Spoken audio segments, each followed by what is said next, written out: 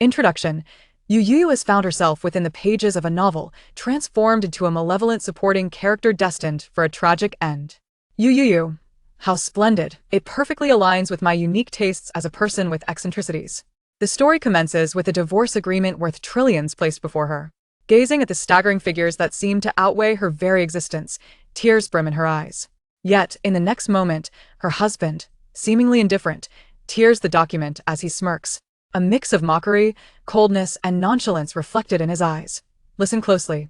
Woman, whether you live or die, you are mine. If you wish to divorce, it will only happen if I. Chapter 1. Sign the divorce agreement, and 5 billion will be yours. In H City, at the Mixue Manor Castle. There is 5 billion here. Sign the divorce agreement at hand, and this fortune will be yours. A languid voice resonates through the room. The man lounges on the sofa, his long legs crossed casually, his tailored suit accentuating his broad shoulders and slender waist. The button of his white shirt is meticulously fastened at the collar, his left hand resting casually on the armrest, his gaze lowered, exuding an air of aloof pride akin to a languorous duke from a medieval castle. Opposite him sits a woman, her brow furrowed in concentration, her eyes fixated on the gleaming black card worth 5 billion on the table. The man's words, a flurry of sound, reach Youyou's ears, yet all she comprehends is blah blah blah 5 billion, blah blah blah for you. Youyou could hardly believe it. Merely 5 minutes prior, she had entered this world, still grappling with her circumstances when the man before her began making propositions, insisting she sign the divorce agreement. Drawing from her years of experience in the realm of social media, the ingrained instincts within her sparked to life, prompting her to instinctively exclaim, "Rich guy, Vimy 52. Test your prowess." The man raised an eyebrow, responding with an air of indifference.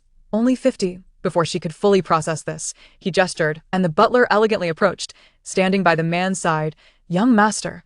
He leaned forward, placing the black card on the table, his narrow eyes meeting Youyou's, a thin smile gracing his lips. Youyou. Goodness. This truly is a rich man. At that moment, as he extended the black card, Youyou's excitement nearly caused her to choke on her own saliva. Indeed, Youyou is a character within a story. But setting that aside for now, her eyes sparkled with desire, fixated on the black card on the table. Complete madness. Without a second thought, she dashed forward, and in the blink of an eye, the coveted black card was in her hands. Hi. He raised an eyebrow, a hint of surprise reflecting his demeanor. Assuming she was merely unimpressed by the 5 billion, he had been prepared to increase the offer by another 1 billion. However, upon seeing her seize the card, he decided against further negotiation. Youyou clutched the black card with adoration. The card, oh so sleek and cool to the touch, became her treasured possession. Hai lightly tapped the armrest of the sofa. "Since you've taken the money, sign the divorce agreement." Youyou, still holding the black card, blinked in confusion. What agreement? The divorce agreement. What divorce? The divorce agreement. What about the divorce agreement? Youyou. Hai smiled slightly. "If you continue to feign ignorance, I shall have to remove your head." Her eyes gleamed with mischief. "Are you going to kick it like a ball?" During her time in the psychiatric hospital, she had relished playing soccer, a pastime unfortunately forbidden by the foolish director who claimed she would lead others astray. Those individuals were already unwell. Why should she bear the blame? Hai. No one had informed him that the wife they found for him was a lunatic. He rubbed his temples in exasperation. "Are you unwilling?" His gaze flicked to the black card. She clutched tightly, then returned the black card to me. At the mention of the black card, Youyou's foolish expression transformed into one of clarity. She immediately clutched the card tighter, grinning like a sycophant. "Of course, I'm willing. Just tell me where to sign." "I could sign 10 if you wish.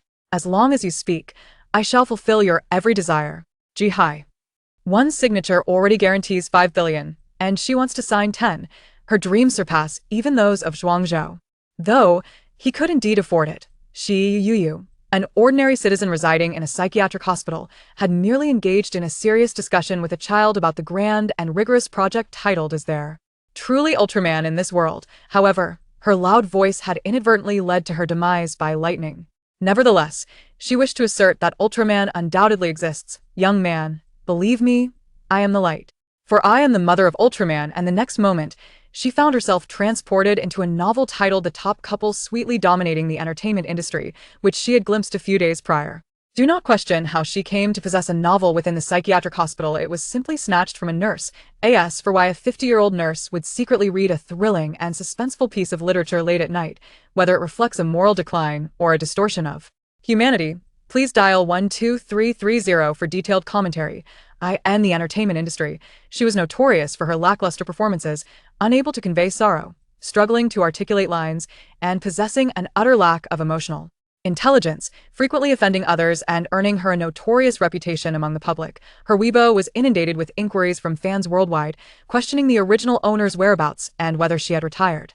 The pervasive presence of her detractors infiltrated every aspect of her life. For instance, while attempting to use the restroom, she would find herself with toilet paper tainted by the scorn of her critics, causing her to scream in agony, or when eating instant noodles, her seasoning packets would mysteriously vanish, leaving her with plain noodles, or during a variety show, her prop cola would be violently shaken, resulting in her being doused and sent to the ICU. The power of her detractors was boundless, limited only by her imagination. In summary, it is no exaggeration to say that the original owner's ability to attract such relentless criticism from her detractors was indeed a remarkable talent. After all, to be singled out as the target of their ire speaks to a certain level of madness and obsession. Duckhead, you truly live up to your reputation. Wink. Introduction. Youyou has transmigrated into a novel, becoming a malevolent supporting character who ultimately meets a tragic demise. Why Youyou? Indeed, this aligns perfectly with my unique taste as a person with psychological afflictions. The story begins with a divorce agreement worth billions laid before her. Gazing at the string of numbers that far exceed her existence, Youyou is filled with tears. Yet, in the next moment, her soon-to-be ex-husband unexpectedly rips it apart, a smirk curling at the corners of his mouth, his eyes reflecting equal parts derision, indifference, and a hint of chill as he declares, "Woman, heed my words. Whether you live or die, you are bound to my grave. Divorce me. You would have to." Chapter 1. Sign the divorce agreement, and 5 billion will be yours. In H City, at the Mixue Manor Castle. Here is 5 billion. Sign the divorce agreement before you, and this sum will belong to you. A languid voice resonates in the room. Seated on the sofa is a man, his long legs casually crossed, a well-tailored suit accentuating his broad shoulders and lean waist. His white shirt is meticulously buttoned at the collar, his left hand resting nonchalantly on the armrest, his gaze half-lidded and indifferent, exuding an air of aloof nobility, akin to a languorous duke from a medieval castle. Opposite him sits a woman, her brow furrowed tightly, her eyes fixated on the gleaming black card worth 5 billion resting on the table. The man rambles on, but all Youyou hears is blah blah blah 5 billion, blah blah blah for you. She never anticipated that just 5 minutes ago, she arrived in this world, still trying to comprehend the situation, only to hear the man before her offering terms as long as she agrees to sign the divorce agreement. Drawing from her extensive experience with short videos, Youyou instinctively blurted out, "Rich guy. V me 50 to see your worth." The man raised an eyebrow, unfazed, and replied, "Just 50? Before she could process his words, he gestured, and a butler elegantly approached, standing beside him. "Young master." Within 2 minutes, the man's long, pale fingers delicately held a black gold card, casually stating, "Here is 5 billion. Sign the divorce agreement, and this amount will be yours."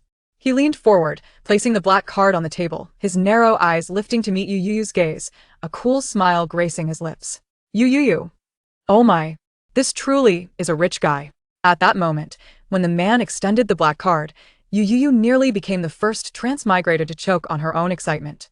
Indeed, she is a transmigrator, but setting that aside, her eyes sparkled as she fixated on the black card before her. Utterly enraptured, in a flash, she dashed across the table, snatching the black card into her grip. "Hi." He raised an eyebrow, his expression cool. Having thought she was merely unimpressed by the 5 billion, he intended to offer an additional 1 billion. However, since she had now obtained the card, he decided against further negotiations. Youyou, enchanted, caressed the black card in her hands. "Oh, how smooth and cool it is, my beloved black card." Ji-hai tapped his fingers on the sofa. "Now that you have the money, sign the divorce agreement." Why Youyou, still clutching the black card, blinked in confusion. "What agreement?" "The divorce agreement." "What divorce? The divorce agreement. What about the divorce?" "Youyou." Ji-hai smiled slightly. "If you continue to feign ignorance, I shall take your head off." Youyou's eyes sparkled. "Will you kick it like a ball?" During her time in the mental hospital, she adored playing soccer, only to be banned by the foolish head of the institution who claimed she was a bad influence on the other Patience, how absurd. Those individuals were already unwell. Why was she blamed? Ji-hai. No one informed him that his wife was mentally unstable. Ji-hai rubbed his temples, feeling a headache brewing, and asked, "Are you unwilling?" Huh? His gaze flickered to the black card. She clutched tightly, then returned the card to me. The moment the black card was mentioned, Youyou's expression shifted from foolishness to clarity. She instantly tightened her grip on the card, beaming with servility. "Of course, I am willing. Just tell me where to sign. I could sign 10 if you wish. As long as you request it, I shall comply with anything." Ji-hai. One signature earns 5 billion, yet she desires to sign 10. She dreams beyond reason, though he could afford it. She, Youyou, an ordinary citizen residing in a mental hospital, merely engaged in a serious discussion with a child about a grand and rigorous project titled, "Is There Really an Ultraman in This World?" However, due to her loud voice, she ultimately met her demise by lightning. Nevertheless, despite the lengthy explanation, she firmly believes there must be an Ultraman in this world. "Young man, trust me, I am the light. For I am the mother of Ultraman." Yahey! And in the next moment, she found herself in a novel she had seen a few days prior titled "The Top Couple Sweetens the Entire Entertainment Industry." Do not question how she acquired a novel in a mental hospital. She snagged it from a nurse. As for why a 50-year-old nurse would secretly read an intense and thrilling unknown masterpiece late at night, whether it reflects moral decay or the distortion of humanity. Please dial 12330 for a detailed report on the late-night moist broadcasts and the entertainment industry. She is known as a talentless vase, incapable of crying on cue, stumbling through her lines, and lacking emotional intelligence, frequently offending people and earning infamy in the industry, with legions of haters. Her Weibo is bombarded daily with inquiries from around the world, questioning whether the original owner is still alive or has retired. These haters infiltrate every aspect of her life. For instance, when she uses the restroom, she finds toilet paper soaked in menthol oil, causing her to scream when eating instant noodles. They stealthily replace her seasoning packets, leaving her with plain boiled noodles during a variety show. They shake her soda prop 1,000 times, leading to her being doused in soda and ending up in the ICU. The power of haters is boundless. They accomplish what one can hardly imagine. In summary, the original owner's ability to attract such relentless hate is no exaggeration. She possesses a unique talent for it. After all, to remain their sole target from beginning to end, one must be somewhat obsessively deranged. Duckhead, you truly live up to your reputation, wink. Chapter 2. Hey, you are about to die. Rescue system. 2 months prior, the Yu family discovered their true daughter, the protagonist of this tale, Yu Shixin. Youyou remarked. Indeed, it was akin to a turtle gazing at a mung bean, a perfect match. Ultimately, the original character, unable to endure the weight of it all, chose to succumb to an overdose of sleeping pills. In this regard, Youyou could only lament that the child was still too young, her spirit too fragile. Were it Youyou in the same predicament, it would be inconsequential. After all, she would simply go mad. Rather than inflict psychological torment upon herself, she would choose to drive others to despair.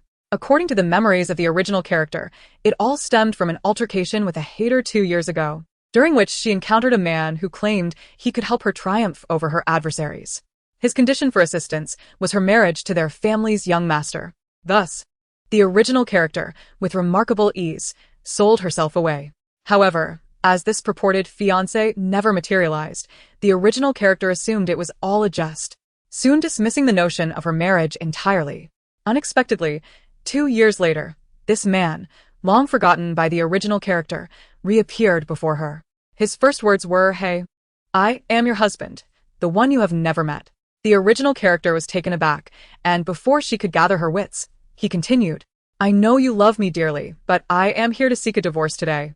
As for the ensuing circumstances, they led to the present situation. Observing Youyou poised to sign the divorce agreement without so much as a glance at its contents, Ji-hai narrowed his eyes, his voice slightly somber. "Are you not afraid of being sold out by me? Although signing would yield her 50 billion, not signing could result in far greater losses." Did this woman truly not comprehend this reality? Just as Youyou was about to bite down on the pen cap, upon hearing Ji-hai's words, she mistakenly believed he was having second thoughts, causing her to drop the cap with a loud thud. Immediately, she extended her hand dramatically, covering her eyes with the other, and began to exclaim in madness, "Look! No, Kong, my eyes. My eyes. They can't see." Ji-hai interjected, "Speak normally, don't go mad." Youyou replied, "Oh dear brother, who are we to each other? I will absolutely not look at this divorce agreement. Even a glance would imply distrust towards you. Despite her inability to recall Ji-hai's role in the narrative, Youyou is certain he was not an ordinary individual.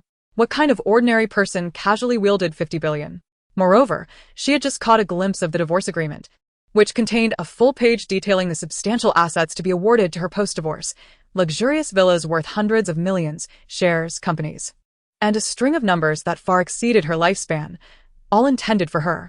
As for the experience of her long-lost husband suddenly presenting her with over 100 billion in divorce compensation 2 years later, Youyou raised the microphone, tears welling. There are still good people in this world. The young girl displayed a face of righteous indignation. Am I the sort to doubt my brother? I am not. You are a good person. A truly good person.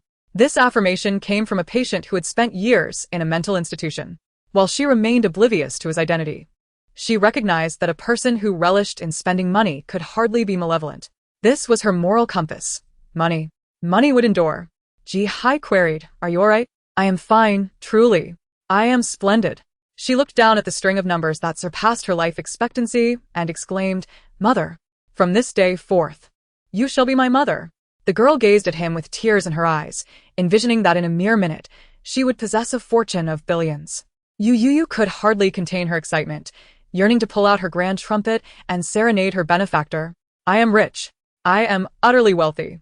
Youyou envisioned herself establishing a nationwide chain of mental health facilities, reigning supreme within, relishing in her success. Ji-hai remarked, Very well. You've become a mother, without any pain. Ji-hai scoffed, Mother. Indeed. I am your father. Sign the document, or you shall return the money. Seeing Ji-hai resort to profanity due to her insistence, Youyou dared not resist any longer and hastily lowered her head, signing the paper. As she scribbled her name, Ji-hai's previously furrowed brows relaxed slightly. Moments later, she raised her head. Father, do you find my signature satisfactory? She turned the divorce agreement to display the flourish of her name. Youyou. If you are not satisfied, I shall write it until you are. I can write in various styles, madness script, weeping script, and so forth. Today, I will not cease until you are pleased. Ignoring her exuberant chatter, Ji-hai's gaze flitted over her signature as he prepared to take the divorce agreement. Suddenly, a chime resonated in his mind. His fingers hesitated, and a childish voice echoed within his thoughts. Binding host successful. Analyzing host S bodily functions. Analysis complete. Host gains new title, Distinguished Guest of the Underworld, with exponentially increased benefits. Risk of sudden death reaches a staggering 9999999. Je pondered. What absurd voice just intruded upon my thoughts? Was it merely an auditory hallucination? He furrowed his brow. It is not a hallucination, esteemed host. The soft, childish voice replied. The young man, leaning against the sofa, slightly paused, his dark eyes narrowing. Who are you?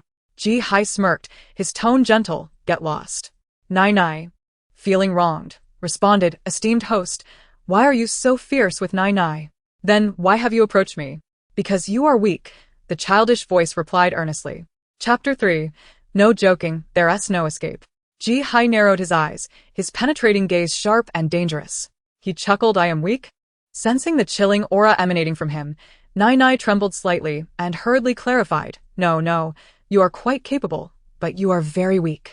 The air was frigid, almost painfully so. Ji-hai picked up his phone, coldly stating, Have me contact the nation's top brain specialists and doctors. I wish to undergo a craniotomy to eliminate fools. Nai panicked. Why are you behaving this way? It's because you are on the brink of death. You should be more aware of this than I am. Your body has long been on the verge of collapse. Otherwise, how could you have spent 5 years recuperating in a premier overseas hospital? Even with the nation's finest doctors attending to you daily, monitoring your health, your organs continue to deteriorate. Thus, you can only survive until the age of 30. Nai's words caused Ji-hai to pause, his grip on the phone faltering as he concealed the shadowy depths in his gaze. How would you know? I certainly know. Nai Ekgalim. As long as you help me complete the tasks, you will gain corresponding life force. With sufficient life force, you need not face death. Nai felt like a savior as she spoke. I am so magnificent, so impressive. Hey, Nai, you are truly remarkable. You are saving a lost and confused soul. Nana was still lost in her own musings and joy when Ji-hai's cold and indifferent voice suddenly interrupted. Thanks for the invitation. But I believe the remaining 7 years are sufficient for my existence. Ji Hai continued, so please, kindly vacate my mind at once. The soft, childish voice fell silent for a moment before timidly responding, but, esteemed host, you are currently not expected to live beyond 30. Ji Hai raised an eyebrow. Nana explained, because you are now bound to me. If you fail to complete the tasks assigned by the system, not only will you face punishment, but in 10 minutes, you will also perish. In other words, Ji Hai could have lived a quiet life until the age of 30 with his battered body, but now, bound to Nana, he could die at any moment, despite being only 23. Yehaya Said. He glanced at Youyou, who was holding the divorce agreement and looking at him with a foolish expression. Disdainfully, Ji Hai averted his gaze, certain she had not heard anything. Not only had she not detected Nana's voice, but even the butler standing at the door remained oblivious. Ji Hai squinted slightly.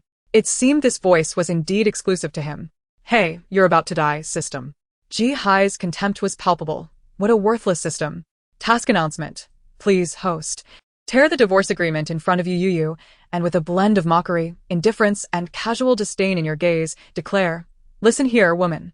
You belong to me in life and in death. Divorce? Only if I die. What an absurd task. Meanwhile, Youyou, still clutching the divorce agreement, paused, confusion clouding her eyes. What was that voice? Host, please complete the task promptly. You have 1 minute. Fail to do so, and punishment awaits. The insistent childish voice continued to remind him. Ji Hai remained expressionless, dismissing Nana's words entirely. Before she could finish, Ji Hai reached for the divorce agreement, glanced at it nonchalantly, and said, all right, you can take it. As for what's written on it, a lawyer will contact you later. Youyou stood up, holding her black card, smiling brightly. Very well, I shall await your news. Young master. Yes, sir. Uncle Lee approached with a warm smile. Young madam, please follow me. Certainly, lead the way.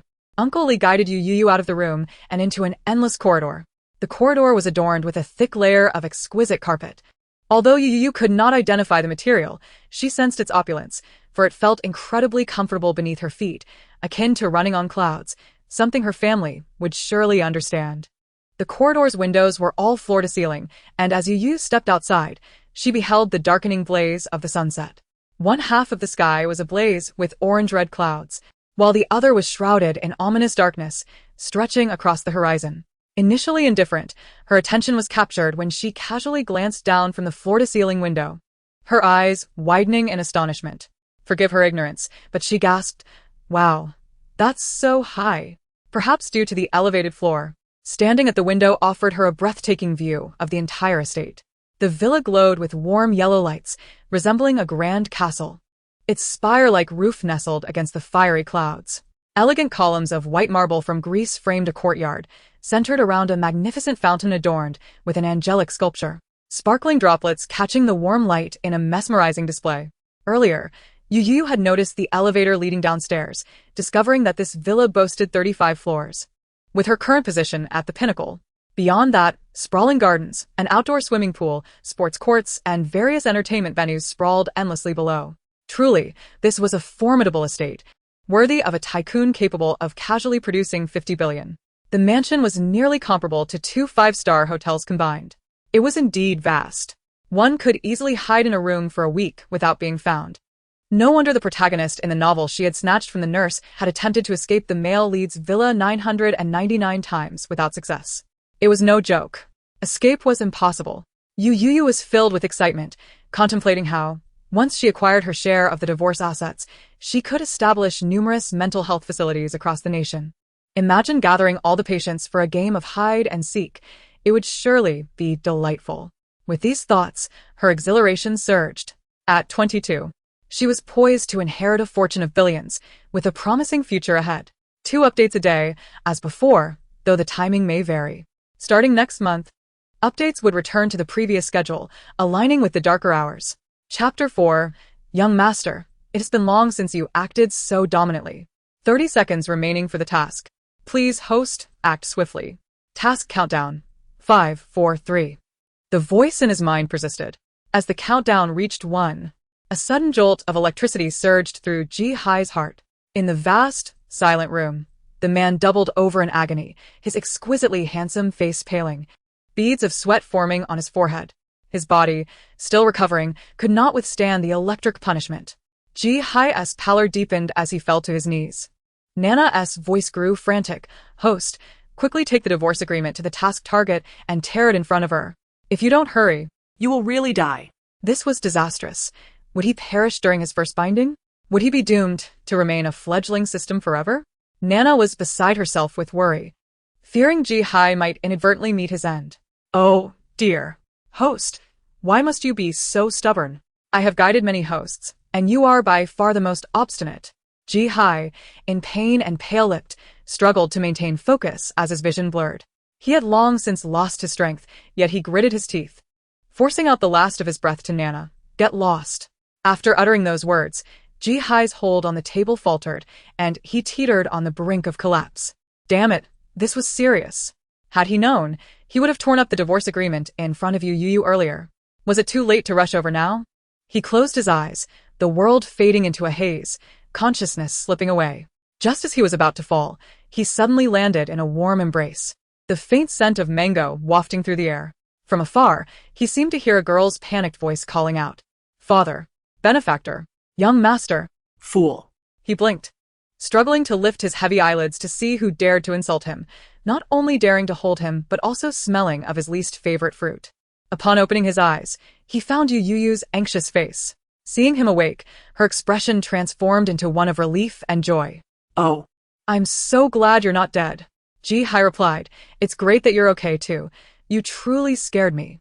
The girl, half squatting on the ground, exuded a sense of relief and happiness, her worried demeanor evaporating. Gazing at her relieved smile, Ji-Hai's long lashes fluttered as he fixated on her earnest expression. Seeing him unscathed, was she truly happy? Was she so anxious about him? The electric current coursing through her had gradually faded, yet within Ji-Hai, remnants of weakness and pain lingered, as though he had been struck by lightning. "Are you very worried about me?" Ji-Hai asked softly, his pale lips pressed together, uncertainty lacing his voice as he addressed Youyou. "Yes, I am very worried about you." Ji-Hai's heart raced. Why? His gaze was firmly fixed on the young girl before him, his fingers instinctively tightening. Suddenly, the atmosphere fell into a heavy silence. Youyou seemed oblivious to any discord, her smile unwavering as she added, "So if you plan to die, you must first tell me the black card password." Oh. "And you can only die after the divorce assets have been transferred to me. But what kind of death do you prefer?" Youyou blinked her bright, sparkling eyes. "Do you need assistance in finding a method of dying?" "I have ample experience." The pale-faced man before her suddenly chuckled. "Good. Very good. Youyou, you truly live up to your reputation." Then, Youyou watched as the once feeble man, who had been leaning against her, seemingly summoned strength from nowhere and swiftly rose to his feet, striding toward the sofa. A glimmer of envy flickered in Youyou's eyes. Such vigor surely meant he wasn't suffering from low blood sugar. Yet, what transpired next left her wide-eyed in shock. "What are you doing?"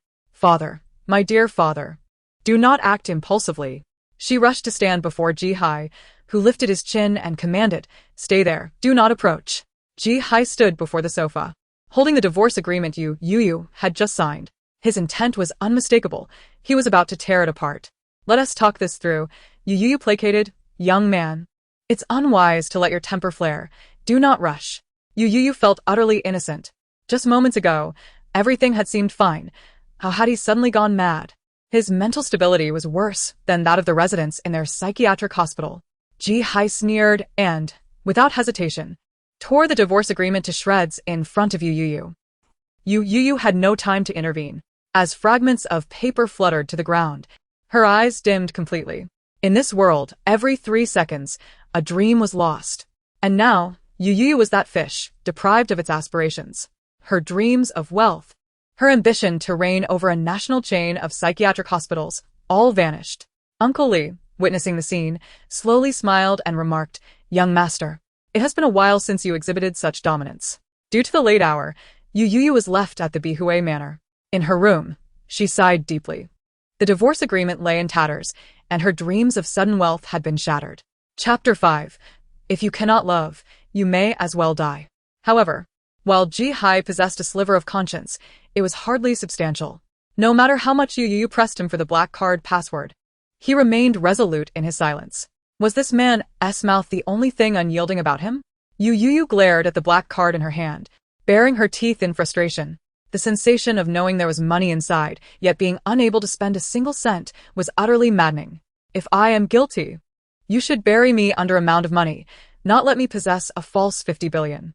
This is akin to seeing a beautiful woman, only to look down and find emptiness beneath me, desiring yet utterly powerless. Oh, how I wish I could summon that thing. Suddenly, her phone rang from the side. Youyou grimaced, setting down the black card to answer the call. It was her manager, Su. Hello, Sister Qin. Do not call me sister. You are my sister. Youyou chuckled, feeling somewhat embarrassed. Oh, come on, Xiao Qin. Su's teeth clenched as her voice crackled through the phone. I told you not to speak recklessly online. You spend all day arguing with those trolls, like a child in elementary school. And then you act like you want to die over it. Is that not shameful? Youyou obediently nodded. Yes, Sister Qin, I will not do that anymore. This statement rendered Su speechless. But the next moment, Youyou's chilling voice emerged from the phone. How could I possibly lose to those trolls? That's absurd. I am fluent in 56 languages. I can insult them without repeating a single letter. Lose to them? Ha. I will not let them off easily. Someone. Come kill her. What a dramatic exit. For whom are you putting on this show? Initially, Su had approached Youyou simply because she found her beautiful. Thinking that with a bit of acting skill and a well-crafted persona, she could make a name for herself in the entertainment industry. Yet who could have predicted that 4 years later, Youyou's reputation in the industry was still marred by negativity, her name synonymous with failure. The reality show titled If You Cannot Love, You May As Well Die was already generating buzz online before its airing. Fu Jiajia, with a decade of experience, countless accolades, and a reputation for humility and grace, was dubbed the aesthetic flower of the snow-capped mountains, unattainable by all. As the show approached, anticipation and excitement surged. Youyou, now thrust into this chaotic fray, had ulterior motives that were painfully obvious to any observer. Consequently, fans inundated both Youyou's and the show's official social media pages with fervent comments. Do not ask. Just know that Wu Zetian lost her husband and has since lost her mind. Not a soul defended her. After all, anyone in the entertainment industry had heard of Youyou's infamous reputation, one that could sour the air like a pair of socks worn by an athlete for 3 consecutive days. The comments section reflected this reality. The overwhelming majority called for Youyou to exit the dating show. I never intended to accept this show for you, Su lamented, rubbing her temples as if a decade had been added to her age. She had planned to decline the offer, but Youyou's online outbursts had forced her hand. Rumors of Youyou snatching opportunities or taking someone else's place were unfounded. It was the show that had approached them first. When Su received the offer, she felt a jolt of anxiety and hurriedly suppressed the news, fearing Youyou would find out. But she was a step too late. The moment Youyou learned of her invitation to the show, she had immediately taken to Weibo to engage in a public spat. After all, while Youyou might lack in many areas, her trolls were a formidable force. Not even if the entire entertainment industry were turned upside down could one find a rival to Youyou's legion of black fans. The silence on the other end of the line lingered.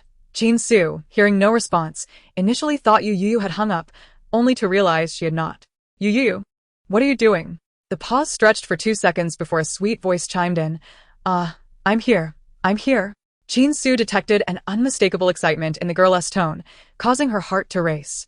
She knew that prolonged silence from Youyou either meant trouble or more trouble. Chapter 6. May I inquire if the kind and beautiful Ultraman's mother has awakened?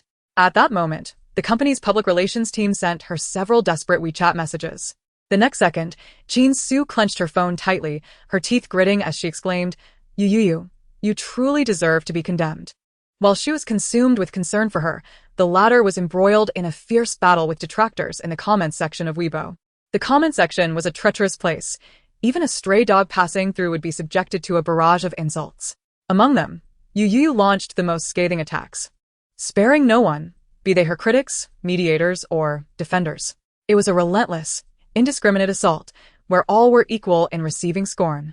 More alarmingly, Youyou's insults were delivered with a newfound finesse, nearly overwhelming her antagonists, causing her name to soar on the trending topics list. Thus, the public relations team implored Su to swiftly wrest Youyou's phone away from her. Su, having already ended the call, let out a cold, mocking laugh. The public relations team had greatly overestimated her. Youyou was like a rabid dog, Who could possibly rein in her self-destructive tendencies? Is Youyou truly desperate for attention? The vile Youyou must perish. Only Ejian Kingson is deserving.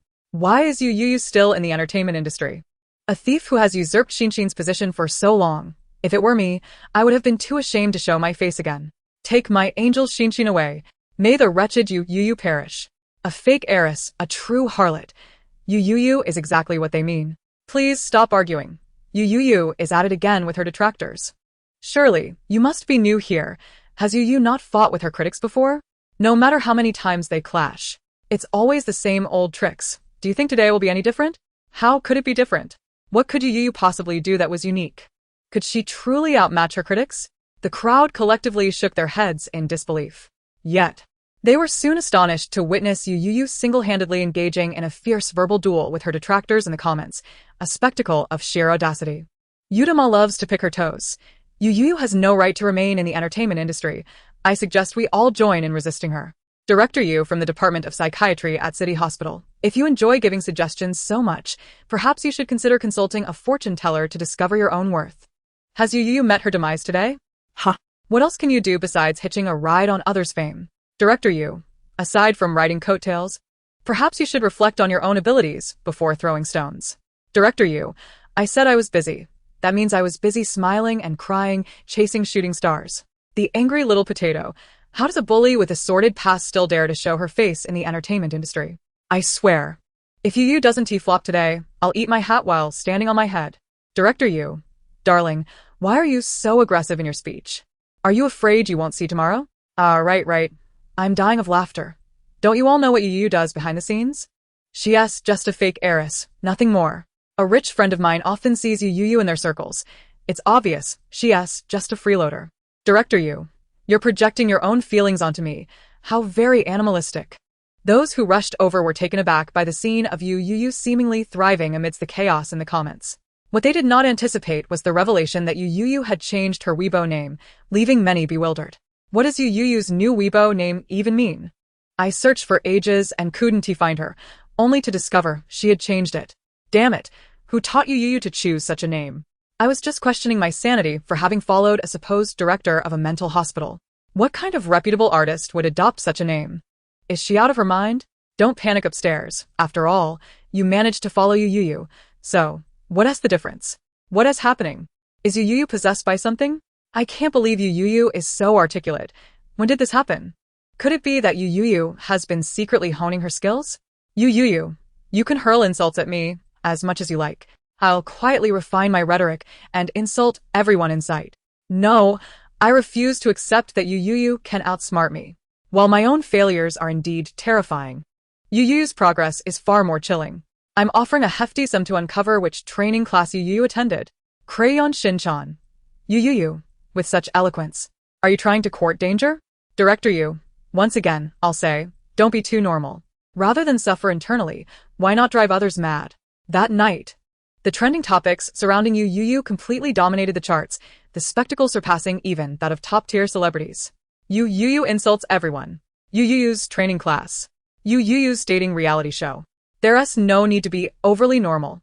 Rather than suffer internally, it's south better to drive others mad. As for Youyou, she remained blissfully unaware of the online tempest she had stirred and, after dispatching all her critics in the comments, slipped into a peaceful slumber. The next morning, upon awakening from her grand 8-meter bed, Youyou's mind momentarily short-circuited. When had Xiaoli taken it upon himself to transform the dilapidated mental hospital into such an unapproachable haven? As she was lost in thought, a gentle knock at the door roused her. "Young madam, are you awake?" It was Uncle Li's voice. Only then did Youyou remember that she had crossed over into a novel the day before. The young lady may not have awakened, but the mother of Ultraman certainly had. With that, Youyou sprawled across the bed, staring at the sparkling crystal diamonds on the ceiling, contemplating how much one could fetch if a single one were to be taken down. Outside, Uncle Li fell silent for a moment before calmly asking, "May I inquire? The kind and beautiful mother of Ultraman, have you awakened?" Chapter 7. What have I done wrong? I just wanted to stick close. The secret code perfectly aligned. Beep. Activation successful. Youyou sprang up like a carp leaping from water, her voice resounding.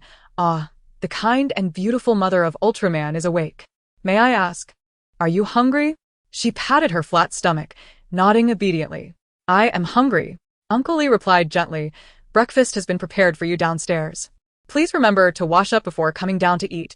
Beautiful mother of Ultraman. Report. The beautiful mother of Ultraman has received orders from Planet 78 and will arrive at the scene shortly.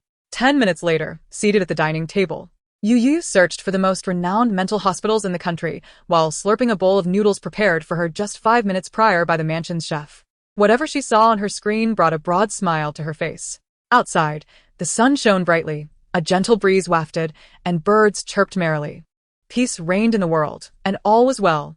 Meanwhile, in another corner, Zhang Ma and Aunt Zhao were desperately trying to restrain the oncoming storm that was Chef Zhu. Chef Zhu screamed in madness.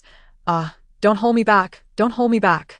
I am a 5-star chef, a 5-star chef. Do you know what she just made me do? She actually asked me to cook noodles with Wangzai milk. His small eyes were filled with despair and indignation. Wangzai milk? Who in their right mind uses Wangzai milk to cook noodles? Chef Zhu roared. Do you even know what you're talking about? Can that stuff even be eaten? Aunt Zhao skillfully seized the opportunity, exclaiming, Look how happy the young mistress is while eating. I refuse to listen. None of you can stop me. I must confront her about her disrespectful culinary combinations. Chef Zhu's words were interrupted as Aunt Zhang and Aunt Zhao, seemingly in perfect sync, released their grip. With a graceful turn, they wore smiles radiating respect and encouragement, prompting him to proceed. Chef Zhu was left bewildered, freed from his constraints. He simultaneously lost the right to complain. Without a moment's hesitation, he clutched Aunt Zhang and Aunt Zhao's arms, a look of grievance on his face. Hold on tightly. What if I really go? The young mistress has a peculiar palate. She might even contemplate how to devour me next. Such an adorable fellow. Can you truly allow him to be consumed by the young mistress? Aunt Zhang soothed. Do not be angry. Being able to cook for the young mistress is a blessing. Isn't it? Aunt Zhang's expression shifted, revealing a look of betrayal from Chef Zhu. I kindly urged you to see things differently, yet you wish for me to retreat into silence? Aunt Zhang clutched her heart in pain. The feeling was overwhelmingly intense. Chef Zhu immediately dissolved into tears, crying as if he were a 200-pound child throwing a tantrum on the floor. He lamented over the noodles cooked in Wangzai milk. Weeping harder upon realizing his own weight made it difficult to turn. In disbelief, he watched as she even topped the noodles with freshly ground coffee powder. Coffee powder. Who would ever think to mix coffee powder with noodles? From this moment onward, he declared the end of his illustrious culinary career of 40 years. He felt he had betrayed his mentor by creating such a grotesque dish. My hands, oh, they are tainted. Suddenly, Uncle Lee gasped in astonishment. Look, the young mistress is dipping your fried bacon in yogurt. Aunt Zhang's mouth watered. The young mistress appeared to be thoroughly enjoying her meal. Chef Zhu was left speechless. He spiraled into a dark, twisted crawl on the ground, screaming, just kill me. What on earth are you doing? Youyou had appeared, casually slurping her noodles while observing them with curious eyes. Upon seeing Chef Zhu writhing on the floor, her eyes sparkled with excitement. Uncle Lee and Zhang and Aunt Zhao had no time to respond before Chef Zhu, previously contorted on the ground, sprang up as if jolted by electricity, leaving them all in stunned silence, their gazes fixed upon his rotund midsection. Uncle Lee, supporting his back, felt an unspoken envy. Chef Zhu appeared both plump and frail, yet surprisingly agile, unlike himself, who lamented his own inability to move. Aunt Zhang stifled a laugh, covering her mouth. Chef Zhu was indeed a testament to the adage that appearances can be deceiving. Surely, Lu Mei must be enjoying a delightful life every evening. Aunt Zhao blushed, quickly understanding, and playfully scolded Aunt Zhang. We are not children anymore. Must you speak so shamelessly? Chef Zhu's face flushed as he met Youyou's inquisitive gaze, all prior indignation evaporating in an instant. He dared not utter a sound, mesmerized by the gleaming floor beneath him, wishing to be closer to it. Closer? Youyou's eyes sparkled with excitement. The others, however, misinterpreted her enthusiasm as surprise. Oh no! The young mistress must think Chef Zhu has lost his mind, and consequently, that we are all equally deranged, which would be utterly humiliating. Panic surged through them. If the young mistress deemed them ridiculous, she would surely think poorly of the young master as well. Every one of them exchanged glances, each reflecting a sense of impending doom. If the young master lost his wife, would he not descend into madness once more? Uncle Lee began, young mistress, actually. Suddenly, Youyou handed him the bowl of noodles. Years of being a butler compelled Uncle Lee to instinctively accept it, even producing a handkerchief to offer her, entirely forgetting what he had intended to say. Yet, before he could hand over the handkerchief, they witnessed the petite girl suddenly drop to the ground with astonishing speed. Resembling a zombie more than any creature alive, Youyou crawled toward Chef Zhu, her body trembling as if electrified. Chef Zhu, hearing her raspy voice, asked, "Is it like this, Chef Zhu?" Chapter 8. Is it because he is not home that you engage in such antics? Chef Zhu wished to remain silent, tears welling in his eyes. When Youyou's hand unexpectedly grasped his right foot, he let out a pained cry. Aunt Zhang blinked in confusion. Had she just seen something emerge from Chef Zhu's mouth? What was it? It appeared translucent and rather plump. Chef Zhu crumpled to the floor, disregarding Youyou's words, merely nodding in agreement. Yes, yes, indeed. Dear heavens, from which asylum has this one emerged? They mused, for she was even more unpredictable and terrifying than their former master during his rebellious phase.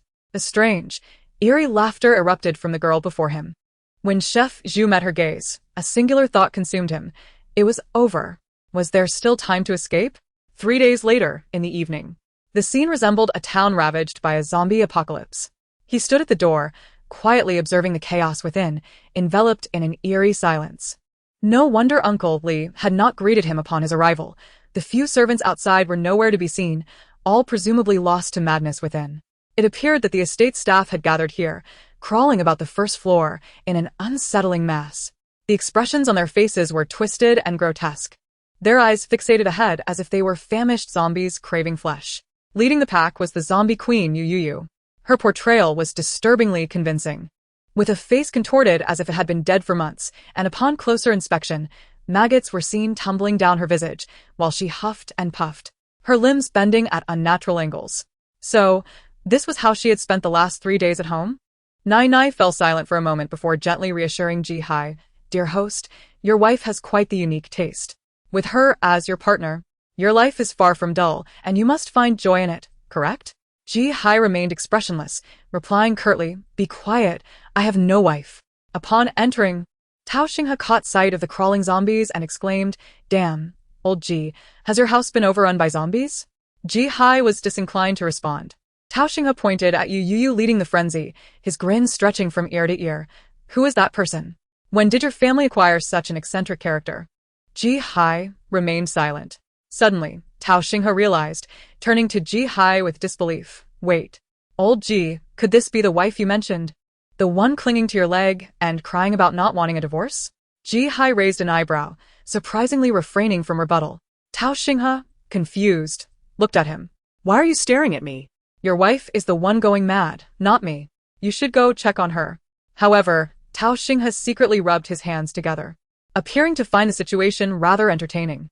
However, it soon became apparent to Tao Xinghe that the experience was not as delightful as anticipated. In the very next moment, both Ji Hai and Tao Xinghe beheld Youyou, who had been engrossed in her zombie act, suddenly turn her head towards them. Her pale eyes and grotesque visage locked onto them with an unsettling intensity. Instantly, a creeping dread coursed through Ji Hai and Tao Xinghe, a foreboding sensation rising from the depths of their hearts. The crimson glow in Youyou's eyes revealed her primal hunger for them, perhaps too absorbed in the performance. Zhang Ma and the others trailing behind Youyou were oblivious to the fact that the individuals standing at the entrance were Ji Hai and Tao Xinghe. Without a moment's hesitation, Tao Xinghe turned and fled, her frantic screams echoing, desperate to leap into Ji Hai's arms. "Ah, it's a monster." Ji Hai felt no inclination to speak. He had just realized that someone had a firm grip on the hem of his pants. Glancing down, he was met with Youyou's ghastly gaze, and suppressing the urge to kick her away, he managed a sardonic smile. "What is it, zombie queen?" Youyou, with her ashen fingers, clung tightly to his pant leg, slowly inching upwards. Ji Hai remained still, having taken a moment to scrutinize the zombie makeup adorning her face. It was surprisingly realistic. He pondered who had crafted such a masterpiece, finding it rather amusing, though he chose to disregard the repulsive maggots that cascaded down her cheeks. A frown creased his forehead, clearly betraying his disdain. "Have you lost your voice? TSK, don't come too close," he chided, as the zombie queen continued to gaze at him in silence.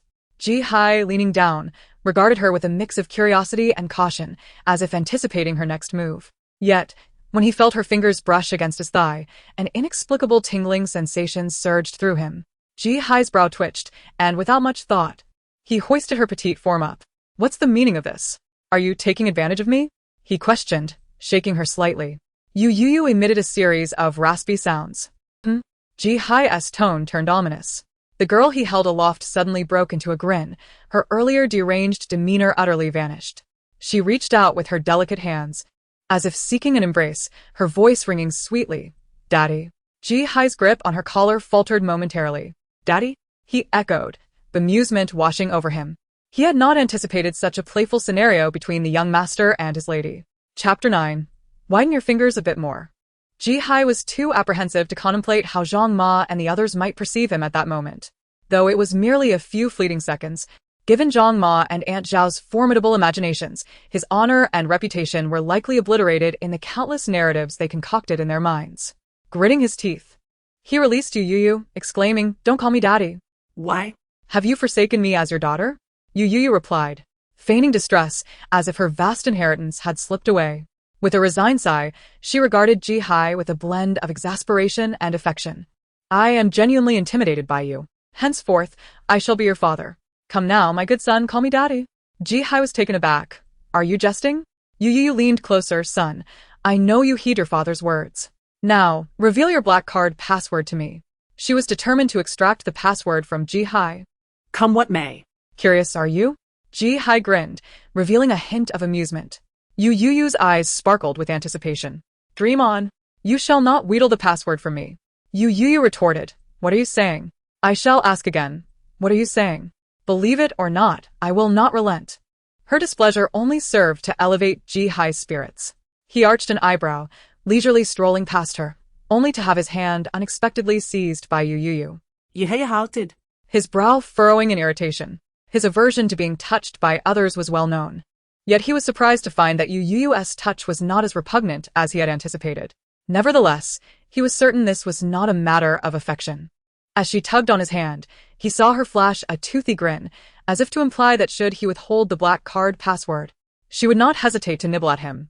Internally scoffing, he remained unfazed. Task assigned. Hold hands with Youyou for 3 minutes. Je replied. Why should I hold her hand? His countenance darkened, a dangerous edge to his voice. No, change the task. Nai, perplexed, inquired, do you not wish to hold hands with the task subject? Is that not glaringly obvious? Ji-hai retorted, aside from holding hands in kindergarten. I have not held another's hand since.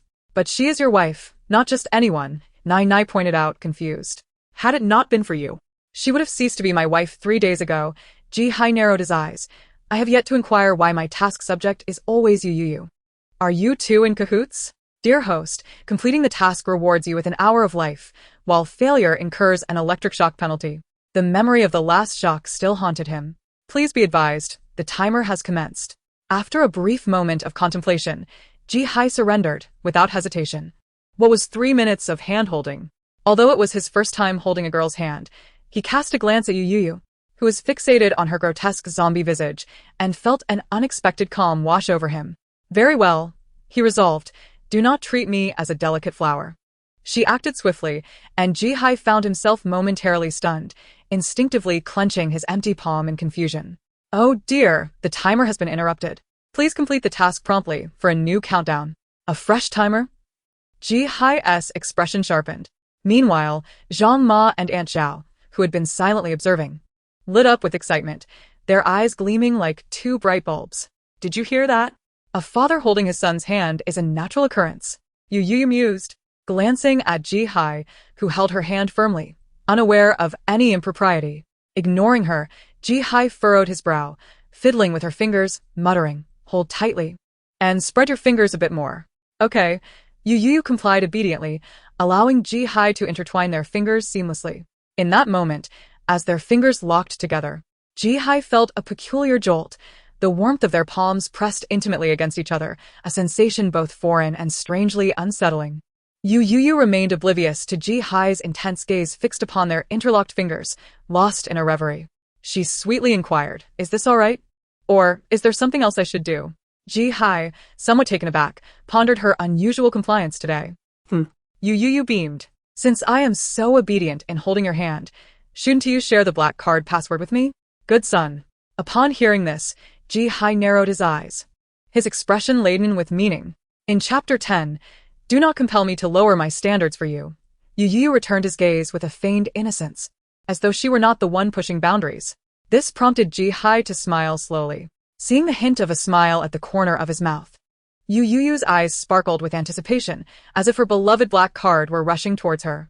Was her precious black card finally ready to unleash its bounty upon her? She fixated her fervent gaze on their clasped hands. This was no mere hand-holding. It was as if a mental institution were beckoning her. Suddenly, Ji-hai withdrew his hand, nonchalantly stating, "Never mind." He appeared just as heartless as the man who had just released Youyou's hand. Ha! Youyou felt as if she had plummeted from the clouds, utterly stunned. "Nai," her inner voice exclaimed, "Host, what are you doing?" Although this task bears no punishment, holding hands for 3 minutes grants you an hour of life value. Is there a more lucrative deal in the world? Ji-hai remained unfazed. It's merely an hour of life value. Young people often boast a carefree mentality, yet he would never consider divulging the black card password to Youyou. Wait a moment. As Ji-hai prepared to leave, Youyou hastily grasped his wrist. Ji-hai glanced at her, denying her request for the black card password. Youyou internally gritted her teeth, realizing this man was just as frugal as Shaoli, proving that the wealthier individuals tended to be the stingiest. She once thought him foolish and easy to deceive, but reality revealed her naivety. He was far from simple-minded. Determined, Youyou resolved to speak to him as little as possible from that moment on. Her aversion to crowded spaces compelled her to maintain distance from those with ulterior motives. $50 for a minute of hand-holding, Youyou finally declared, gritting her teeth. Ji-hai's eyelids twitched. He genuinely wondered if she was obsessed with money.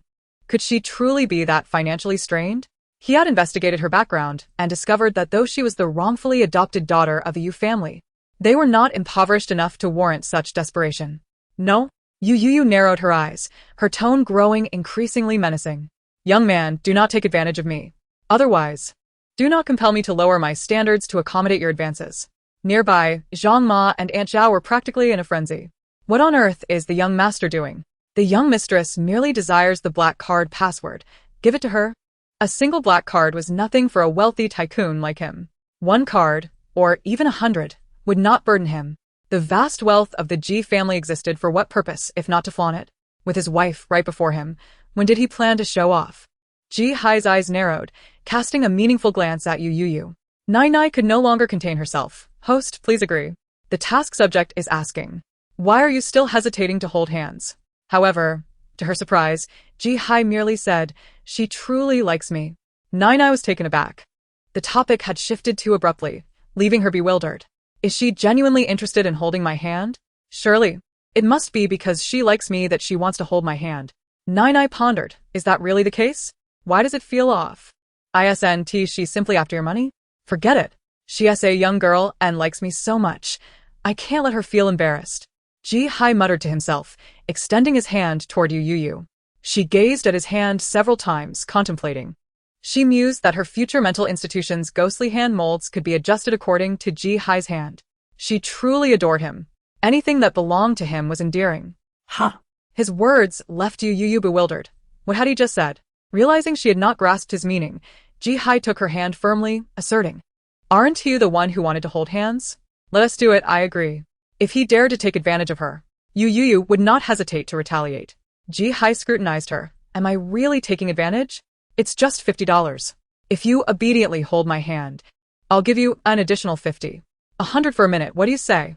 Youyou's eyes lit up instantly. She transformed into an eager subordinate, her small hand diving into Ji-hai's palm, tightening her grip as she inquired, is this pressure all right, dear? Under Ji-hai's piercing gaze, she bit her lip, suppressing her further comments, grumbling internally about her unfilial son who had forsaken his father. As Nai began timing, Ji-hai held Youyou's hand, finally exhaling in relief. This should suffice, right? As Ji-hai intended to lead her inside, he noticed that the previous batch of disguised servants had discreetly vacated, leaving only Zhang Ma and Aunt Zhao behind. The moment their eyes met, they exchanged knowing smiles, teasing him about his interlaced fingers with Youyou. Heiress flushed crimson. Flustered, he instinctively considered releasing Youyou's hand but recalled that doing so would mean starting the timer anew. Thus, he clenched her hand tighter, reminding himself that he merely wished to avoid embarrassment, not because he desired to hold Youyou's hand. Youyou, caught in the grip of Ji-hai, smiled despite the pain. Were it not for the monetary incentive, she would have slapped him for his impertinence. Am I too generous? She thought, feeling as if her bones were being crushed by his relentless hold. In Chapter 11, so sweet, I'm falling for it. Ji-hai, his ears aflame, maintained an outwardly calm demeanor as he addressed Uncle Lee and the others. Uncle Lee, I have no issues. Please continue with your tasks. Uncle Lee glanced between Ji-hai and Youyou, his face adorned with a benevolent smile. Very well, young master. We shall resume our duties. Young master, young mistress, please continue. After Zhang Ma and Aunt Zhao turned to leave, Ji-hai overheard their exaggerated whispers. Who told you to let go? Zhang Ma mimicked in a theatrical tone. Why did you release her hand when she hadn't finished holding it yet? Oh dear, she's upset. Ji-hai's expression darkened. What nonsense are you spouting? I inquired. What nonsense are you spouting? This young couple exhibits such an unmistakable intimacy. Zhang Ma exchanged knowing glances with Zhao Auntie, observing that the young master and his lady bore a resemblance to the passionate connection she once shared with old Wang. Upon hearing Zhang Ma's remarks, Zhao Auntie trembled with excitement, exclaiming, How sweet, how sweet. They've truly struck a chord. At this, Ji-hye's neck flushed crimson, and he could not help but grit his teeth in frustration. He knew Zhang Ma had a penchant for gossip, yet why could she not wait until he had departed to chatter away? Was it necessary to speak so loudly in front of others? Moreover, what did she mean by saying he had not held her hand enough? When had he ever been so brazen? The only reason he had held Youyou's hand was due to the demands of their task, nothing more. In truth, it was Youyou who had not had her fill of hand-holding. Nevertheless, he would never develop feelings for her. Regardless of how things unfolded, he would eventually divorce Youyou. It was merely a matter of time. Yet, if Zhang Ma's words led Youyou to misconstrue their relationship, causing her to fall deeper for him and ultimately refuse to part ways, what then? As Ji-he pondered this, he instinctively lowered his head to gauge Youyou's expression.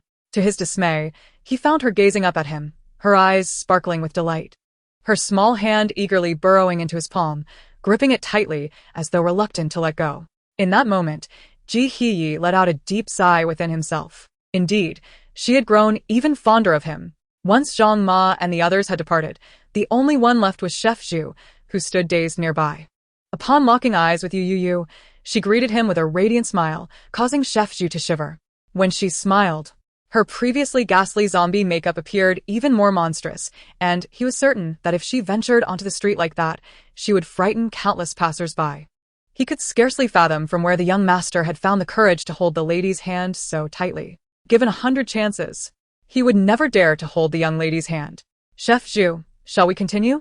Youyou suggested. I think our previous method of climbing was quite effective. Before she could finish, Chef Zhu shook his head vigorously. No need for that, my lady. I have matters to attend to, so I must take my leave. Without a hint of hesitation, Chef Zhu trembled and fled. After his departure, Ji-he looked down at Youyou, sighing, Please, do not misunderstand. He wished to temper her expectations, hesitating on how to convey that their divorce was an inevitable eventuality. Youyou appeared bewildered. Misunderstand what? Gazing into her innocent eyes, Ji-he opened his mouth. He wanted to express that there was no possibility for them, that she should not harbor feelings for him, for he could never reciprocate. Yet, he found such words would be cruel to her. He could easily envision her hurt upon hearing such declarations, perhaps even bringing her to tears. Ji-he pressed his lips together, contemplating whether he had been too harsh. After all, she had done nothing wrong, merely loved him too much. There was no fault in affection. After a moment, Ji-he's tone softened as he tightly grasped her hand. Forget it, it's nothing. Let's go inside. I will have Zhang Ma fetch you a blanket. Even during their hand-holding, he had noticed how cold her fingers were. She appeared so bold, yet was quite careless regarding her own comfort. She realized she was cold, yet did not think to ask Uncle Lee to adjust the manor's air conditioning. Very well. He would handle it himself. Later that evening, during dinner, Nai silently observed Ji-he, who was now using his left hand to hold his chopsticks due to having held Youyou's hand. This was the 7th time Nai reminded him, Host, the 3 minutes of hand-holding have long since passed. You may release her now. Not only had the time elapsed, but nearly 3 hours had gone by. Had it not been for Nai witnessing the entire ordeal, one might have assumed their hands were glued together with superglue. He showed no signs of letting go. Nai thought perhaps Ji-hee had misunderstood the task rules, so it explained, as long as you hold hands for 3 minutes, the task is deemed successful. Continuing to hold her hand will not trigger any additional rewards. Ji-hee set down his chopsticks, elegantly dabbed his lips with a napkin, and replied, I know. Nai asked, then why do you continue to hold the task subject's hand? Ji-hee retorted, are you blind? Nai widened its eyes in disbelief, shocked by Ji-hee's rudeness, feeling a surge of anger. What did I do wrong to deserve such a reprimand? Oh, not blind? Nai huffed, of course not. Nai's eyes are perfectly fine. I can still see Pig Hero. Not only can Nai see, but I can also watch the entire series without going blind. Pig Hero was a character Nai had stumbled upon while idly observing what Youyou was doing in the manor over the past 3 days. It was a piglet clad in a tight red suit. Upon seeing the little piglet, Nai felt as though it had fallen in love.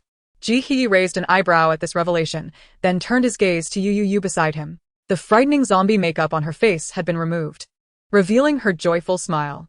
Ji-hee narrowed his eyes and leisurely remarked, can you not see that she is exceptionally happy now? He continued, it is precisely because she is holding hands with me that she feels this joy. Chapter 12. Young master feels wronged. You are so fierce. Observing Youyou, who was gleefully showing off her meal, Nai fell silent for a moment. Are you certain she is smiling because she is holding your hand, rather than due to the delicious food? The girl beside him was about to take a bite of her steak, dipped in yogurt, when she noticed Ji-hee's gaze upon her. Would you like some? She asked. Zhao auntie, witnessing the scene, widened her eyes in shock. Everyone in the manor was well aware of the severity of the young master's cleanliness obsession. He never consumed food touched by others, not even when it came to the offerings of his parents. If one were to inadvertently offend him, the consequences could be dire. With this thought, both Xiao Auntie and Zhang Ma instinctively grasped each other's hands tightly, their eyes reflecting a mix of tension and anticipation. Would the young master accept this? Would he break his long-standing aversion to shared food for love? Ah, how exhilarating.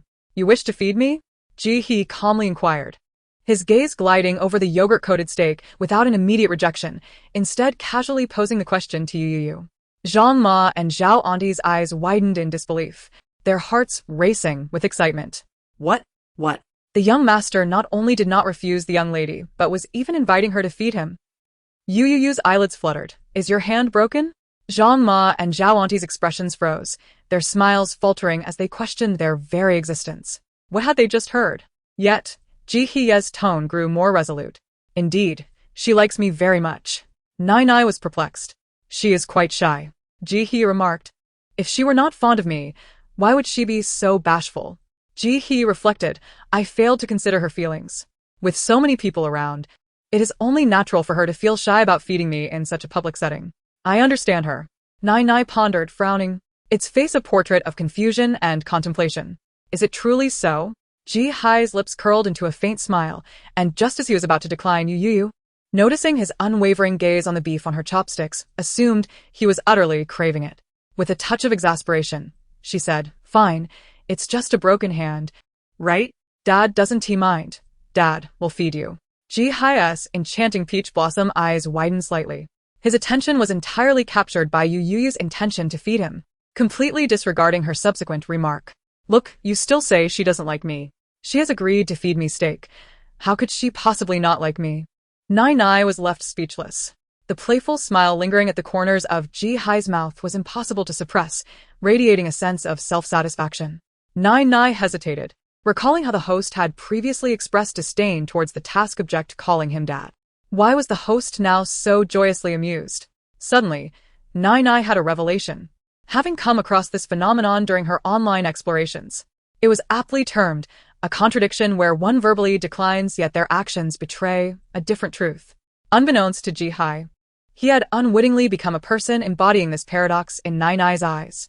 Upon hearing Youyou's words, he instinctively sat up straighter, but soon realized that this position made it difficult for her to feed him.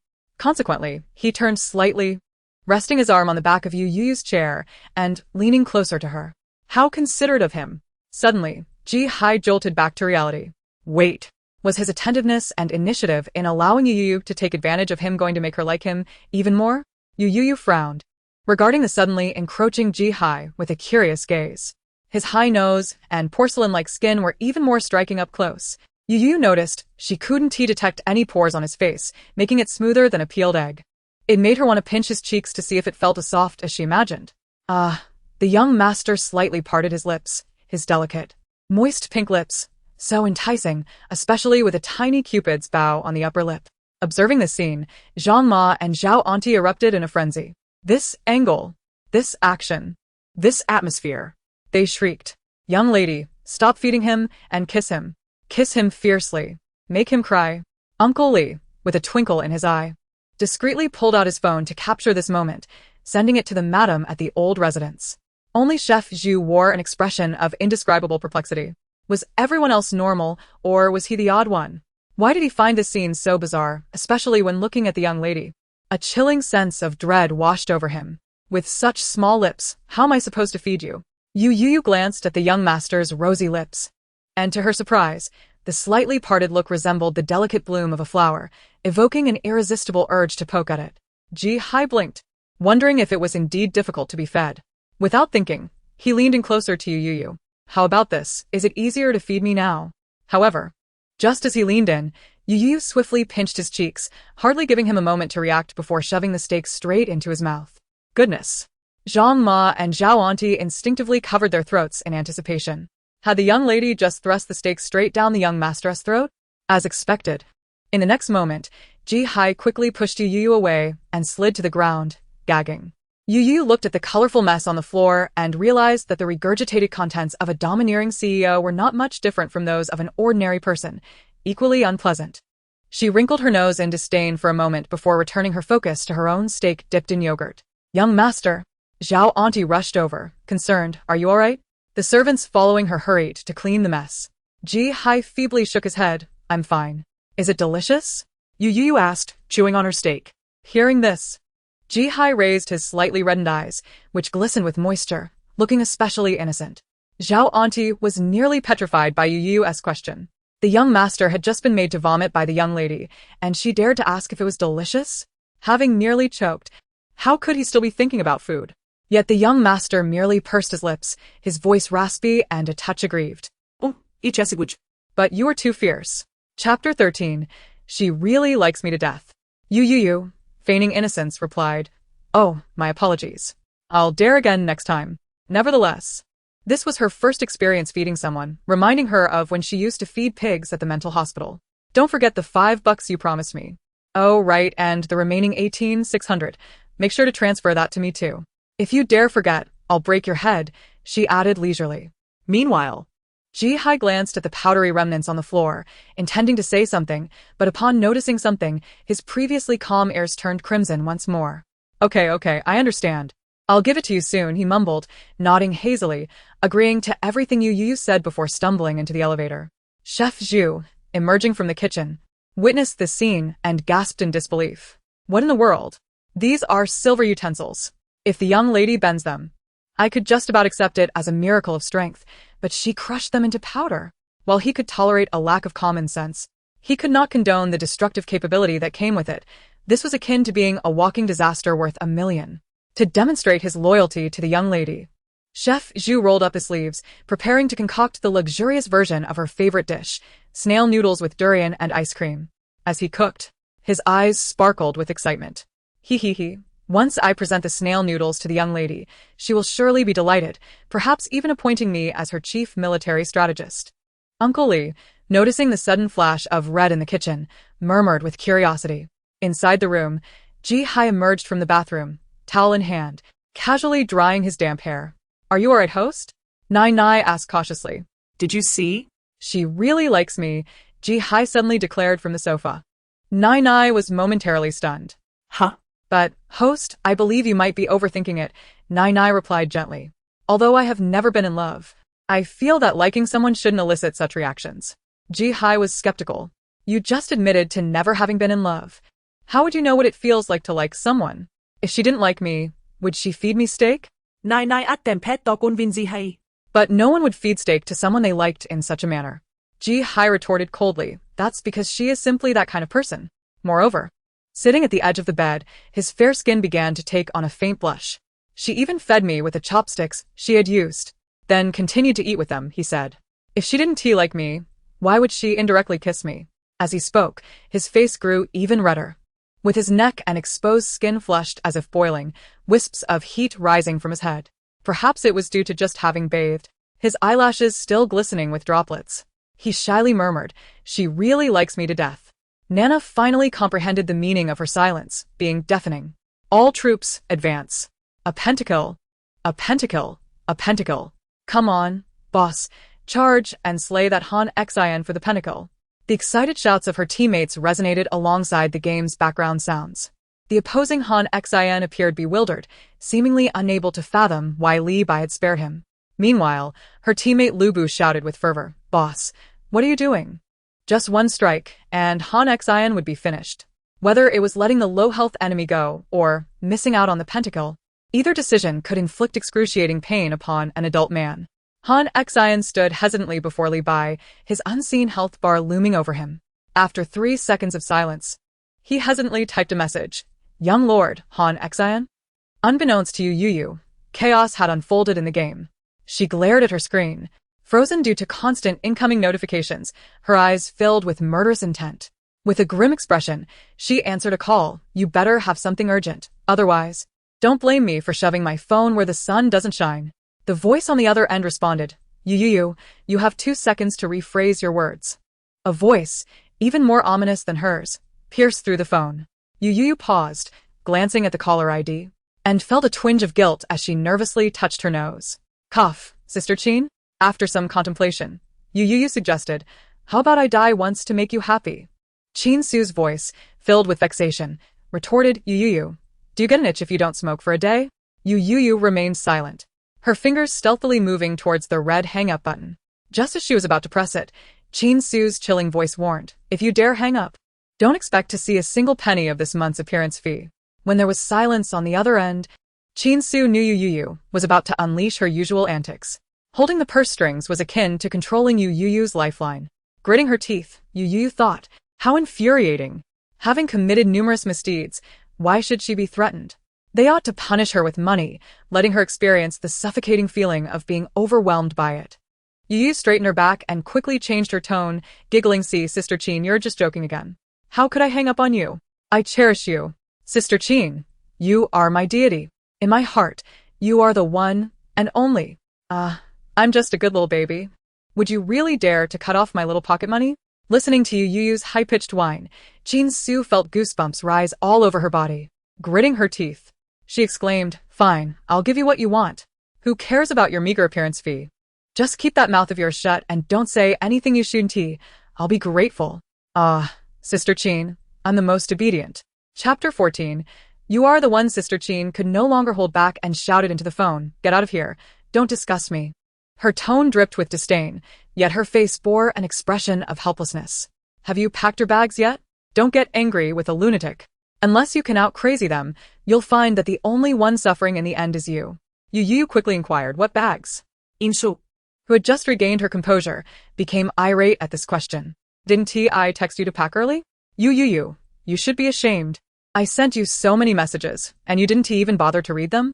Youyou nodded, sure, but I'm not at the U residence right now. You're not at the U residence? Vinsu furovet herbrov. Did you have another argument with your father over Yushushin? No. Stretching, Youyou replied, I'm at Mixue Manor. Silence enveloped the phone for nearly 30 seconds before Qin Su's voice, laced with anger, emerged. Mixue Manor? Youyou, are you seriously boasting without any basis? I know exactly where that place is. It's heavily guarded. No mosquito could fly in. If you're telling me you're at Mixue Manor, I'll eat my own excrement while standing on my head. Realizing an opportunity, Youyou's eyes sparkled with mischief. Then I'll live stream you eating your own excrement upside down. That's guaranteed to rake in the profits. Qin Su bellowed, get lost, Youyou. Youyou feigned innocence. I'm not lying. I'm truly at Mixue Manor. On the other end, Qin Su fell silent, for Youyou had just sent her a location pin, which indeed pointed to Mixue Manor. See, I told you I wasn't lying. Upon hearing this, Qin Su scoffed coldly and hung up the phone. The next moment, Youyou's WeChat chimed, and it was a voice message from Qin Su. Opening the voice message, Youyou heard Qin Su's icy tone. I don't know where you got that location from, but if I don't see you at Mixue Manor tomorrow morning, Youyou, prepare to feel the consequences. The most vibrant monkey in the mountain. Ah, surprised red version. Young lord. Stylish elementary student. If someone gets pregnant, no one is innocent. Sliding out of the game, Youyou quickly navigated to Yushirxin's WeChat and dialed her number. The call connected almost instantly. Listening to Yushirxin's sweet voice on the other end, addressing her as sister, Youyou felt she might develop a sister syndrome. Are you with Youyou and Fong Xuelan? Most importantly, hearing her talk in that high-pitched tone late at night was akin to a ghost whispering in her ear, making Youyou fear she might inadvertently pull her into a dangerous situation. If that happened, it would be pointless for them both. Yushirxin asked after 3 days apart, why is Youyou even crazier than before? With a forced smile, she softly replied, Sister, what are you talking about? I don't quite understand. Youyou said, not understanding is correct. That was meant for someone else. Yushirxin nearly retorted but held back. What did she mean? Was she implying she wasn't human? Clenching her teeth, Yushirxin warned, Youyou, don't get too arrogant. Sister, I know you have a deep misunderstanding of me, but that is okay. I believe that one day you will understand and trust me. Yushirxin continued in a gentle tone. Sister, do you need anything from me so late at night? ISNT the dating show starting filming tomorrow? Oh, right. I don't want the clothes prepared by anyone else. I want my dear sister to personally help me pick out my outfit. If I don't smell my sister's signature scent on my clothes, you better watch out, or I'll make it rain on you. Youyou didn't let Yushirxin finish and hung up the phone abruptly. Hello, Youyou, seeing the call ended? Yushirxin's expression darkened, furious as she hurled her phone against the wall. The latest model shattered into pieces. Damn you, Youyou. One day, I will make you pay. Fuming, Yushirxin stormed to her bed, ready to turn off the lights and sleep. But Youyou's earlier remark about making it rain on her head echoed in her mind. Her eyes widened in realization. Chapter 15. My king. Do you intend to cast me aside? Clutching her blanket tightly, she took a deep breath and abruptly threw off the covers, rushing to Youyou's room without hesitation. She couldn't afford to waste a moment. Immediately, she retrieved Youyou's suitcase and began rummaging through it, packing her clothes. Because she knew, if Youyou dared to utter such threats, she would undoubtedly follow through. She certainly does not want Youyou to defecate on her head. Hurry. Put on a show. She must be adorned with the most exquisite little dress. Otherwise, this lunatic will undoubtedly not let her off the hook. As for Youyou, once the call ended and the game began, she fought valiantly until dawn. In the end, she could not even recall when she had fallen asleep the previous night. Do not inquire about her sleeping hours. She simply slept, and that was that. Hey. She is still alive. Early in the morning, her phone had rung countless times. And with her eyes still closed, Youyou angrily grasped her device, poised to hurl it. Yet, suddenly, a charming little angel popped into her mind, whispering in her ear, You dear, do not throw that. If you do, you won't have the funds to purchase a new phone. Without a new phone, you cannot play games. Instantly, Youyou's foggy mind cleared. Money. Yes, she was indeed broke. Ever since the Yu couple found their true daughter, they had not given the original owner a single penny. During her time in the entertainment industry, aside from being relentlessly attacked by haters, she had earned not a dime, merely surviving on the company's meager stipend of 1 or 2,000 yuan each month. Initially, she had thought that divorcing Ji Hai would yield a substantial sum, allowing her to open a luxurious mental health facility and ascend to the pinnacle of life, but unexpectedly, the domineering CEO had gone back on his word. How I detest this. Youyou gritted her teeth. Life, indeed, is full of ups and downs. Poverty brings clarity. Youyou clutched her phone tightly and glanced at the screen, realizing all the calls were from Qin Su. If it weren't for the limited incoming calls, Youyou thought, her phone might have been bombarded into oblivion by Qin Su. Sister Qin is remarkable. Youyou rose from her bed and dialed Qin Su's number. Hello, Sister Qin. The next second, Qin Su's ominous voice echoed from the receiver. Where are you? Hurry over. I am prepared to hammer you over the head and defecate. I am at Bishi Manor. Youyou replied, brushing her teeth. Sister Qin, have you arrived at Bishi Manor? I have been outside for 2 hours. What do you think? Qin Su exclaimed, furious. Do you know what time it is? It's almost 9:30. Did I not tell you to be ready by 7 to catch the flight to the venue? Oh, So, did I miss the flight? Youyou asked calmly. Do you believe that Youyou could wake up at 7? Or do you think I am Empress Wu? Youyou, toothbrush in mouth, clapped her hands and lavishly praised. Wow, my sister Qin, you truly are my goddess. It's no wonder I feel fortunate to have you in my life. She knew what Youyou was about to say. Do not mention that you are at Bishi Manor. I am currently at the entrance of Bishi Manor. If you are indeed inside, I will directly give you 10,000. Upon hearing the mention of money, Youyou's eyes instantly sparkled. Really? You will give me 10,000? Qin Su scoffed. If you deceive me, you must act like a coward in this dating show. No funny business. Youyou's rapid agreement made Qin Su doubt herself. When had she become so obedient? Could it be that she was truly at Bishi Manor? Staring at the phone after hanging up, Qin Su fell into deep self-doubt. However, when she lifted her gaze to the luxurious manor resembling a castle, all her uncertainties vanished, her resolve solidified. No, it was impossible. Youyou could never emerge from Bishi Manor. As Youyou exited the elevator, stretching and yawning, she was suddenly met with a piercing scream. What's wrong? In the next instant, she found herself surrounded by Zhang Ma and others. Faced with their stern and serious expressions, Youyou began to reflect on her recent misdeeds. Good deeds. Had they discovered her pilfering snail noodles from Ji Hai's study, or perhaps the time she sold Ji Hai's underwear at the seafood market? No. She had been discreet. They should not have discovered anything. Besides, if anyone were to seek her out for retribution, it should be Ji Hai, not Zhang Ma and the others. Youyou rummaged through her 22 years of life, contemplating her actions, when she suddenly heard Zhang Ma hesitantly ask, Young madam, is something troubling you? Why did you sleep so little? Youyou blinked in surprise. She stared at Zhang Ma for a couple of seconds before exhaling in relief. She had initially feared the worst. Clearly, one cannot indulge in too many guilty pleasures, or it truly becomes overwhelming.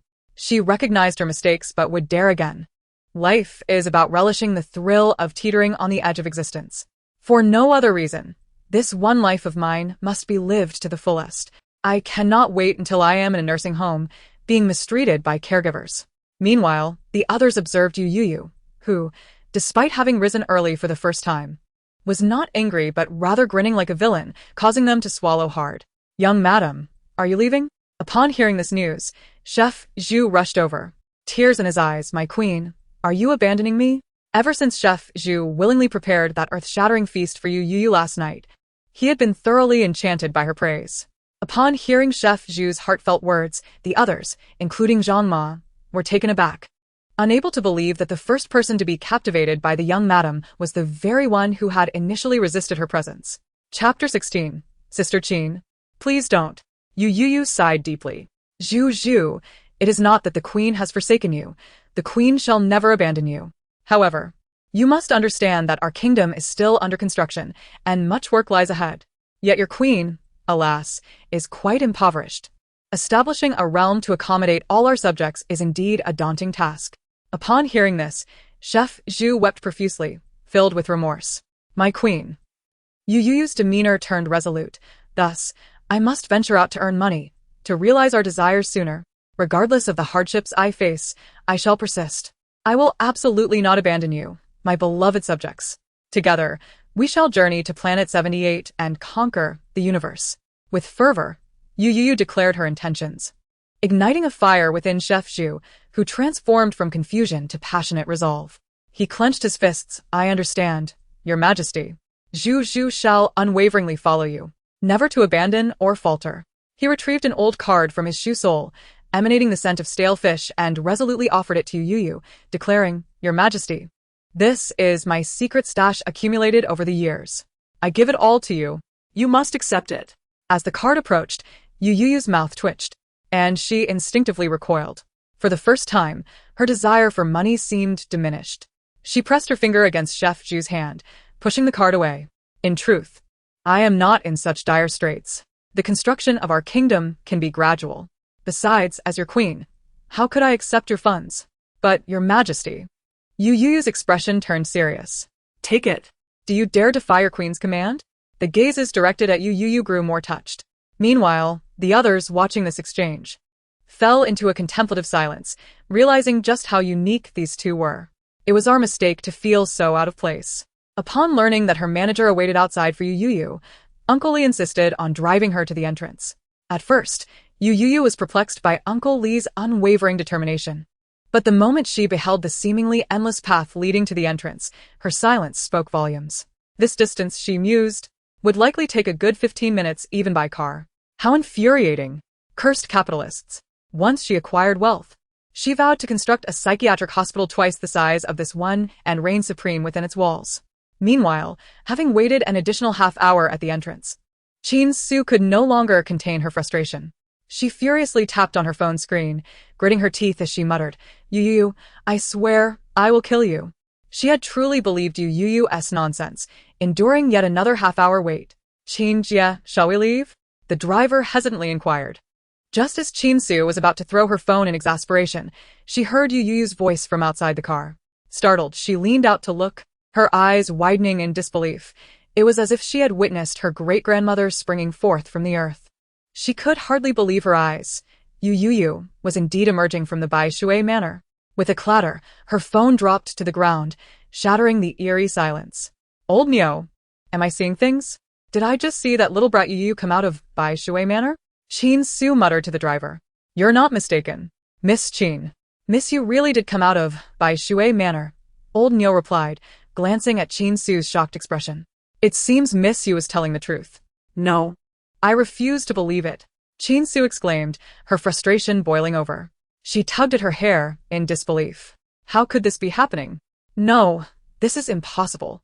Her eyes reflected a mix of madness and sorrow, evoking sympathy even from old Neo, who felt a pang in his heart.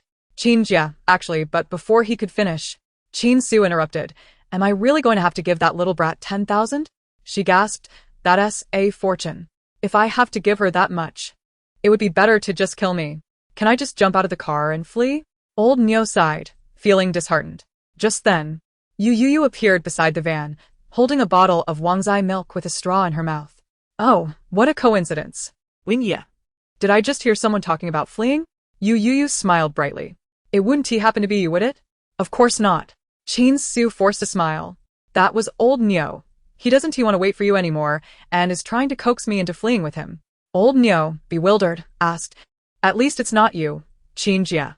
Youyou continued sipping her milk. "I thought perhaps Chin-Jia didn't want to hand over 10,000 to me anymore. It seems you must be very willing to give it to me, right?" Chin-Su's smile was strained as she replied through clenched teeth, "Of course, I'm willing." She glanced behind Youyou, recalling something, and attempted to pull her into the car. However, her efforts were in vain. Come on, move, she urged, but Youyou remained unyielding. "What on earth have you been eating for the past 3 days? You must have gained 50 pounds. Chin-Su, realizing she could not budge, Youyou cried out, "Hurry up. We might miss our flight." "That ticket came out of my own pocket, worth 1,000. Youyou said nothing, skillfully pulling out her Alipay payment code, sipping her milk, and smiling at Chin-Su. "Curse you, Youyou," Chin-Su exclaimed in exasperation. 5 seconds later, the notification of a 10,000 yuan transfer arrived. Youyou's smile grew even brighter. With the 20,000 transferred by Ji Hai last night and the balance in her original account, she now had a total of 30,080 cents. Excitedly, she thanked Chin-Su. "Thank you, Chin-Jia. love you." After casting a flirtatious glance, she tucked her phone into her pocket and climbed into the car. As soon as Youyou settled in, Chin-Su quickly closed the door and urged old Neo to drive off. In the next moment, Youyou found herself pinned to the seat by Chin-Su. Her cheeks flushed as she shyly averted her gaze. "Chin-Jia, don't." Chapter 17. After all, Zhang Fei and Guan Yu would never share a bed. Chin-Su shouted, "Even if you intend to treat me this way, I will not succumb." Chin-Su clenched her fists, exclaiming, "Money, money, money. Have you lost your mind? Can't you pursue anything beyond wealth? What about poetry, dreams, and ideals? Youyou, have I not told you that it's fine not to be famous, that being criticized is part of the journey? Did I not say such things?" Chin-Su's rage was palpable, a fury Youyou had never witnessed before. "We can strive, we can take our time. We've been through 4 years together. I believe you will understand soon enough. But why do you seek shortcuts? Do you not realize how treacherous and corrupt this industry is? Have you forgotten how I had to rescue you from those drinking and dining escapades?" Youyou, momentarily dazed, muttered, "No, I haven't forgotten. Is it so easy to enter Mixue Manor?" Speak. Who did you make a deal with while hiding it from me? Qin Su ground her teeth, summoning all her strength to press. Did you sleep with him? How can you say such things? I'm still just a child. Youyou wrapped her arms around herself in fear. Qin Su felt a deep ache in her heart. At this point, you still think you can fool me? I don't know what kind of man he is, but you may be naive, yet you are beautiful and fit. Those men who only think like Lin Junjie will not be able to resist you. Youyou cupped her face, her eyes sparkling as she looked at Qin Su. Thank you. I am not complimenting you. Qin Su was exasperated. Selling your body for resources may yield short-term gains, but it will only tarnish your career. You are truly infuriating. Why can't you learn to seek worthy patrons? Who is this person you are pursuing? How do you know I'm pursuing someone else? This is Mixue Manor. Who doesn't he know that the owner is from the Ji family? Yeah. Why not boldly guess if my patron is the owner of Mixue Manor? Stop bantering with me. Ha. Even I don't know Ji Hai's whereabouts. How could you? Qin Su turned to Youyou, a serious expression crossing her face. Youyou, I am genuinely trying to help you. Ji Hai is a treasure of the Ji family. Even if he hasn't been in the country for years, he remains renowned in the capital. Such a person is not someone you can tangle with, nor should you ever dream of it. Youyou paused for 2 seconds, tentatively asking, what if I said he is my husband? What did you say? If I were to say Youyou and Ji Hai are registered under the same household? Qin Su could no longer contain herself and attempted to hit Youyou, but the latter slipped away like an eel. Watching Youyou hide in the back seat, Qin Su smirked, slowly uttering 3 words, announcement fee. Immediately, Youyou capitulated. I was wrong. I won to speak carelessly again. What is Ji Hai even worth? I have no relation with him whatsoever. Our relationship is utterly pure. He is Zhang Fei, I am Guanyu. After all, Zhang Fei and Guanyu would never share the same bed. Qin Su was thus satisfied and tossed a document to her. Youyou caught it and inquired, what is this? Insuribly. This is the personal information of all the guests participating in the dating show. Memorize it well, and don't go provoking them after you've had your fill, understood? On the island of Lanqing, all the guests had arrived by boat for the recording of the dating show. This show would be broadcasted live as well as recorded, requiring all guests to spend a week together in a love apartment, experiencing a sweet and warm atmosphere. With no script and no rehearsals, the focus was entirely on authenticity and excitement. Look quickly, I have discovered something. It's truly a live broadcast. I was shocked when the official announcement was made, but I never expected it to be real. When did the entertainment industry become so bold? Not sure if the entertainment industry is in trouble. Let us wait and see. I'm eagerly awaiting Xion's appearance. Has the brother arrived? I'm so excited. I heard Youyou, the shameless one, is also participating in the dating show. Let me hurl some insults. The person above me has no other hobby than to criticize the shameless Youyou. Someone S here. Let me see who is the first to appear. It must be my adorable Lang Lang. The live stream camera slowly panned up, revealing a pair of long, straight legs adorned in light-colored high heels, prompting exclamations of admiration. The viewers soon beheld a figure clad in a white flowing dress, with a slender waist that exuded both purity and playful sensuality. A beautiful, innocent face emerged before the audience. Chapter 18. How delightful. Youyou is being criticized while he reaps the benefits. It's Xin. The first to appear is actually Xion. I'm so elated. Wait, why does Xion have 2 suitcases? Humph. My Xion is so stunning. Of course, she needs to bring extra beautiful dresses for the dating show. Yu Shixin, with her flowing hair, looked exceptionally fair under the sunlight, her face adorned with light makeup and a bright, sweet smile. From a distance, she resembled a painting, causing the viewers in the live stream to scream and gush over her beauty. The only awkward detail was that Yu Shixin struggled to carry 2 suitcases as she disembarked, each step appearing laborious and evoking sympathy. Nearby, a staff member rushed over to offer assistance, but Yu Shixin shook her head and smiled. It's all right, I can manage. Could you please help me get inside? The staff member, taken aback by her gentle demeanor, blushed and nodded eagerly. The fans in the live stream cheered. Sinnes Shopoli. Oh no, she is truly an angel among mortals. The love apartment prepared for the guests spanned 3 stories. The first floor was a free activity area, featuring a kitchen, dining room, living room, and other recreational spaces. The second and third floors were reserved for male and female guests to rest. Upon entering, Yushirxin curiously scanned her surroundings and, noticing she was the first guest to arrive, couldn't he help but smile, feeling honored. As no one else had arrived yet, Yushirxin began to unpack the gifts she had prepared for each guest and inspected the love apartment per the director's instructions. When she reached the third floor designated for the female guests, she examined 5 rooms, one of which was a pink princess room that instantly caught her eye. It was evident she adored this room. The pink princess room is perfectly suited for our lovely Xian. I bet she will choose this room when it's time to pick. To everyone's surprise, the second guest was none other than the acclaimed actor Fu Jiaza. As his tall figure appeared in the live stream, viewers erupted in cheers. Oh my, what a perfect physique. No matter the time or place, I'm utterly captivated. After exchanging greetings, Yushirxin presented her prepared gift to Fu Jiaza. Seeing him accept it with a smile, she finally sighed in relief. Knowing he would also be on the dating show, she had thoughtfully chosen a gift tailored for him, hoping to win his favor. Yushirxin was well aware of Fu Jiaza's immense popularity in the entertainment industry. If she could generate rumors or develop a deeper connection with him during the show, it would only serve her interests. While awaiting the arrival of the third guest, she humbly asked Fu Jiaza numerous questions about acting. When discussing his area of expertise, Fu Jiaza's demeanor shifted. He became serious and attentive as he elaborated for Yushirxin. His strikingly handsome features and earnest expression while talking about acting made the viewers in the live stream swoon. Have you all forgotten about the charm by Daming Lake? Is Yushirxin blushing around Fu Jiaza? Could it be that she likes him? I heard Yushirxin is a fan of Fu Jiaza. Not sure if that's true. Some say Fu Jiaza joined this dating show because of Yushirxin. As a longtime fan of Fu Jiaza, I must clarify. Online rumors are unreliable. Everything should be based on Fu Jiaza's own explanations. Please refrain from speculating, as it's a considerable burden for both artists. Yushirxin's fans are really reaching. They've never collaborated and they don't know each other. How can you say Fu Jiaza joined for her? Why are you speaking so harshly? Our Xian is quite popular herself. She doesn't need to ride anyone's coattails. The program's staff glanced nervously at the heated barrage of comments and anxiously approached the director. Director Wong, is this really okay?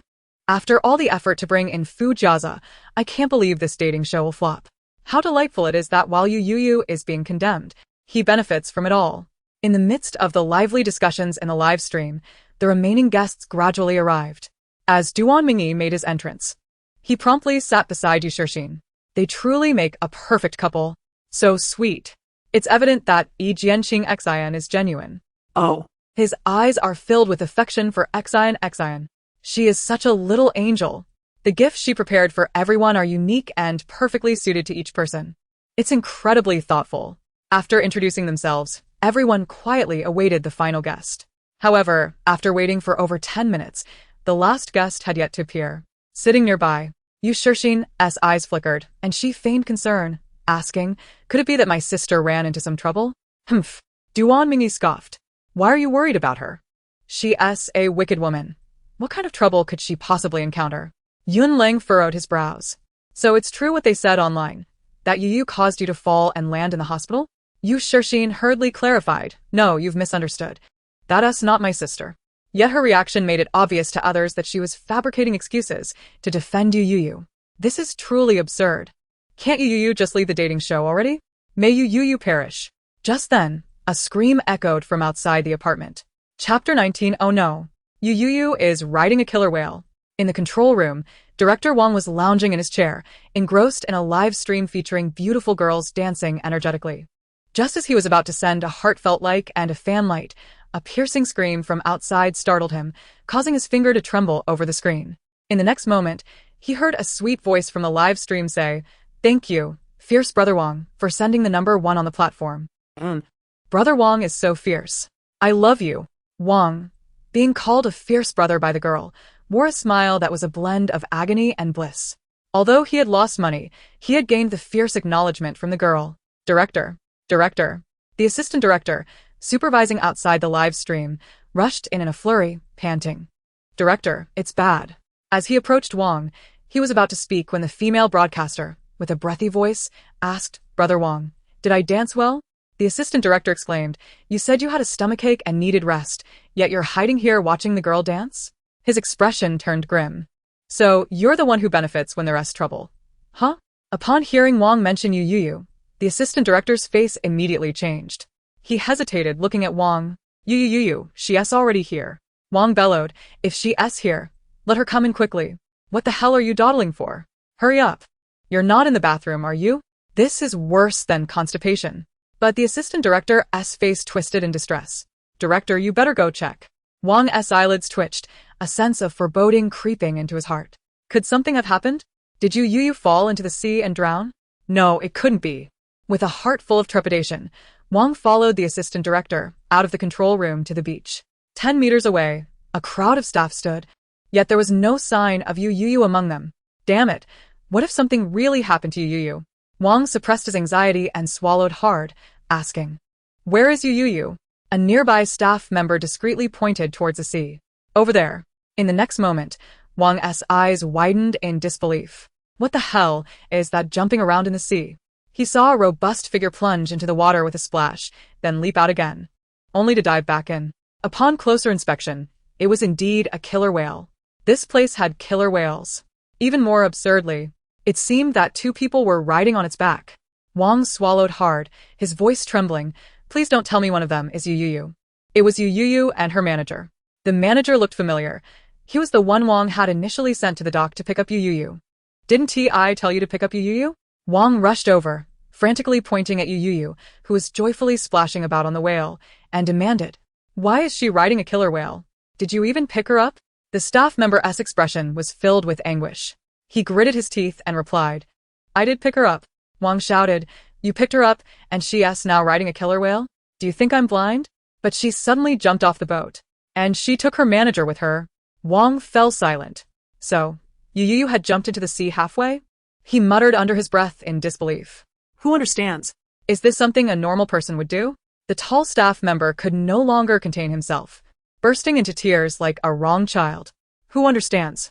The person sitting next to you one moment, chatting and gossiping, suddenly jumps into the sea the next. That's the middle of the ocean. If you fall in, you're lost for good. He had been terrified, thinking he was responsible for someone's death. Then, unexpectedly, Youyou had leaped out of the water, riding a killer whale. He was dumbfounded. A killer whale. A living, breathing killer whale. No wonder she had been glancing at the water beneath the boat while chatting with him about snacks. He had felt sorry for her, not realizing that this glamorous artist had such hidden quirks. It was too pitiful to be bullied online after enduring so much, so he had given her all his food. And what happened? She jumped into the sea. The irony. His grandmother had said that beautiful women are like wolves in sheep's clothing, and indeed, it proved true. Moreover, the killer whale was now playfully splashing him alongside Youyou. Waves crashed, and the killer whale's tail slapped the surface, as if life itself were mocking him. He sped away on a speedboat while she chased him on the whale. If he slowed down even slightly, the whale would sweep its tail, sending the boat soaring. In that moment, he felt as though he saw his late great-grandmother waving goodbye. Chapter 20. Reflecting on all this, the staff member shed tears of anguish.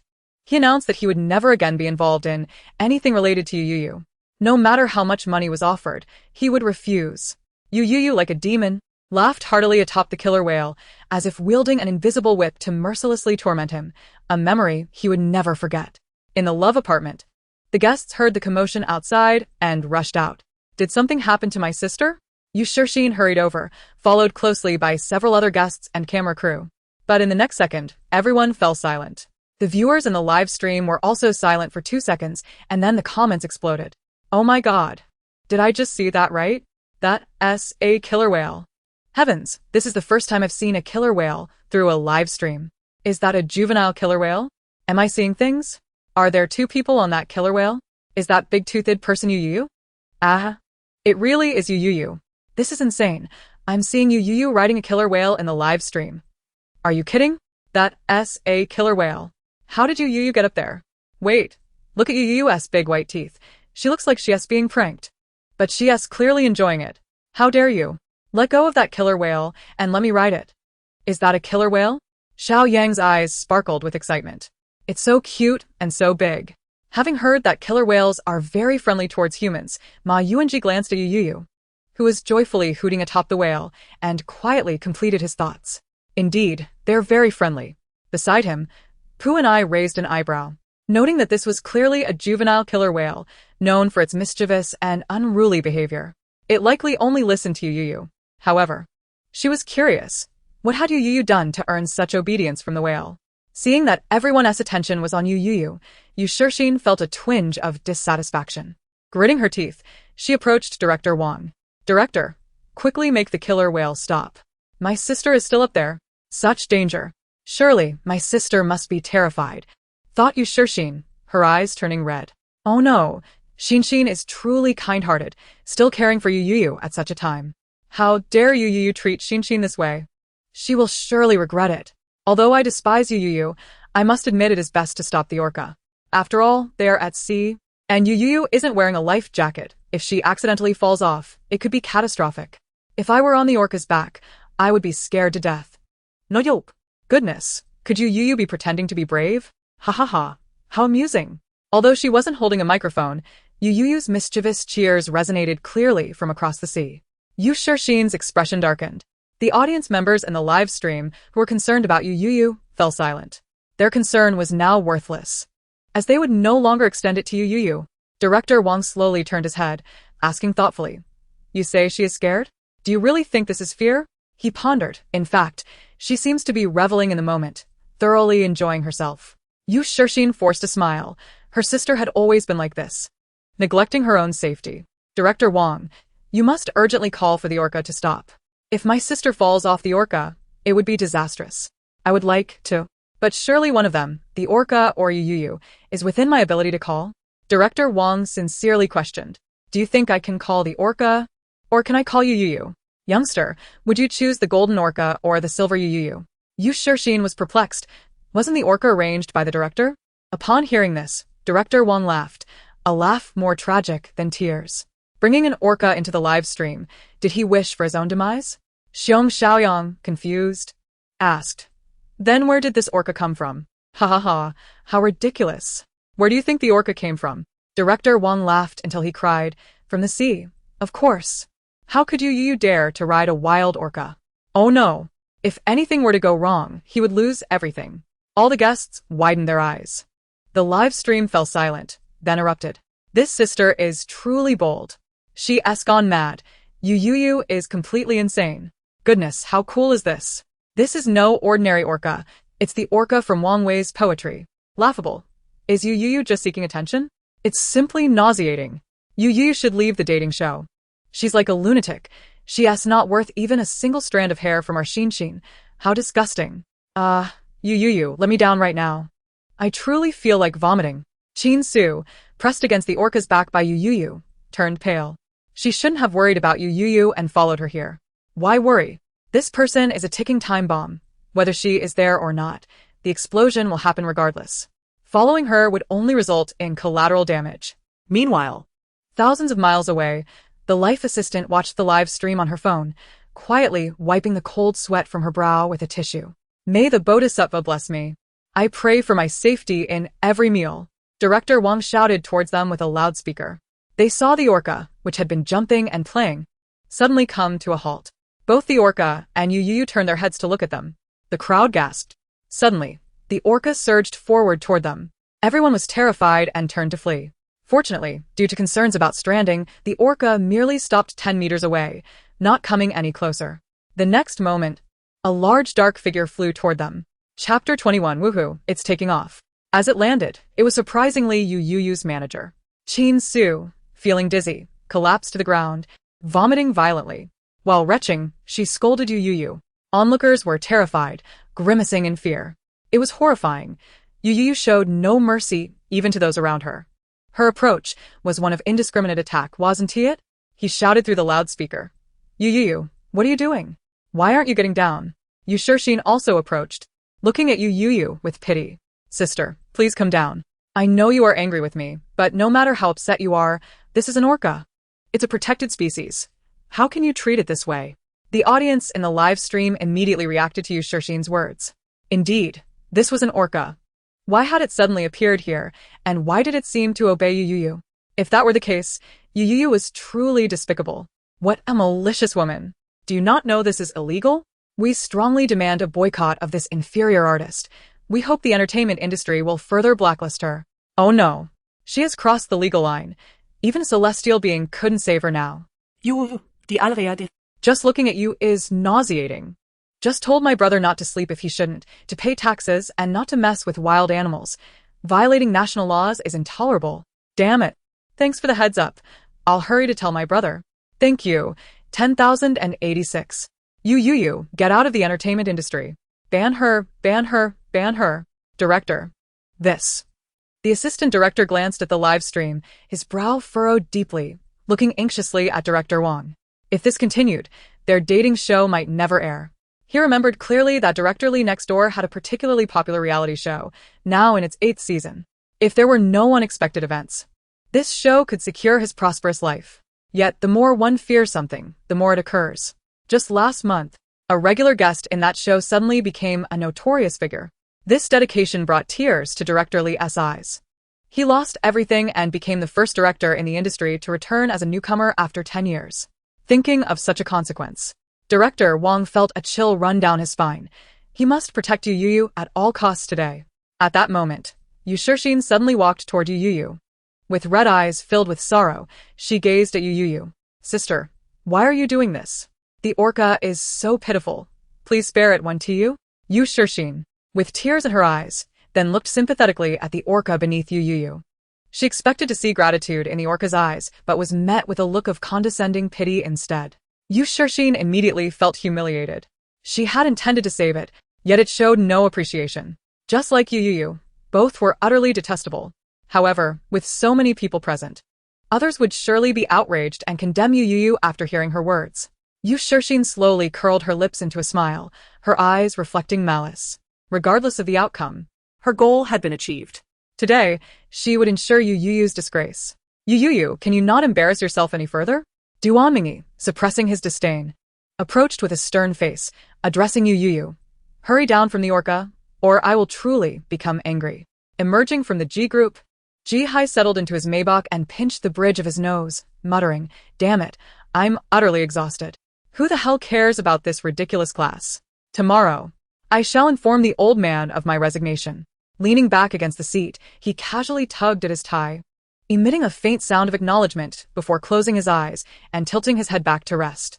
After a brief moment, a thought seemed to strike him. He opened his eyes, staring at the ceiling of the car. There was still someone at Bishi Manor.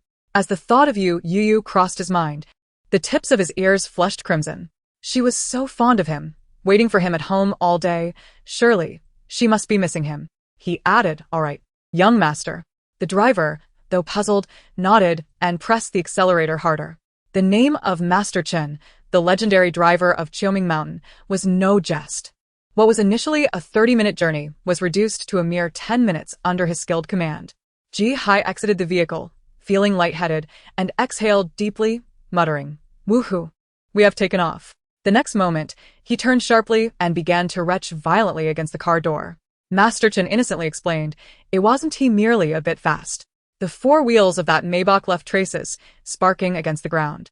As Uncle Lee pondered his thoughts, Ji-hai, who had been retching, suddenly lifted his head. With an elegant motion, Ji-hai retrieved a handkerchief to wipe his mouth, interrupting Uncle Lee's musings. Uncle Lee, I'm fine now. Uncle Lee paused for a moment, then responded, oh. Ji-hai calmly walked past Uncle Lee, only to stop and casually inquire, what about her? The usually astute Uncle Lee appeared bewildered, asking, who? Youyou.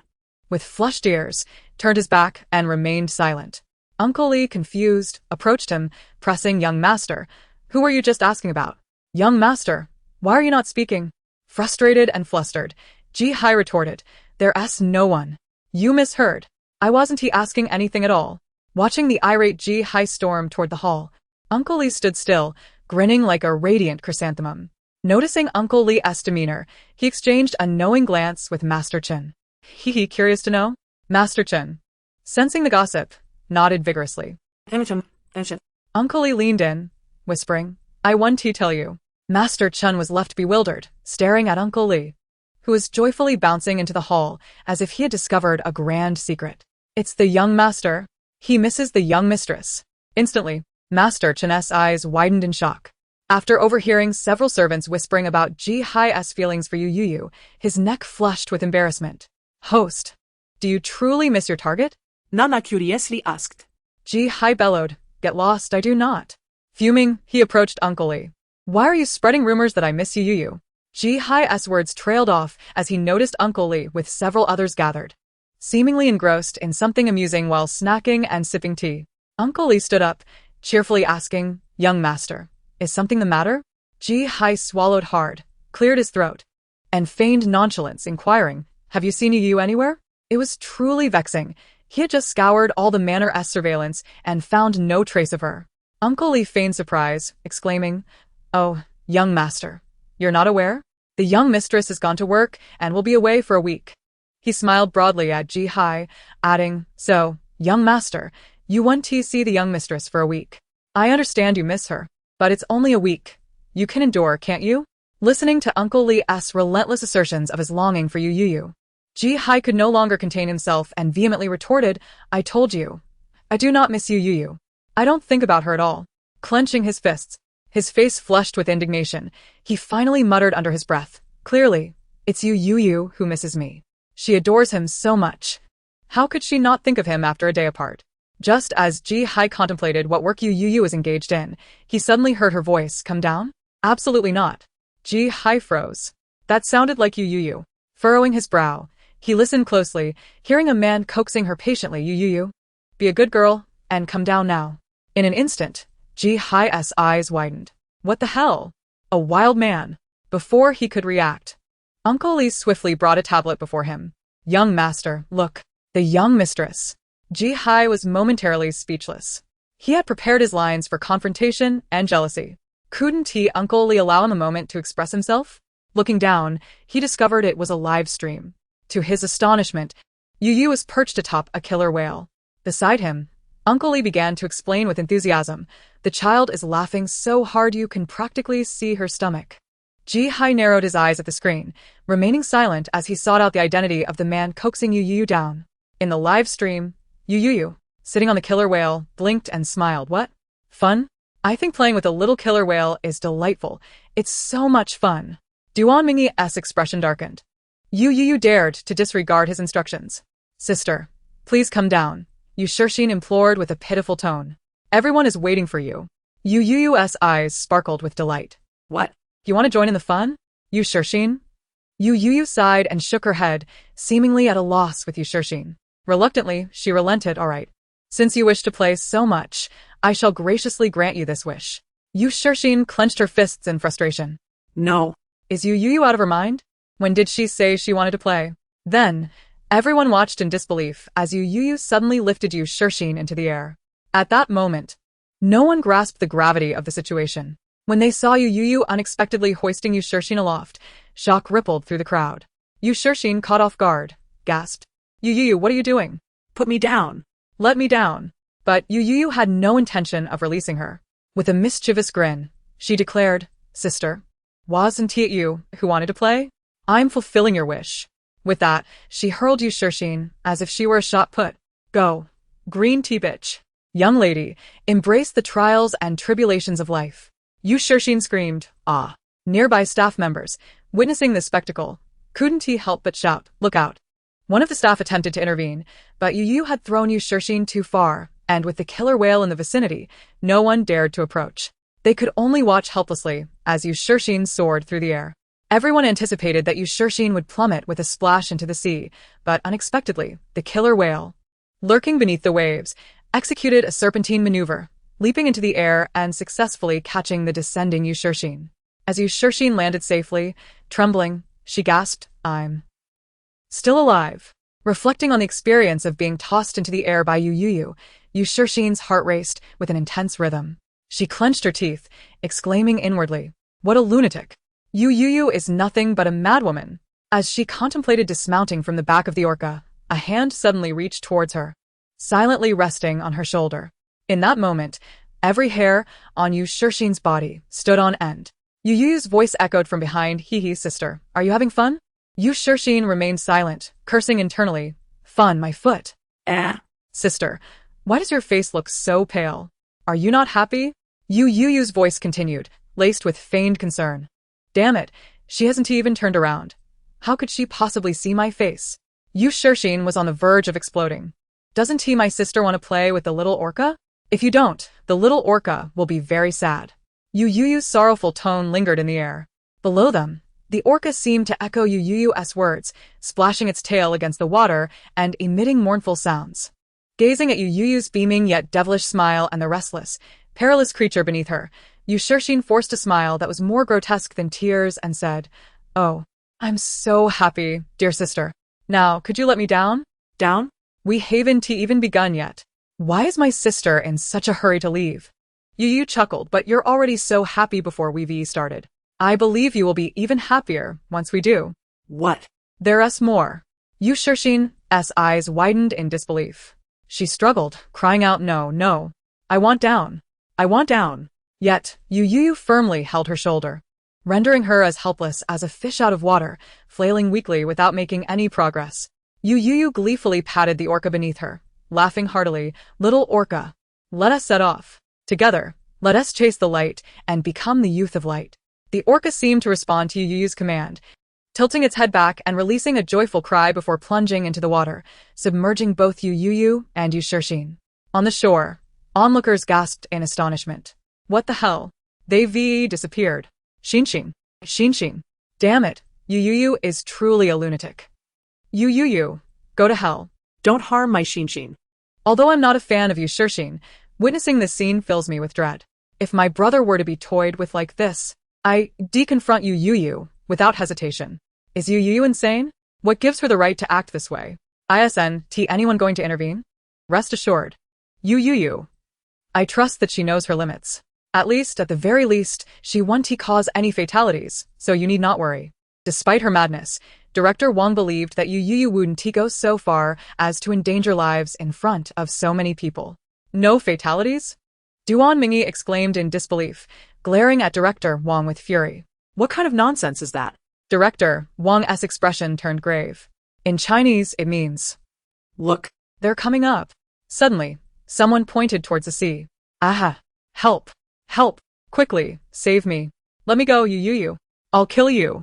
After holding her breath underwater for what felt like an eternity, Yu Shixin felt as though she might perish in the depths of the ocean. Upon resurfacing, she disregarded everything, live streams, viewers, and reality shows. Her only thought was that she was on the brink of death. Before she could eliminate Youyou, she felt like she would be toyed to death by her instead. Thus, throughout the ordeal, onlookers could hear Yu Shixin emitting various high-pitched dolphin sounds, her mouth spewing curses. And this is what you call a little angel? Could it be that Yu Shixin was once a delinquent?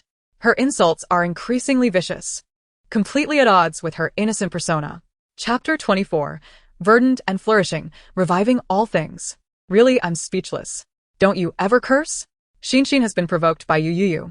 If you were treated like that, I doubt you wouldn't curse.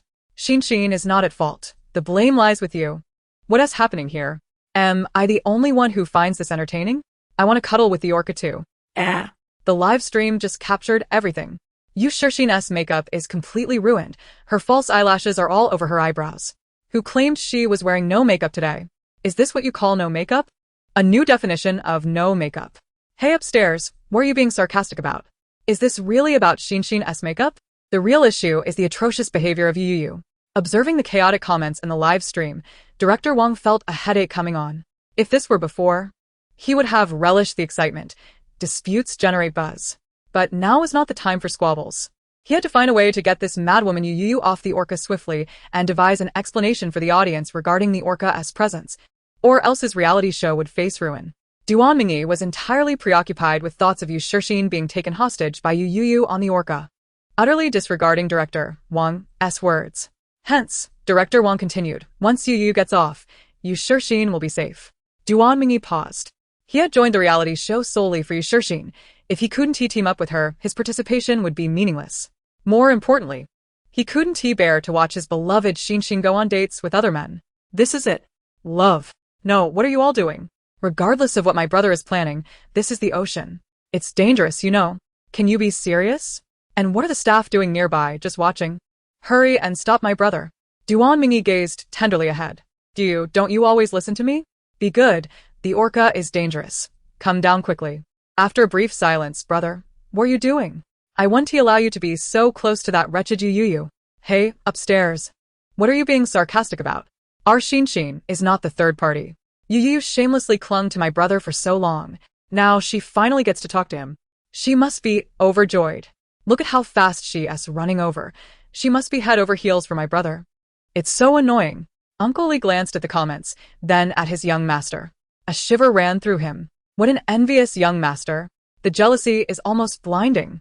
How could he not be envious? The young mistress was about to run off with another man. He had to act quickly. If the young master got angry, it would spell disaster not just for the estate, but also for the elders at the old residence. These traitors, they abandoned him. Uncle Lee exclaimed. That was a gaming tablet his grandson bought for him. He rushed over, grabbing onto Ji-hai. Young master, don't stop me. I'm going to smash it. Suddenly, Uncle Lee and Ji-hai witnessed Youyou genuinely releasing the unconscious Youyou back to the surface. Ji-hai's eyes brimmed with tears, her crimson lips trembling. Not only did she listen to him, but she also invited him to play with her. The young master felt wronged. She had never played with him. But did you see that tree behind you? The atmosphere surrounding Ji-hai was ominous, and at this moment, my head resembled that verdant tree, flourishing with lush foliage, brimming with life. Oh, Ji-hai is indeed excessively green. Young master, please remain calm. Uncle Lee urgently interjected. Even if you were to smash the tablet now, it would not alter the fact that you have been greened. Silence enveloped the room. Uncle Lee's heart sank. He realized he had misspoken. Raising his gaze, he was met with the chilling, fearsome smile of his young master, who leaned closer, inquiring, "What did you just say?" Swallowing hard, Uncle Lee felt a wave of trepidation. Ji-hai was beside himself with rage, exclaiming, "I have not been greened. I have not. Do not stop me. I shall destroy it, and then it will all be over." With all his might, Uncle Lee managed to restrain Ji-hai. Out of the corner of his eye, he suddenly caught sight of the current live stream on the tablet. Wait. His eyes brightened, and he loosened his grip. Ji-hai, caught off guard, lunged toward the tablet, allowing the hammer in his hand to crash onto its surface. The crisp sound of shattering glass rang through the air, and Uncle Lee's eyes widened in disbelief. My tablet. The young master swiftly tossed the hammer into the nearby bushes and then nonchalantly began to whistle. Chapter 25. She truly made me weep. Indeed. Uncle Lee gazed at the now shattered screen, his lips trembling, feeling as though he had aged a decade in an instant. Unable to bear it any longer, Ji-hai said, All right, I shall compensate you later. Uncle Lee quickly replied, I desire the latest model, with a memory of at least one. If it is not one, I shall not accept it. He couldn't help but add, You should learn to speak less like Youyou. With a pause. The young master suddenly regarded Uncle Lee with suspicion. You wouldn't have fallen head over heels for me too, would you? Uncle Lee replied, Young master, while you speak the truth, I must say a few words. This is simply to keep it concise. Should Ji-hai interrupted Uncle Lee's rambling, lowering his voice to ask. Uncle Lee, do you hear any sounds? Reporting to the young master, I have indeed heard something. Uncle Lee responded, and Ji-hai stared at him in shock, incredulous. You heard it? Uncle Lee nodded, adjusting his posture as he dramatically gazed into the distance. He began to sing in a robust tenor, the sound of the sea weeping. Almost forgetting, Ji-hai recalled that Uncle Lee had once mentioned he was a renowned tenor in a musical theater troupe. Feeling that Uncle Lee's rendition of the sea's lament was far more sophisticated than his own anticipated confession of heartbreak, Ji-hai swallowed his words. So, why did she green me? He lamented, slumping into a chair, pouting in discontent. Didn't she say I was her favorite? This truly breaks my heart.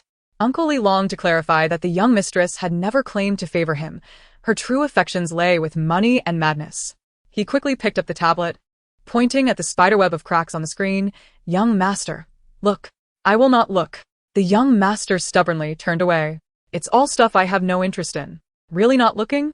Uncle Lee peered at the screen, but I see that the young mistress has not greened you. Just as he finished speaking, the tablet was snatched away. Ji-hai took the tablet, exclaiming, Where? Uncle Lee's peripheral vision caught the live stream chat, which had begun to flood with insults directed at Youyou. If loving someone requires such a sacrifice, I would rather remain solitary for a lifetime. This is not being favored by the young mistress. It is akin to being targeted by the king of hell. The comments in the live stream were relentless, condemning Youyou. Youyou should perish. How dare she treat my ego like this? Oh, I feel so sorry for Iga. She truly made me weep. I'm somewhat relieved that my XI and XINSN T the worst off. Family, someone tell me, am I being greened by Youyou? I'm scared for the upcoming dating show. This lunatic Youyou wouldn't dare target my Langling, would she? Quick, protect our brother. Wait. It's illegal for Youyou to prey on endangered species. Anyone going to stop her? I suggest a complete ban on Youyou. From the looks of it, little Orca doesn't appear to be coerced at all. Indeed, it was evident that among the throng of spectators, aside from Youyou, who was grinning widely, little Orca seemed to be having the most fun. Mingyi was bereft of any strength to cry out, merely shutting his eyes in resignation, soaring into the air before crashing into the water with a resounding splash. Little Orca emitted joyous sounds, delighting in swimming several laps beneath the surface. Witnessing the scene, those who had claimed little Orca was being threatened by Youyou fell silent. Look, the child is smiling so happily. It seems uncertain. Let us observe further. Nonsense, my ego is so exceptional. How could Youyou not like him? Humph. This is merely Youyou playing hard to get to capture my brother's attention. Truly disgusting. Having watched the entire live stream, Ji-hai laughed joyfully, akin to a beautiful, delicate chrysanthemum. As a dutiful and astute butler, Uncle Lee, glancing at his young master's radiant smile, seized the opportunity to state, "The young mistress's only affection lies with you, young master." What are you saying?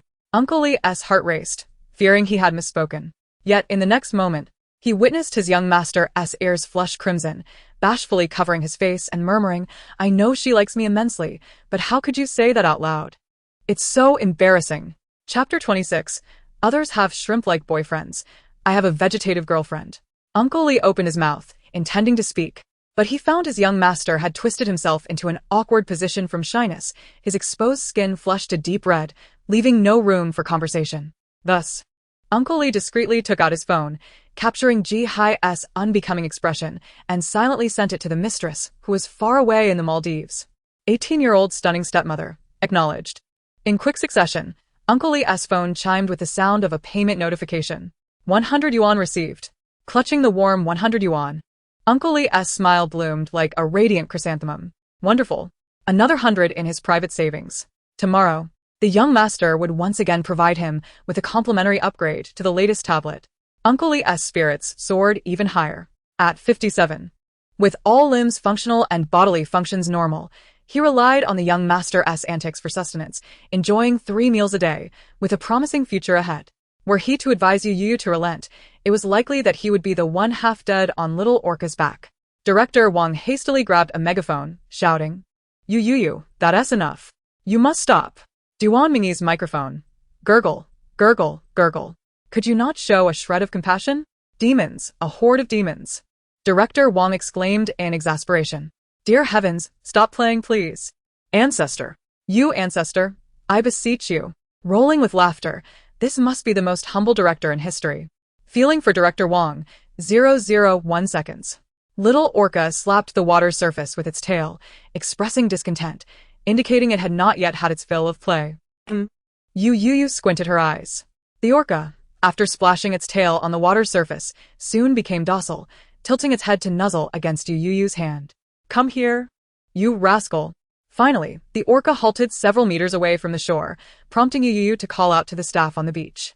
Next, little scoundrel, come here. With a flick of her wrist, she effortlessly launched a man weighing over 150 pounds into the air. Youyou patted the orca's head without a hint of regret. The orca, with a reluctant demeanor, nudged her fingers, looking pitiful enough to soften the hearts of viewers online. Ah, the little orca is so adorable. I was born from it. Please return my mother to me. Are you speaking human language upstairs? So, my brother's life is not worth anything, right? How could it not be? Youyou, go away.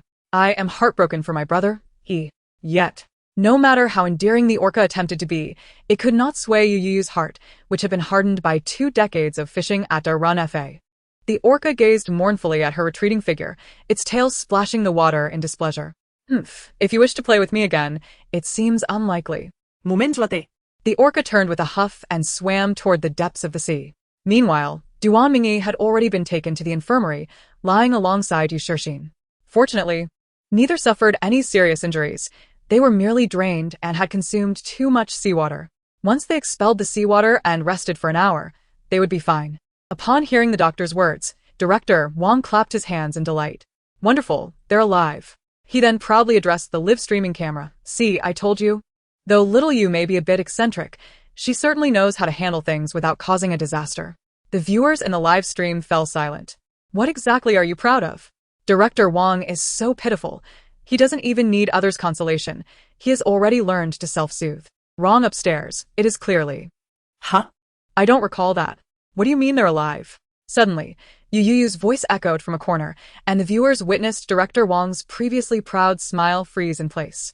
Having just changed her clothes, dried her hair, and styled it, Youyou approached with a bottle of Wang's milk in hand and a straw in her mouth. Her long, dark hair was casually held up with a sharp clip, her fitted, cropped top accentuating her fair skin and figure.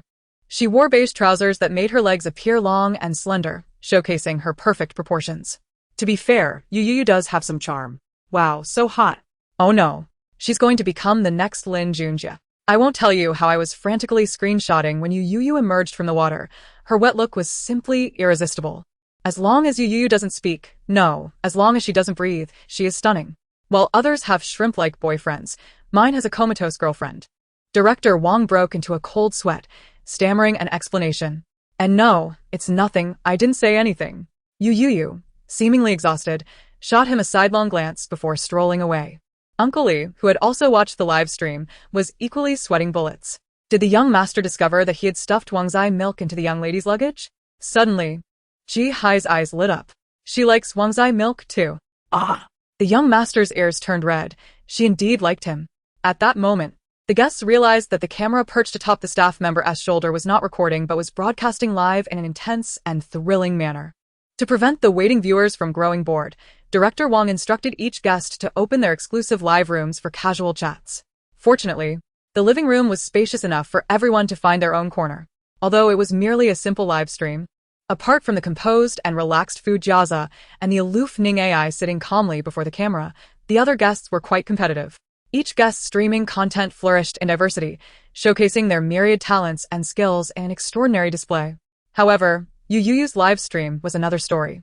In her stream, Youyou lay sprawled across the sofa, her sleeping position nothing short of outrageous. Her head hung down, neck arched back, arms raised above her head in a surrender-like pose, and her legs positioned haphazardly on the sofa and its backrest. Her snores echoed, overpowering even Yunlang's singing nearby. Hey, you're so malicious. Is this really the image a female star should project? This disregard for others in such a deep sleep is quite shocking, even among ordinary people. My comatose girlfriend is simply beautiful. Lying on the sofa like this is truly comfortable. I adore the sensation of blood rushing to my head. Who understands? Family? Does Youyou even remember she came to participate in a dating show? All the other guests are showcasing their talents to leave a lasting impression on one another. Yet Youyou is sprawled out on the sofa. Fast asleep? Has she given up on love? Perhaps Youyou believes that being crazy is more enjoyable than dating? Laughing to death, wasn't Youyou's explosive entrance enough to leave an impression? Boring. I will watch my Lang Lang instead. I just saw Fu Yingdi staring at Youyou during the live stream. He even smiled at her. Could Fu Yingdi possibly have feelings for Youyou? Sisterda, please don't get involved. Though I find Youyou fascinating, I don't think she is Fu Yingdi's type. Someone as unpredictably wild as Youyou? Trust me. After 10 years as a devoted fan, I truly believe Fu Yingdi wouldn't be into her.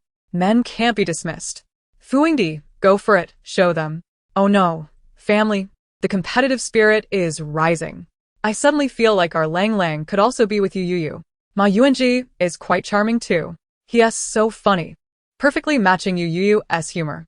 I am beyond excited to see them together. As Youyou lay sleeping on the sofa, she remained blissfully unaware of her sudden transformation from a figure of disdain to the coveted sister-in-law of fans from various houses. Even more absurdly, not only the male guest fans were involved in this competition, but the female guest fans were participating as well. Men cannot be dismissed. And women certainly cannot stand to hear others say they are not worthy. What on earth is happening? The guests, completely oblivious to the situation, wore bewildered expressions. Meanwhile, Director Wong and the other producers in the control room watched in stunned silence as the live stream took an unexpected turn. Director Wong clutched the few remaining strands of his hair in desperation. He finally realized that Youyou was the greatest asset of his dating show. During the hour Youyou spent sleeping, her antics on the dating show skyrocketed to the trending list. Family, hurry and watch the official Weibo live stream of If You Can't Date, Just Go Die. Hurry. Frantic shouting and headbanging recommendations. For those who haven't seen If You Can't Date, Just Go Die, you're in for a treat. I find it disgusting that anyone would watch a dating show without Youyou. I admit, when I saw Youyou riding the whale, I was genuinely shocked. How dare you, Youyou? When she jumped from the boat, she was in the depths of the ocean. Is she trying to throw her life away? I specialize in marine animals. I can assure you that the orca in the video was not coerced. It acted of its own volition. And not just any ordinary volition. I know orcas can be quite mischievous, but I never expected them to be this mischievous. Dear friends, having navigated the entertainment industry for so long, I can swear that Youyou has the most explosive Weibo name among all the female stars I have encountered. Help. What should I do if I become a fan? I am particularly drawn to individuals who are both beautiful and a bit eccentric, which perfectly aligns with my current state after finishing the college entrance examination. I vow that from this day forward, I shall be a loyal fan of Youyou. To the patient above, I'm the chief physician who dislikes cilantro. Welcome to the mental hospital of Weibo, where we invite you for treatment. What is going on? Youyou actually still has fans? How disgusting. I can't believe there are still people who like Youyou. They should promptly seek psychiatric help. Rebound. I'm laughing so hard. If my mental state were normal, would I still like Youyou? As a believer, I wish for a life of both indulgence and moderation so that my dear brother can survive until the dating show concludes. Upon landing, Su, who had hurriedly boarded a flight, immediately received a text from her assistant. Unsurprisingly, Youyou was trending again. With such explosive news, coupled with Youyou's knack for attracting negativity, it would be shocking if Weibo didn't explode with criticism over her antics. However, when she glanced at the trending topics related to Youyou, Su was utterly stunned. Youyou, the comedic star. Youyou riding an orca. Explosive entrance in the dating show, Youyou. Youyou's mental hospital fan group. My comatose girlfriend, Youyou. It was only after scrolling down that she finally spotted a few scattered trending topics related to the dating show. If you can't date, you might as well die, Fu Jiaja. At least we aren't the worst off, Yu Shixin. Chapter 28. The young master's heart overflows. After reading the trending topics, Su fell silent, her expression oddly peculiar. Especially after meticulously examining each trending term, along with the netizens' comments. Her expression grew even more bizarre and perplexing. This was the first time Su witnessed Youyou trending not for being criticized. And even more astonishing was that Youyou's follower count had surged by 1 million within just an hour, resulting in the emergence of several fan groups. The names of these fan groups were rather difficult to describe. Staring at the fan groups named after a mental hospital, Su quietly set her phone down. Good news. Youyou had become popular on the dating show. Bad news. Youyou's fame was due to her erratic behavior on the show. Not only had Youyou lost her grip, but her fans also seemed to be in a peculiar mental state. Su began to worry. Was such fame truly desirable? Initially, she had envisioned Youyou as a glamorous and alluring star, not as a whimsical comedic figure. At the Beihue Manor, Uncle Li observed the shattered tablet in the young master's grasp with an unflinching heart. Finally, after being violently thrown, the already battered tablet was officially declared unusable. Uncle Li calmly gazed at the remains on the floor, a phrase echoing in his mind. This is my wife. How dare they take her? The young master stomped on the tablet in fury, seemingly unsatisfied, and even jumped on it several times. Uncle Li, perhaps I am simply too charming. So I cannot bear to witness such a cruel scene. Uncle Li sighed. But young master, I recall you wanted a divorce from the young madam. Did you not? The young master suddenly froze, his dark eyes darting. Did that mean he ultimately did not get divorced? Besides, wasn't it he who didn't want the divorce? Had it not been for the sudden appearance of this peculiar system, he would have divorced Youyou long ago. Ji Hai frowned, troubled. Moreover, she is so fond of me. How could I bring up the subject of divorce? Perhaps the moment I mention it, she would start crying. Just the thought of that scenario caused a headache for Ji Hai. If Youyou were truly to cry over the divorce, he would have no means to handle her. Should they simply not divorce then? Ji Hai quickly shook his head. No, that simply wouldn't do. Divorce must happen. Uncle Li remained silent for a long time. In truth, he wanted to say that based on the young madam's character, if the young master were to propose a divorce, she likely would not cry. Even if she did, it would probably be tears of joy at the substantial divorce settlement. Ji-hai frowned, muttering, "Something feels off about this variety show." Uncle Lee stiffened. It was bad. The young master was unaware that the show Youyou was participating in was a dating show. If he was already this furious after seeing the live broadcast, how would he react upon seeing her on a date with her fiancé? Uncle Lee. Ji-hai's low, dangerous tone sent a shiver down Uncle Lee's spine, and he quickly looked up at Ji-hai. Young master. Seeing the evident nervousness on Uncle Lee's face, Ji-hai chuckled coldly. Tell me, what variety show is Youyou participating in? Uncle Lee hesitated. No, I cannot say. I really cannot. Not saying? Even if you were to beat me to death, I still cannot reveal it. Yehaya smiled, gently patting Uncle Lee's shoulder, reassuring him. Uncle Lee. What are you talking about? How could I possibly harm you? If you choose not to speak, that is perfectly fine. Uncle Lee felt a wave of relief. Really? Ji-hai pointed at the destroyed tablet on the floor, declaring, Look at it. Doesn't it resemble my shattered heart? It can still be pieced together. Uncle Lee's eyes widened in disbelief. The young master exclaimed in excitement. How cool. Staring at the young master's wickedly radiant smile, Uncle Lee inwardly cursed. As expected of the young master, so cunning. Young master, the young madam is participating in a dating show. Uncle Lee promptly divulged Youyou's secret without hesitation. What is a dating show? Uncle Lee explained to Ji-hai. It is a program that allows the young madam to openly date various types of men. Ji-hai smiled. Say that again. Uncle Lee could see the intense murderous intent in Ji-hai's eyes. Realizing this, Uncle Lee's authoritative demeanor as a butler kicked in. He leisurely adjusted his cuffs, wearing an elegant smile as he gazed at Ji-hai. Truly, the most esteemed and youngest heir of the Ji family. There is no one in the entire city who possesses such a fierce aura, especially those eyes, like a ravenous wolf, ready to devour me whole. With a flick of his wrist, he commands the world, ruling over all with an iron fist. There is no escape from his grasp. Ji-hai, I told you to stop reading those unrealistic CEO novels. Such tyrants do not exist in reality, do they? And the notion of ruling the world is quite absurd. Even old Ji would not dare to dream of such things. Ding. Based on the current situation of the host, the latest task has been issued. Task details. Please proceed immediately to if you can't date, you might as well die and participate in the dating show. Task time. Within 24 hours. Yehaya? In a rare moment, Ji-hai displayed no disdain for the task assigned by Nai. Instead, a contemplative expression graced his features. I was just about to inquire if this task was merely a whimsical thought of yours, he mused. What is this about tearing up the divorce agreement, holding hands with Youyou for 3 minutes, and now participating in a dating reality show? How fortuitous. Nai responded earnestly. Dear host, I assure you that none of my tasks are self-serving. Each task is activated randomly based on the host's own circumstances, ensuring absolute fairness and transparency. Understanding her words yet feigning ignorance, Ji-hai rose leisurely, a smile nearly stretching to his temples. Gazing up at the sky, he exclaimed, Ah, what a splendidly blue day it is.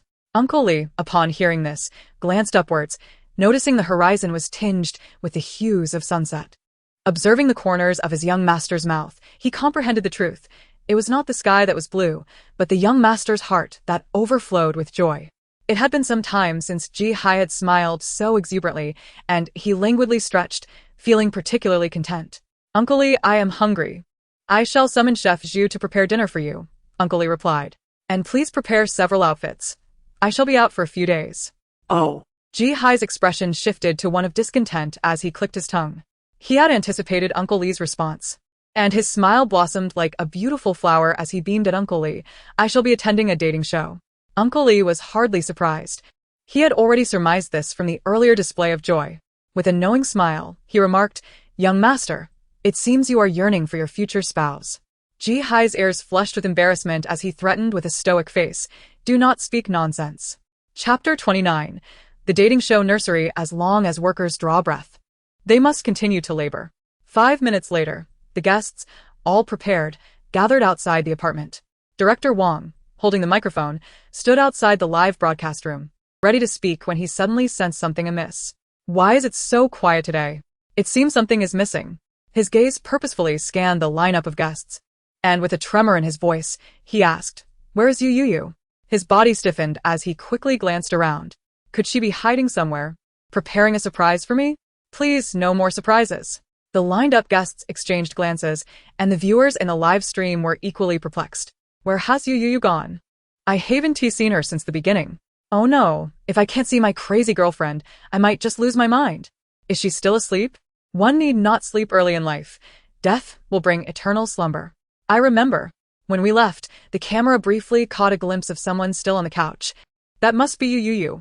But with all the commotion in the living room, she didn't wake up? Not even a dead pig sleeps like that.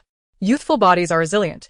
They can sleep soundly anywhere. As everyone pondered, Xiong Xiaoyang hesitated before quietly saying, she might still be sleeping. Still sleeping? The assistant director cleared his throat and leaned closer to Director Wong, whispering, she packed her things and left 2 hours ago. Left. Director Wong's voice escalated.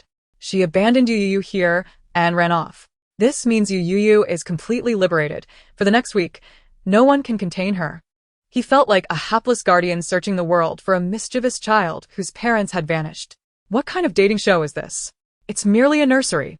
Director Wong's loud exclamation was heard not only by the guests, but also by the viewers in the live stream. Shocking. The manager outright abandoned her artist, leaving her on a deserted island. Is this a distortion of humanity or a moral decline? It is a profound respect for life. Ha ha ha. It's hilarious. At that moment, there was clearly a boat nearby, yet Youyou insisted on surfing the waves on the back of a killer whale with her manager, who wouldn't run off immediately. Manager, you really should not be so attached. Is there any relevant authority that can provide assistance? I'm not joking. This is a serious issue. The other guests fell silent, contemplating. Who could endure someone like her? Yunlang, though he had never met Youyou, had heard many stories about her online and was already displeased. Duan Mingyi's pale lips curled in disgust as he frowned. She has caused me and Xian such trouble, and she can still sleep soundly. How wicked. Pu and I remained unfazed. Does she dare to lay a hand on us? This is a dating show. If she breaks the rules, it's a breach of contract. The kind-hearted Ke Zhengqing smiled slightly. I find Youyou rather amusing. There's no need for concern. Ning Ai lazily hung her eyelids, saying nothing. Indeed, she not only sleeps but she also sleeps quite soundly. Poor ego. He is truly pitiful. If Youyou were a man, he would have long been guilty of harassment. But recalling her humiliation in front of so many, Yu Shixin's eyes flickered with malice. Youyou dared to treat her this way. She would never forgive her. Perhaps she was exhausted from all the fun in the sea, which is why she now slept so deeply. Xiong Xiaoyang carefully chose her words. I often expend a lot of energy and sleep heavily. It's quite entertaining, just not something I would want to experience a second time. Who will wake Youyou? Upon this suggestion, all the guests cleared their throats, glancing at the sky and ground, refusing to speak. Even Yunlang, who had been quite resistant to Youyou, held his tongue, fearing he would become the next unfortunate soul. After all, with someone as unpredictable as Youyou, it was wise to be cautious.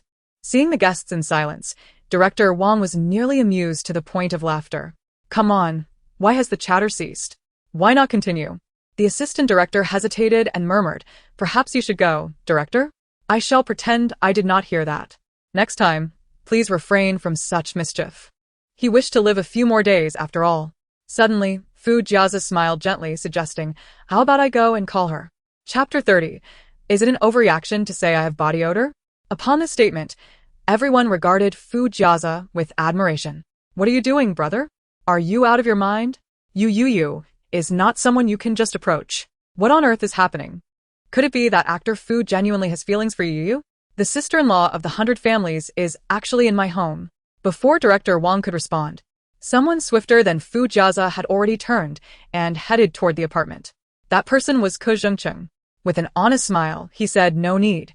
I'm closer to the door. I shall wake Youyou. No one opposed. As long as they were spared the task of waking her, they were indifferent to who went. Seeing Ke Zhengqing already on his way, Fu Jiazi nodded and fell silent. In the apartment, Ke Zhengqing entered to find Youyou soundly asleep on the couch. His gaze darkened. The gaze lingered on Youyou, despite her apparent mental instability. One could not deny the stunning beauty of her face and figure. He had previously encountered Youyou at an event and was immediately captivated by her appearance. Thus, upon learning that she would also participate in the reality show about romance, he resolved to win her over. As Youyou slept at an angle, her already short top sagged downwards, exposing a glimpse of her fair, delicate abdomen and slender waist. Keskiviikko tension slowly approached. his eyes fixated on the skin revealed to her waist. Yet, due to the presence of recording cameras, he refrained from being overtly direct, instead feigning casualness as he rested his hand on her shoulder, his fingertips lightly brushing against her skin. Before he could shift his hand to her waist, it was suddenly seized by another. In the next moment, the guests outside heard a blood-curdling scream emanating from the apartment. Everyone froze, a shared thought crossing their minds.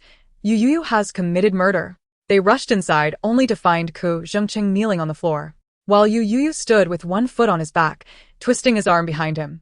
Ko Zhengqing grimaced in pain, and upon seeing the others rush in, he cried out without regard for his image, "Help, please save me. It hurts, it really hurts. What is going on? Why is Youyou attacking again?" I initially found her rather amusing, but her temperament is quite dreadful. Youyou is indeed repugnant. Director Wong, unable to appear on camera, anxiously shouted from the sidelines. "Youyou, what are you doing? Let go of him." The other guests hurried to intervene, prompting Youyou to leisurely release Ko Zhengqing. What had transpired? Qu'est-ce qui vous contente? Aided by Ma Yuanji as he struggled to rise, looked utterly innocent. Ma Yuanji couldn't help but chuckle. Must be just a case of waking up on the wrong side of the bed. I experienced that too, but it's usually nothing serious. It just takes a moment to adjust.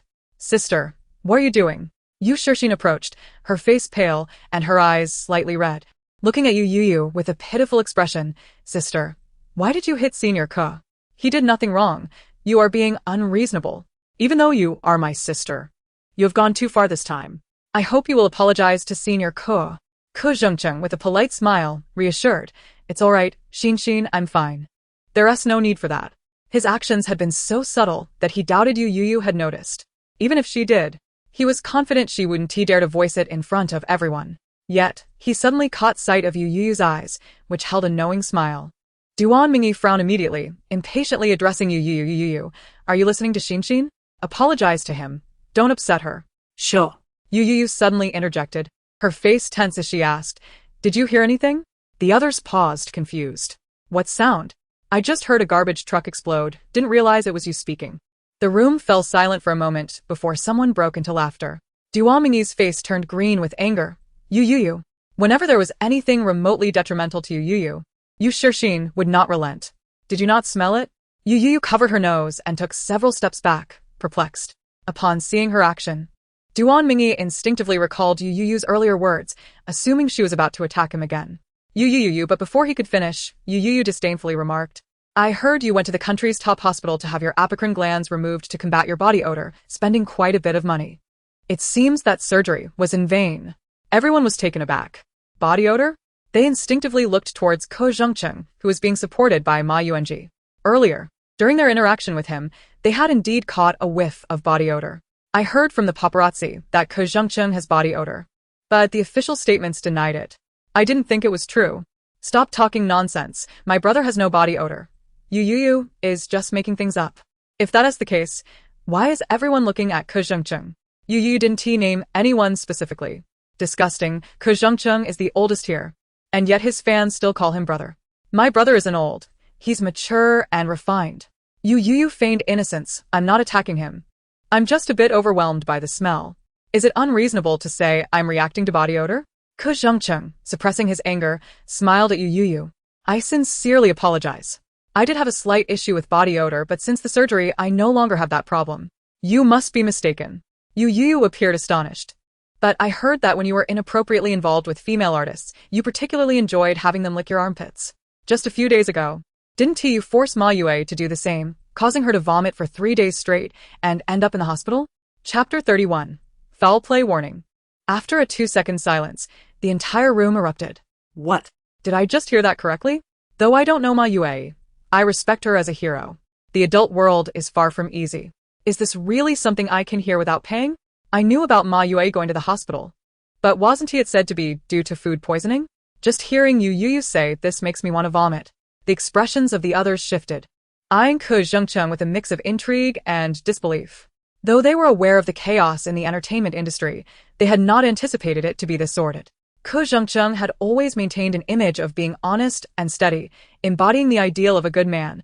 They were shocked to learn he harbored such revolting proclivities. Director Wong, holding the script, trembled as he dropped it to the floor upon hearing Youyou's explosive revelation.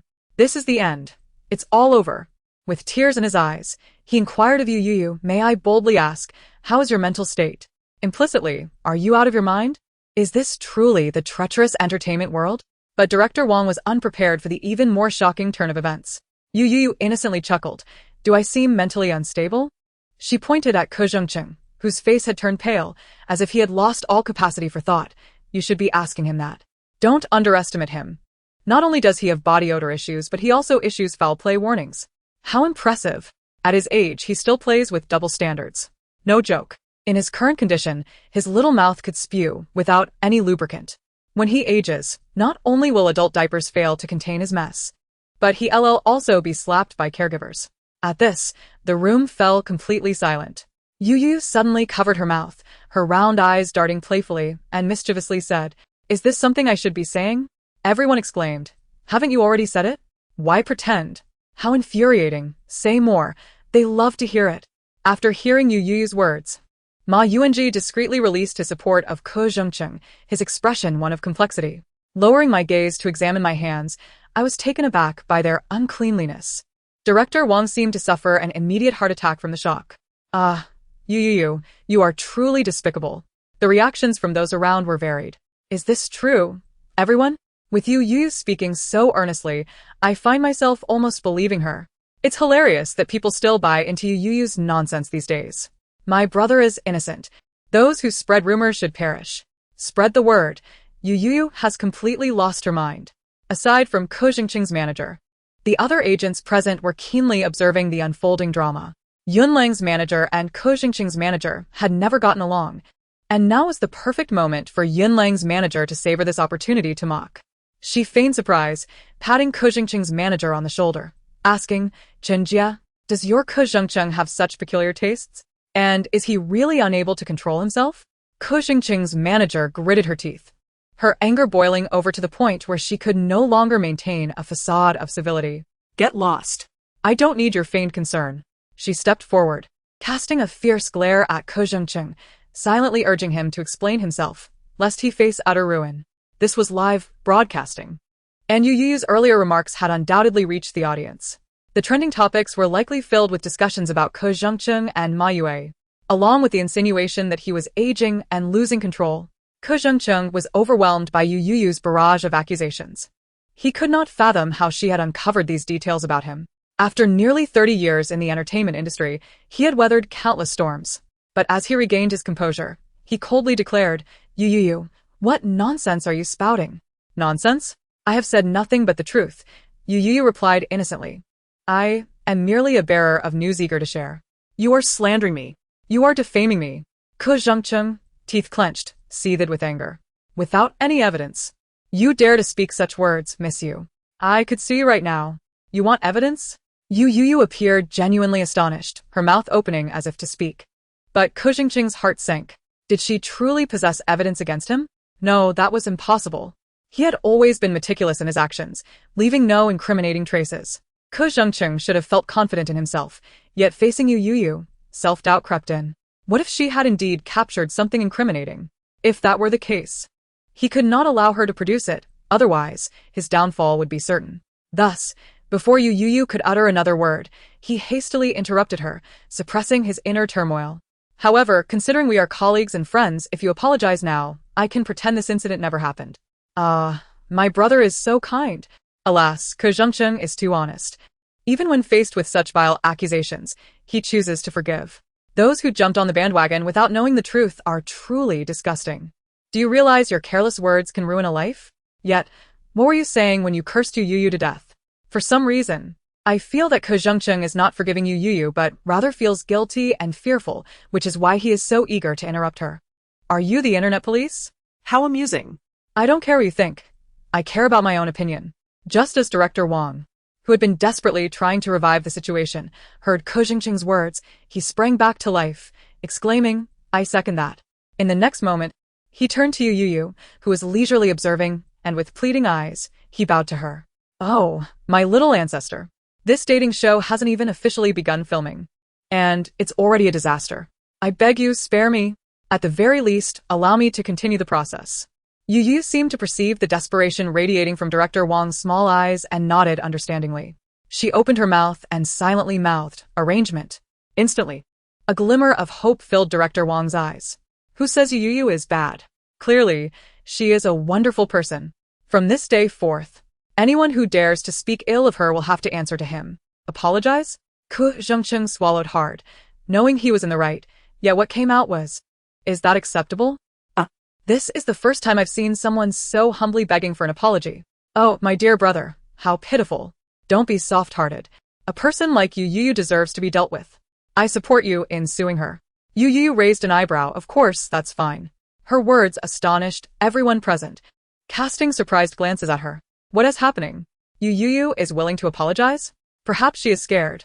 After all, spreading rumors and publicly defaming a public figure is no trivial matter. Ku Zhengqing's eyes widened, and for some inexplicable reason, he felt a surge of confidence. He straightened his posture, convinced that Youyou was frightened, and immediately addressed her. However, your previous comments have caused me significant harm. I can choose not to sue you, but I hope you will reflect on your actions, for not everyone can remain so calm after hearing your slander. Upon hearing this, fans in the live broadcast erupted in cheers, praising Ku Zhengqing for his kindness. Yet, only the astute onlookers could discern that his words, while seemingly gentle, carried a tone of condescension. Fu Jiazi glanced at Ku Zhengqing, then smirked slightly before shifting his gaze back to Youyou with a cold expression. He was genuinely curious to see how she would respond in this situation. To his surprise, after listening to Ku Zhengqing, Youyou appeared genuinely remorseful. "I am sorry. It was my fault." Her apology was direct and swift, catching everyone off guard. Director Wong wiped away a tear, feeling both relieved and guilty. It was his fault for allowing such a proud figure as the bearer of the news to stoop to this humiliation. Is that it? An apology? I was just getting ready to dig in, and now you tell me it's over? Baby, I'm just tired today. It seems something else has intruded. Baby, just give it a kiss, and everything will be fine. Seeing Youyou's sincere apology, Ku Zhengqing felt a sense of satisfaction. If it weren't for the cameras, he would have seized the moment to threaten her. Instead, he surveyed her from head to toe, secretly smirking. But that was all right. Eventually, Youyou would come crawling back to him, begging for his assistance. Ku Zhengqing felt triumphant, since she had already apologized then. I should not say that age has rendered me incapable, as Youyou slowly raised her head to look at him, a chilling smile gracing her lips. For at this very moment, I could unleash chaos upon you, ha ha ha. What did you just say? Help, what is this laughter? The upstairs is truly remarkable. They can even discern this as a form of laughter. Just a moment ago, I thought Youyou was about to undergo a transformation right here. Goodness. Youyou scared me to death, her laughter reminiscent of the dark sorceress Xiaoyu. Ha ha ha, as a fan for 10 years. I knew this little one was not so simple. Yufei, how many surprises do you still harbor that I am unaware of? Ku Zhengqing was left dumbfounded. Director Wong paused. Wiping away tears, the earlier guilt seemingly fed to the dogs. He could no longer contain himself. Youyou. She turned, winking at Director Wong. Signaling her recent performance was commendable. Did she not just arrange it all for him? Understanding the meaning in Youyou's eyes, Director Wong spat blood. Before he fainted, he gritted his teeth, repeating, Youyou, you are truly despicable. 5 minutes later, bloodied yet resilient, Director Wong continued to smile, holding the script, explaining to the audience in the live stream what had just transpired. Good evening, dear audience. It is now 7:30 in Beijing. Everything that just happened was merely a jest among the guests. Please do not take it to heart. Did you hear that? Forget it. Director Wong gritted his teeth, hypnotically repeating, forget it, forget it, forget it. Without waiting for the reactions of the audience and guests, he pressed on. Dear romantics, the beautiful sunset has set. Welcome to this tranquil yet amorous evening. Do not speak. Your feelings are slowly warming and your stomachs are beginning to rumble. Please prepare your dinner now and let us enjoy this splendid night together. Awkward. Help, who taught him to recite like this? Director Wong, do you not value your life? Congratulations. It finally resembles a proper dating show. Director Wong set down the script, cleared his throat, and before dinner, invited the guests to draw lots for their rooms. Behind him were 2 pink lottery boxes, brimming with youthful charm. Inside are 10 slips of paper, each corresponding to the rooms of male and female guests on the 2nd and 3rd floors. The order of selection is determined by the popularity of the previous live broadcast. Yu Shixin's face stiffened. The others remained silent, their gazes fixated on Youyou. The cameras also turned towards her. Just as Youyou was about to yawn widely, she noticed their stares and, without a hint of hesitation, continued to yawn indifferently. What are you all looking at? I have no objections. Seemingly a bit fatigued after yawning, she let her eyelids droop lazily. Suddenly, as if struck by a thought, she chuckled. You all make me seem so fierce. Chapter 33. After all, it is perfectly suited to a dating show. Everyone, is this not a fact? Youyou giggled, adjusting her voice in a playful manner. Oh, stop it. I am not fierce at all. Goodness, even as an old fan, I find this scene quite discomforting. I recall you only started supporting Youyou today. How can you claim to be an old fan? How hilarious. Youyou had no fans before. How can I not be considered an old fan? However, since Youyou had no objections, everything was open for discussion. Yunling nodded eagerly. No problem, director, please proceed. We can understand. Xiong Xiaoyang whispered. Those who cannot comprehend should be taken out to play diving with the little orca. I believe you will soon understand. Director Wong declared, since there are no objections. Ladies first. Yu Shixin, please draw. Duan Mingyi spoke gently to her. Xin, go ahead. She reached into the box, pulling out a slip of paper and glancing at it. Upon seeing its contents, Yu Shixin's expression subtly shifted. Noticing her change in demeanor, Ma Yuanji curiously inquired, Xin, what number did you draw? Yu Shixin tightened her grip on the paper, forcing a smile. Number 4.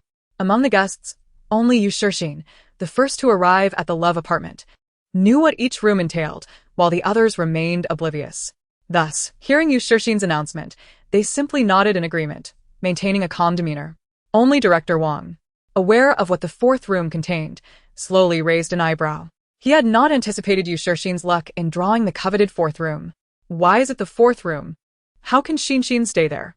I strongly urge the production team to give her a different room. How can Xin reside in such a room? I object. Ha ha ha. What luck for Yu Shixin. She drew the most special room right away. What's so special about room 4? Newcomers to the live stream were utterly bewildered. Actually, room 4 is not that different. It just has a decor style that is quite harmonious with the words dating show and even love apartment. Everyone racked their brains, trying to discern what made it so perfectly suited. How about this? I'll give you $100 if you tell me what's so special about room 4. Deal? Duan Mingyi, who drew room 1, merely glanced at it before tucking the slip away. Director Wong approached, clearing his throat. Now I shall announce the rankings of the guests' popularity in today's live stream. The remaining guests with the highest popularity are undoubtedly the esteemed actor Fu. Though it pains me to admit, my Langling falls just short of actor Fu. My brother Cheng's loss to actor Fu is no disgrace. And now it is Youyou. Ding ding ding. Surprise unexpected.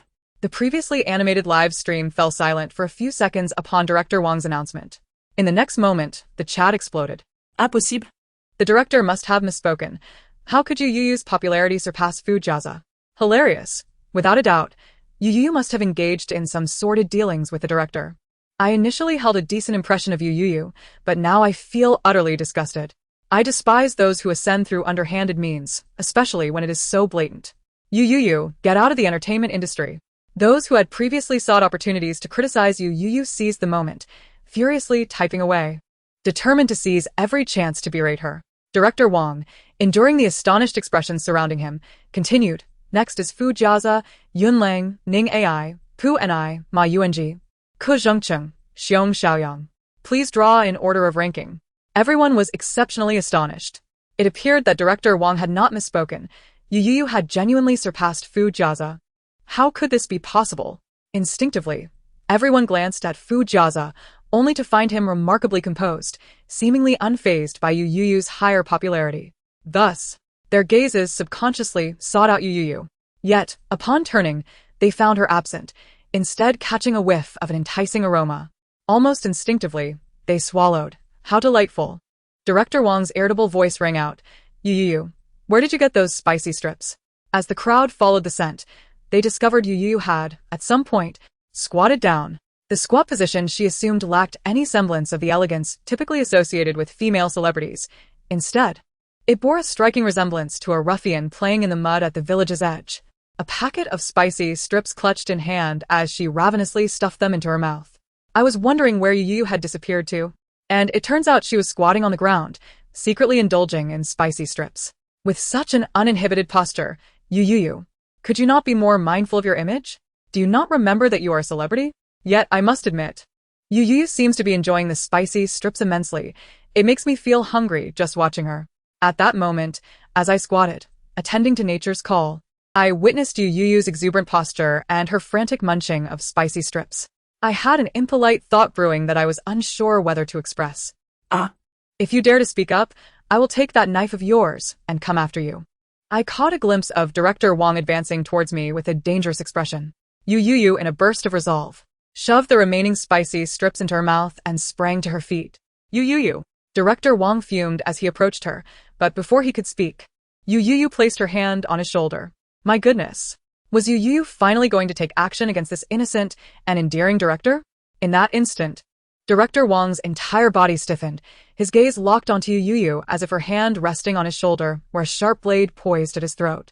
Youyou paused momentarily, swallowing the spicy strips she had stuffed into her mouth, then flashed a toothy grin at the director, her front teeth still stained with remnants of the spicy snack.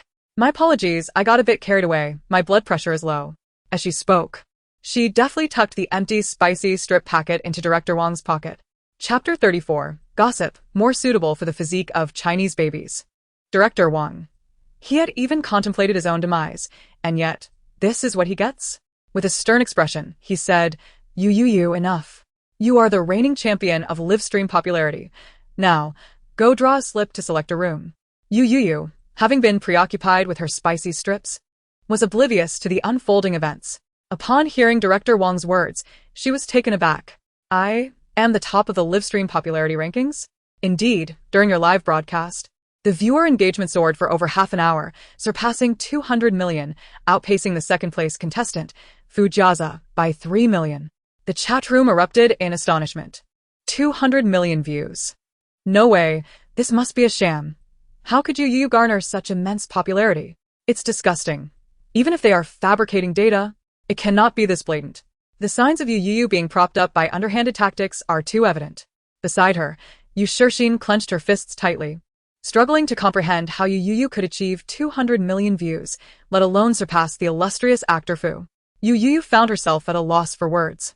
Wasn't I asleep during the broadcast? Director Wong smiled. Exactly. Why are you surprised? Isn't this precisely the kind of thing you are capable of? Seeing that Director Wong seemed earnest, she tugged at the corners of her mouth, appearing somewhat speechless. So you mean to say, approximately 100 million people were watching me sleep? Director Wong continued to smile. Indeed. Realizing the embarrassment now, aren't you? It's too late. The internet has a memory. Youyou turned to face the camera, her expression grave. If you truly have nothing better to do, perhaps you should find a cell to sit in.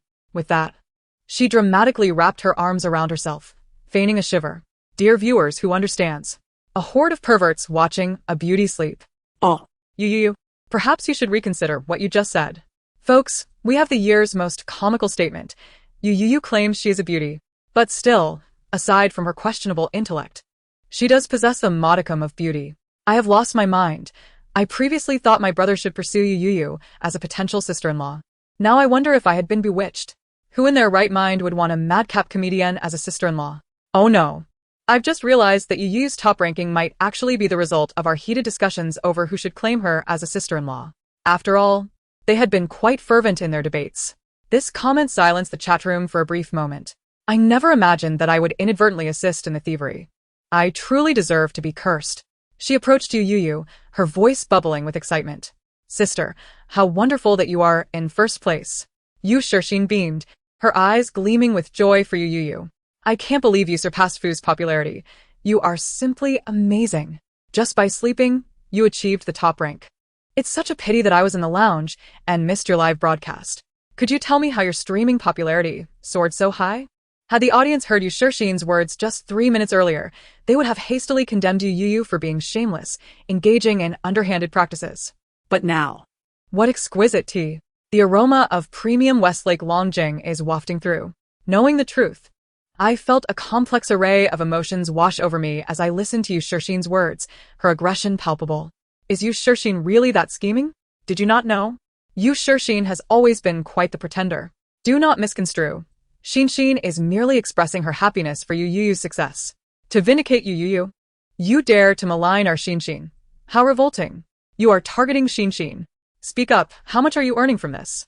As Youyou observed Yushixin, her round eyes flickered with mischief, deftly crafting a character in the air. Her gaze carved the phrase intriguing into the air. Before the viewers could decipher the meaning behind Youyou's look, she let out a click of her tongue and, with a tone laden with implication, remarked, No wonder they speak of you that way. Yushixin? Everyone. What did you say? The pungent scent of gossip permeated the air. Little did they expect that after a few clicks of her tongue, Youyou would fall silent. The audience in the live stream, eager for gossip, went into a frenzy. What are you saying? Please continue. I am going mad.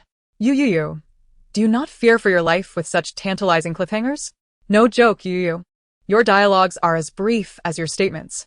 Youyou, I curse you to eat instant noodles without a seasoning packet, to clog the toilet, and to buy a pull tab can without a ring. Even the staff members nearby began to gaze at Yushixin with a hint of curiosity. This moment was nothing short of a masterstroke for Youyou. Nothing captivates the attention of the Chinese populace quite like gossip. Gossip, more suitable for the physique of Chinese babies. With a strained smile plastered across her face, Yushixin continued to feign innocence. Sister, what are you talking about? Youyou. Intrigued, inquired, do you perhaps have another name? What? The sister known as Mona Lisa. Youyou replied leisurely, Jenny Marsh. Yushixin's eyes widened in disbelief as she realized that Youyou had publicly insulted her in front of so many people. Her eyes brimmed with tears, her voice quivering with sadness and grievance. Sister, did I do something wrong? Why must you insult me? Do not merely chastise you. If you did not understand clearly, I could even inscribe it on your tombstone, my silly sister. Youyou scoffed. I was asleep, and you asked me how I won. How would I know? Instead of asking me, why do you not inquire of those perverts watching me sleep? She whistled, like a rogue teasing a virtuous woman. Good evening, my eccentric friends. I can hardly contain my exasperation. Merely glancing at Youyou asleep has left me vulnerable to the potential ridicule that may follow me for a lifetime. If Youyou were not so audacious, she would truly be insufferable. Youyou, how could you speak to Xin in such a manner? Director Wong is urging her to draw from the paper slips, leaving little time for Youyou to showcase her talents. Prompting her to disdainfully retort, perhaps you should consider a visit to the hospital. I understand your straightforwardness, but must you express it so bluntly? Chapter 35. Youyou, I only cherish Xin. Duan Mingyi is livid. Youyou. Duan Mingyi is lost in thought, wearing a contemptuous expression. Ha! No matter what you do, I shall never hold any affection for you. My heart belongs solely to Xin. She opened her slip to reveal the number 1. I recall that room 1 resembled a pink princess chamber, and at the time, Yushixin adored it. To my surprise, Youyou has drawn it, while I ended up with the most outrageous room 4. Fans are captivated. Youyou and Xin are the real deal. While it's acceptable to support underappreciated ships, let us not tread into dangerous waters. One may be grounded, but it should not lead to the abyss, dear. The most absurd outcome has emerged. Who would have thought that Youyou could team up with Yushixin? Why does Youyou deserve the princess room? I refuse to accept this. Clearly, Xin is the one suited for it. Youyou, you should graciously relinquish your room to Xin. What right do you have to occupy the princess chamber? Such malice.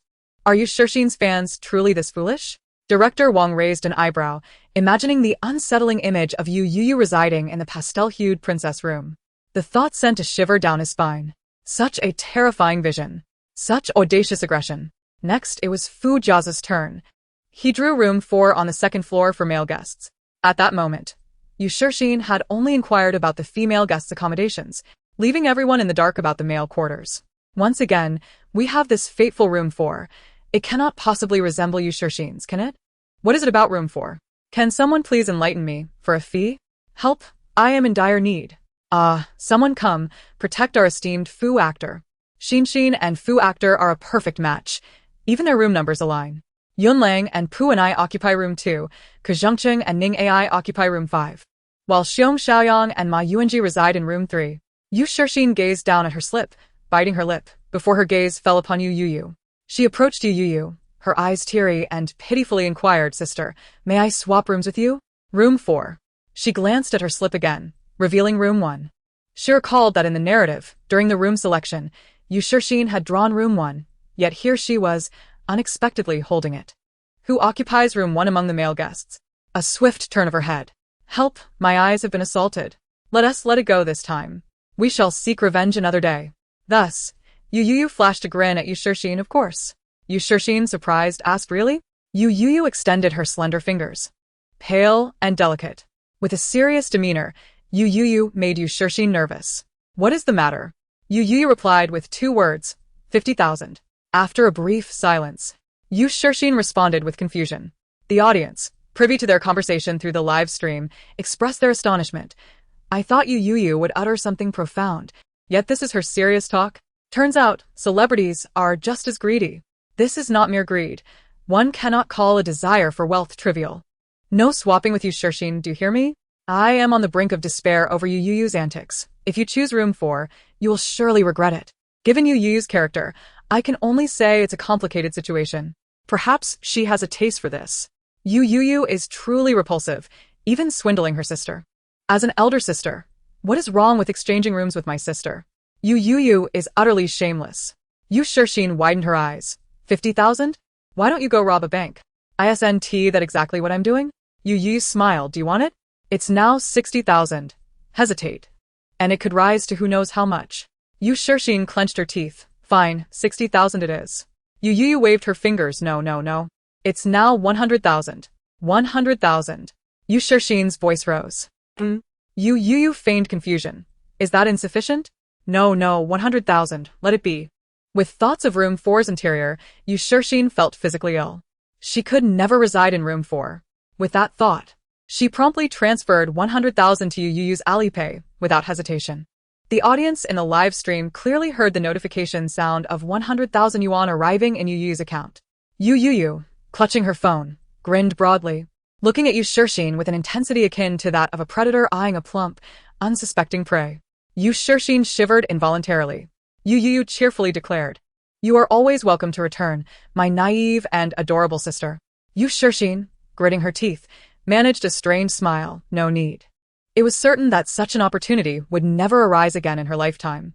Meanwhile, Director Wong, realizing that Yushirxin and Youyou had not only discreetly exchanged slips, but had also allowed Youyou to clandestinely profit by 100,000, could only swallow his indignation. After all, it was his initial oversight in failing to clarify that guests were prohibited from privately exchanging slips. Allowing Youyou to exploit the loophole, Director Wong announced, since everyone has drawn their room numbers, please find your fellow guests with matching numbers to form teams and collaboratively prepare dinner for this evening. Haha, I knew it. This is indeed a dating show. Fantastic. Xin and Brother E are a team. They are truly destined for each other. Oh, how delightful. While I also ship Eiji and Kingson, I secretly yearn to see Xin paired with Fu Actor. Wait. Since Yushirxin swapped rooms with Youyou, does that mean the current pairing with Fu Actor is? Chapter 36. My cooking has but one specialty. Reliability. Youyou. It's Youyou. Why must it be Youyou? I am losing my mind. Quick, inform Fu Actor's team. We've encountered the madwoman Youyou. Whatever she says or does, just comply. Do not dare oppose her. I can only say that opposing Youyou is akin to dancing at the edge of a cliff. Your good days are over. Surely it cannot be that dramatic. It's merely dinner preparation. The other guests were momentarily taken aback, unsure whether to envy Youyou or pity Fu Jiazi. Fu Jiazi's popularity was undeniable, and missing the chance to leverage it was indeed regrettable. However, the fear of partnering with Youyou overshadowed any concerns about capitalizing on Fu Jiazi's fame. Missing out on Fu Jiazi's spotlight was merely the loss of a fleeting moment. However, partnering with Youyou would mean directly losing a life. Fu Jiazi raised an eyebrow slightly, glancing at Youyou, who was lost in thought, staring at a particular spot. Fu and I furrowed her brow, glanced at her note, gritted her teeth in frustration, but said nothing as she turned to find Yunlang to team up with. Next time, she would surely find an opportunity to partner with the esteemed actor Fu. Only Yushirxin appeared completely petrified. What? Guests with the same room number would team up for dinner tonight. This meant that the original pairing of her and Fu had been replaced by Youyou. She had unwittingly handed this opportunity to Youyou. Not only that, but she also inadvertently allowed Youyou to profit by 100,000. Yushirxin felt her insides twist with regret. She struggled to suppress the urge to loudly question the director about why he hadn't revealed this sooner. After all, she feared that Youyou might unleash her wrath upon her. She truly despised Youyou. Duan Mingyi joyfully seized her hand. Xin, I never expected you to be so clever. Xin twitched her lips, internally vexed, yet feigned confusion. Brother Mingyi, what do you mean? Duan Mingyi, brimming with excitement, exclaimed, Xin. You are incredibly astute to have guessed that the director would pair guests with matching room numbers. He seemed a bit bashful, yet profoundly moved. I never anticipated that despite Youyou's outrageousness, you would seek her out to swap notes just to be on the same team with me, even agreeing to her unreasonable conditions. The more he spoke, the more animated he became, gripping Xin's hand tightly. Xin, you truly love me. Duan Mingyi's brief remarks rendered Xin momentarily speechless. Brother Mingyi, please no more. Everything she did was for him. Duan Mingyi gazed at Xin's bashful face, his heart swelling with sweetness. He held her hand tightly, overwhelmed with emotion. Xin is indeed the finest girl in the world. Youyou is so malicious. She cannot compare to even a single strand of Xin's hair. The apartment was bustling, with guests already busy in the kitchen. They had organized themselves into teams, each responsible for preparing a dish to be shared later. Meanwhile, in Yunlang's group, Pu and I was tying an apron around him. Each guest appeared perfectly in sync, exuding an aura of camaraderie. Yet, deep down, they all understood that they were not here for romance but for popularity and discussion. They were acutely aware of what the audience wished to see and how to generate buzz. Therefore, even without a live broadcast, viewers could still sense the burgeoning romantic atmosphere filled with pink bubbles. The kitchen romance variety show, the fiery beginning of love. Are Yunlang and Pu and I really just tying aprons? The tension is palpable. The chemistry between Ma Yuanji and Xiong Xiaoyang is undeniable. The sunny, humorous boy and the shy, quiet lamb. Wow, Yunlang has such a great physique. With an apron on, he transforms from a charming youth to a seductive chef. Brother, don't stir-fry, stir me. This dish is truly impressive. It's so spicy it has me blushing. Help, can we talk about something a child could hear? Quick. Stop talking.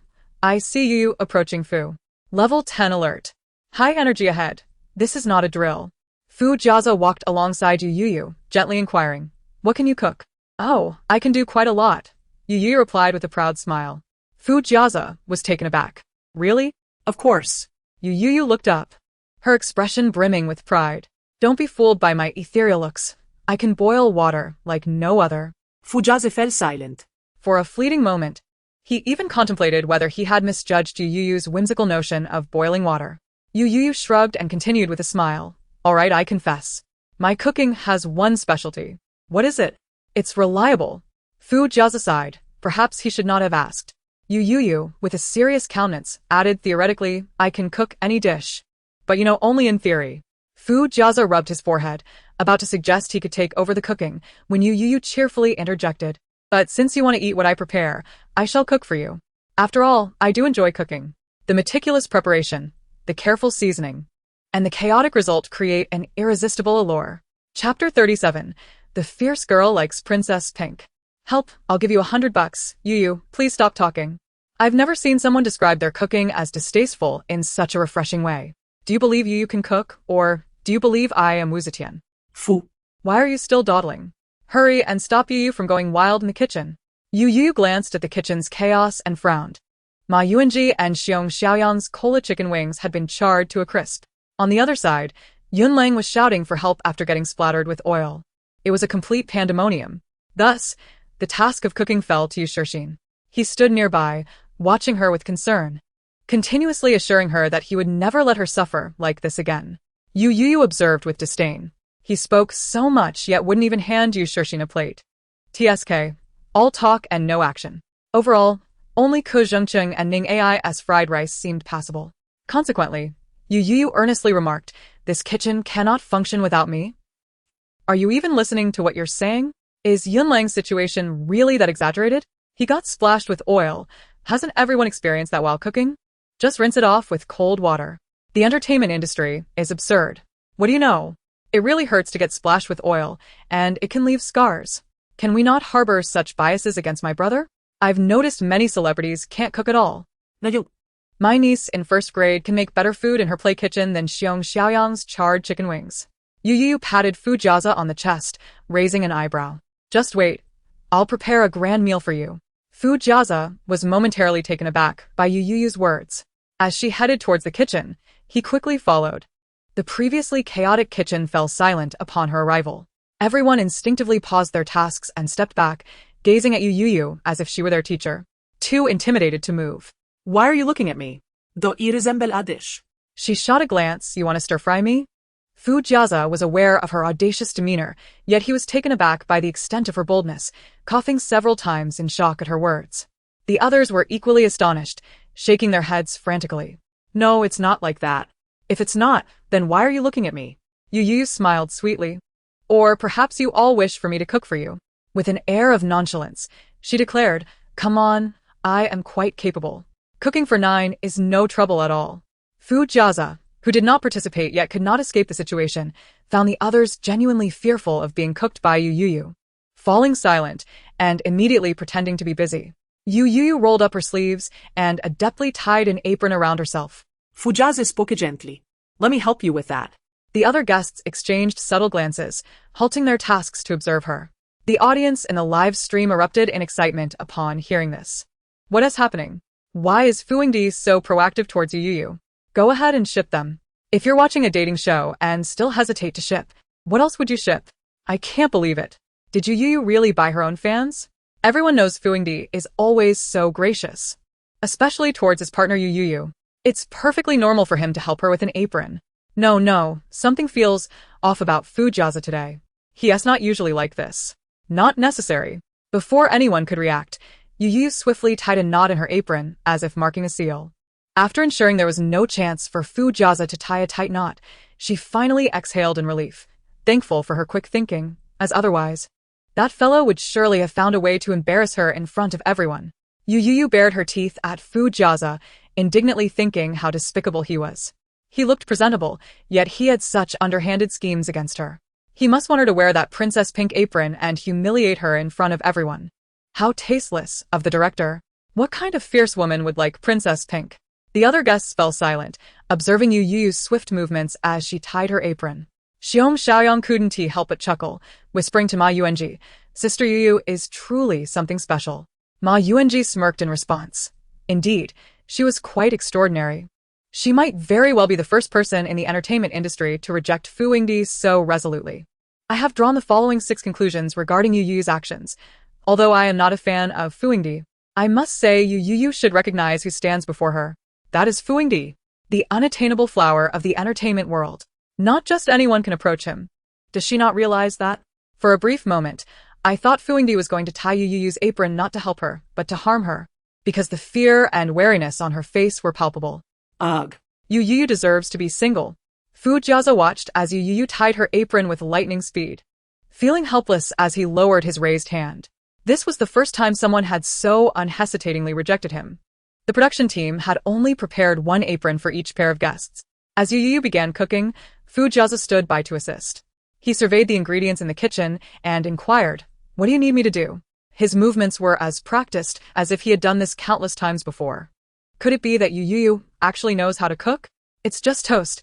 Even a 3-year-old could manage that. What are you all so anxious about? If Youyou really knows how to cook, I will live stream myself washing my hair upside down. That would be hilarious. Fu Jiaza raised an eyebrow thoughtfully, acknowledging her clever choice of a dish that was both easy and convenient.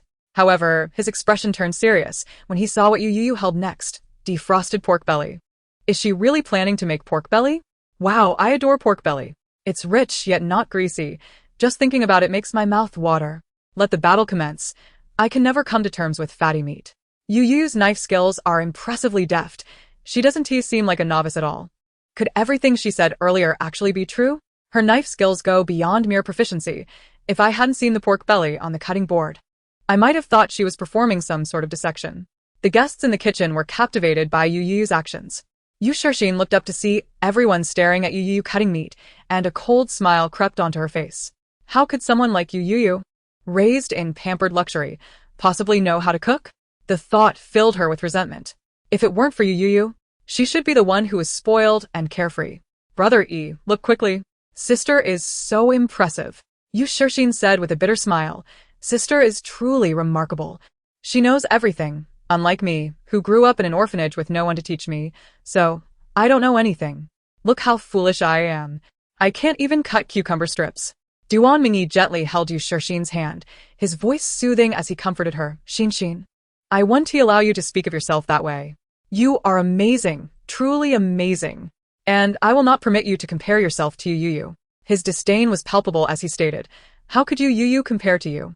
Brother Duan Mingyi caressed Yu Shixin's hand, seemingly at a loss. But I am genuinely moved by your kindness. Ugh, Xin is so kind. Every day I wonder why Youyou hasn't just disappeared. She really is quite foolish. Unable to even cut cucumber strips. Stop talking. Youyou has already begun to cook braised pork. Hurry over to witness her misfortune. The viewers in the live stream flocked in, initially eager to see Youyou's blunders, ready to ridicule her when her braised pork inevitably failed. However, to their astonishment, Youyou's dish turned out splendidly. What should we do, everyone? Even from behind the screen, I can smell the deliciousness of Youyou's braised pork. The color is absolutely stunning. It looks so tempting. Damn, I've already dropped 2 servings of braised pork into the ugly group. Even the guests nearby were salivating at the sight of Youyou's braised pork, abandoning their own dishes to gaze hungrily at hers. Director Wong stood by the camera, entranced by the sight of the enlarged pot of braised pork, nearly swallowing his own tongue in anticipation. The tantalizing aroma wafting through the air made Yu Shixin's eyes well up with disbelief. How could Youyou possibly know how to cook? But at that moment, Youyou suddenly turned towards the refrigerator. Everyone was momentarily stunned. What could she possibly be doing now? The scene that followed left everyone wide-eyed in astonishment. Youyou shockingly added several strawberries into the pot of braised pork. Help! Someone save my eyes. Ah! Is that really a strawberry? It can't be. I'm losing my mind. Who on earth would put strawberries in braised pork? Do you think I still care? I've trained my sword on Kunlun Mountain for 6 years. My heart has long since grown as cold as the blood of Kunlun Mountain. For a decade, I have been fishing at a hypermarket, and I believe my heart had grown as cold as my knife. Yet, upon entering this live streaming room, tears cascaded down my face like the Huangguasha waterfall, soaking my flip-flops and leaving my toes aching. I could only plead, please spare me. Youyou, do not lose your mind. It's truly reminiscent of something Youyou would concoct. As a loyal patient of Director Yu, I never imagined that I would follow her into the kitchen, and now I have replicated her culinary masterpieces flawlessly. I'm not joking, Youyou. Take your strawberry braised pork and roll it out of here. From now on, Youyou shall govern her own kingdom. The expressions of the guests and staff shifted dramatically. They had never witnessed such an explosive approach to cooking. Watching Youyou expertly stir-fry the strawberry braised pork with a spatula evoked a myriad of emotions. What was once tantalizingly appetizing now appeared utterly unpalatable. Fu Jiazi glanced at the plate of strawberry braised pork she handed him, his expression a complex tapestry of emotions. Yet, what followed was even more shocking. Youyou produced 2 preserved eggs from seemingly nowhere and proceeded to pour half a bottle of yogurt into the bowl containing the smashed preserved eggs. The audience's expressions mirrored their distaste. As she evenly spread the concoction, resembling a bowl of unappetizing sludge, onto freshly toasted bread, the reactions were explosive. Quick! I urgently need that meme of the old man on the subway looking at his phone. Haha, yogurt preserved egg sauce on toast. Simply brilliant. Youyou, you are extraordinary. A true genius. Utterly unconventional. Who can remain sane in such madness? We merely endure. But was this the end? No, it was not. Following the strawberry braised pork and yogurt preserved egg sauce on toast, Youyou created an even more outrageous dish, crispy bittermelon. The room fell silent at the sight of the freshly prepared crispy bittermelon. Youyou, lost in her culinary fervor, rushed to the fridge for 2 eggs to craft an Oreo scrambled egg and a steaming bowl of sweet dumpling soup. I can tolerate them coexisting in my stomach, but I absolutely cannot bear having them in my mouth. Yet, these were mere appetizers. The true blow to all the guests came when Director Wong outside raised a megaphone and shouted at them. The guests, who had initially found Youyou's cooking amusing, were now disheartened. True heartbreak is not loud and boisterous. Genuine disappointment is not always marked by tears. Chapter 39. Duan Mingyi fainted in 2 seconds. Thankfully, Fu Jiazi prepared a few relatively normal dishes. While they paled in comparison to Youyou's dark culinary creations, they at least provided some balance. Gazing at the tantalizing aromas wafting from one side and the unidentifiable dark cuisine on the other, the guests' faces turned a shade of green. Maternal love and home-cooked meals may not always accompany you, but Youyou's dark dishes will always linger. Ultimately, regardless of the circumstances. Everyone found themselves tearfully forcing the dark cuisine into their mouths, with food jiaza not exempt. They could only think of how revolting the dishes looked. Otherwise, if it made its way online, who knew what people would say about him? In the next moment, Duan Mingyi's eyes widened, bloodshot. He dropped his chopsticks and dashed toward the restroom. The others froze, staring in disbelief at the restroom's direction. Slowly, they lowered their heads, gazing at the dark cuisine before them, swallowing hard. Was the lethality this profound? Their chopsticks trembled incessantly, grasping and releasing, yet they managed to catch nothing. Once blind men felt their way through bones. Today, artists struggled to grasp their food. 6 individuals could not bring themselves to eat a single bite. Youyou chewed on candy and sipped soup without raising her head. What could happen? It's not as if I ate poison. This remark rendered everyone momentarily silent. A glance at the dishes before them led them to a shared thought. These might as well be poison. I'll go. Yunlang, unable to bear it any longer, began to speak, but Yushixin abruptly stood up and interrupted him. You all eat. I will check on Iga. Yunlang was taken aback, but begrudgingly sat down. Watching Yushixin leave, envy filled their eyes. They too wished to escape, lowering their gazes to the food in their bowls. They closed their eyes and steeled themselves to take the plunge. Yushixin, it's bad. Iga has fainted in the restroom. The hands gripping the chopsticks trembled, and the chopsticks slipped from their grasp. Fainted? No way, it can't be that serious. Duan Mingyi's manager, hearing this, could no longer remain seated and rushed into the restroom. Moments later, he emerged, shouting, "Call an ambulance, quickly." As for the ambulance, sister, it's dark now, and we are on a small island in the middle of the sea. Where do you expect to find an ambulance? Damn, he fainted? Could it be due to eating Youyou's cooking? Did Youyou poison him? Youyou, go die. She must be trying to ruin my ego because she can't have him. The police have already been called. I, for one, will not forgive this matter. But we all watched Youyou cook. When did she have the chance to poison him?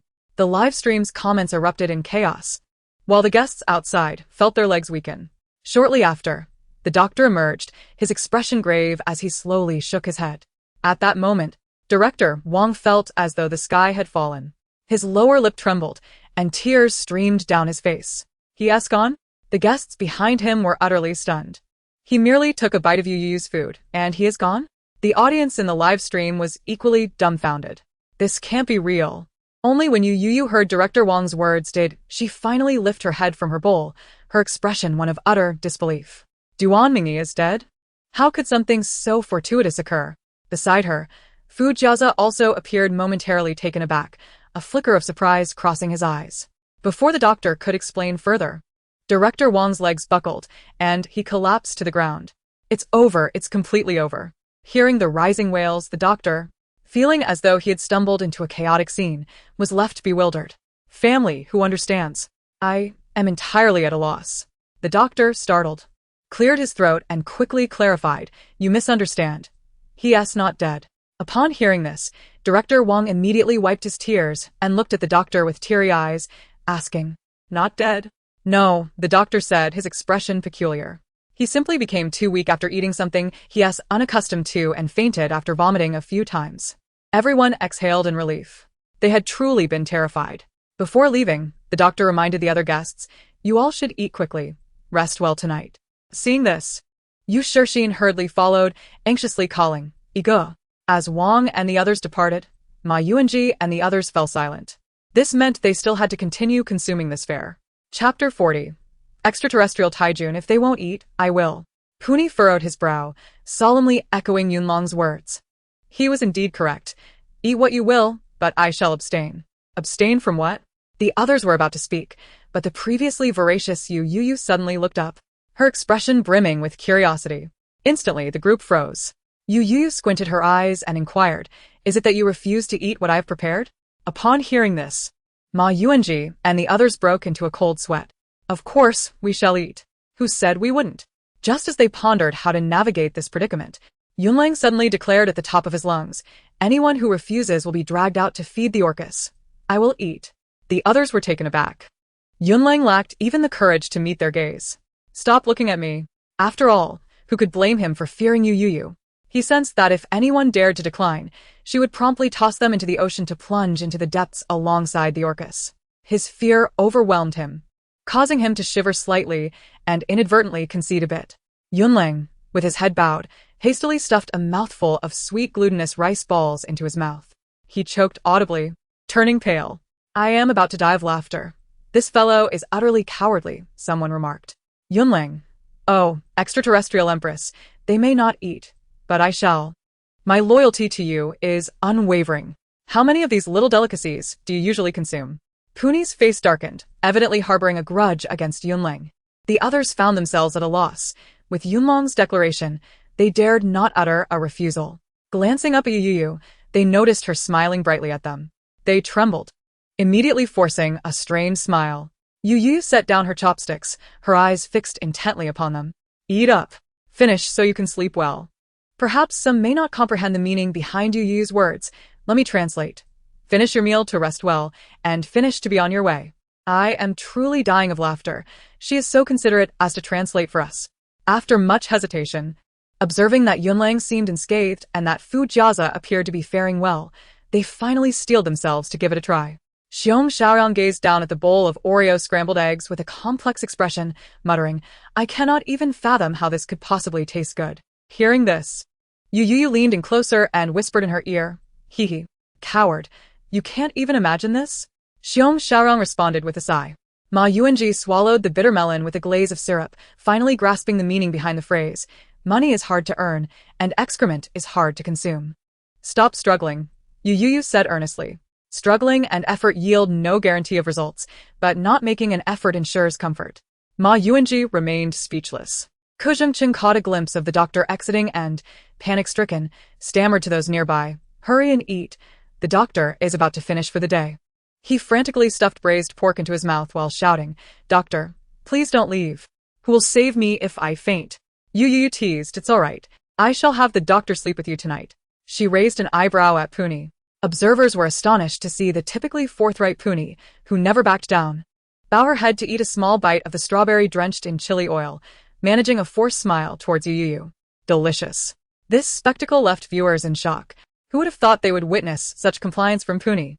As a rock singer, her fiery temperament was well known, and it was common knowledge that she was a fan of Fu Jiazi, openly expressing her admiration. Everyone understood she had joined the dating show primarily for him. They had anticipated a tense atmosphere due to Puni's potential disdain for Youyou teaming up with the esteemed actor. Yet, what transpired was far from it. Particularly, Puni's fans were left dumbfounded. Was this still their fearless and outspoken idol?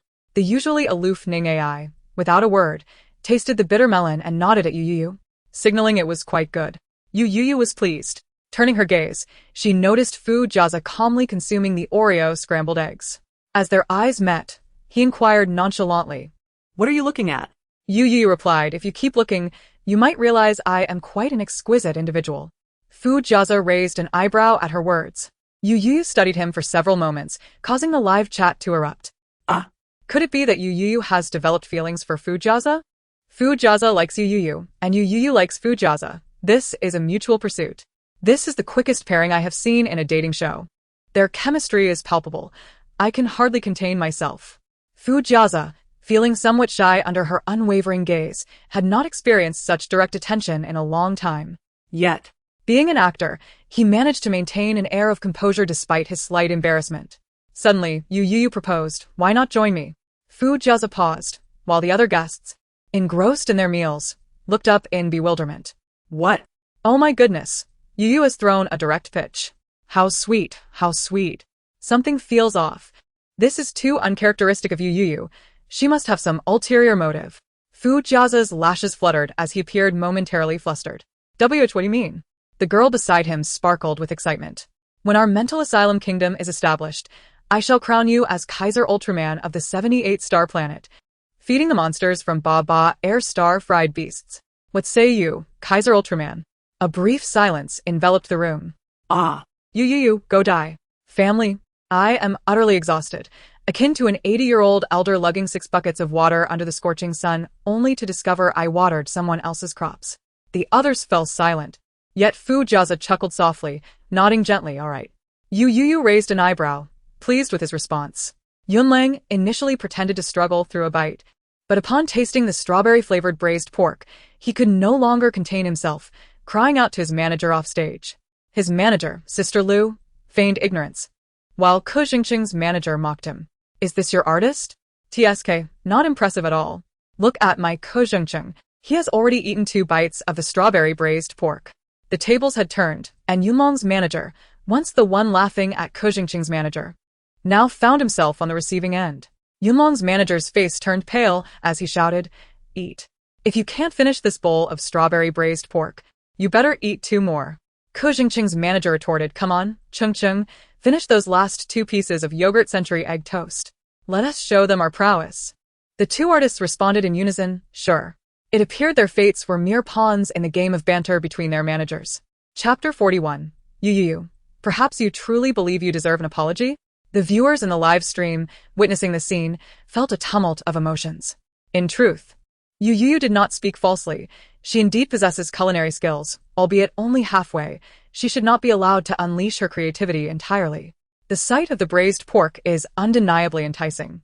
Youyou takes her cooking seriously, and unfortunately, it can also be quite unpalatable. While others may view their culinary skills as a form of art, for Youyou, it is a matter of survival. Can it be that over the years, she has not been deterred by the repugnance of her own cooking? Not at all.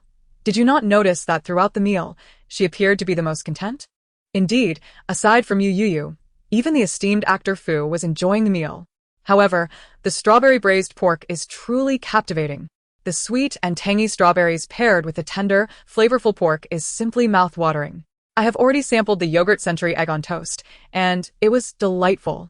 For those who relish century eggs and toast, it is a treat. Despite the somewhat arduous experience of this unforgettable dinner, they managed to finish their meal. Gazing at the empty plates and Youyou's satisfied expression, they wiped the sweat from their brows and finally exhaled in relief.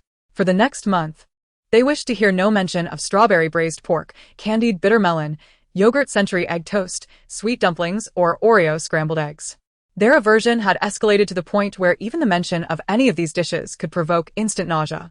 No jest, should anyone dare to serve them again. They would immediately flee. Xin remained by Ego's side. Indeed, it was evident that he had a genuine affection for Xin. Observing this seemingly fragile creature, one might have thought that the impact of Youyou's culinary experiments was far more severe than it actually was. It turned out that aside from being unappetizing, there was nothing particularly remarkable about the meal. So, is that all? Sister, now that Ego has become this way, do you not have anything to say to him? Youyou, nibbling on a chocolate bar, looked up with a bewildered expression. What should she say? Raising an eyebrow, she swiftly devoured the chocolate bar, flashing a chocolate-stained smile at Yushirxin. The audience in the live stream gasped in disbelief, questioning whether Youyou remembered she was a celebrity. Even an ordinary girl would lose her appeal in front of a boy with chocolate-smeared teeth. Youyou cleared her throat, her right fist poised before her mouth, her expression serious and earnest. The others, seeing her demeanor, instinctively prepared to listen attentively to whatever she intended to say. Since you have asked me to speak, I shall indeed share a few words, she began, contemplating what to articulate. I believe that what I have to say is superior to what has been said before, and thus, I will share these few remarks today. Should you find my words lacking in breadth, feel free to supplement them later. For now, my remarks conclude here. Silence enveloped the room. How fortunate we are, nearly grasping the essence of her words, someone murmured. This is rather unexpected and astonishing. I think I understood her, another added. It seems I am unable to compose a personal speech without simply filling space, yet another remarked. What are you truly trying to convey? Yushirxin, momentarily dumbfounded, quickly regained her composure and continued, Sister, you have deeply disappointed me. Her eyes brimmed with sadness. Ego had been transformed by the meal prepared by her sister. And, did you not comprehend this? Despite Yushirxin's quiet grievances, she whispered, but you should not treat Ego this way. He has been so kind to you. How can you behave like this? To others, it appeared that Youyou frequently bullied Yushirxin in private, yet she bore it all in silence. However, what Yushirxin wished to convey was clear. The live stream audience was moved by her words, turning their ire toward Youyou. Dan Mingyi, too, understood. Gazing at Yushirxin with admiration. Xin, she suddenly declared, raising her head with a mix of determination and vulnerability. Sister, I hope you will apologize to Ego. Apologize? Youyou blinked, asking, Are you certain you want me to apologize? The moment the question left her lips, an eerie familiarity settled in the air. Was this not reminiscent of earlier events?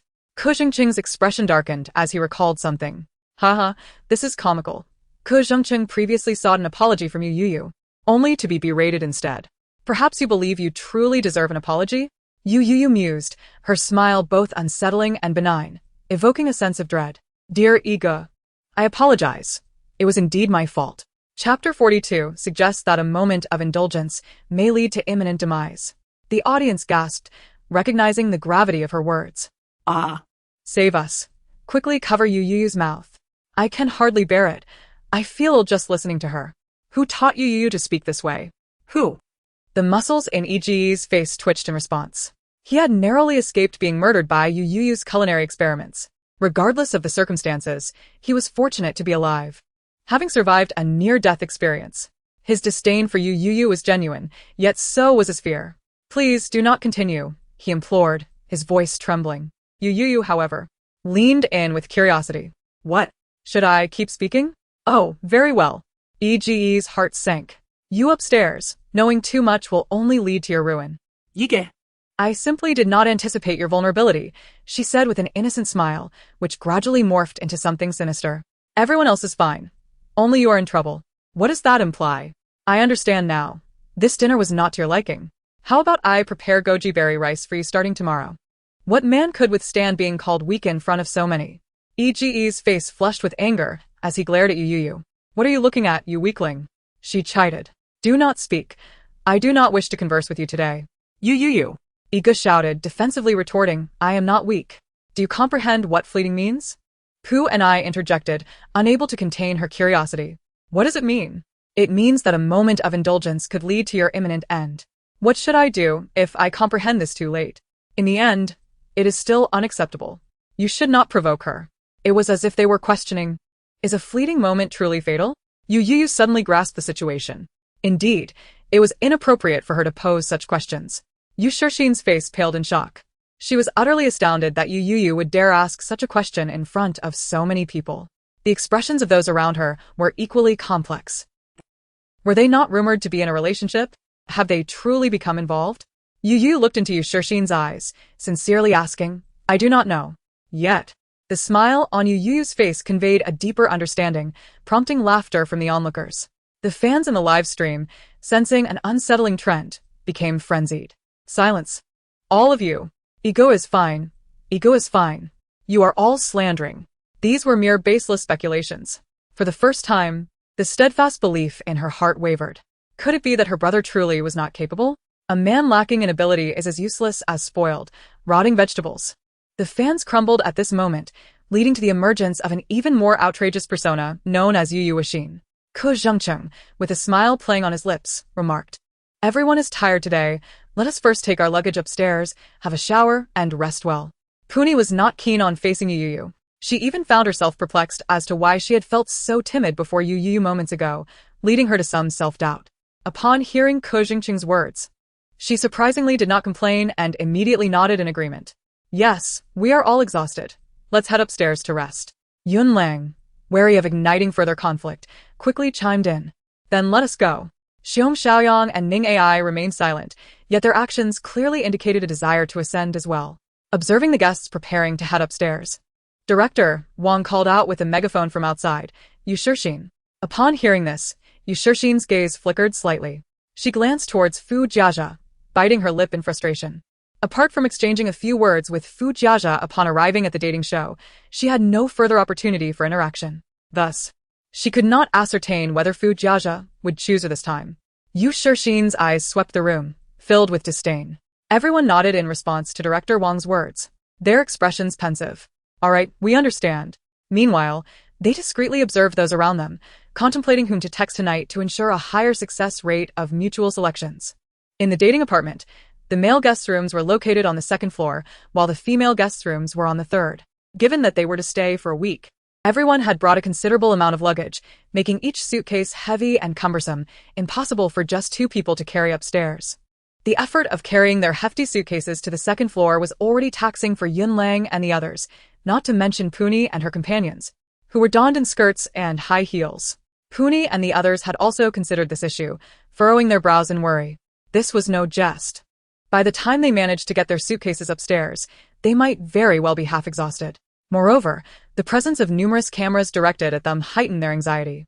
These cameras would undoubtedly capture their grimaces as they struggled with their luggage. Given the current state of online culture, any unflattering images of them would likely be dissected and turned into various meme-worthy expressions, especially with Puni's discerning fans, who were all too familiar with their own fanbase's tendencies. Puni knew that if such a situation arose, her fans would be the first to take the lead in showcasing her embarrassing moments. With this thought, Puni gritted her teeth in determination. She would not allow them the chance to capture her in an unflattering light again. The last time, a single image of her grinning with her teeth bared had caused her to be ridiculed for 3 months. 3 whole months.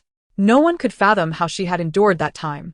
Since then, she had refrained from laughing heartily, a pain that even the finest meals could not alleviate. Fans of NI, prepare yourselves.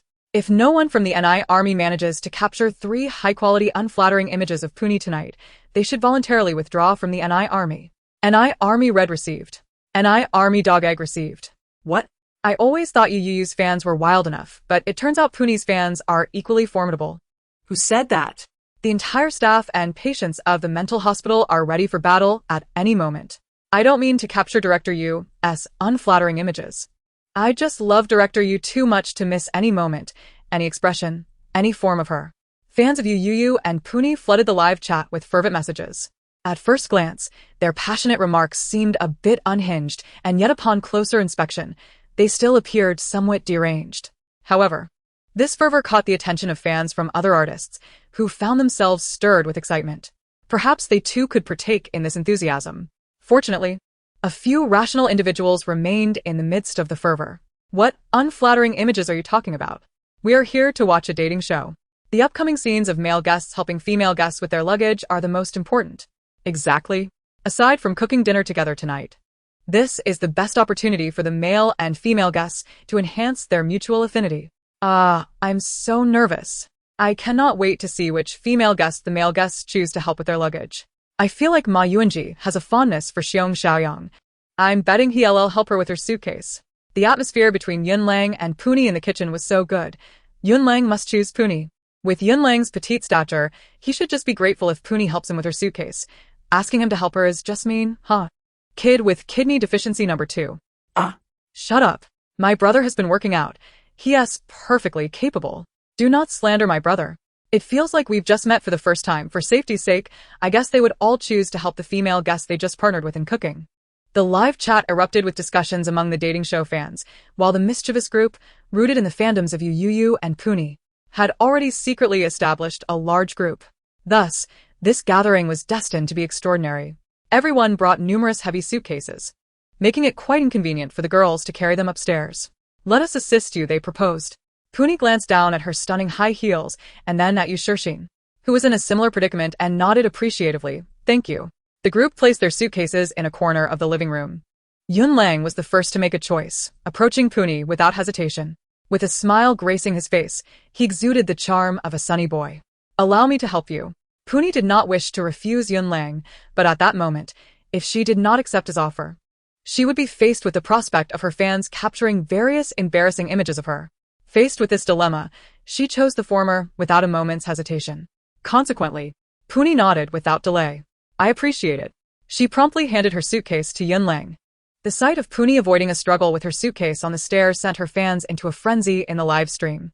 Youyou's fans quickly comforted Puni's supporters. It's alright. ISNT Director Yu here? We are all one big family. Feel free to capture Director Yu's unflattering images. Meanwhile, Ke Zhengqing approached Ning Ai to help her with her suitcase, but she declined. With a cold expression, she said, Thank you, but there's no need. I can manage. Ke Zhengqing's expression froze. Anger bubbled within him. How dare this newcomer refuse his kindness in front of so many people? Failing to recognize who he was? Suppressing his rage, Ke Zhengqing maintained a smile, not insisting, merely stating, all right. If you ever feel overwhelmed, feel free to call on me. Ning Ai is being overly proud. She is merely a newly independent female idol, yet she dares to reject the goodwill of a senior in the industry. Brother Cheng appears to be quite distressed. That wretched Ning Ai truly lacks appreciation for kindness. It is utterly perplexing. Ning Ai clearly harbors no affection for Ke Zhengqing. If she feels no attraction, why lead others to harbor false hopes? Has Ning AI done anything wrong? Chapter 44. What on earth? His delicate feet. To the fans of Ke Zhengcheng, please refrain from barking mindlessly. Ning AI merely declined his assistance. She has not committed any crime. So let us speak more kindly. Shall we? Disgusting. Those who relish underhanded arrangements are revolting, and I would avoid such a man, who appears unattractive yet engages in such frivolities, at all costs. Yunlang pushed Pu Ni's suitcase, trailing behind her. Seizing an opportunity when no one was paying attention, he attempted to lift her suitcase. With all his might. It didn't budge. Gritting his teeth, Yunlang inhaled deeply and tried once more. Yet still, it remained immovable. As he gazed at the approaching staircase, his face turned pale, and he began to sweat profusely. What on earth is in Pu Ni's suitcase? It must weigh nearly 30 pounds. Surely, she hasn't moved her entire home here? Heavy? I don't think so. It seems manageable enough. He nonchalantly pushed the suitcase, saying no worries. You go ahead and lead the way. I can manage on my own. All right. Thank you then, Pu and I replied, unconcerned, nodding before turning to ascend the stairs, leaving a despondent Yunlang trailing behind her. I'm laughing so hard. Yunlang must think his stealthy attempt to lift the suitcase was quite discreet. Didn't Yunlang claim to have been exercising regularly? Is this the result of his workouts? He can't even lift a suitcase? What nonsense. My brother Lang has been working out diligently. There's no way he can't lift it. It must be that Pu Ni's suitcase is too heavy. Pu and I is being unreasonable, making my brother carry such a hefty suitcase. Meanwhile, Ma Yuanji approached Xiong Xiaoyang and extended his hand. Let me help you with that. Unexpectedly, Xiong Xiaoyang shook her head. No need. I can manage it myself. Ma Yuanji remained silent, glancing at Xiong Xiaoyang and her suitcase, which was nearly at her waist level.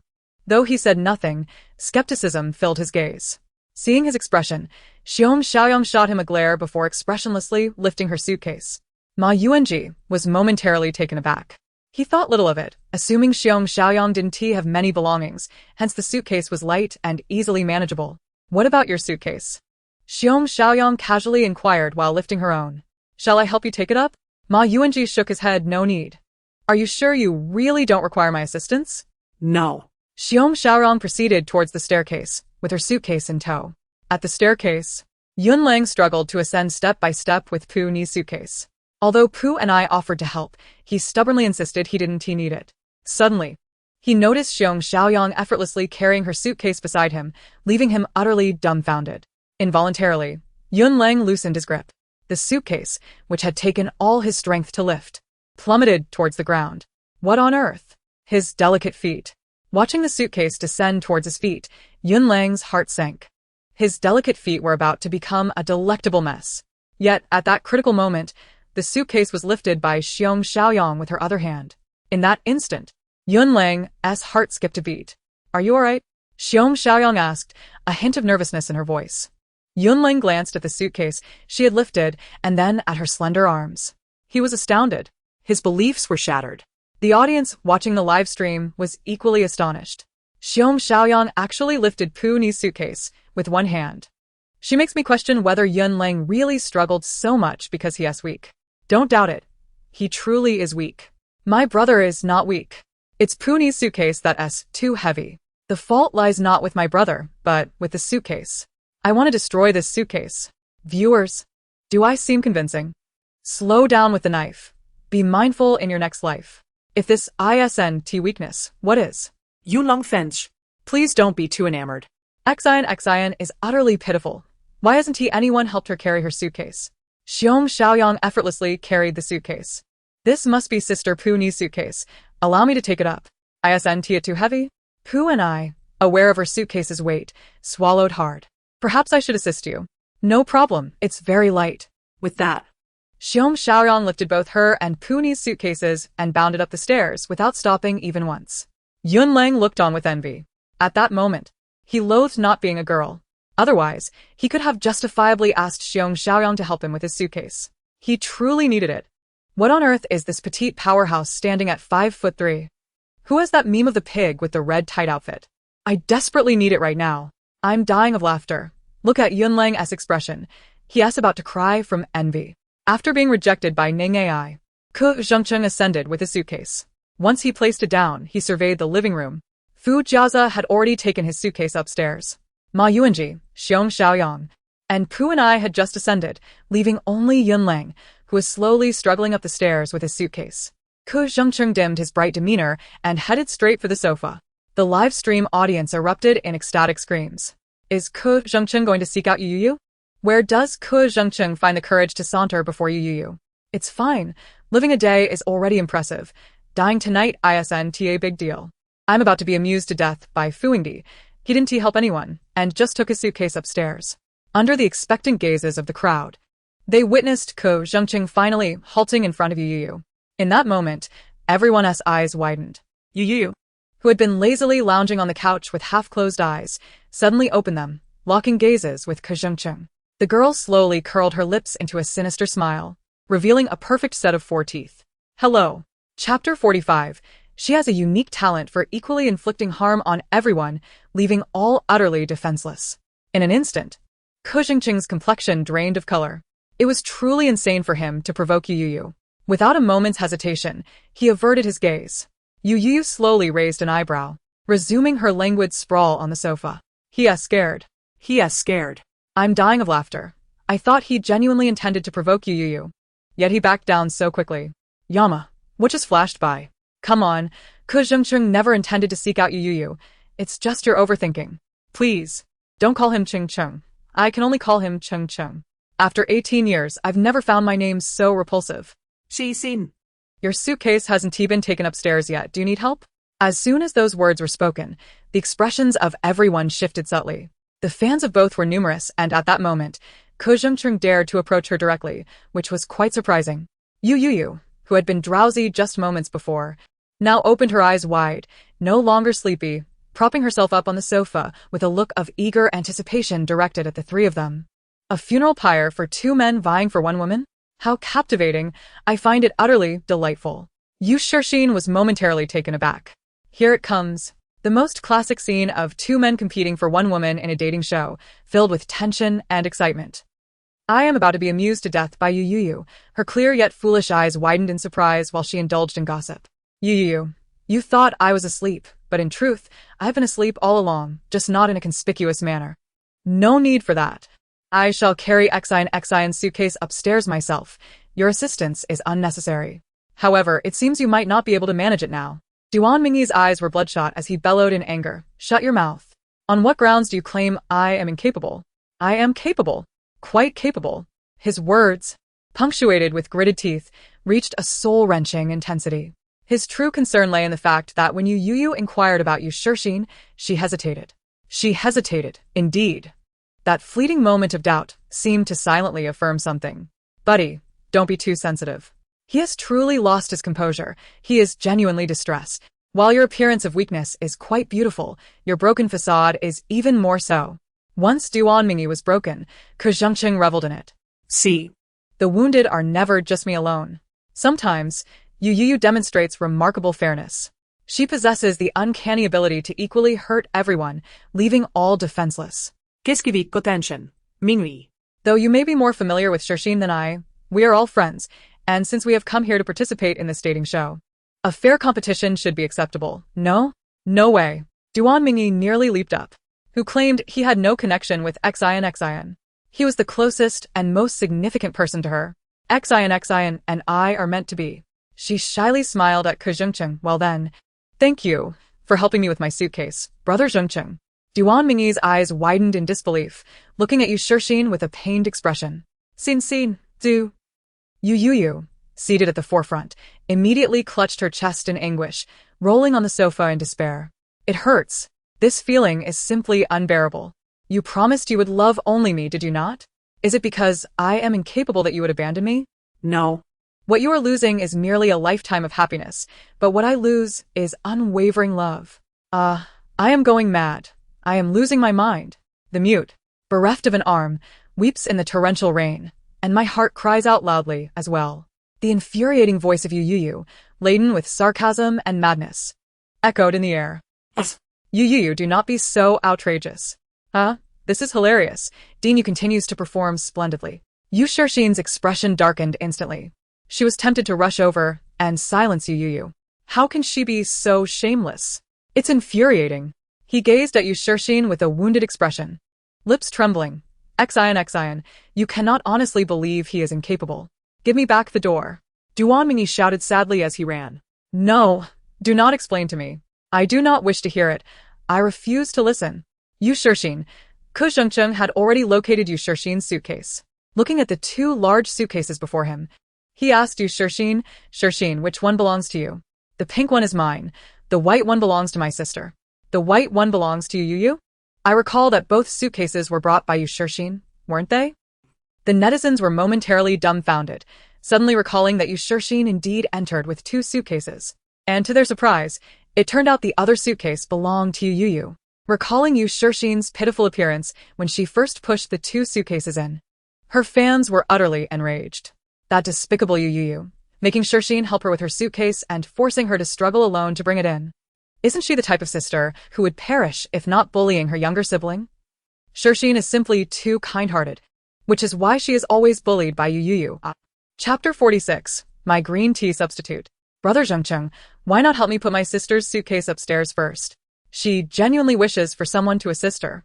Yushirxin looked at Youyou with sympathy. Sister, I understand you feel embarrassed to ask Brother Zhengcheng for help after today's incident. It's alright, I can apologize to Brother Zhengcheng on your behalf. Standing nearby, Ke Zhengcheng was momentarily taken aback by her words, sensing something was amiss. Wait, what are you referring to? So, does Ke Zhengcheng really have a foul mouth? An apology? Youyou beamed. Oh, I adore watching others apologize. She quickly stood between Ke Zhengcheng and Yushirxin. Youyou produced a microphone from seemingly nowhere, tapping it and testing its sound before clearing her throat. All right, esteemed audience and staff members, please pause your tasks for a moment and quiet down. And those upstairs, do not hide away doing your business. Understand, relieving oneself has no future. What truly holds promise is indulging in it. Youyou's voice resonated throughout the love apartment. The individuals upstairs, engaged in tidying up, were momentarily stunned upon hearing her.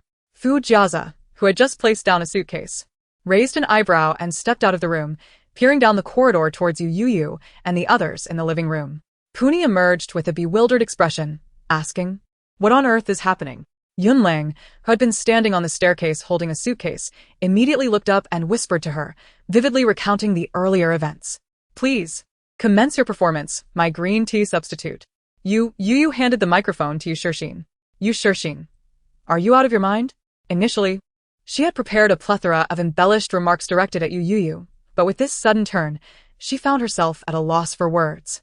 Under the scrutinizing gazes of everyone, Yushirxin could only force a smile and address Ke Zhengcheng. Brother Zhengcheng, today's events were our fault. I apologize on behalf of my sister, and I hope you will not take offense. Youyou chimed in. Did you consume the apology? Yushirxin clenched her fists. Smiling at Ke Zhengcheng, I am sorry, Brother Zhengcheng. Louder. Yushirxin, suppressing her feelings, raised her voice. I am sorry. Youyou, with an expression of utmost seriousness, instructed Yushirxin. Is this how one apologizes? Listen well, I will only teach you once, so I hope you grasp it fully. First, the voice must be loud, the tone assertive, and the delivery flamboyant. Yushirxin felt on the verge of insanity. Was Youyou truly alright? Yet, she had no choice but to grit her teeth and say, I am sorry. Youyou displayed a look of disdain. An assertive tone without addressing brother. What sort of assertiveness is that? Yushirxin took a deep breath. So, Brother Zhengcheng, I am truly sorry. The room fell silent. Shirxin is so sweet. Actually, Yushirxin's fanbase is called Lost Hearts, right? So assertive, so flamboyant, I adore it. Can Yushirxin conduct a live class on assertiveness? Damn, I am always labeled a primary school student when gaming. I have truly had enough. She turned back to face Ke Zhengcheng, microphone in hand. May I inquire if you accept the apology of Miss Yushirxin? Ke Zhengcheng awkwardly nodded. Yes, I accept. Youyou continued with her serious demeanor. Then, do you vow to forgive her unconditionally, in both prosperity and adversity, in wealth and poverty, in health and sickness, in joy and sorrow, remaining loyal to her for eternity? Question mark. Why does Youyou's phrasing sound so familiar? Ke Zhengcheng was momentarily taken aback, instinctively nodding his head. I am willing. In the next instant, the enthusiastic applause of Youyou resounded. All right, I hereby announce the successful handholding of the two newcomers. Let us all extend our blessings to them. Yu Shixin was nearly driven to exasperation by Youyou's antics. With a forced smile, she continued her playful banter. Sister, you truly have a knack for jokes. After all, Zhengcheng and I are merely friends. However, it is enough for Zhengcheng to forgive my sister. I am willing to do anything to assist my sister, even if it means merely offering an apology. Ke Zhengcheng awkwardly yet politely smiled. It's all right. I understand everyone is just joking. Now, let me help Youyou with her suitcase. Yes, sister. Zhengcheng is helping you with your suitcase. You wouldn't mind, would you? Youyou grinned broadly, revealing her teeth. Of course, I wouldn't mind, my dear sister. Observing the smile on Youyou's face, Yu Shixin felt a twitch in her eyelid. Every time Youyou smiled like that, it foreshadowed trouble. Sure enough, she continued, but, to be honest, I prefer it when my sister helps me with my suitcase. Youyou whimpered, sister, I adore you so much that I would bring you along even when nature calls. I wouldn't eat anything left in your teeth. Nor would I want to smell anything from you. I wouldn't wear clothes that you haven't personally arranged for me. And most importantly, I refuse to have my suitcase carried by anyone but you. A profound silence enveloped the room. Youyou's face contorted in agony as she clutched her head and screamed. How can one not go mad? Just the thought of not having my sister carry my suitcase brings me such sorrow. When I feel this way, I can't help but want to cling to my sister. I might even go mad, and who knows? I might just take a leap off the building with you. Yu Shixin's complexion paled with every word Youyou uttered. Especially upon hearing the last statement, the relentless teasing and madness imposed upon her by Youyou finally pushed her over the edge. She screamed, interrupting Youyou, Please stop. I'll carry it. I'll carry it. I'll take care of your suitcase. Just as she finished speaking, Yu Shixin turned and tightly embraced the white suitcase beside Ke Zhengcheng, swiftly racing upstairs. The onlookers were left in stunned disbelief. Ke Zhengcheng muttered, So, he is the true jester? Who knew madness could be so effective? Perhaps others indulge in madness for mere amusement, but Youyou's madness is quite sincere. Youyou not only embraces madness but also excels in it. Poor Xin, wailing. They couldn't help but marvel at the events that had unfolded in a mere few hours, far more exhilarating than their entire lives thus far. As soon as Youyou's livestream began, viewers were greeted with an unexpected blackout on their screens. What is this darkness? My wife. Where is my wife? You have no idea. I would perish if I couldn't see her for a second. What gives? I specifically tuned in to witness Youyou's expression upon entering room 4. And this is what I get. I know I'm quite handsome, but there's no need to remind me so blatantly. It seems it's not entirely dark. I can faintly see a glimmer of light. What could that be? The audience could only vaguely discern a dim light flickering from a certain direction within the pitch-black room 4. Just as they began to speculate who it might be, the figure turned to face them. What manner of visage was this? Have you ever encountered an angel? Well, this bore no relation whatsoever. Not only did it not resemble an angel, but it was also far more terrifying than a demon. The horror of a demon lies in the physical realm. But this face evoked a fear that transcended the corporeal. It was psychological. It was a visage steeped in traditional Chinese horror, reminiscent of stumbling into a deserted apartment at midnight. A chilling, ghastly green face, exuding an otherworldly aura. What struck terror into their hearts was the way that green-tinged face turned towards the camera, its pitch-black eyes locking onto the lens, and slowly. A sinister smile crept across its features. The moment was utterly unexpected. The audience was left in shock, forced to confront the painful impact of this revelation. Is that not Youyou herself? With that green nose and eyes, her mischievous demeanor was unmistakable. Youyou, what on earth are you doing? Who gave you permission to engage in such nocturnal antics? Where is the director? Surely, the director must intervene. Sometimes, one feels utterly helpless while online. Is she wearing something? Or has she applied some glowing face mask? Suddenly, they witnessed Youyou's beaming smile directed at the camera. Hey, beloved audience, are your wallets ready? As the viewers observed Youyou's sudden exuberance, their eyelids began to twitch uncontrollably. Oh no, this feels like a trap. Tonight. It seems either Youyou or we shall meet our demise. Curse it. I want to leave, but can't bear to miss Youyou's antics. It would be torturous to miss her, yet allowing her to entertain me feels like a death sentence. Amidst the frenzied barrage of comments, the previously dark room was suddenly illuminated with a sharp click. When the lights flickered on, every viewer in the live stream was left speechless. Finally. I have endured until you could see what room 4 truly looks like. What in the world? Why has the dating show assigned the guests to a love hotel? No wonder Yushirxin would rather be extorted for 10,000 than stay in this room. Why did viewers instinctively suspect it might be a love-themed room? Because the decor of this room starkly contrasted with that of the others. While the other rooms featured minimalist, rustic, or warmly inviting designs, Youyou's room 4 was extravagantly flamboyant. For instance, the ceiling light resembled a colorful spinning sign outside a hair salon, and a hollow mirror loomed above the bed.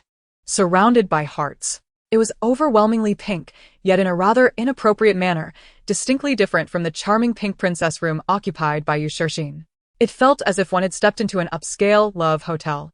Upon closer inspection, the viewers realized that aside from the questionable decor, everything else was somewhat acceptable.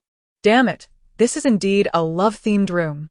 Any normal person would feel embarrassed, so why is Youyou grinning from ear to ear? Youyou. I refuse to dwell in a shabby room. I must occupy an extravagant one. Wait, is every room for like this? Is it only the 4th room on the female guest side that is like this? Do not worry upstairs. I just visited Emperor Fu's room, and everything is perfectly fine. Is the director being a bit excessive? The male guest's room is perfectly normal, while the female guest's room is filled with these crude and vulgar items. Fortunately, my dear Xian does not reside in this room. It is utterly repulsive. Indeed, this is somewhat excessive. Is this not merely the commodification of women and the making of distasteful jokes at their expense? I am utterly amused by Yunlang's reaction. The moment he pushed the suitcase inside, he appeared completely stunned, nearly collapsing to his knees in a gesture of innocence. Meanwhile, Youyou swiftly ripped the facial mask from her face, twirling it in her hand with the frenzied energy reminiscent of a traditional Northeast Chinese performance. In that instant, the mask transformed from a mere cosmetic item into the vibrant red handkerchief from their childhood memories, one they could never quite manage to spin. Dear family, are you all prepared? With a passionate roar, Youyou caught everyone's attention. Subsequently, the bewildered netizens witnessed her casting a mysterious smile towards the camera before turning away, engaging in some enigmatic activity unbeknownst to them. A few moments later, Youyou, seemingly concealing something in her arms, bent slightly and adjusted the camera to focus directly on the grand bed. She then proceeded to walk towards the bed. Observers were struck as she swiftly kicked off her slippers and stood atop the bed, leaping towards the camera with a flourish. Clutching her outer garment tightly, she flashed an unsettling grin. Instantly, the viewers felt a jolt of anticipation. In the next heartbeat, Youyou, reminiscent of an infatuated character from a whimsical tale, dramatically flung her coat open. Behold, as the crowd focused their gaze, an eerie silence fell for 2 seconds. Chapter 48. Direct from the factory, an ultra-top-tier brand. After a brief silence, everyone widened their eyes, filled with disbelief. Could it be true? They were astonished to see an array of various items hanging from Youyou's coat. Am I imagining things? Those appear to be. Family members, you are not mistaken. Welcome, everyone, to the live broadcast from Mother Ultraman Youyou of Planet 78. What you behold now are the extraordinary gifts I have brought to you from the 78th planet. Behold this. A girl, seated cross-legged on her bed, brandished a pink toy resembling a high-heeled shoe. She exuberantly showcased it in a whirlwind of 365 degrees before the camera. Her voice resonated with fervor and excitement, inspiring those who listened. Are you still feeling lonely and desolate in the late hours due to separation from your beloved? Are you still troubled by the inadequacies of your partner and the brevity of your time together? My beloved family, my dear family, now, your hopes have arrived. You have emerged victorious. Take a look, produced by Tomato, directly from the original factory, an ultra-premium brand. If you cannot attain Fujiaja, do you not have the opportunity to acquire an even more remarkable and delightful plaything? Youyou pointed emphatically at the camera, questioning loudly, are you still hesitating? Is it you or perhaps you? Hesitation leads to defeat, do you understand? Is this truly a dating show livestream? I suspect I have inadvertently stumbled into a color-themed shopping livestream. Fujiaza, are you alright? Damn it. What should I do about how tempted I feel by what Youyou said? Can hemorrhoids be treated with this? I have acquired the delightful little toy, and I possess the esteemed actor. Oh my goodness, I must purchase it. In the upper levels, certain words should not be carelessly uttered, for they carry significant taboos. You are still young, and do not comprehend the intricacies involved. Some statements, when voiced, may inadvertently alter the course of your life. A seemingly simple remark could have lasting repercussions. Lacking the capacity to navigate this, I urge you, Heed my advice and remove this comment, allowing me to post instead. Observing the majority of fervent netizens clamoring to make purchases, a small fraction has noticed, their lips twitching in disbelief. Truly, you should not be so outrageous. If this continues, I may have to report it. Youyou. The original price is $999. But today in my live broadcast, I am offering everyone a chance for some benefits. Not $999.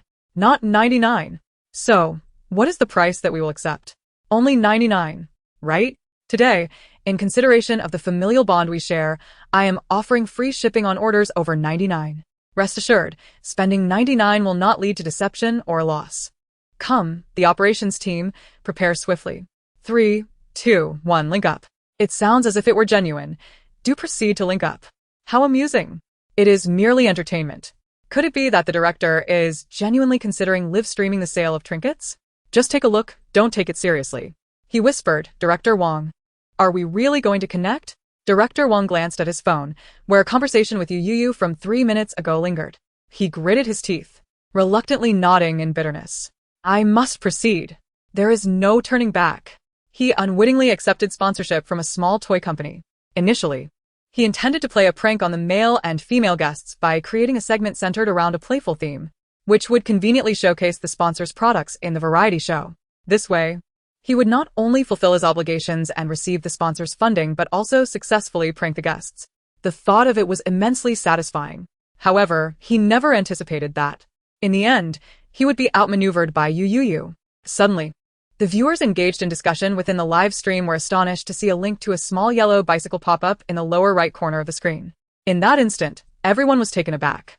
No way, are you really cooperating with her to share the link? Director, please do not indulge her too much. I cannot believe this. Have you all lost your minds? I saw the link pop up and hesitated for merely a second before clicking on it, only to find that it was already sold out. You are all utterly mad. It's absolutely hilarious. Who wouldn't go insane watching Youyou's live stream? As the lively live streaming room buzzed with excitement, the staff sitting before their computers shouted enthusiastically, Director, we have an explosion of orders. The children's hiccup remedy has surged in demand once again. Director, we have earned $7 million from tonight's live streaming sales. Youyou is truly remarkable. To his surprise, the director Wong, seated beside him, appeared pale and devoid of any excitement typically associated with financial gain. This was because, during Youyou's earlier threats, she had already informed him that the profits from live streaming sales, aside from the commission for the suppliers, would belong solely to her. Alas, he has not a single point, not even a fraction. Had he known that Youyou's merchandise would be so popular, he would have been willing to negotiate a 91% deal, even if it meant groveling on his knees. At that moment, the assistant director entered with a radiant glow, excitedly informing Director Wong. Director Wong, I bring good news. The sponsors from the toy section witnessed Youyou's live streaming sales event and were immensely pleased, deciding to provide us with an additional sponsorship fee. Upon hearing these words, the despondent Director Wong immediately perked up. He rushed in front of the assistant director, his eyes sparkling with excitement. Are you truly serious? He inquired. The assistant director nodded in affirmation. Indeed. However, the sponsor stated that this sponsorship fee was solely a remuneration for Youyou's efforts. Director Wong suffered a heart attack, collapsing to the ground with a thud, passing away instantaneously. The assistant director, in a state of panic, cried out, Director Wong! Director Wong! Director Wong! Meanwhile, aboard the G family's private jet en route to the romantic variety show's island, is she still feeling flushed and bashful about going to the mall to purchase a small item? Are you still feeling cornered while selecting products at the pharmacy due to your miniature size? Produced by tomato manufacturers, experience the warmth of gentle shrinkage. Whether you measure 5 centimeters or 25 centimeters, the thermal shrinkage you desire is at your fingertips. With sincere dedication, we are here to guide you as you navigate the winds and waves. The girl's exuberant voice resonated continuously within the aircraft, accompanied by the persistent notifications of expenditure reminders. Ding! You have successfully spent 10,000 yuan. Ding! You have successfully spent 999 yuan. Ding! You have successfully spent 6,666 yuan. Chapter 49 Crazy? No. Youyou's fans are indeed insane. Listening to the passionate sales pitch of the young lady in the live broadcast while hearing the constant alerts of money being poured in from the young master behind the scenes, Uncle Lee, who was piloting ahead, fell silent. Unable to contain himself, he advised, "Young master, you have already purchased 8 boxes of heat-sensitive shrinkage products. I understand your feelings for the young lady, but this longing may very well lead to her demise in bed." The young master, engrossed in purchasing on his tablet, turned crimson at Uncle Lee's words. Shut up, shut up. I'm not buying this because I want to. I'm supporting her. Yet, shut up. The young master continued to tap furiously on the tablet, cursing Uncle Lee, as they still hadn't arrived after several hours. "If you can't handle it, let me take over." Uncle Lee protested. "Young master, trust me, we will arrive shortly. Besides, we've been circling the sea for 3 hours because you were the one piloting the plane. Are you sure you still want to pilot?" A heavy silence followed. Turning back, he noticed the young master was lost in his online shopping. At 9:45 p.m., Youyou's live broadcast finally concluded.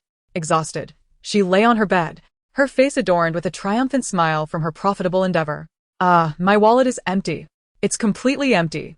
Upon seeing my bank card balance, I realized my smile had successfully transferred to Youyou's face. Woe is me. Why, oh why, as a single person, did I buy so many useless items in Youyou's live broadcast? Just then, a knock echoed at the door, and Youyou sprang up. Wow. Is the money arriving so soon? Teacher Yu? Coming. With a beaming smile, she rushed to the door. The staff member, taken aback by her radiant expression, swallowed hard and announced, "Teacher Yu, it's time to send messages to your special guests. You can send them now." Youyou's smile instantly faded. Messages? Huh. Not money? The staff member was bewildered, and before he could clarify, a fuming Youyou slammed the door shut. The viewers in the live broadcast caught her muttering, "What a nuisance. Haha, this is hilarious. Did you think they were here to give you money? Youyou, I know you're taking advantage of me. I may be a fool, but can you at least be honest about how you've made a fortune off me? It's my first time seeing an artist profit from fans while counting money in front of them. Watching Youyou is rather nauseating. I should go watch my beloved Shinshin instead." Notifications pinged on nearby phones as director Wong urged them to quickly send messages to their special guests. Youyou casually picked up her phone, a mischievous grin spreading across her face as she tapped away, stretching lazily before rising. The audience remained oblivious to what was happening until a loud sound erupted from her phone. "Oh, what's going on? Is Youyou starting to play games? Has she sent the messages already?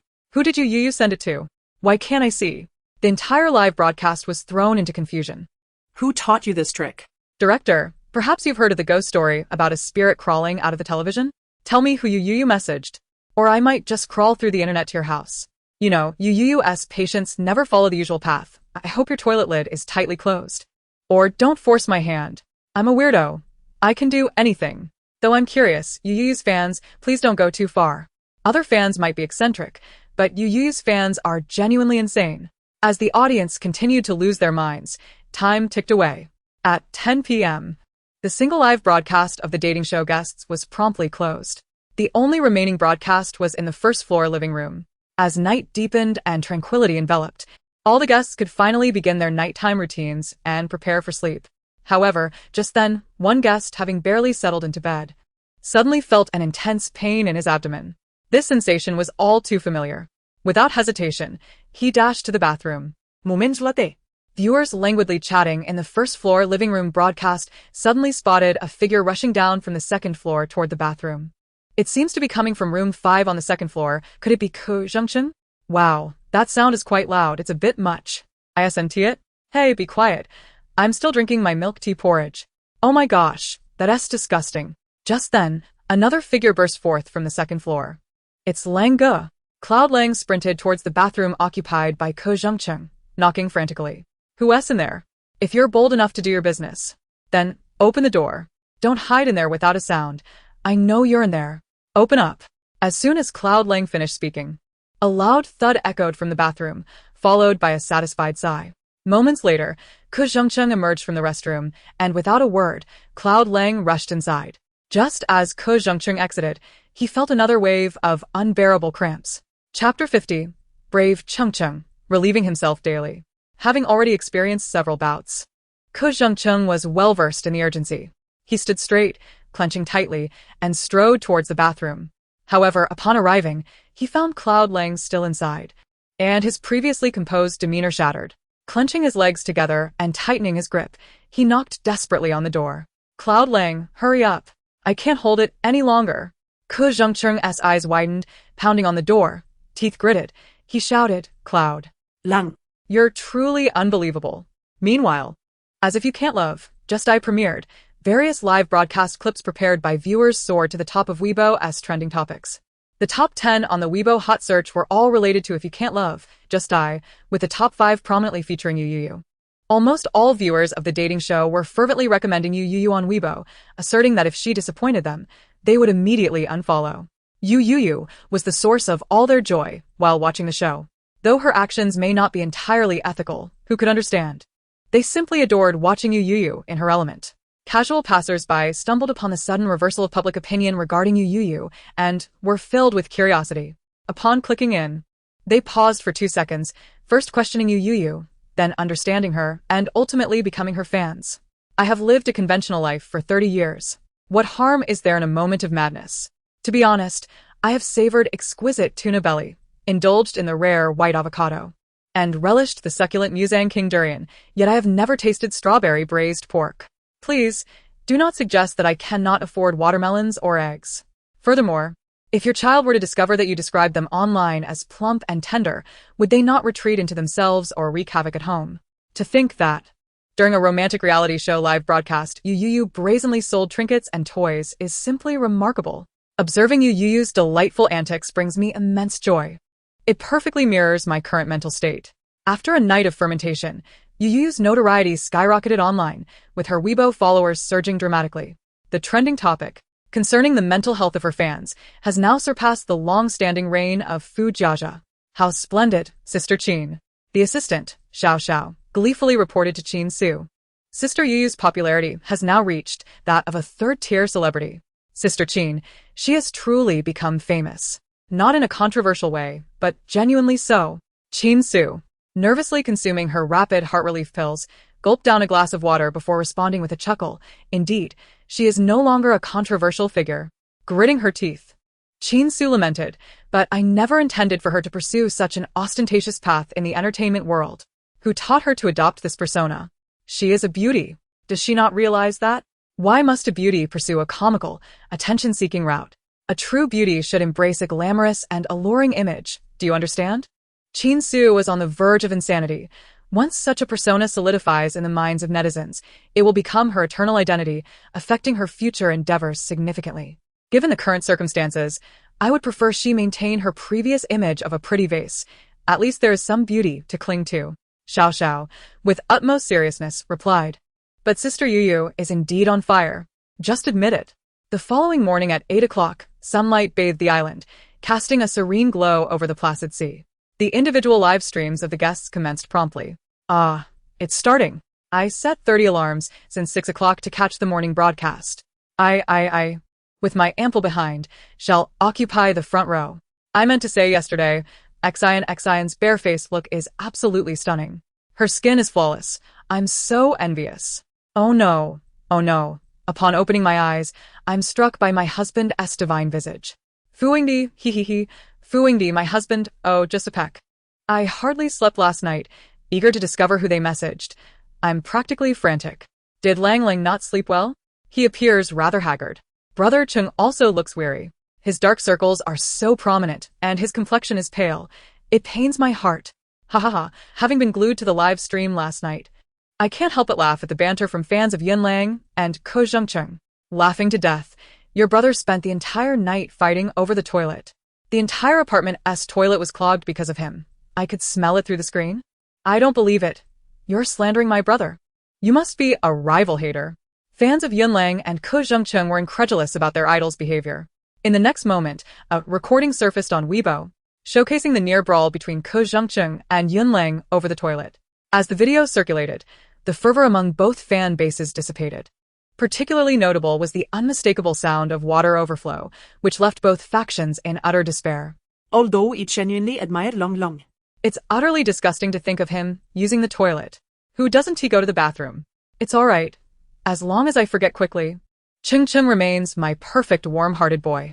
Hence, Youyou's fans seized the opportunity, promptly changing their live stream comments to mock, "Your brother has diarrhea.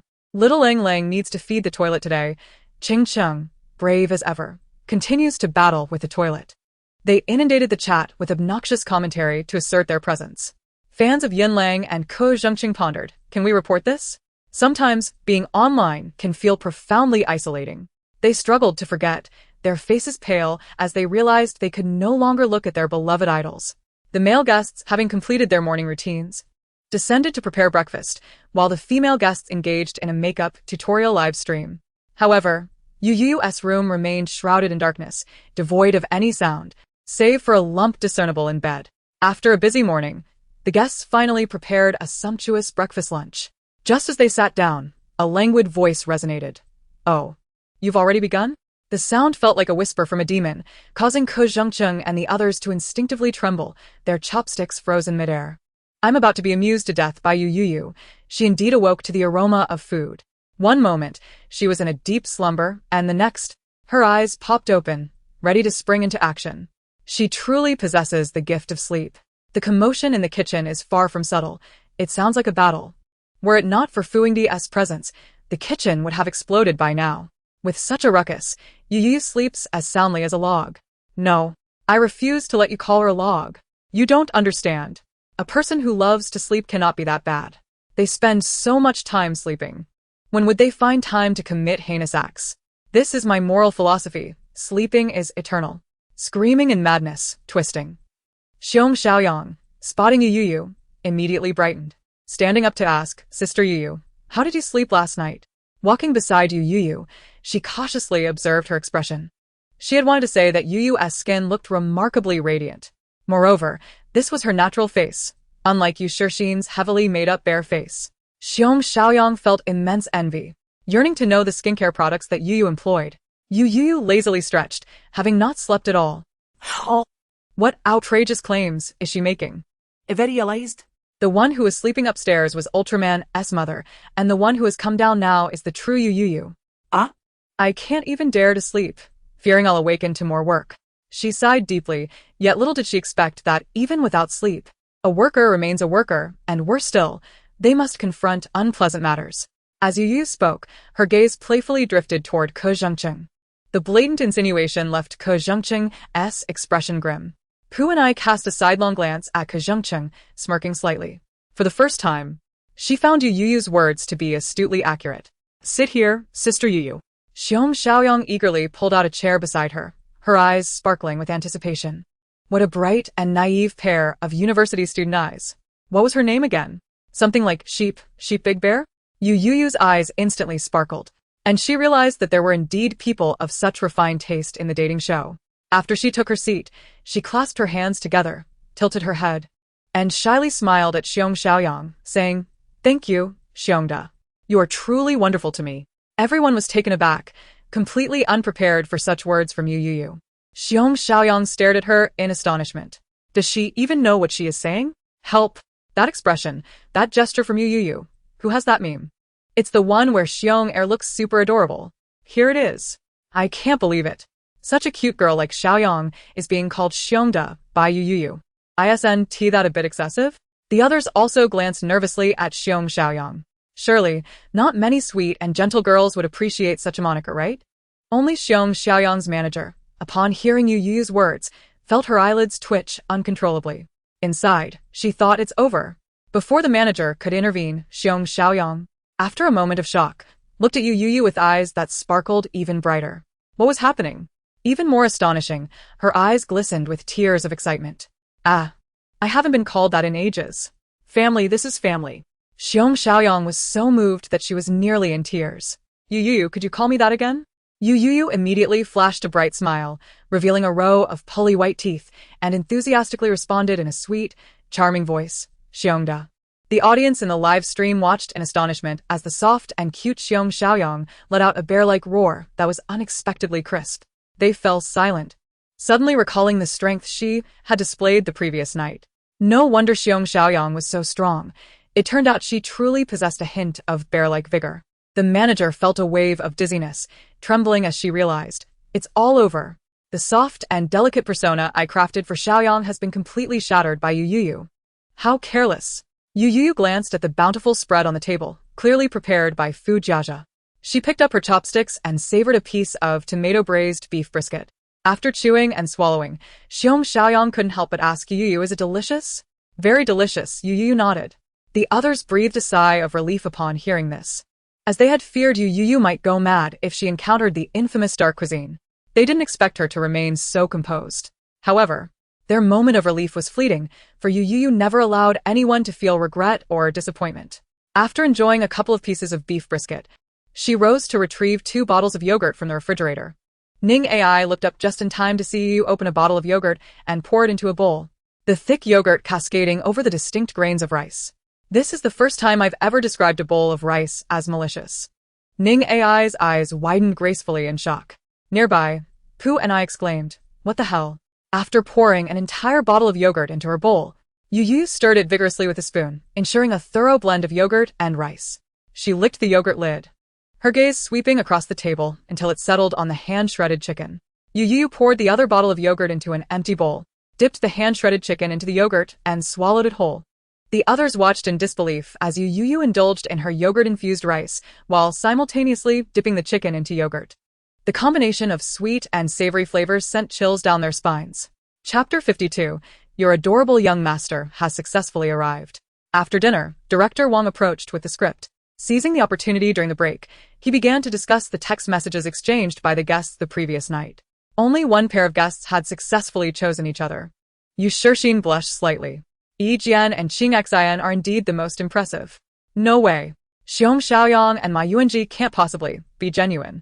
Director Wong said, "I understand everyone is shocked by this outcome, so let me clarify the details from last night." The crowd was astonished. Ma Yuanji, didn't he receive a message? And Xiaoyang, didn't he text Ma Yuanji? I can't believe it. What kind of judgment is this? No one chose our Lang Lang. I feel for Qingge. How unfair. On the female guest side, Yu Shixin received 2 messages, Youyou received 1, Pu and I received 1, Xiaoyang received 1, and Ning Ai did not receive any messages. Fu Jiaja's message was sent by Pu and I. The netizens were not surprised, as everyone knew Pu and I had a crush on Fu Jiaja. Meanwhile, Fu Jiaja's message was sent to Youyou. Director Wong struggled to suppress his astonishment as he maintained a calm facade. Damn it, I knew it. I knew this man had feelings for Youyou. Fu Jiaja, you fool. His type is actually Youyou. Puni's expression grew complicated. She had boasted online that no matter what type of woman Fu Jiaja liked, she could transform into it, even exceeding his expectations. But when it came to eating strawberry braised pork, she knew she couldn't surpass Youyou. Otherwise, she might as well remain alone. Yu Shixin's pupils constricted, her fingers gripping her skirt tightly. How could the esteemed actor Fu choose Youyou? No, she refused to believe it. Director Wang continued. Ma Yuanji texted Xiaoyang. But Xiaoyang's message went to. Damn it, who did Xiaoyang text? I refuse to believe anyone could outshine or perfectly match her. Upstairs, their names could indeed be combined into something else, yet you chose one of the most explosive names, Youyou. What are you talking about? I'll ask you again. What exactly are you saying? Xiaoyang chose Youyou? What is going on? Can a female guest text another female guest? Potato. Oh, I'm in love. No. It should be the bear duo. Ma Yuanji's eyes widened in disbelief. He turned to look at Xiaoyang, wounded and incredulous. Last night, while not receiving a message, he had pondered all night about who Xiaoyang had texted. He never expected it to be Youyou. Youyou raised an eyebrow, realizing that those 2 messages had indeed come from them. What great taste. No wonder you are the Caesar of my 78-star domain, a true brother of Xiongda. Xiaoyang's eyes lit up, covering her slightly flushed face. I didn't want to blush, but she called me her brother. What made you think of texting Youyou? Yunling couldn't help but ask Xiaoyang. Xiaoyang shyly replied, didn't he, the director, say to message the most memorable person? The person who left the deepest impression on me yesterday was Youyou. Fair enough. If it were a contest of who could be more explosive, no one could surpass Youyou from yesterday. Everyone says Youyou likes my ego, yet you still don't believe it. How ridiculous. My ego is the best. Fu Jiaja turned his head, casting a meaningful glance at Youyou. Director Wang surveyed the expressions on everyone's faces and slowly stated, Ning Ai did not send a message to anyone. choosing to abstain on the first night. He knew that Youyou still had feelings for him. Everything that happened yesterday was merely an attempt to capture his attention. Suddenly, Yu Shixin's eyes turned red as she sorrowfully remarked, "Did I do something wrong? I never anticipated that Mingige would choose me." She bit her lip, hesitating. "Why don't you just be with my sister, Mingige?" Duan Mingi frowned, visibly displeased. "Xin, yes, why didn't you choose her, Mingige?" Upon hearing Youyou's exaggerated tone, Duan Mingi's expression soured immediately. However, Youyou feigned realization. "Was it because I forgot to prepare your goji berry rice this morning? Next time, I'll make sure to cook it for you, so do remember to choose me then, kidney-deficient man." "Oh no, I mean Mingige." Duan Mingi gritted his teeth. "Humph, give up. I will never choose you." Outside the love apartment, Director Wang announced through a megaphone, "Guests who successfully choose each other will be rewarded with a day trip to the island and a chance for a romantic date. Those who fail to mutually select will remain to search for food cards scattered across the island. These cards can be exchanged for food. If you fail to find any food cards, I'm afraid you'll go hungry tonight." The remaining guests were then divided into teams for the search. Youyou, Xiong Xiaoyong, and Ning Ai formed one group, while Fu Jiaza, Pu Ni, and Ma Yuanji formed another. Yun Lang and Ko Zhengcheng made up the last team. 10 minutes later, Youyou was bewildered. "Where is Youyou?" "Ning Ai quietly slipped away just now," replied Xiong Xiaoyong, eyes wide. Meanwhile, The stealthy Youyou had found a perfect spot and was preparing to take a nap. Suddenly, someone grabbed her wrist, startling her. In a swift motion, she performed a spin and executed a hold on her assailant. The voice sounded somewhat familiar. Glancing down, she widened her eyes in shock and instinctively released her grip. Oh no! At that moment, her phone buzzed in her pocket. She checked and saw a message from Uncle Lee. Chapter 53. Mature men are typically inscrutable. Ding. Task completed. Successfully arrived at the dating show island to meet the task subject. Gained 3 days of life. Nai cheerfully exclaimed in Ji Hai's mind. Great. The host has finally met the task subject. Now the host doesn't have to worry about penalties. Meanwhile, he had been wandering the forest for quite some time without finding his way out. Nai was nearly frantic. They were just 5 minutes away from failing the task. And thankfully, Youyou appeared just in time. Otherwise, Ji Hai would not only face penalties, but might also be in danger. Relieved, Nai thought. If you hadn't concocted this ridiculous task, I would be even happier. He rubbed his neck, still sore from Youyou's firm grip. Her strength was impressive. He nearly thought he would perish right there. Feeling a twinge of guilt from Nai's words, he noticed Ji Hai massaging his neck and quietly asked, "Host, are you alright?" Ji Hai remained silent. Seeing his lack of response, Nai's heart raced. Surely, the host wouldn't dislike the task subject because of this? That couldn't happen. The host was already reluctant to participate in the task, and if he also developed an aversion to the task subject, he might refuse to partake entirely. Thus, Nai hurriedly reassured Ji Hai, "Host, the task subject definitely didn't mean it. Please don't be upset." "Who said I'm upset?" Ji Hai replied flatly, his gaze drifting to Youyou, pride evident in his tone. "Didn't you notice how much she likes me?" Huh? The young master's ears turned slightly red, and a noticeable mark appeared on his neck where he had been held, making him look particularly pitiable. He continued, "She's entirely different with me." Nai was puzzled, unsure how he arrived at that conclusion. At first, she didn't know it was me, but once she realized, she let go immediately. "She's fierce with others but gentle with me," he said, lowering his head shyly. "She truly likes me a lot. Seeing me in front of her must make her very happy." Nai thought to itself, forget it, it should already know that its host is a whimsical romantic, so worrying about whether he would dislike the task subject was unnecessary. Perhaps one day, even if the task subject stabbed the host, he would still bashfully clutch his bleeding wound and say, "She loves me. She only stabs me, not others." With a sigh of relief, Nai felt that the young mistress had likely met the young master. It was also his fault. He had only remembered that the young master was directionally challenged when the plane departed. Without someone to guide him, the young master could very well wander the island for a full week without finding his way out.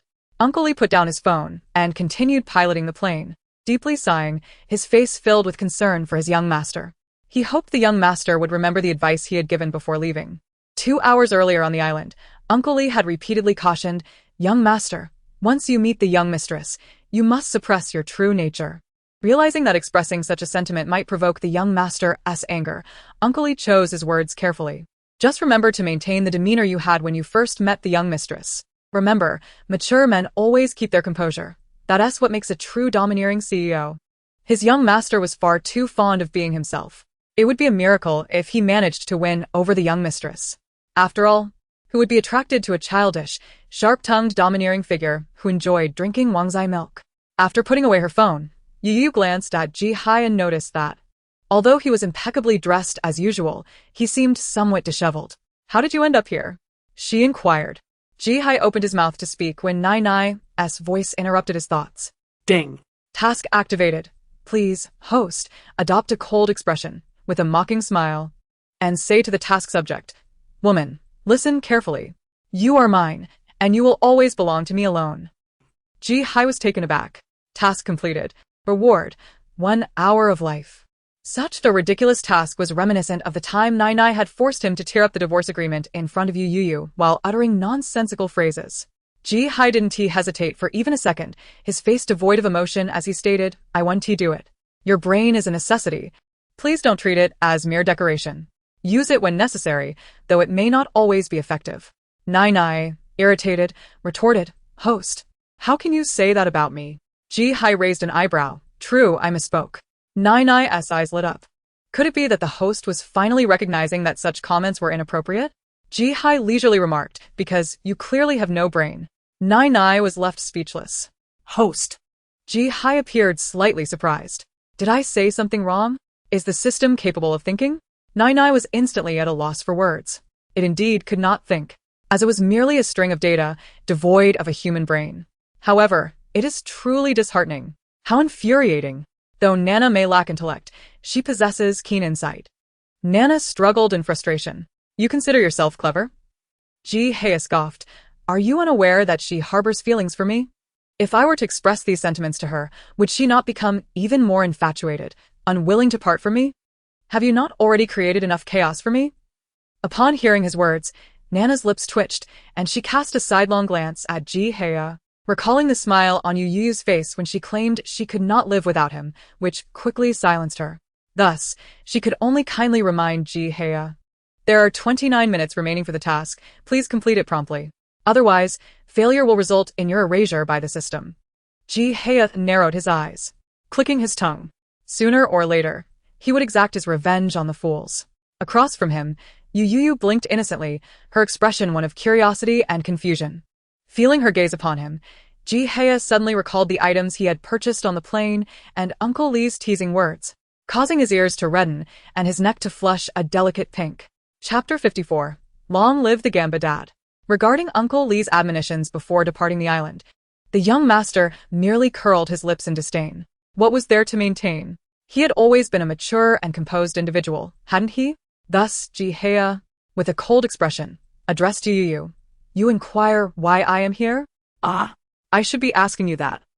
He narrowed his eyes slightly, continuing, "You are already married. Are you not aware of this?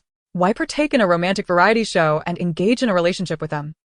At this point, the young master recalled witnessing a bald man on the live broadcast earlier that morning, stating that Youyou had messaged that weakling, instantly reddening his peach blossom eyes in anger as he glared at Youyou. Youyou was taken aback. She stared at Ji-hai for 2 seconds before her eyes brightened with excitement. "So, are you angry now? Does that mean you want to divorce me?" Ji-hai. Silence descended for 2 seconds, before he burst into laughter at Youyou's words. Nana was momentarily stunned, but upon seeing Ji-hai's expression of rage turning into a smile, it quickly advised, "Master, do not act impulsively. This marriage cannot be dissolved. It must not be." In contrast to Nana's urgency, Ji-hai remained remarkably composed. He scoffed, "Of course, I will not agree to a divorce with her." The moment those words left his mouth, Nana was taken aback. It had never crossed her mind that such a statement would come from Ji-hai. Could it mean he did not find his task target so intolerable after all? Do not be deceived by her joy. It is merely a facade.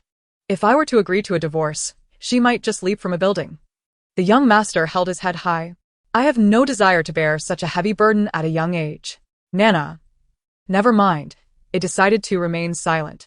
As long as they did not divorce, everything would be negotiable. The proud young master declared, even if a divorce were to occur, it would be I who would initiate it. Although he and she would inevitably part ways eventually, Ji-hye could not disclose this to her yet. She was far too enamored with him at present. He feared she would not take it well if he revealed the truth now. Thus, he would wait until her affections had waned before broaching the subject of divorce. Upon hearing that Ji-hye had no intention of parting ways, Youyou gritted her teeth in anger. How infuriating! She merely sought a small fortune. Was that a crime? Nana continued to urge Ji-hye, Master, the task. There is still the task, do not forget. Under Nana's insistence, Ji-hye could only comply, gazing at Youyou with an expression devoid of warmth. A mocking smile gracing his lips as he said to her, Woman, listen closely. You are mine, now and forever. Just then, as Ji-hye finished speaking, a melodious exclamation erupted behind Youyou. She turned to see Xiong Xiaoyang, Ning Ai, and a cameraman standing behind her, all staring at her in disbelief. Oh, Youyou. Xiong Xiaoyang stammered, her eyes wide. Youyou remained silent, her gaze fixed on the camera pointed directly at her, her eyelids twitching uncontrollably. This was bad.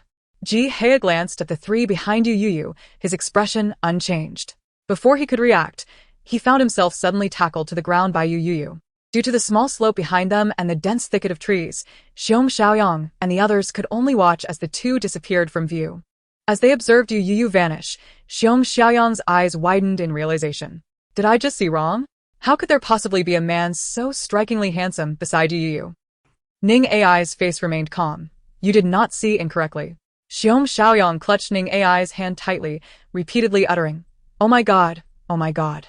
He actually told Youyou, Woman, you are mine for life. Ah, what is this? Such lines belong in a novel. I have only ever encountered them in stories, yet here I am, witnessing them in real life. That man truly exuded an air of dominance. Moreover, he was exceptionally handsome.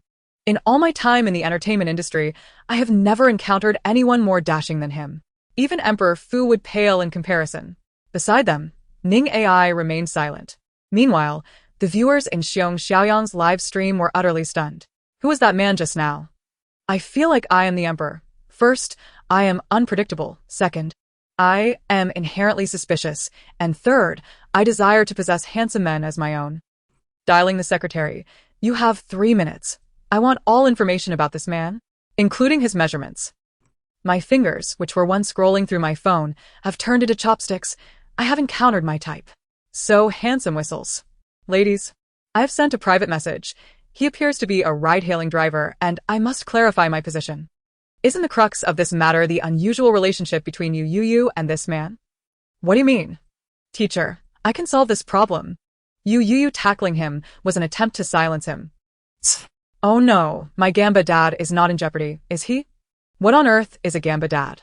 Fu Emperor and Youyou are fueling each other. In layman's terms, that's Gamba dad. No, I refuse to accept this. Gamba dad must endure. Ning Ai turned to Xiong Xiaoyang. We should find Youyou first. They have no idea where they disappeared to. The cameraman behind them eagerly nodded in agreement. He had a premonition that today's live stream would be explosive. Xiong Xiaoyang promptly agreed. Yes. Youyou and the others disappeared. We need to find out if they're injured. In a dense thicket nearby, the young master, pinned beneath the girl, felt an intense heat radiating from her, as if he were a ripe peach, dazedly gazing at her. Chapter 55. I knew she had been craving me for a long time.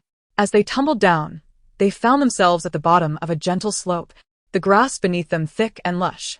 With Ji-hye acting as a soft cushion, even after rolling twice, while Ji-hye might have been in a predicament, Youyou was certainly unharmed. She braced herself with her hands on either side of Ji-hye, glancing around casually. It was impossible to discern which corner they had rolled into, but that was of little concern. The essential thing was that they were alive. Nearby, Nai observed Youyou pinning Ji-hye down, his face flushed with embarrassment as he dared not look at her, his eyes darting between the sky and the girl. He remained silent. Ji-hye's mind raced with thoughts. She is finally going to make her move. What should I do? Surely she intends to kiss me. My lips are so tempting and beautiful. They must look delightful to kiss. What if she kisses me to death? If she does kiss me, should I refuse? No, I cannot refuse. That would surely sadden her. But if I don't refuse, I will lose my first kiss, which I have guarded for 23 years. I feel so shy. Overwhelmed by Ji-hye's inner turmoil, Nai closed its eyes in despair, internally shouting, "Heaven, task object, do you hear me? Hurry and kiss him. Just do it, even if it means sealing his lips." It was tired of the incessant thoughts. Unbeknownst to Youyou, Ji-hai had tightly shut his eyes, bracing himself for her kiss. Just as she was about to rise, she instinctively glanced down, and in that moment, her eyes widened in astonishment. Goodness. What an adorably rosy little pig. Wait, why does this little pig resemble Ji-hai so much? She marveled at his skin, as smooth as that of a freshly born piglet. Suddenly, Eu leaned closer to Youyou. Sensing her approach, Ji-hai's throat constricted in anticipation. Here she comes. She can't hold back any longer. Youyou paused just 10 centimeters from him, her gaze fixated on his suddenly reddening skin. After a moment of silence, she could not resist asking, "Are you feeling hot?" In an instant, Ji-hai appeared as though he had been boiled alive, his head seemingly steaming. Youyou. He stammered, utterly flustered. Youyou raised an eyebrow, puzzled. Then, out of the corner of her eye, Youyou noticed the wild grass threatening to engulf Ji-hai. She paused, contemplating. Could he be allergic to the grass? What a delicate young master. This realization brought forth a tinge of regret in her gaze. As it implied, he had lost the right to engage in outdoor escapades at such a young age. How tragic, how lamentable. Ji-hai's mind swirled with confusion. What does she mean by that? Why would she suddenly ask if I'm hot? Does she want to take off my clothes? I knew it. She has been craving me for a long time. Nai, remaining silent, thought, "Dear host, I believe you are overthinking. The task object merely seems curious as to why your face is as red as a monkey's backside." Nai dared not voice its thoughts further, merely implying the essence of its message. However, it did not anticipate that despite his embarrassment, Ji-hai's romantic mindset remained unwavering, not hindering his sharp tongue. He scoffed. "What do you know? If she weren't interested in me, would she have been on top of me for so long?" Nai, now disgruntled, bit down in frustration. "From this moment on, if I say another word, I am no longer human." It then observed as Ji-hai's fingers slowly released their grip on his clothing. He closed his eyes, his long lashes quivering as though he had resolved upon something, inhaling deeply. "Come on. I know you've been yearning for me for a long time. If this will fulfill your desire and allow you to move on, then I am willing." With that, Youyou noticed Ji-hai pouting his lips, as pink as a blossoming flower. She blinked in surprise. After a moment of contemplation, a crisp sound echoed through the tranquil grass, a sharp clap. Ah! The unsuspecting young master let out a startled cry, quickly silencing himself. He opened his eyes, covering his swollen lips, gazing at her in disbelief. His thoughts spiraling into uncharted territories. So soft. Not only are his lips as pink as a piglet's, but they are also as tender as a marshmallow. Ji-hai swallowed hard, his cheeks ablaze, casting shy glances at Youyou. Nai heard him whisper in astonishment, "I never expected she had such a peculiar preference." It caught sight of his face, now even redder, and could no longer contain its disbelief. "Dear host, you can't possibly enjoy it when the task object treats you this way, right?" Upon hearing this, Ji-hai's face turned pale. I. He stammered, struggling to articulate a coherent response. Nai was momentarily speechless. "Just stop talking." "You don't need to say anything." Ji-hai gazed at Youyou, wrestling with his thoughts for a brief moment before slowly lowering his hand from his mouth, revealing his slightly swollen lips. A clear indication that Youyou's slap had been anything but gentle. "Why did you treat me this way?" He longed to inquire if she treated others similarly, or if it was just him. Yet, voicing such thoughts felt embarrassingly personal. Perhaps leading her to think he cared for her, he did not. The way he hesitated indicated he had something to say to Youyou. As her eyelids flickered, a sense of foreboding washed over her. Could it be that he misunderstood? Is he pouting like a pink piglet not because of some mysterious voice issuing tasks, but merely due to my actions? With clarity, Youyou felt a wave of panic wash over her, revealing a toothy grin, which made Ji-hai shudder beneath her. In the midst of it all, an explosive sound resonated from the sky, heralding the arrival of an unexpected ally. Could it be that she not only desires to remove my clothing but also wishes to engage in such acts? The young master's dark eyes darted about the empty grassland, his ears tinged with a rosy hue, feeling quite awkward. Although no one is around now, what if someone passes by and sees this? Nai frowned, puzzled and conflicted. It did not comprehend why, regardless of what it said, the host could always find a retort. At that moment, Youyou remained oblivious to the existence of a term known as love-struck. Youyou fell silent, weighing her words carefully as she gazed at Ji-hai, who was seemingly entranced. No, listen to my defense. You misunderstood. I genuinely meant no harm. I merely found your pouty lips adorable and wished to touch them. However, it was merely an inadvertent lapse in controlling the force of my touch. It was not my intention to strike you. Amidst Youyou's flurry of words, Ji-hai only caught the adorable notion of wanting to touch him. A wave of pride surged within the young master. Did you see that? I told you she really likes me. Youyou wore a complex expression. Forget it. It chose silence. Ji-hai smiled, yet before he could speak, he noticed the peculiar glint in Youyou's eyes. Unable to contain his curiosity, he inquired, "What is wrong with your eyes?"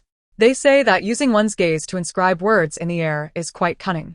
And here I am, employing cunning to argue with you, or rather, to apologize. Do you sense that? Have you forgiven me? Youyou paused her scribbling, gazing earnestly at him. Although she could not escape the confines of marriage for now, she had not forgotten that she held a 5 billion black card in her possession. Until she learned the password, she would remain cautious in front of Ji-hai. Seeing the look in her eyes, Ji-hai felt an indescribable joy. She genuinely cared for his feelings. I was never angry, he stated. Youyou seemed to witness the innocent little rabbit being led astray by the cunning wolf. Conscience weighing upon it, Youyou remarked, "Host, she did it on purpose." Ji-hai retorted without a second thought, "I don't believe it. She said it was unintentional." Youyou struggled, but she herself admitted to being cunning with you. Ji-hai scoffed. Do you even know what it means to be cunning? Besides, if she were being cunning, why would she choose to be so with me and not anyone else? With a jubilant tone, Ji-hai declared, "She simply likes me." Youyou remained silent. Well deserved. You have been deceived. Upon hearing this, Youyou finally breathed a sigh of relief. As long as he wasn't angry, she dared not linger any longer and quickly sought to rise. Yet, before she could fully stand, a soft, muffled sound emanated from beneath her. Youyou looked down, stunned, as she realized that Ji-hai's tightly fastened suit jacket had somehow come undone, and her hand had inadvertently settled upon his chest. She froze for a moment. A surge of mischief stirred within her, and she could not resist giving a gentle squeeze. A soft sound escaped him. Youyou, blushing furiously, severed her connection with Ji-hai, deciding to retreat to a quiet space to gather her composure. Youyou remained in shock as she beheld the young master, his eyes glistening with moisture, gazing at her with an expression of vulnerability, as if he had been wronged by a rogue. Faced with his somewhat accusatory gaze, she stammered, if my hand were somehow controlled by a monster from Barball Star, through my brainwaves, would you believe me?" Ji-hai opened his mouth, his voice softer than she had ever heard. It was a softness that compelled her to squeeze again. She confirmed her suspicion. Indeed, his lips were as tender as they appeared. To be honest, the sensation was rather delightful. It seemed like it would make a splendid pillow for sleeping. Ji-hai's eyes were fixed on her. "So, are you also under some sort of control now?" "Yes," she replied. "Do you believe my words now?" Upon seeing her rise, a flicker of disappointment crossed Ji-hai's features. He had anticipated she would do something more. "Yes, I believe you." He was no fool. He certainly did not take her absurd explanation at face value. Yet that was of little consequence. What mattered was that he knew she was drawn to him. "So, how did you end up here?" Youyou inquired as she crouched beside Ji-hai. Ji-hai gradually regained his composure, standing to calmly adjust his suit. A hint of pink still tinged his ears, but he appeared considerably more at ease. This meant that for the next few days, or until the dating show concluded, Ji-hai would be participating alongside her. Youyou was momentarily taken aback before her eyes filled with sympathy for him. It turned out that even a powerful CEO governing the global economy could not escape the fate of a mere worker. "How about this? I shall grant you an opportunity. You give me all your money, and I shall bear this burden." Ji-hai raised an eyebrow. "Why didn't you mention earlier that you were a special guest?" Had she said so, Youyou would not have needed to tackle him and carry him away. She had previously worried that his position as the president of the G Group might negatively impact his image on the big screen, yet he appeared entirely unconcerned, even leaning in closer. "Very well, if that is the case, I shall take my leave." As Youyou turned to depart, Ji-hai, standing behind her, narrowed his eyes. "The black card." Suddenly, she halted. Ji-hai continued, "Once this dating show concludes, I shall reveal the password to the black card. After all, once the show was over, This peculiar system would likely vanish as well. Even if it did not, he had sufficient means to contact the world's leading brain specialists for surgery. The end of mysticism is science.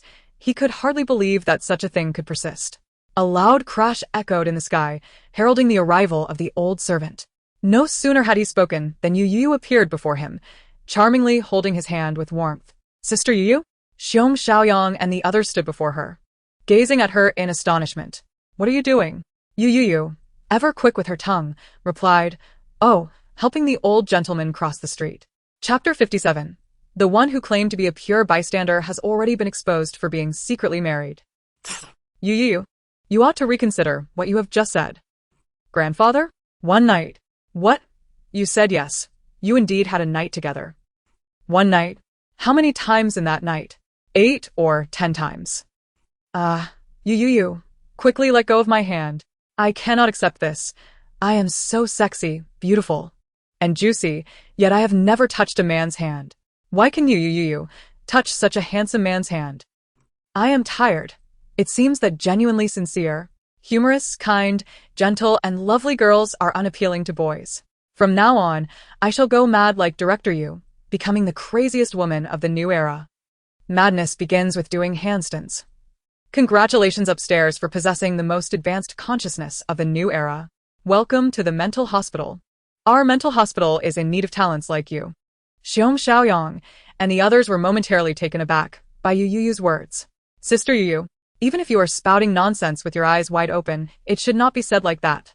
Meanwhile, the cameraman sensed the delicious aroma of gossip. As a diligent cameraman, one must never miss any opportunity for a juicy story. The camera was aimed directly at Youyou and Ji-hai, allowing the viewers in the live stream to indulge in every morsel of drama. Xiong Xiaoyang discreetly glanced at Ji-hai, whose expression was less than pleasant, and could not resist her curiosity, hesitantly asking Youyou, Sister Youyou, who is he? Their gazes converged on the hands Youyou held with Ji-hai. Youyou was momentarily stunned, quickly defending herself. I do not know him. A trifecta of denials flowed forth. Her desperate attempts to distance herself were utterly incongruous with the recent scene of them rolling in the grass and in someone's mind, potentially developing some indescribable inclinations. Especially since Youyou showed no hesitation in withdrawing her hand, which caused Ji-hai's expression to darken. Such a captivating moment. How could Nai let it slip by? Nai, we'd stay. The host remarked, the task subject claims to not recognize you. She doesn't even admit to anyone that the two of you are married. So, how could she possibly have feelings for you? I believe you may be mistaken, dear host. The brazen demeanor bore an uncanny resemblance to Youyou, creating an illusion that this system should belong to her rather than Ji-hai. Ji-hai clenched his jaw in silence, his expression dark and brooding. If Uncle Lee were to witness Ji-hai in such a state, he would undoubtedly hasten to evacuate the family from Bihue Manor in fear of an emergency. The last time the young master was this furious, it resulted in a family skydiving and skateboarding in a thunderstorm, leaving the elders in a state of shock for an entire week, while Ji-hai himself remained unconscious for a month.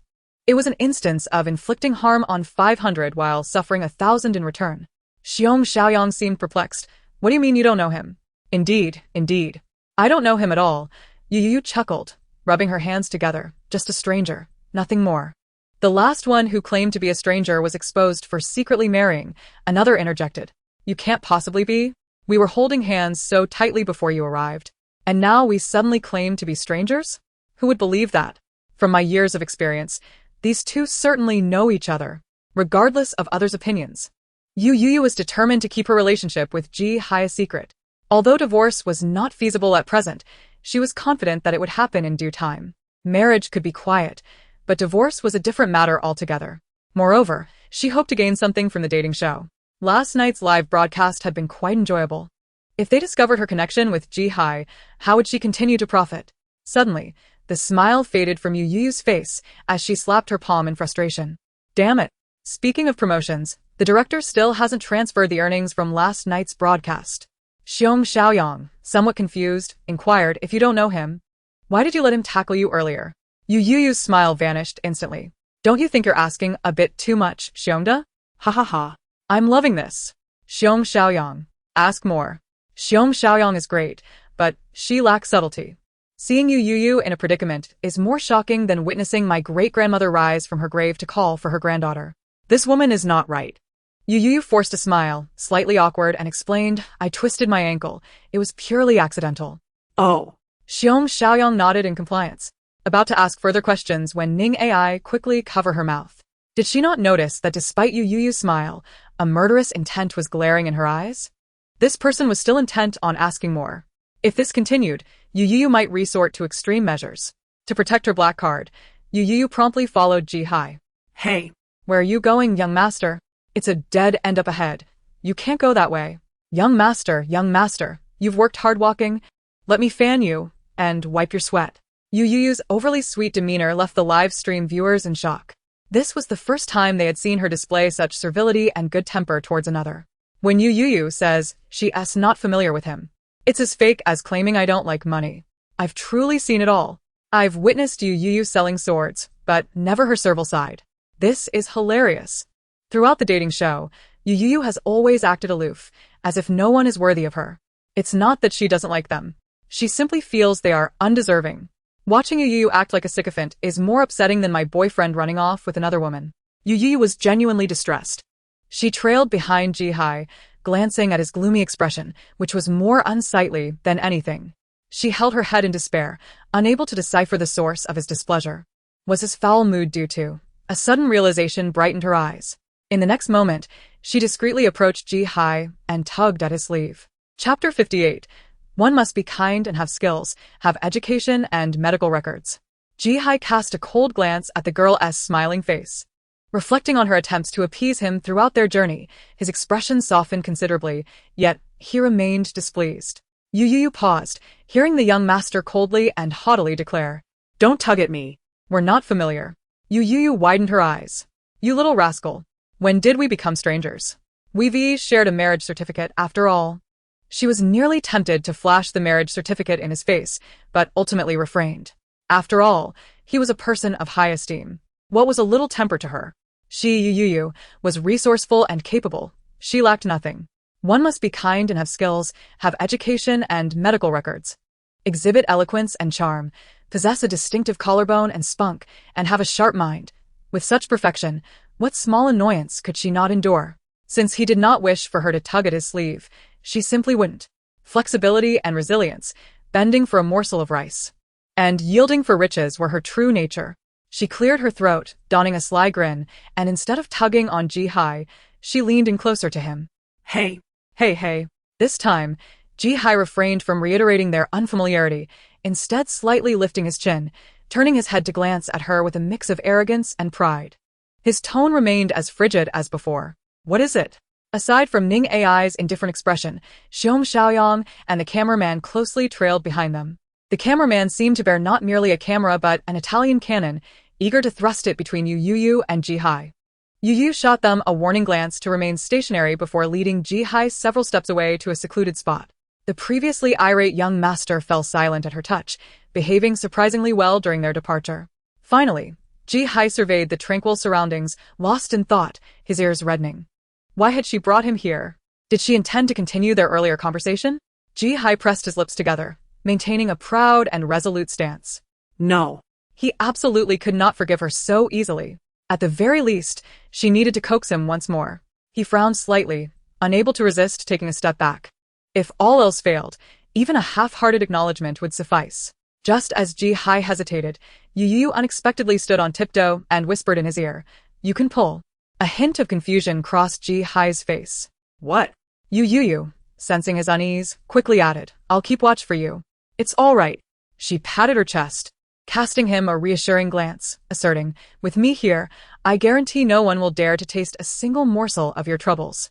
Protecting the young master from any misfortune was her duty as a loyal servant. In those brief moments, a world of understanding passed between them. The young master, who had previously consoled himself, now wore a truly dark expression. In fact, his countenance appeared even more somber and intimidating than before. The arriving group of bear and sheep had yet to grasp the situation when they witnessed Ji-hai, who had been pulled away by Youyou. Storming off in a huff, Youyou called out after him, Young master, are you not going to pull it any longer? Young master? She halted, furrowing her brow in confusion. The domineering CEO should be eating well, so his excrement should be quite nutritious. This is a perfect spot to relieve himself. It could even fertilize the grass and help it grow more lush. Caring for the grass starts with me. Those who overheard Youyou's mutterings fell into a deep silence. As evening approached, around 6 o'clock, Yunlang and Ke Jingqing's group discovered 2 food cards, which they exchanged for 2 eggs and a bowl of leftover rice. Perfect for making fried rice. Meanwhile, Fu Jiazi, Pu and I and Ma Yuanji's group found 5 food cards, trading them for instant noodles, onions, tomatoes, chicken feet, and tofu. With such an abundance of ingredients, Fu Jiazi's group was quite pleased with their haul. After busily preparing their meals in the kitchen, the 2 groups finally gathered around the dining table. Yunlang took a mouthful of fried rice, chewing thoughtfully when he suddenly felt something amiss. A peculiar thought crossed his mind, that perhaps a drizzle of melted chocolate would enhance the flavor of the fried rice. The moment the idea surfaced, Yunlang shuddered. Heavens! How terrifying! When did I start harboring such wicked notions? Ma Yuanji furrowed his brow, a hint of concern evident. Fu Jiazi glanced at the darkening sky. His brow slightly creased. He stood up. You all eat first. I'll go look for them. I'll join you, Ma Yuanji quickly replied. Just as they were about to leave the love apartment, Pu and I noticed Youyou and her group walking in. Everyone's expressions froze in disbelief. Those who hadn't visited Youyou's live stream earlier were equally bewildered. Who is this person? As they approached, Yunlang glanced at the intimidating Ji Hai and quietly inquired of Bear. Bear shook his head. I don't know who he is. He was with Youyou while she was looking for food cards and has been following us since. Yunlang's eyes widened. Suddenly, a thought struck him, and he leaned closer to Bear, whispering, though his expression is quite fearsome now, he is undeniably handsome. Could you ask him if he likes women? Chapter 59, Encountering the Rainbow, Capturing the Rainbow. Yunlang was taken aback, exclaiming, What is happening? I regarded you as a brother. Yet you tell me we are sisters. Feeling somewhat embarrassed under Bear's gaze, he quickly glanced at the livestream camera and the surroundings to ensure no one was listening before whispering, Shuh, don't look at me like that. What if others see and start suspecting me? He had struggled to restrain himself all this time, knowing that the esteemed actor Fu would be on the dating show. He had been warned by his manager before arriving. Thus, when faced with the gentle and beautiful Fu, he had to bite the bullet and hold back. But upon Ji Hai's appearance, his innate affinity for the rainbow could no longer be contained. So, did he like women? Yunlang sneakily observed Ji Hai and mused. He doesn't seem very straight. Could there be a glimmer of hope? Bear shook his head sagely. Young man, heed my advice, buy a plane ticket to Thailand right now. Given your current situation, a trip to Thailand would be quite beneficial. Upon hearing Bear's words, the light in Yunlang's eyes extinguished entirely. What injustice! Such a handsome man can't possibly like men. Meanwhile, Ke Jingqing, who had been discreetly eavesdropping, felt his expression shift dramatically. Yunlang's reaction was unsurprising to him, as he felt the same way. The moment he laid eyes on Yunlang, he had sensed the truth. Don't ask, it's simply the allure of same-sex attraction, unmistakable and palpable. However, what truly piqued Ke Jingqing's interest was the identity of the suddenly appearing man. Even they were unaware of his background. Ke Jingqing's gaze darkened as he scrutinized Ji Hai standing beside Youyou. He appeared disheveled, lacking any remarkable traits, save for his strikingly handsome face. A beautiful visage, an ambiguous origin, and so closely associated with Youyou. Ke Jingqing's eyes suddenly lit up. He had it. This must be Youyou's kept boy. Perhaps he was a newcomer in the company, seeking to leverage Youyou's participation in the dating show to gain exposure on the big screen. With this thought, Ke Jingqing's perspective cleared instantly. He cast a sidelong glance at the camera and promptly addressed Youyou. You should know that dating shows attract quite a bit of attention. Yes, likely still an unknown, right? Do you think he can handle the exposure that comes with it? Could it be that you intend to promote him? Before he could finish, Ke Jingqing seemed to realize something and quickly covered his mouth. Although Ke Jingqing's statement was left unfinished, most viewers in the live stream, being fans from various entertainment circles, could easily grasp the implications of his words. The audience erupted in uproar, flooding the chat with scathing comments. I absolutely detest resource hunters. They make me sick. So it turns out this was all to promote that man. Clearly, Youyou and he share an unusual relationship. Who knows what they've been up to behind the scenes? Are you kidding? Have you all forgotten? Youyou came to this dating show to steal resources. What qualifications does she have to remain in the entertainment industry? She should just leave. I thought that guy was handsome before, but now he seems rather mediocre. Others frowned at Ke Jingqing's remarks, but Youyou, observing his self-directed act, felt her eyelids twitch. The combination of green tea and mustard was indeed overwhelming and eye-watering. Moreover, Youyou discreetly glanced at the young master beside her and noticed him squinting at Ko Zhengcheng, a peculiar smile adorning his lips. Seeing this, Youyou couldn't help but click her tongue in disbelief. Throughout the afternoon, Ji-hai had maintained a lukewarm demeanor, refusing to utter a word. On the way back, he had continued to wear a frosty expression. What had caused this change? Surely it must be due to the prolonged discomfort he had endured. How naive of him to think she was unaware. What was he even pretending for? Youyou stood beside him, skillfully inscribing a few cleverly crafted words with her own eyes, then quickly lifted her head, her expression loyal as she whispered to Ji-hai, "Young master, please wait here. Everything is under the care of this old servant. Rest assured, I will ensure your satisfaction." Ji-hai paused for a moment, casting a curious glance at Youyou. Ignoring the twitching of her eyes, he was captivated by her radiant smile, and the displeasure that had previously lingered in his heart gradually dissipated. Raising an eyebrow, he nodded with reserved approval, indicating his consent. His intention was not to forgive her, but merely to observe her actions. "Is the water in your brain meant to nourish the verdant trees in your heart?" Youyou stepped forward, pretentiously adjusting her attire, and disdainfully addressed Ko Zhengcheng. "Do you even know whether there are any verdant trees in your heart?" Ko Zhengcheng was momentarily taken aback. "What verdant tree?" Youyou flashed a broad smile, revealing her pearly white teeth. "Are you truly unaware of the verdant trees within you?" Ko Zhengcheng furrowed his brows, perplexed by her words, but the next second, he heard her nodding, as if she understood, adding, "Indeed, you possess no self-awareness." The last two words were pronounced with such clarity that even a deaf person would grasp their meaning. Standing calmly behind Youyou, Ji-hai observed her defending him, and his previously taut lips curved into a smile, illuminating his face with a radiant expression. Chapter 60. Competition is the ultimate thrill. Ning Ai inadvertently caught sight of this scene. Even her perpetually stoic demeanor could not prevent her eyes from widening in surprise.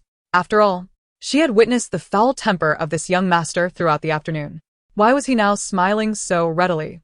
Her gaze, filled with confusion, followed Ji-hai's line of sight, landing on Youyou, and she fell silent, as if she began to comprehend something. Ko Zhengcheng turned pale with envy.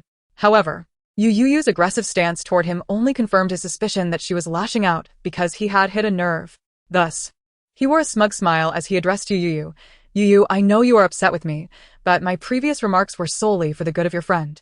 "Why must you target me?" "Target you?" Youyou feigned surprise, casting a dismissive glance downward, and slowly retorted, "You harass me daily, yet I remain silent. Why are you so hasty to react? What on earth is she babbling about? Is she referring to the needle I think she is? Ko Zhengcheng's Lin Junjie is a needle? Nonsense. Everyone shut up." Nearby, Yunlang burst into laughter, and soon, the other guests joined in, chuckling uncontrollably, while only Fu Jiazi remained tight-lipped, his gaze fixated on Ji-hai, who stood behind Youyou. Ji-hai's expression darkened as he observed Youyou's unabashed attention on Ko Zhengcheng. "You!" Ko Zhengcheng exclaimed, exasperated. Just then, Director Wong rushed over upon receiving news. Spotting everyone in the living room, he quickly greeted them with a smile. "Everyone is here. I have something to discuss with you all." Ko Zhengcheng's eyes lit up upon seeing Director Wong, exclaiming, "Director." Wong paused, puzzled. "Who is the ordinary person?" Ko Zhengcheng hastily pointed at the expressionless Ji-hai beside Youyou. "It's him." His gaze was immediately drawn to the strikingly tall Ji-hai among the crowd. Noticing his attention, Ji-hai's indifferent peach blossom eyes met his with no hint of emotion. Wong's heart sank. Without a moment's hesitation, he quickly made his way over to Ji-hai. Everyone anticipated that Wong would reprimand Ji-hai, but to their surprise, he suddenly smiled ingratiatingly at him. "Mr. Ji, welcome." His obsequious demeanor was almost on par with Youyou's. "What have I just heard? What did the director call this man? Mr. Ji? What Mr. Ji?" Ji-hai cast a sidelong glance at him, remaining silent. Wong promptly introduced him to the guests. "This is Ji-hai, the president of G Group, and the 11th flying guest of our show. If you can't date, just die." "He is a flying guest." Ko Zhengcheng could not contain his astonishment, his voice rising sharply. The others were equally shocked. G Group rang a bell. It couldn't possibly be the G Group, could it? "I thought I had heard president from Youyou." "So, they're already acquainted." "This guy claimed to be an ordinary person before. I can't believe it." It feels like there's something going on between them. I can't believe it. I just looked it up, and he really is the president of G Group. And it says here, he's only 23. G Group? Is that the most prestigious one in our city? Wow, Youyou has struck gold. This is hilarious. Some say the president needs to rely on reality shows for publicity. Do you have any idea how wealthy G Group is? Just a tiny fraction could secure my future. And yet, they need to seek publicity? Please, just give me a little. But we already have 5 male guests. What shall we do now that another flying guest has joined? Ku Zhangqing pressed on, unwilling to give up. Surely, we can't have 6 men vying for 5 women. Director Wong seemed prepared for this, smiling as he replied, "Excellent question. There will still be 5 female guests, but with the increase in male guests to 6, the current male guests must showcase their abilities and charms to win the hearts of the 5 female guests." In other words, the moment audiences had eagerly anticipated in the dating show had begun. Competition. This is my favorite competitive moment. I love it. Film more of it. I've been saying, why must it always be female competition? Such internal strife is utterly tiresome. Male competition is where the real excitement lies. The expressions of the male guests shifted subtly as they exchanged glances, sparks igniting in their eyes. After introducing Ji Hai, Director Wong hurriedly whispered a few flattering remarks in Ji Hai's ear before making a swift exit. The precious young master from the Ji family was not someone a mere dating show director could afford to provoke. When Wong learned that this young master had invested 50 million into their show, he nearly fainted. Not to mention, when he discovered that the young master had flown in on his private jet to join the show, he had waited an entire day and night without catching sight of him. Thankfully, the young master had finally arrived safely, otherwise, he would have had no idea how to explain to the Ji family. Ku Zhangcheng gritted his teeth, feeling disgruntled. Suddenly, he noticed that everyone was empty-handed and seemed to have an idea, mocking, "Have you all been searching for food cards all afternoon and found nothing?" No worries. "We still have some food," Fu Jiaza interjected. "Youyou, you can join us." "Thank you for the invitation, but no need," Ji Hai unexpectedly chuckled softly. Chapter 61. Once you've tasted the sea, no other water will do. Can you not cook? Fu Jiaza looked up at Ji Hai, who wore a smile that seemed pleasant yet concealed a distinct malice, causing Fu Jiaza to purse his lips and remain silent. Seeing him avert his gaze, the smile that had graced Ji Hai's lips vanished instantaneously. His expression darkened, and an inner scoff echoed within him. He harbored a deeper disdain for this individual than for that so-called fiancé of Youyou, who was bound by a marriage contract yet seemed utterly lacking in vigor. Throughout the journey, Ji had been engrossed in the live broadcast, not oblivious to the unfolding events. This person unmistakably harbored feelings for his wife. The audacity. He would send him hurtling into outer space with a mere flick of his hand. Ma Yuanji furrowed his brow slightly, saying, "We have enough food among us. Sharing some with you isn't burden." Ning Ai nodded in agreement. However, Xiong Xiaoyang shook her head, insisting, "No, we genuinely don't need it." Beside them, Yun Lang wore a perplexed expression. "But what about your dinner?" he queried, bemused. Could it be that they felt embarrassed, leading them to refuse? Surely not. Was it possible that Youyou had come to a point where she considered eating someone else's food beneath her? Had Youyou lost her mind? Or was it he who had? Meanwhile, Xiong Xiaoyang's grin seemed genuine, betraying no hint of feigned strength. Yun Lang redirected his gaze toward Ning Ai, scrutinizing her impassive expression. After a couple of seconds, he turned back. Forget it, he thought. What could he glean from a mere, expressionless face? His confusion shifted back to Youyou, who playfully winked at him before suddenly placing her hands on her hips and laughing maniacally. Her laughter was distinctly villainous, sending a chill down everyone's spine. As it often preceded misfortune. "Hey, everyone, come on in, and raise it up," she called out, turning to the outside. The others were taken aback. Upon closer inspection, they discovered a table brimming with ingredients: Australian lobster, pork intestines, ice cream, durian, cola, lotus root, ribs, dragon fruit, bananas. Not only was there a delightful array of meat and vegetables, but also soda and fruits for dessert. Their humble fried rice and instant noodles paled in comparison. Utterly annihilated by this feast, Puni's eyes widened in astonishment. "What on earth is all this?" he exclaimed. Ma Yuanji, with a look of disbelief, asked Xiong Xiaoyang. "You can't be serious. Tell me these are not the ingredients you all exchanged? What on earth? When did the production team prepare such a bounty? Why were we completely unaware? That Australian lobster, so grand and still alive. not to mention the other delicacies. Just a glance was enough to evoke tears of envy. Seeing the trio nearing a breakdown, Xiong Xiaoyang could no longer contain her laughter, her face radiating unfiltered pride. Indeed, all of this is ours. Youyou found everything herself.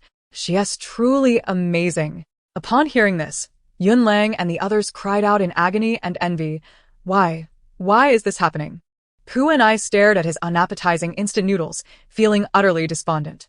Yunlang, too, had lost his appetite for fried rice. He desperately eyed the Australian lobster on the table. Pleading with Youyou, could I perhaps have a taste of the lobster later? He hadn't eaten anything decent since last night, and was in dire need of a mouthful of lobster to soothe his stomach. After all, he had endured a night of hunger. Even if he would face repercussions later, it would be worth it to indulge in something exquisite instead of the usual broth. Ma Yuanji, equally tempted, chimed in, and me. Pu and I, unwilling to be outdone, pleaded, just one bite please, Youyou. The fans of Pu and I were left questioning their very existence. Was this truly the Pu and I they recognized? The three of them, each calling her Youyou, sounded more intimate than anyone else. Considering their recent generosity in sharing food, Youyou graciously nodded. All right, no problem. Just as the trio prepared to rejoice, Youyou added with a cheerful smile, I'll be the one cooking. The three of them froze, their smiles morphing into sheer despair. Yunlang quivered, Youyou. Must you insist on this path? Could you not spare us your culinary endeavors? Ma Yuanji echoed his sentiment. Meanwhile, Xiong Xiaoyang and Pu and I cast pitiful glances at Youyou, their eyes pleading. Alas, Youyou's heart was as unyielding as stone. Earlier, the skeptical Ke Zhengcheng watched this scene unfold, his expression darkening. Unable to contain himself, he remarked, Xiaoyang, are you saying that Youyou found all of this by herself? With a smile, he asked Xiong Xiaoyang, surely you jest. How could one person possibly gather such an abundance of food cards without assistance? His words incited an immediate uproar among the naysayers in the live stream. Youyou is revolting, threatening her teammates to hoard the credit. No matter where she goes. Youyou always behaves outrageously. That wretched person should leave the dating show. How ridiculous. She isn't even popular yet acts like a diva, stealing accolades. Xiong Xiaoyang shook her head, defending, no, I'm not joking. These truly are all Youyou's findings. You wouldn't believe how adept she is at locating food cards. She has spot on every time. Meanwhile, Ning Ai and I found nothing and were of no help at all. Ke Zhengcheng was about to respond when Xiong Xiaoyang continued, oh, are you suggesting I was lying? His expression stiffened, and he quickly retorted, no, of course not. I would never imply that, Xiaoyang, you've misunderstood me. The sarcasm in Ke Zhengcheng's tone was palpable. It's genuinely amusing. If Yushixin were here, these two would brew a pot of green tea. Authentic and refreshing, the essence of green tea. What nonsense. My brother is not being sarcastic. Youyou's fans are being excessive. Ke Zhengcheng is merely posing a legitimate question. It's indeed strange that Youyou's group found so many food cards, so why shouldn't he inquire? The fans of Youyou are truly insufferable, reacting like dogs. Chapter 62. The doors of wealth endure. The doors of sleep endure. The doors of foolishness endure. The doors of you endure. Ke Zhengcheng continued. I'm merely curious. I believe I'm not alone. Others must share this curiosity. As soon as he finished, Pu and I scoffed. I'm not curious. If you want to court disaster, don't drag me into it. He shot Ke Zhengcheng a knowing glance, as if he could see right through his intentions. Yunlang and Ma Yuanji nodded in agreement. Fu Jiazi remained silent, calmly eating at the table. Ke Zhengcheng's visage stiffened, his teeth clenched in frustration. This group was utterly ungrateful. What was Youyou, that they all pandered to her? He steeled himself to continue. We spent an entire afternoon on the island, finding only these mundane ingredients, yet Youyou unearthed something as splendid as lobster. Truly enviable. Youyou, your luck is extraordinary. Unlike me, who has none of your fortune. If only I possessed half of your luck. To his surprise, Youyou's expression darkened immediately upon hearing his words. The others, sensing her change in demeanor, instinctively tensed. What was amiss? Who knows, in the next moment, Youyou pointed her fingers at Ke Zhengcheng while retreating, shouting loudly, retreat, retreat. Ke Zhengcheng responded with a puzzled expression, and the crowd fell silent. Only Ji Hai behind her chuckled lightly, his eyes twinkling with amusement as he observed Youyou's sudden outburst. Soon after, she naturally concealed herself behind Ji Hai. You, what are you doing? Ko Zhengcheng asked with a forced smile. She gritted her teeth, casting a disdainful glance at Ko Zhengcheng as if he were some vile creature. As expected, the rain won't fall forever, but your head will. Do you think I don't know that I specifically consulted a master who predicted I would make a lot of money today? And now you have come to siphon off my fortune? If you dare to drain my wealth, believe me, I'll slap your wisdom teeth into your front teeth. Her expression was filled with fury. One might think Ko Zhengcheng had truly attempted to rob Youyou. Upon hearing her words, several bystanders discreetly edged away from Ko Zhengcheng, instinctively distancing themselves from him. They were not joking. Any matter related to money was no laughing matter. Ko Zhengcheng's face darkened. You know how much money you have in your pocket, don't you? I've heard that your monthly earnings amount to merely 58 cents. With a sardonic smile, he continued, Youyou, do you place too much value on money? You don't like money? Youyou appeared astonished and retorted, if you don't like money, then why did you steal the leading role from Sheng Juanxi? If you don't like money, why did you take the newcomers from the company to accompany investors, using them as stepping stones? If you truly dislike money, how could you bear to accompany the president of the Sheng Tian Group for a night of passion? I heard that president has a peculiar taste, enduring grievances from his legitimate wife only to vent on his mistress, engaging in quite the depraved behavior. If I remember correctly, didn't you almost lose consciousness that time? After being sent to the hospital, you lay there for a month due to a tear, right? Youyou's gaze lingered curiously on Ko Zhengcheng's backside. Hey, just asking a normal question between comrades. Are you feeling better now? The onlookers were taken aback, uncertain whether to be shocked or to feign shock. Here, let me give you the address, and I'll come over right now. Isn't the president of Sheng Tian Entertainment just a middle-aged balding man with a beer belly? Wow, Ko Zhengcheng's sacrifice seems excessive. Did he really tear something? How twisted must that situation have been? I recall that Ko Zhengcheng indeed took a month off due to illness. Could it have been because of this? Shut up. My brother Cheng is not that kind of person. Watch out, or my brother Cheng will send you a lawyer's letter. Lawyer's letter warning. The last person who received a lawyer's letter is now. After the warnings about body odor and fecal spray, I never imagined you would also attack his aversion to money. Kufei, just how much dirt do you have on him that I don't know? Others looked on in disbelief, staring at Ko Zhengcheng with incredulity. He was genuinely frantic, nearly driven mad by Youyou's antics. Why did she know so much about him? Gritting his teeth, he feigned calmness. Youyou, what nonsense are you spouting? His agent, equally flustered, hurried to find Director Wong to put an end to the chaos. With no other option, Director Wong grabbed a loudspeaker and called out urgently, Youyou. She plugged her ears and sang, La la la, I can't hear you. Director Wong squinted, chuckling coldly. Ah, this merchandise, this live streaming. Youyou froze, turning to see Director Wong making a gesture indicating counting money. She felt suffocated. What a malicious person. With Director Wong's warning, Youyou could only solemnly declare, I apologize. Everything I said was nonsense. I confess, I was just acting crazy. Please don't doubt me. In truth, I go mad simply because I adore money. To be honest, I am a money lover. I not only love money, but also only associate with wealthy individuals. Of course, this is not materialism. I merely have a pure fondness for money. I hope everyone will not discriminate against me and will respect and bless my sexual orientation and financial views. Remember, freedom of sexual orientation. The door to wealth shall remain open forever. First time seeing one express a love for money so refreshingly and naturally. Isn't that just materialism? Disgusting. Well said. I suggest you pay me 500. At 7:34 in the evening, I successfully diagnosed myself as a money lover. The door to wealth shall remain open forever. The door to sleep shall remain open forever. The door to foolishness shall remain open forever. The door to you shall remain open forever. Ultimately, Xiong Xiaoyang and the others had no choice but to sit obediently at the dining table, awaiting Youyou's dark culinary creations. Young Master Ji attempted to assist in the kitchen but emerged within 2 minutes, disgusted by his clumsiness. Fu Jiajia also ventured in, only to be expelled in less than a minute. When he exited, the young master was grinning at him with mischief. Soon after, when Youyou brought out the last dish, a spicy Australian lobster served with ice cream, everyone could no longer contain themselves. Simultaneously, there were dishes of dragon fruit stir-fried with aliens, intestines wrapped in durian, and cola rib soup with garlic banana puree. My Australian lobster. Youyou. You are truly despicable. Today, Director Yu remains consistently stable in her culinary endeavors.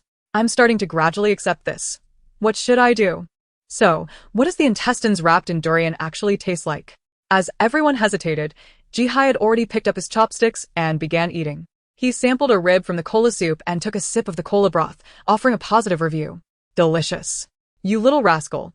Youyou was taken aback. And then, as if she understood something, she smiled mysteriously. She stealthily leaned toward young Master Ji's ear.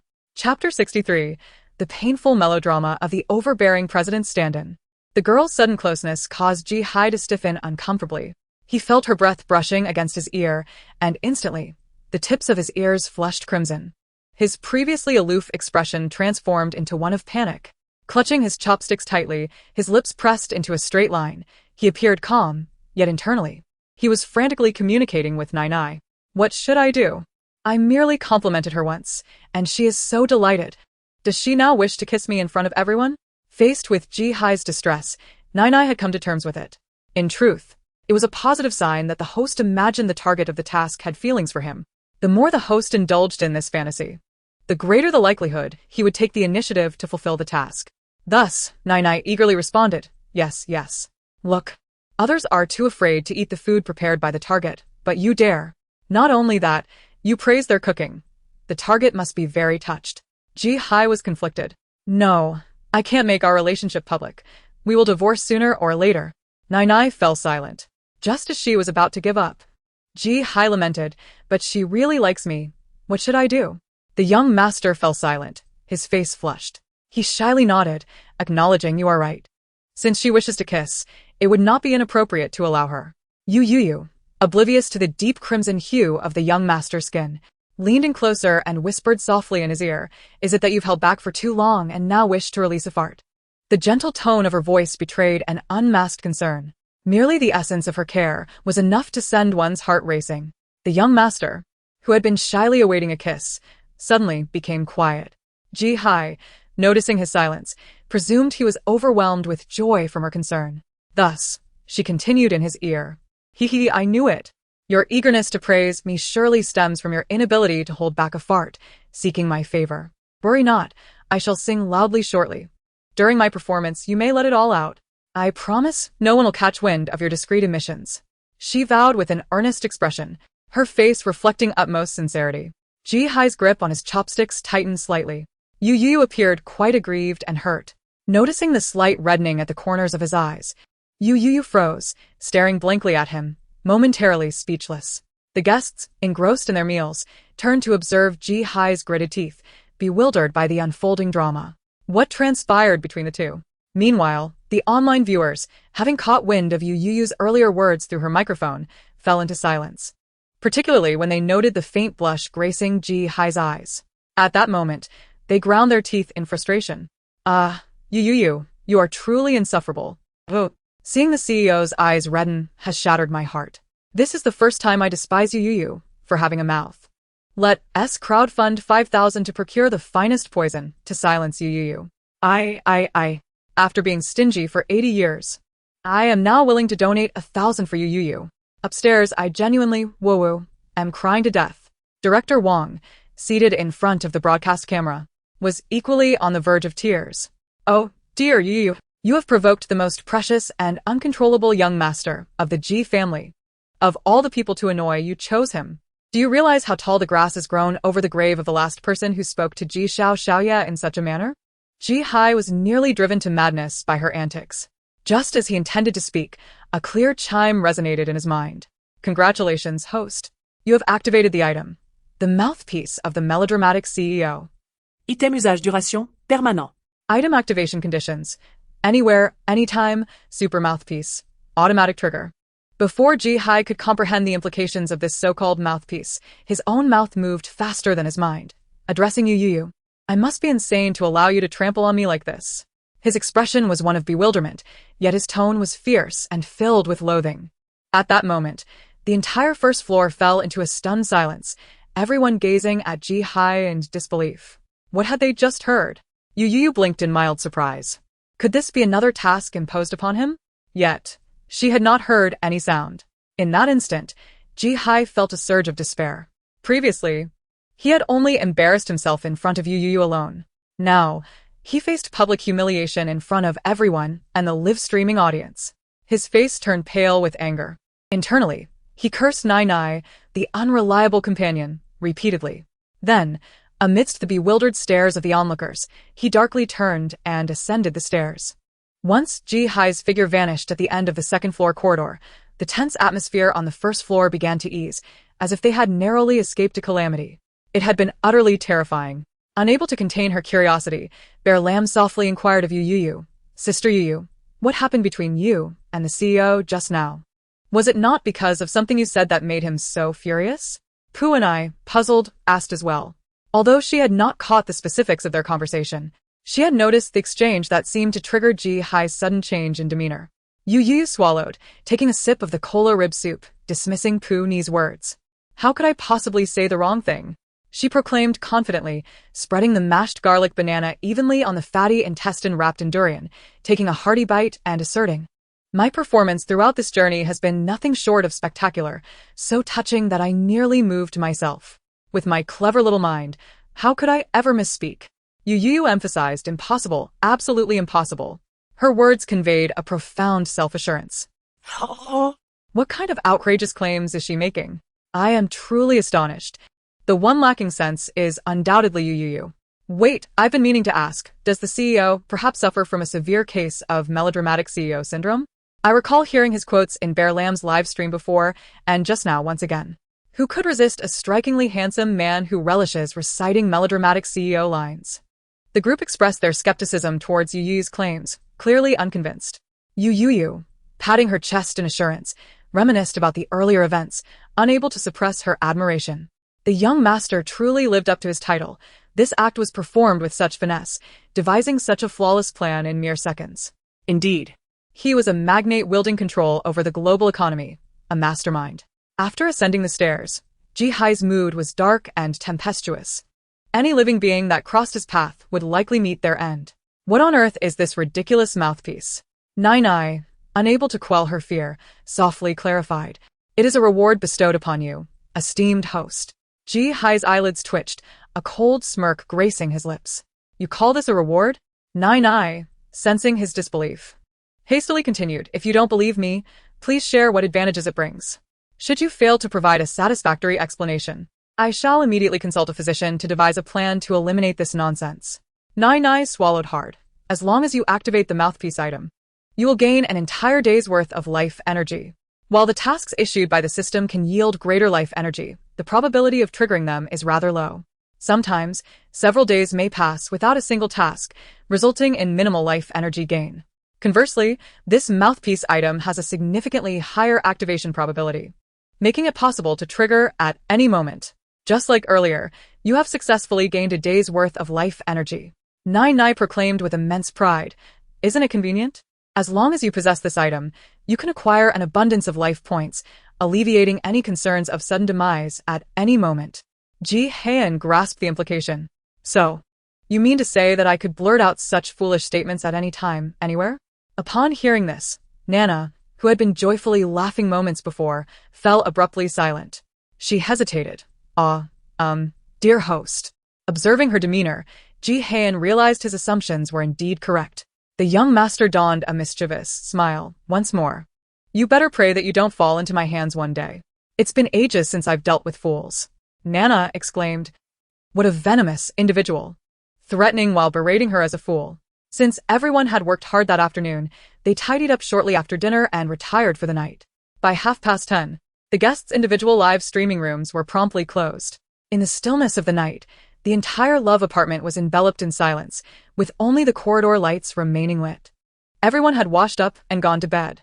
At that moment, a figure stealthily approached the most secluded door on the left of the second floor. The individual cautiously surveyed the surroundings, ensuring the area was secure before furtively knocking on the door. There was no response. Thus, the person gritted their teeth and continued to knock fervently. The occupant inside seemed to grow impatient and finally came to the door. In the dead of night, knocking on the door, one might wonder if they were seeking a beating. Ji Haiyan furrowed his brow, visibly irritated. Yet, before he could utter a word, his eyelids fluttered, and he found himself staring at a figure before his door, clad in a black hood, revealing only their eyes, nose, and mouth, an individual who certainly did not appear to be of good character. He fell silent. What are you doing? Ji Hayan gazed into the remarkably striking eyes of the figure in the darkness, a hint of amusement flickering within him, momentarily dispelling his earlier irritation. Slowly, he uttered her name, Youyou. The miscreant, realizing her identity had been discerned, rubbed her hands together. He, young master, it is indeed I. She cleared her throat, leaning against the door frame, feigning nonchalance as she inquired, What brings you to seek me out at this hour? Dressed like that? Young master. It's rather inconvenient to converse here. May I come in? Ji Hayan was utterly unprepared for such a proposition from Youyou. At this juncture, with the night deepening and everyone fast asleep, she had stealthily approached his door to knock, even expressing a desire to enter his room for a private chat. The implications of this so-called chat were glaringly obvious. In that instant, Ji Hayan felt a flush spread across his exposed skin. He understood her late-night visit was undoubtedly a scheme. Yet, he was taken aback by her audacity to openly request entry into his room. He couldn't help but wonder what thoughts had crossed her mind. His face turned crimson. Coincidentally, he had just emerged from the shower, clad only in a loosely tied bathrobe. Standing before Youyou felt as if he had anticipated her intentions, preparing himself for her arrival. Chapter 65. The Unyielding Cold Boy. Youyou stood at the door awaiting his consent, yet boredom soon set in, compounded by the undeniable allure of the young master. Her distracted gaze instinctively lingered upon him. Perhaps due to his recent shower, he emanated a hint of steam, his hair damp, and the faint aroma of mint and citrus from his body wash wafted through the air, refreshingly invigorating. The bathrobe he wore was merely tied carelessly, and in the brief exchange of words, the collar had already loosened slightly. What constitutes the essence of a true lecher? A genuine lecher never requires deliberate actions to display their nature. Their body always outpaces their mind. Before Youyou's mind could register, her eyes were fixated on the young master's fair and exquisite collarbone and the skin subtly peeking through the open neckline. One could hardly deny the enticing allure. However, before she could fully admire the sight, Ji Hayan seemed to sense her wandering gaze, straightening up against the door frame and hastily closing the open collar. Youyou blinked in surprise, her eyes wide with feigned innocence as she looked at him. The young master's ears turned crimson, and upon meeting her gaze, he barked, "Stop looking. You're not allowed to look. If you do, I'll call the police." With that, under Youyou's wide-eyed gaze, he quickly tightened his bathrobe, ensuring it was secured. It appeared as though he was resolutely declaring there would be no opportunity for her to take advantage of him. Though he understood that if Youyou truly intended to force her way, untying his bathrobe would be a matter of moments. "Young master, may I come in now?" To his surprise, Ji Hayan clutched his bathrobe and scoffed, "Why should I let you in?" He turned away, refusing to meet Youyou's gaze. He had yet to forgive her for the events of the day, and he was determined to deny her entry tonight, unwilling to grant her any satisfaction. Whether it was her refusal to acknowledge their relationship or the repeated teasing she subjected him to, each recollection stirred discontent within Ji Hayan, especially with Nana mocking him, claiming she didn't truly like him. If only Nana had a physical form, he might have kicked her out long ago. Ji Hayan was both annoyed and disgruntled. Why didn't she like him? Just because she was reluctant to publicly acknowledge their relationship? Perhaps there were other reasons at play. Youyou was taken aback by Ji Hayan's refusal to let her in, pausing momentarily. She then tugged her hood down further over her face, making herself appear even more dubious. With a grin, she addressed him, "Young master, you truly want to allow me in?" Her words carried a hint of menace. As she spoke, her gaze slowly drifted down to the tightly gripped sash of Ji Hayan's bathrobe, suggesting that if he didn't grant her entry, she might resort to drastic measures. What an audacious temptress! Ji Hayan was indignant. Not only was she bullying him, but now she was threatening him. The young master felt a mix of embarrassment and fury. Yet ultimately, he relented, turning slightly and begrudgingly conceding, "Fine, come in." The girl before him beamed with satisfaction, replying, "All right." Youyou strode past Ji Hayan and entered the room.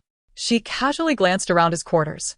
Ji Hayan's room had been hastily prepared by the director upon learning of his arrival. Although it was a temporary arrangement, it was evident that it was far more exquisite and luxurious compared to the rooms of the other guests. The decor exuded a cold, restrained elegance, reminiscent of a wealthy and powerful overlord. Youyou scoffed, her perception of such powerful figures being solely defined by restraint and aloofness, a mere stereotype.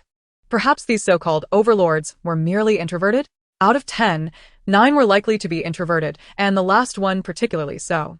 Ji Han, having tightened his bathrobe, inhaled deeply, closed the door, and turned to stride further inside. With his head held high, he wore an expression of confidence and coolness, embodying an air of untouchable aloofness. He had already made up his mind. Regardless of what Youyou does later, he will not allow her to succeed. He is still seething with anger, the kind that cannot be soothed. Upon entering, he finds Youyou sitting obediently at the edge of the bed, waiting for him. As he walks in, her dark, shimmering eyes gaze at him, and she gestures to the bed beside her, saying, "Young master, come sit." Seeing her inviting demeanor, Ji Hai's ears turn crimson, and he instinctively moves to approach her. However, after just one step, he swiftly regains his composure. The cold-hearted boy refuses to yield. He turns around, sitting coolly on the sofa, and says to Youyou, "No need. If you have something to say, just say it here. I can hear you from here." At the same time, he secretly revels in his thoughts. She is so proactive towards me. Nai praises, indeed. This indicates that the task subject truly likes you. However, deep down, Nai shakes its head, betting that the meaning behind the task subject entering the room is entirely different from what the host believes. It anticipates that the proud host will likely be disappointed yet again. Encouraged by Nai's words, the young master can't help but smile, his lips curving upwards. See, she really likes me. When Youyou notices he isn't coming over, she stands up and walks towards him. As she approaches, Ji Hai's eyes widen slightly, the FAAD of the cold boy crumbling in that moment. His ears flush and he stutters, "Don't come over. I know you're eager. But could you perhaps tone it down a bit? At least show some restraint." Taken aback by his words, Youyou quickly realizes what he meant, and she grins mischievously, saying, "But young master, I can't wait any longer." Ji Hai clenches his clothing desperately, adopting an expression of unwavering defiance. "No way. I won't let you succeed." He believes that at the very least he should resist and struggle a little just to make a point. Youyou remains silent, grinning slyly as she extends her hand towards him. Ji Hai, in a frenzy, protests vehemently, "No, absolutely not. This is unacceptable." Yet, despite his verbal protestations, his grip on his clothing loosens. Not only does he release it, but he also positions the knotted belt in an exceedingly conspicuous place, as if worried Youyou might not see where to pull the bathrobe open. In the next moment, Youyou seizes Ji Hai's hands and forcefully presses them atop his head. Ji Hai's heart races as he looks up.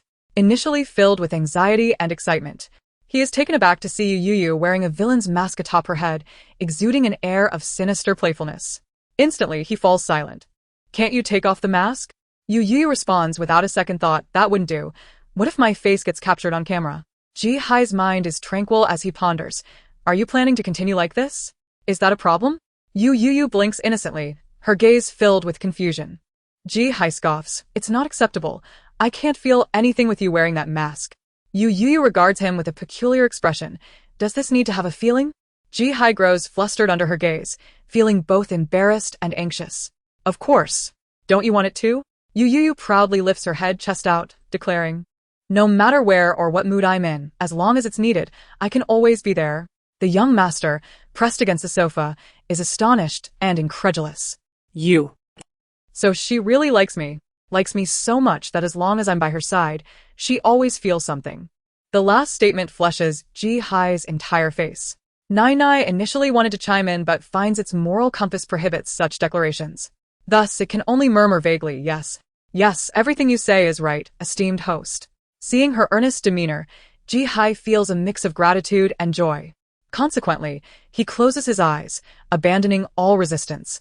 Leaning back against the sofa, Come at me.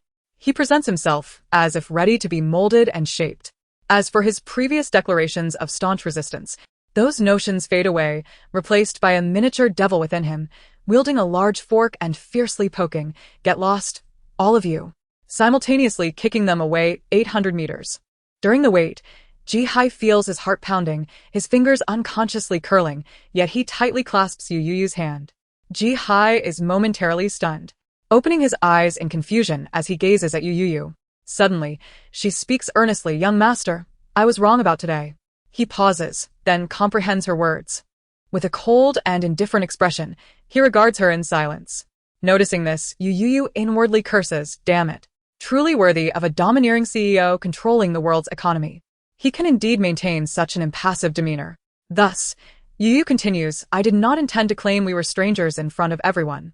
Nor did I mean to conceal our relationship. Upon hearing her explanation, the young master's eyes brighten instantly.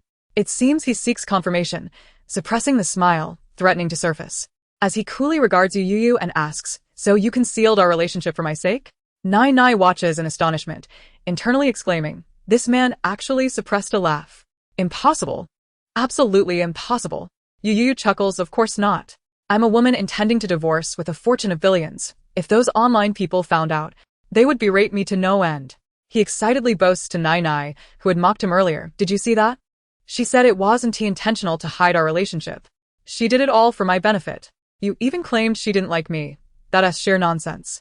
She clearly likes me a lot. Nai, for its own sake, capitulates, grinning. Nai was too shallow, underestimating the task subject's feelings for you, esteemed host.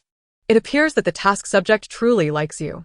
The young master raises an eyebrow, akin to a proud peacock displaying its feathers. Clearing his throat, he addresses Youyou. Since you did it for my benefit, I suppose I shall reluctantly forgive you. Are you no longer angry? Not angry. He obediently shakes his head. Youyou smiles in satisfaction. Then I shall take my leave. As Youyou stands up without hesitation, Ji-hai is left in shock. You are leaving just like that? No, we're not continuing?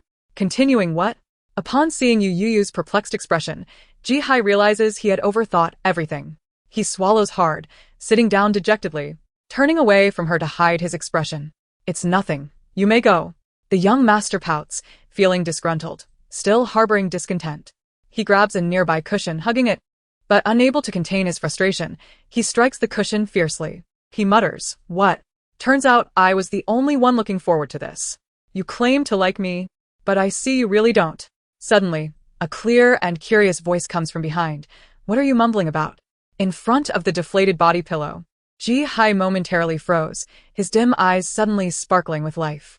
He quickly rose and turned around, joyfully gazing at Youyou. Without uttering a word, Youyou extended the item in her hand toward him.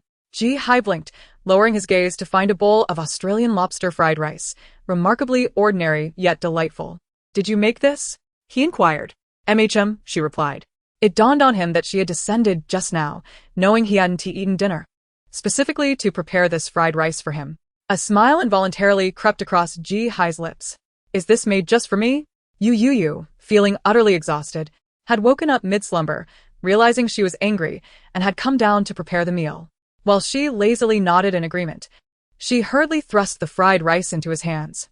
Yes, it's made just for you. Eat up and rest early. With that, she yawned and languidly turned to leave the room. Alone, Ji-hai stood in the room, gazing at the bowl of fried rice in his hands, his heart racing. He looked up at the doorway where Youyou had exited, then sat down, covering his face. His cheeks burned with warmth. His infatuated, peach blossom eyes sparkled with a sheen, brimming with emotion and longing. He murmured to himself, she truly likes me. Chapter 67. Respectful or pretentious. The following day, Youyou maintained her steady performance, just as the day before. Bright and early, a plethora of idle internet users flocked to her live stream, only to find her sprawled across her bed, sleeping soundly. Her fans, unfazed, continued to wildly discuss whether strawberries dipped in chili oil would taste better. Time passed, and suddenly, they witnessed Youyou, who had been peacefully slumbering a second ago, springing up with astonishing speed, rushing to wash her face and brush her teeth, then swiftly changing clothes and dashing downstairs.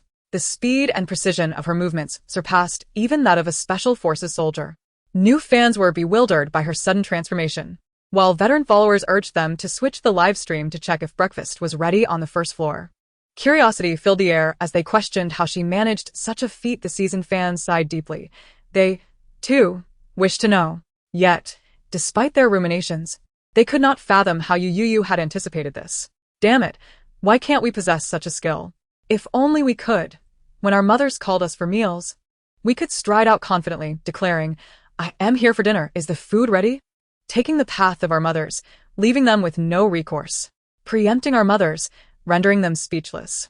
The overarching theme, rebellious pampered daughters. The only difference from yesterday was that today, not only Youyou woke up on cue, but so did Ji-hai. As he emerged from his room, Youyou was perched on the railing of the third floor, gracefully sliding down.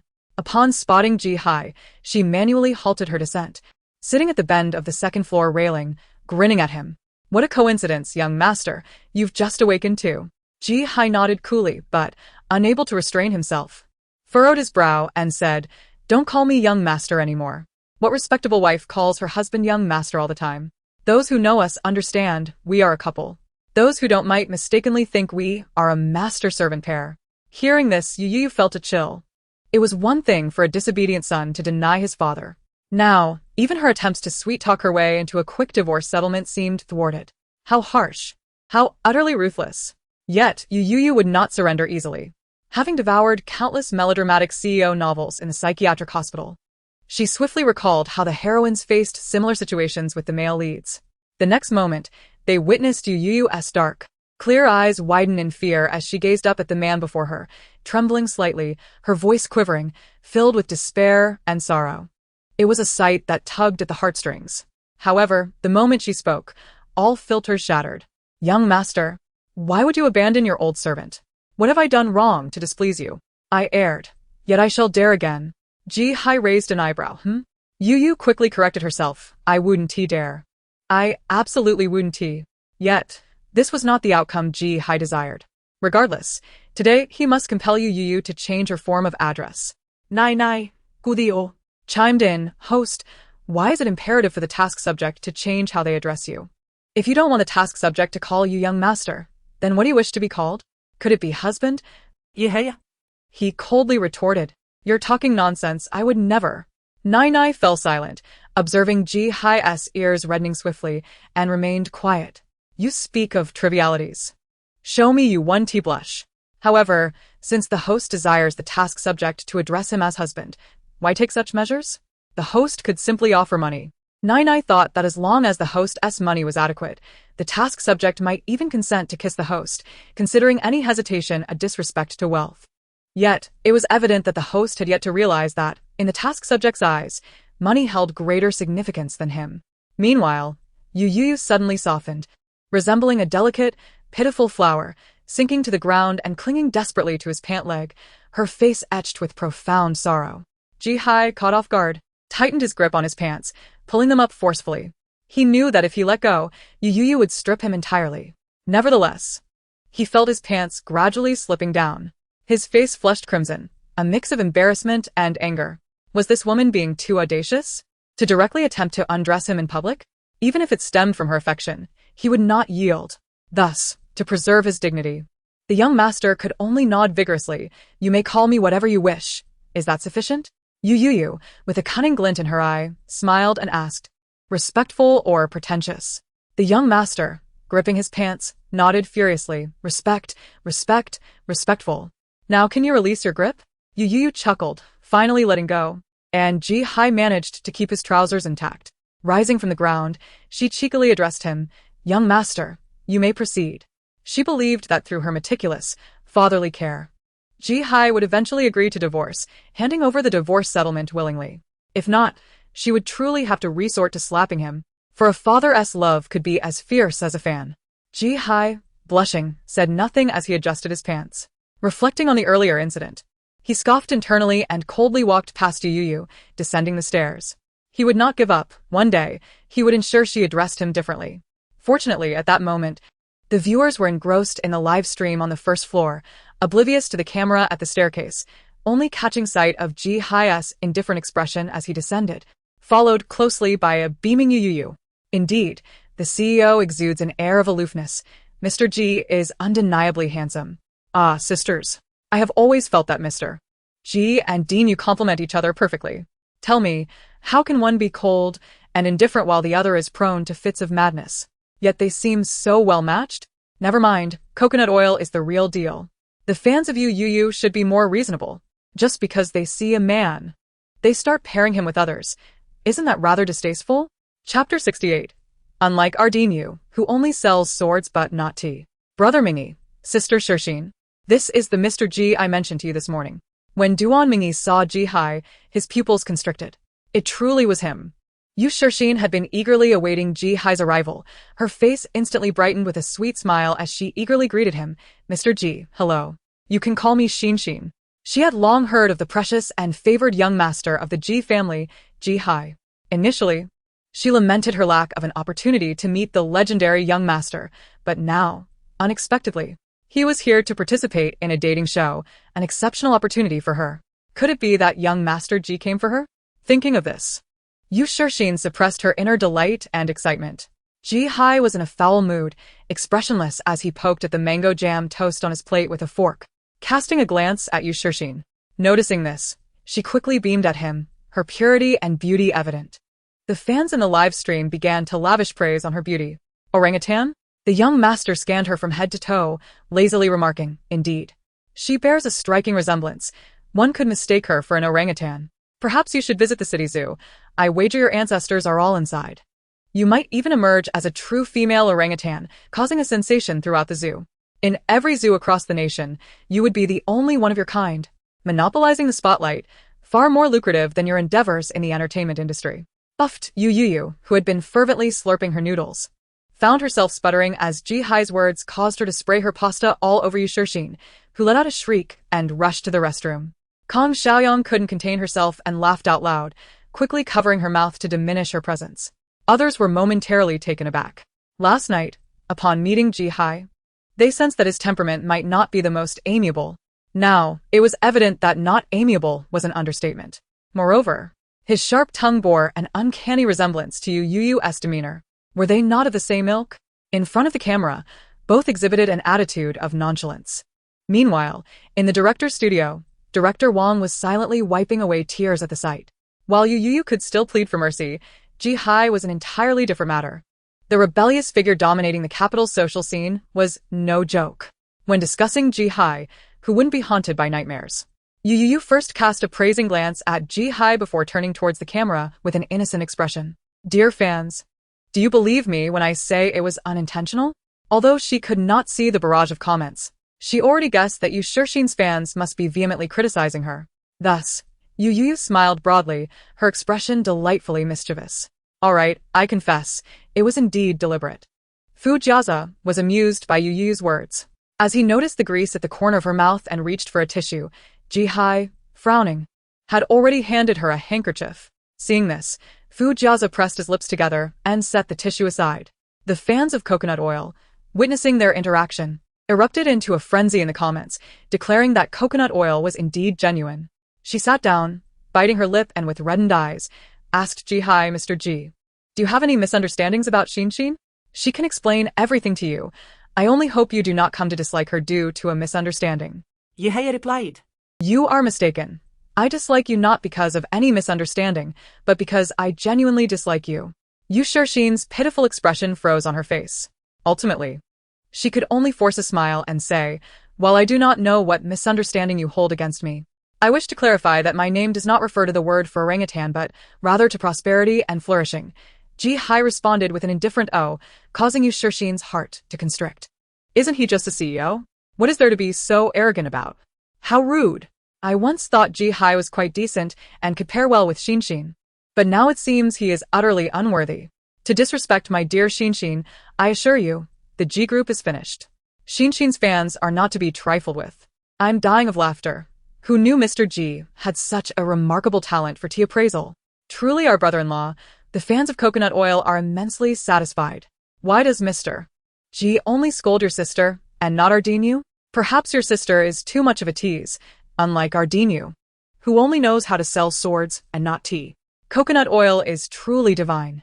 Mr. Ji treats Ardinu differently than those flamboyant and shameless women outside. To those above, the coconut oil is locked away, and I have swallowed the key. Rest assured, as long as Dinu does not act recklessly, I shall not release the key even if it means suffocating.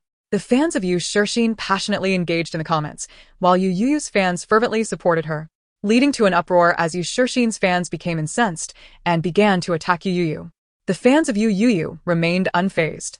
You can criticize Youyou, but do not dare to insult us fans. Meanwhile, Ke Zhengcheng suddenly questioned, shouldn't Mingyi know Mr. Ji? Chapter 69.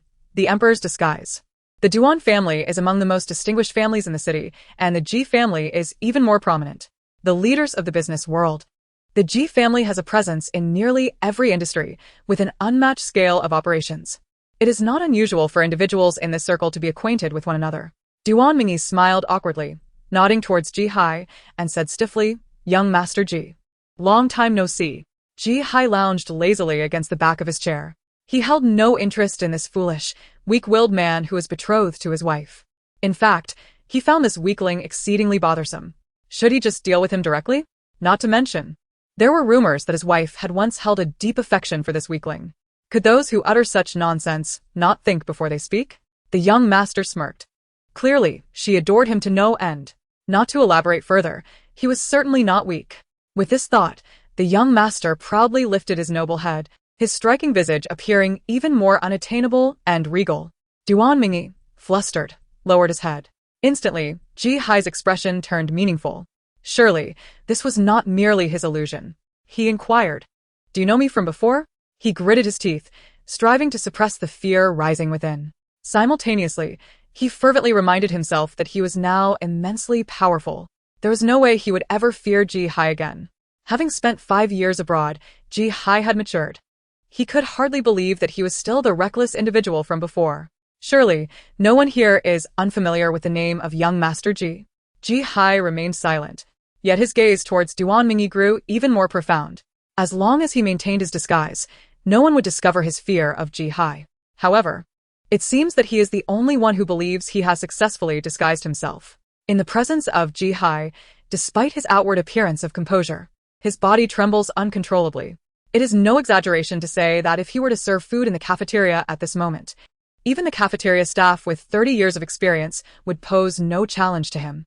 Not only did Ma Yuanji and the others notice, but even the viewers watching the live stream became aware of it. A heavy silence enveloped the room. Is he really so absurd as to think we cannot see his trembling? His disguise is quite effective. Perhaps he should abandon it next time. The emperor's disguise, but Ji seems genuinely intimidating, unyielding and frigid, resembling a ruthless CEO from a novel. I can't bear to watch. If Xian truly cannot handle it, let us just admire someone else instead. Duan Mingyi's trembling was not an isolated phenomenon. It was a shared tremor among the entire table. Observing a shrimp slide precariously off the quaking plate, Youyou swiftly snatched it up and popped it into her mouth. Clearly, Ji Hai had inflicted some indelible shadow or trauma upon him, rendering him this frightened. Youyou's eyes sparkled. After all, this was the male protagonist of the story. A man capable of instilling such fear in the protagonist must surely be a formidable villain in the narrative. Instantly, Youyou grinned mischievously, leaning closer to Ji Hai. She playfully asked, "Young master, do you possess any secrets of sword trading that you could share with this humble servant?" The young master raised an eyebrow, responding coolly, "I do not engage in sword trading." Youyou rephrased her inquiry, "Then could you enlighten this servant about your previous endeavors? Or, more directly, what have you done to make that timid fellow so terrified of you?" Before long, he began to act up again in front of her.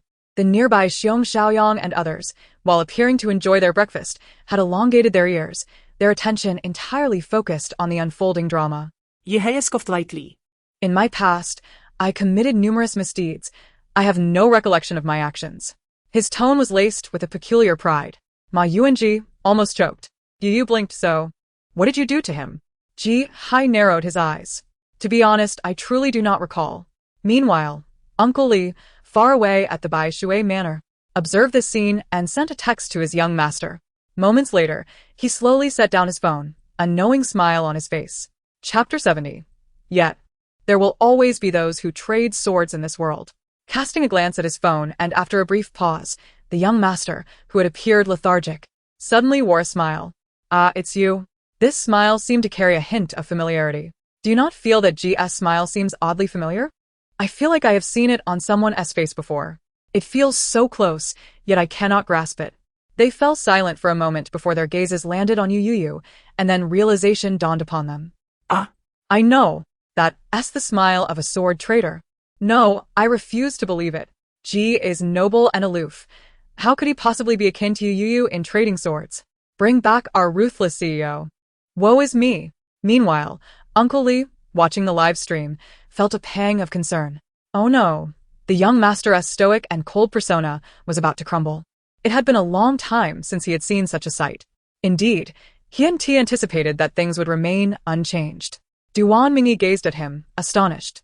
How could someone who was once a madman now appear so composed and stable? Had Ji Hai truly transformed during those 5 years abroad? Others were equally bewildered. Is this truly all there is between you two? Refund. Refund. Refund. Curiosity leads to peril. At times like this, we must remember, we have a child. Duan Mingyi could not fathom Ji Hai's intentions. He could only remain vigilant and echo Ji's words. Indeed, I have not changed much. Rather, you young master, have transformed significantly. The young master smiled lazily. Of course, I have evolved, for your father is ever-changing. Yet, seeing you like this brings me a sense of satisfaction. Although you are still quite foolish, I am genuinely pleased that you are earnestly being yourself. Thanks to Uncle Li's reminder, Ji Hai finally recalled the long-forgotten events from 800 years ago. Had he tossed him into a pig pen to sleep with the sows? Or had he sent him into the wilderness for a 3-day survival package? Perhaps he had bound him to the newly invented cannon of the Ji family and launched him into the sky? No, no. It seemed he had done all that, and more. The young master grinned wickedly. It's been a while. I forgot to ask, do you still enjoy being pretentious? Duan Mingyi clenched his teeth, filled with resentment, unable to believe that after all these years, Ji Hai remained so arrogant. He forced a smile. Young master. You must be mistaken. When have I ever been like that? Do you enjoy it or not? The young master shook his head. I do not believe you. You are deceiving me. You seem quite pretentious now. Ji Hai suddenly sighed deeply, his tone heavy with self-reproach. Ultimately, it is my fault. Your impression is so vivid that I somehow forgot you. Do you know why you left the deepest impression on me among that group? At once, Youyou leaned in, feigning curiosity. Young master, why is that? The young master's expression turned solemn. Because you are the most peculiar-looking among them. Indeed, not only was he peculiar, but also rather unfortunate in appearance. Ji Hai couldn't help but chuckle at her words. He beckoned her closer, and Youyou, sensing the scent of gossip, obliged, narrowing the space between them. The girl carried a faint hint of mango fragrance, though Ji Hai was not fond of mangoes at this moment. He felt a flutter in his heart. He casually tousled his hair, concealing his reddening ears, and whispered a few mysterious words in her ear. Their microphones were intentionally muted, and their voices low, rendering their conversation inaudible to Xiong Xiaoyang and the viewers alike. Regardless of the expressions captured, they were enough to ignite curiosity. Ah! What could they possibly be discussing that I, a valued annual subscriber, cannot hear? Report. I have secured all doors and windows, nestled under my blanket with headphones on. May I join the conversation? He stifled the prickling sensation at the nape of his neck and asked, Young master, what are you and Youyou discussing? The onlookers nodded fervently, yearning for answers. They were desperate. Duan Mingyi felt a sudden pang of anxiety. Before he could speak, Youyou grinned widely. Youyou. The others wore expressions of astonishment. Their eyes widened in disbelief. Especially Ke Zhengcheng, whose eyes sparkled with excitement. So this is the thrill of enjoying someone else's drama. Gaining joy from another's suffering. How delightful. Seated in the broadcasting room, Director Wang sighed deeply as he observed the scene before him. Ji Hai, the young master of the Ji family, notorious as the unruly tyrant of the Beijing circle, was known for his rebellious nature. With a spirit that defied authority, he reveled in brawls and had a remarkable talent for attracting trouble throughout his youth. Fortunately, upon turning 18, he was promptly dispatched abroad by the Ji family's patriarch.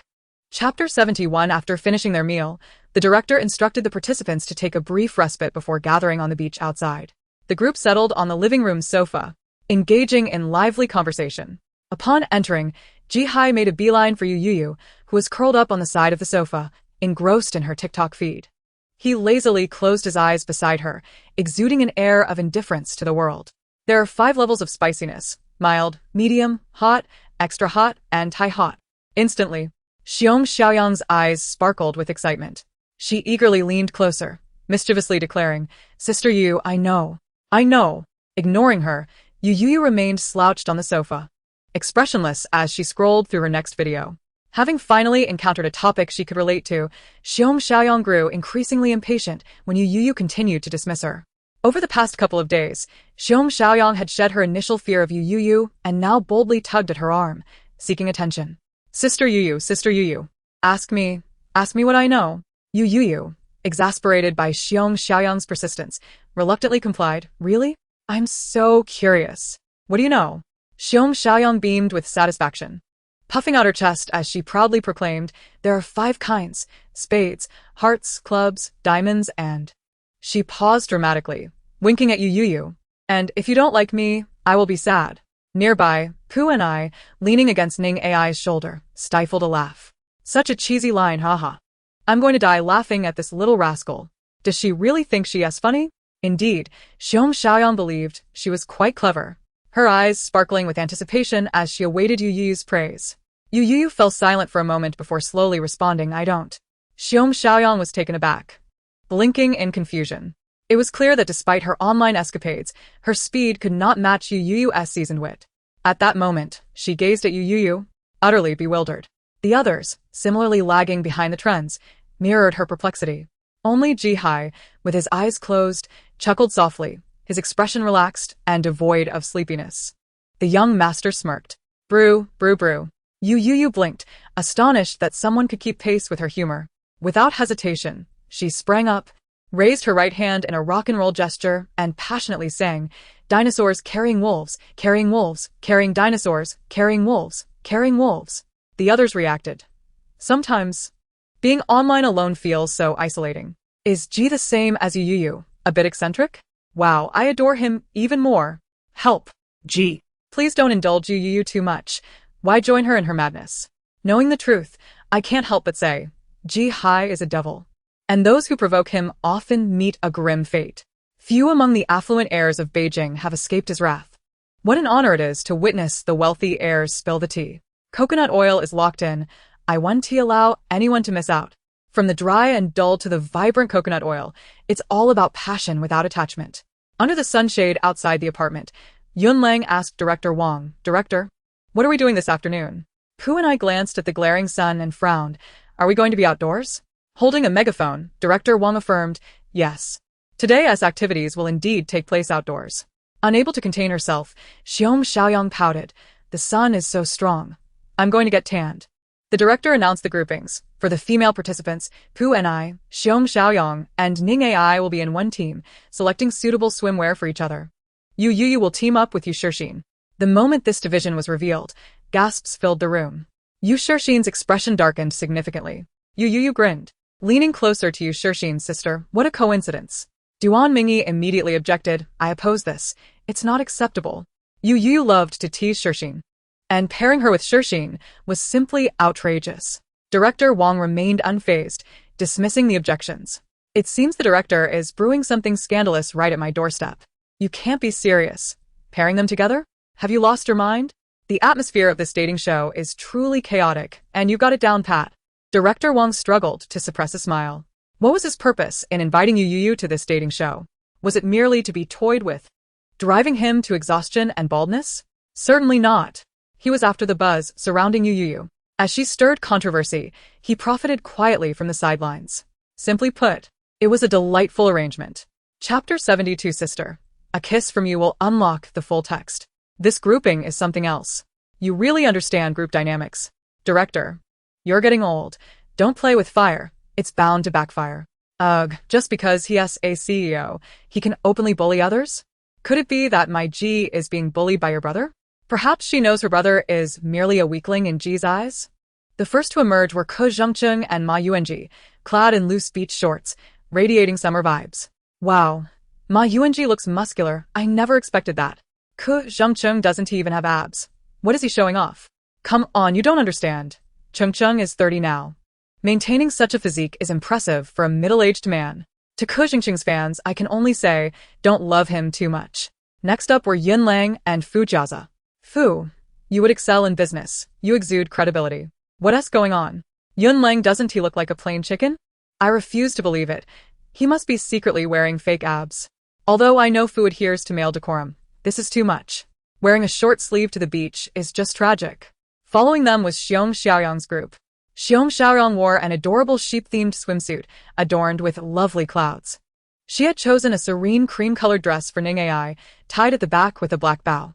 Pu and I donned a chic black two-piece swimsuit that accentuated her curves. As the trio made their entrance, several male participants were left wide-eyed, and the live chat exploded with excitement. Sister, you are so beautiful.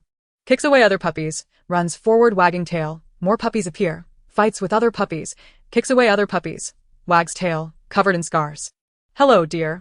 Addressing a friend feels too intimate, while calling someone an acquaintance seems distant. Referring to someone as a confidant is excessive. Thus, let us simply call each other dear. A faint detachment, a subtle warmth, a single thread of the internet connects you and me. Greetings, my dear. Holds a rose. Unable to be the darling of my sister. My mental state: dizziness, nausea, pallor, sweating, abdominal pain, dropping blood pressure, shock, fainting, weakness, chills, lack of appetite, aching eyes, coughing, tears, tears, tears. My ex-husband, in collusion with the mistress, retaliated against me, leaving me destitute and seizing my assets along with my 2 children. I am prepared for a desperate fight, reborn and ready to embark on a comprehensive revenge.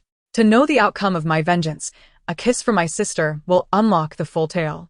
Ah, Nini? The stunning beauty. You possess curves, and so do I. It seems we are fated to be a perfect match. The barrage of comments was in a state of absolute chaos. After their frenzy, they recalled that Youyou and Ji-Hi's teams had yet to emerge. My dear ones, an ominous premonition suddenly grips me. What should I do? Only now do you sense foreboding? Youngsters, you are lacking. From the moment the director separated these two, I had an unsettling feeling. Hurry, director. Something must have happened to Shinshin. That wretched Youyou. My brother E is in trouble too.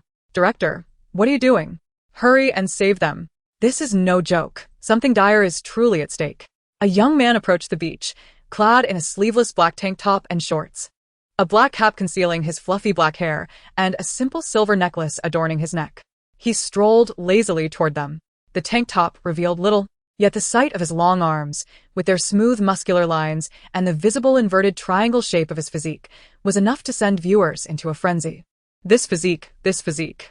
I am utterly captivated. The dreamlike body. Although Ji-Hi can be acerbic, his silent demeanor truly embodies the essence of a domineering figure. The internet is astonishingly swift. A mere glance can lead to infatuation.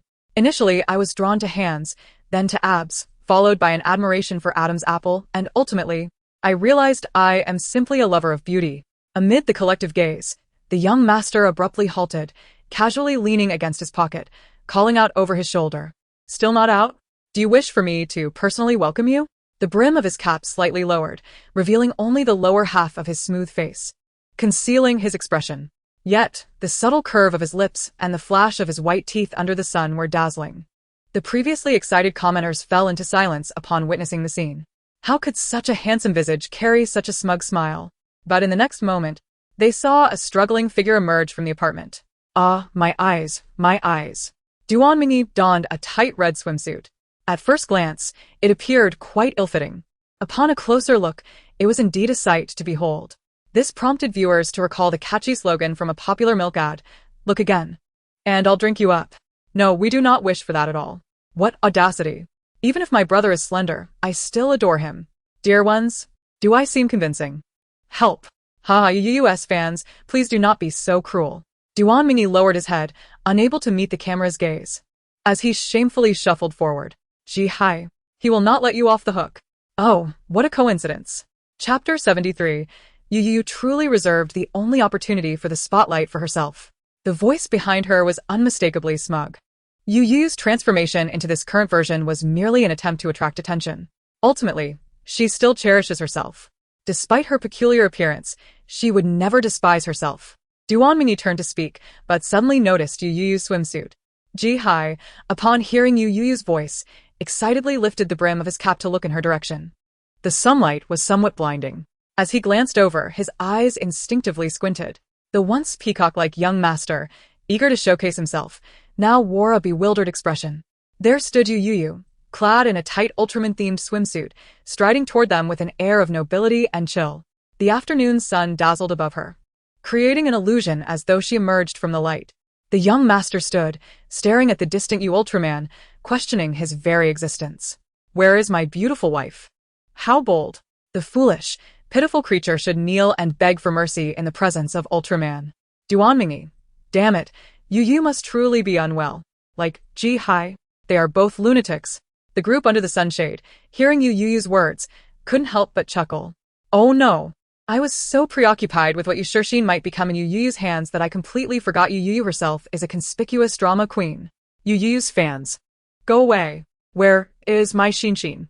Why has Youyou appeared, yet my Shinshin remains unseen? Duan Mingyi suddenly recalled his own Shinshin. His eyes filled with fury and concern as he interrogated Youyou. What have you done to Shinshin? Realizing something, his expression shifted abruptly. What have you done to Shinshin? The complexity of his emotions rendered them indescribable. At this moment, even the nation's foremost psychological experts would struggle to decipher Youyou's intentions. Duan Mingyi's lips trembled in disbelief as he pointed at Youyou. Such a grand Shinshin, and you've devoured her just like that. Youyou, hold on. Did you just say Yushirshine has been consumed by Youyou? What are you doing, Youyou? Are you truly confused? I am infuriated. Woe is me. Youyou, how can you act this way? Are you even human? Even before Yushirshine's fans could commence their tirade against Youyou, her own followers had already begun to express their deep disdain for her actions in the comments. Yushirshine's fans were instantly moved to tears. How touching.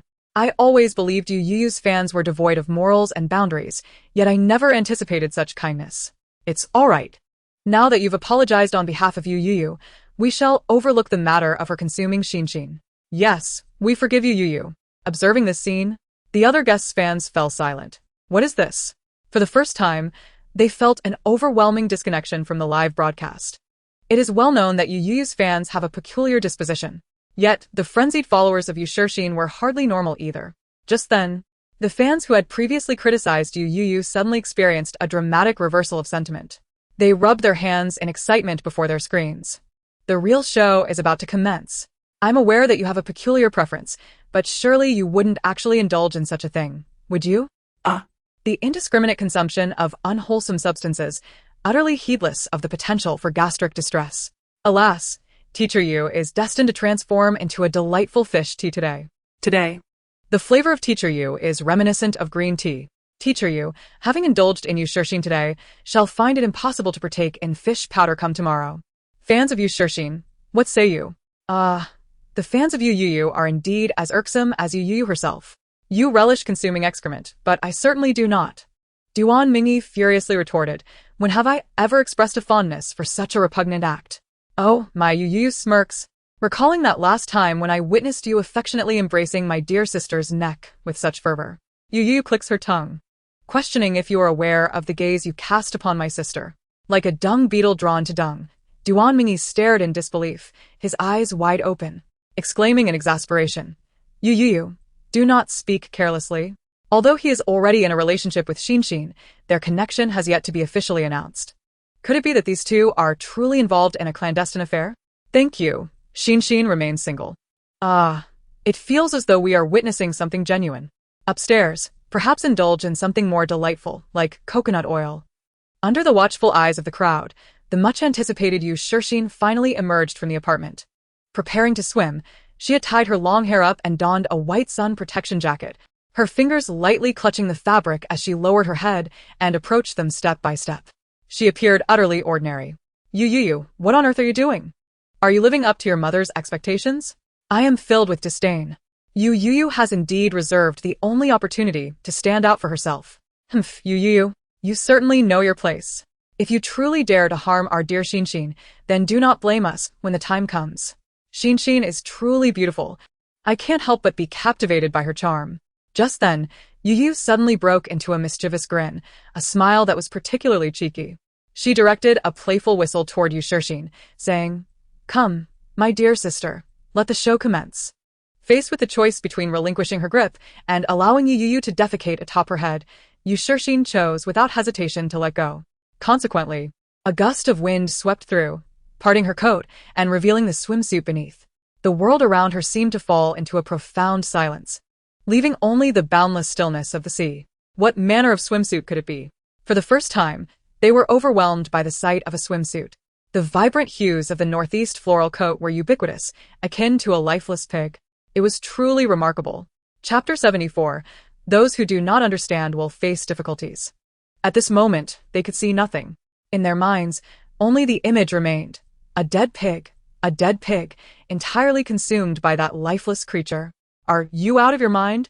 whose well-behaved family member is adorned with the image of that wretched creature in the tight red outfit all over their swimsuit. He is not a lifeless entity.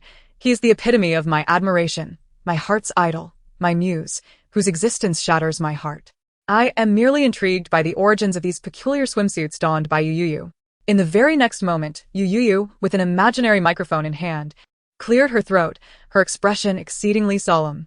Observing this stance from beneath the shade, Director Wong felt a sudden, frantic twitch in his eyelids. Wait a moment, wasn't this the same demeanor Youyou exhibited last time? Director Wong seemed to grasp the gravity of the situation, urgently shouting towards the staff in a desperate tone. Quickly turn off the microphone on Youyou, hurry. Yet, before he could finish his plea, Youyou's impassioned voice resonated across the space. Dear friends, while the world may only know how to deride it as a dead pig, what do they truly understand? This is not a deceased pig. This is our idol. She turned around, pointing at Yushirshine, and exclaimed loudly towards the camera, now an opportunity to possess your ideal man lies before you. Will you seize it or not? Upon finishing her words, Youyou gazed at Yushirshine with fervent excitement, her eyes seemingly urging, it is your turn to perform, my dear sister. Yushirshine's hands trembled slightly as she took a deep breath and stepped forward. The wind fluttered her coat, revealing the captivating and omnipresent charm of her beloved male deity. With a graceful twist of her body, she swept her hair aside, locking her gaze onto the camera, and spoke slowly, enunciating each word. Beautiful lady, my name is. What are you doing, Xion? Help! Help! Someone, please come and pull Youyou away from Xion. My mother inquired why I was staring at my phone with an expression resembling constipation. The subway, the elderly, the phone, do you comprehend? With a playful smile, Youyou gestured towards the omnipresent cameras surrounding her, exclaiming, those who do not understand will face difficulties. Is it not permissible for me to purchase? Please spare my dear Xion. I demand all of your swimwear, you wretched creature. Where is Youyou's manager? Why must they stand idly by, as Youyou endorses such things? If you were to encounter a deceased pig swimwear, would you choose to paddle away, report it to the authorities, or tag your friends to witness it? I am preparing to gift it to my dear friend for her birthday. The order has been placed. Now, I await the arrival of the goods with bated breath. From 1,000 miles away, Jin-Su cast a silent glance at the live stream playing on the tablet, followed by a quiet gaze at the incessantly ringing phone beside her. Xiao, swallowing her apprehension, mustered the courage to speak to Jin-Su. Sister Qin, fret not. Let us think positively. At least our dear Youyou has successfully secured an advertising partnership through her own efforts, has she not? Jin-Su, indeed. She no longer needs to tirelessly seek out advertisements. Now, Youyou can effortlessly secure numerous advertising collaborations overnight on her own. However, that is not the crux of the matter. The crux is, why is it that those seeking collaboration with Youyou are predominantly a collection of peculiar advertisements? Director Wong, observing the grinning Youyou with her gleaming white teeth, was infuriated to the point of squatting on the beach, frantically drawing circles in a fit of curses. How utterly vexing. He has once again allowed Youyou to boldly insert her own advertisements into his dating show. 2 minutes later, all the guests gathered beneath the sunshade. The young master slightly raised his chin as he leisurely strolled past Youyou, his movements seemingly deliberate yet subtly slowed. He discreetly adjusted the sunglasses perched on his nose, skillfully showcasing the sleek contours of his muscular arms to the girl beside him. Simultaneously, he caught a glimpse of the girl beside him, who was staring intently at him, her eyes unwavering. Instantly, the young master's face flushed crimson, a mix of excitement and shyness surging within him. He had always known she was enamored with him. The young master contentedly lowered his hand and obediently approached Youyou, standing beside her. He did not deliberately position himself next to her. She adored him so. He merely wished to spare her from sorrow. Nai was somewhat taken aback, her worldview shattered. Dear host, even when confronted with a task involving the mother of Ultraman, can you truly be this shy and enamored? Nai understands nothing. Although Youyou is adorned in the attire of Ultraman's mother, that very outfit undeniably resembles a form-fitting bodysuit. The girl's figure was enveloped in a form-fitting garment, accentuating her graceful curves. This sight was undeniably too exhilarating for the innocent young gentleman. He touched his flushed ears, his face taut and devoid of expression as he turned away. Moreover, in this world, there is nothing cooler than having a wife who is the mother of Ultraman, right? He passed by, and he did it again. Once or twice might be a coincidence, but could it be a coincidence 3 or 4 times? Forget about it. He just wants to be close to teacher Youyou. Help! His face has turned red, hasn't he it? Is it just my illusion, or did General G just raise his hand while passing by Youyou, like a peacock spreading its feathers? Her gaze swept over his elegantly elongated arms. The black tank top was slightly loose, and sometimes when the wind blew, it revealed glimpses of other scenery. For instance, Youyou suddenly leaned toward Ji-hai, reaching out her hand. Ji-hai stiffened abruptly, his ears flushed crimson, his body rigid, and at a loss as he gazed at Youyou. He swallowed hard, shyly asking Nai, could she be wanting to touch me right now? Nai. But just as Ji-hai's heart raced, a sudden sharp pain pierced his armpit. Brave young master, endure the pain. The little master's eyes turned red, staring down at Youyou with a mix of grievance and disbelief. That gaze seemed to accuse her of what she had just done. The girl beside him chuckled, triumphantly raising the little hair she had just plucked out. Young master, everyone has hair. Don't worry, I've already taken care of it. After saying that, she gently blew, and the little hair flew away. Chapter 75. How strange. Don't you have a wife? Just now, as this fellow raised his hand while passing in front of her, she saw that hair fluttering in the wind. She held back, desperately resisting the urge to pluck it. Who would have thought he would choose to stand right next to her?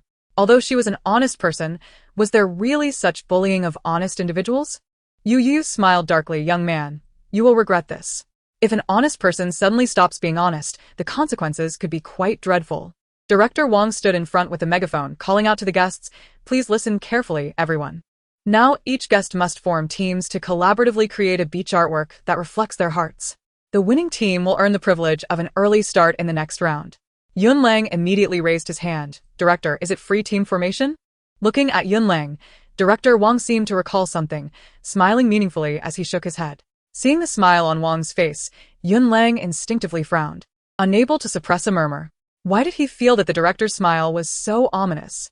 Was he overthinking it? Beside him, Xiong Xiaoyang immediately understood upon hearing Wong's words. So it's still about selecting team members for the swimwear, right, Director? Director, Wong shot a reproachful glance at Xiong Xiaoyang. You silly child. This is a dating show. Have you ever seen a dating show where 2 men or 2 women team up to cooperate in building sandcastles under the sun? As soon as Wong finished speaking, the male contestants fell silent, instinctively glancing at their swimwear teammates, their expressions complex. Among them, Ji-hai's reaction was the most pronounced, wearing an expression of undisguised disdain. Duan Mingyi clenched his fists silently. Ma Yuanji couldn't help but visualize a scene of him and Ku Zhengcheng holding hands, building sandcastles by the sea. The next moment, he awkwardly smiled at Ku Zhengcheng, whose expression darkened. Only Yun Lang's eyes lit up upon hearing this. What? Building sandcastles with Emperor Fu under the beautiful sunset, then holding hands on the beach? Oh my god, really? I'm so down for that. Outside the scene, Yun Lang's manager noticed the spark in his eyes when looking at Fu Jiaza, filled with anticipation and a hint of desperation. The manager immediately felt a jolt of anxiety, signaling frantically for his idol to tone down that blatant gaze. Did he fear that the world didn't know their idol was merely an ordinary person who liked handsome men? Was it a crime to admire them? Did Yun Lang just look at Emperor Fu with too much fervor? It feels so strange. Oh no. Could it be that he has feelings for Emperor Fu? I heard Yun Lang was, but I don't know if it's true. I'm speechless. You just said you don't know if it's true. Yet you're spreading rumors. Lang really loves Emperor Fu's shows, often staying up late to watch them, so he was just admiring his idol. Please don't misunderstand. It's hilarious. If Lang Go is, I'll recognize Youyou as my mother. While the male contestants exchanged disdainful glances, the female contestants appeared harmonious. Xiong Xiaoyang blinked. What's wrong? Whether it's building sandcastles with Sister Ning or Sister Pu, I'm very happy and love it. With that, Xiong Xiaoyang cheerfully ran over to Youyou, completely oblivious to Ji-hai's dangerously narrowed eyes. She directly hugged Youyou's arm, joyfully exclaiming, of course. If I could build sandcastles with Youyou sister, I'd be even happier. Xiong Xiaoyang shyly said to Youyou, I love getting close to you sister the most. The little master beside her clenched his teeth in frustration. If it weren't for his promise to Youyou not to reveal their relationship, Ji-hai would have wanted to pull the two apart right then and there. What is happening here? But now, he could do nothing but fixate on Youyou's embraced arm.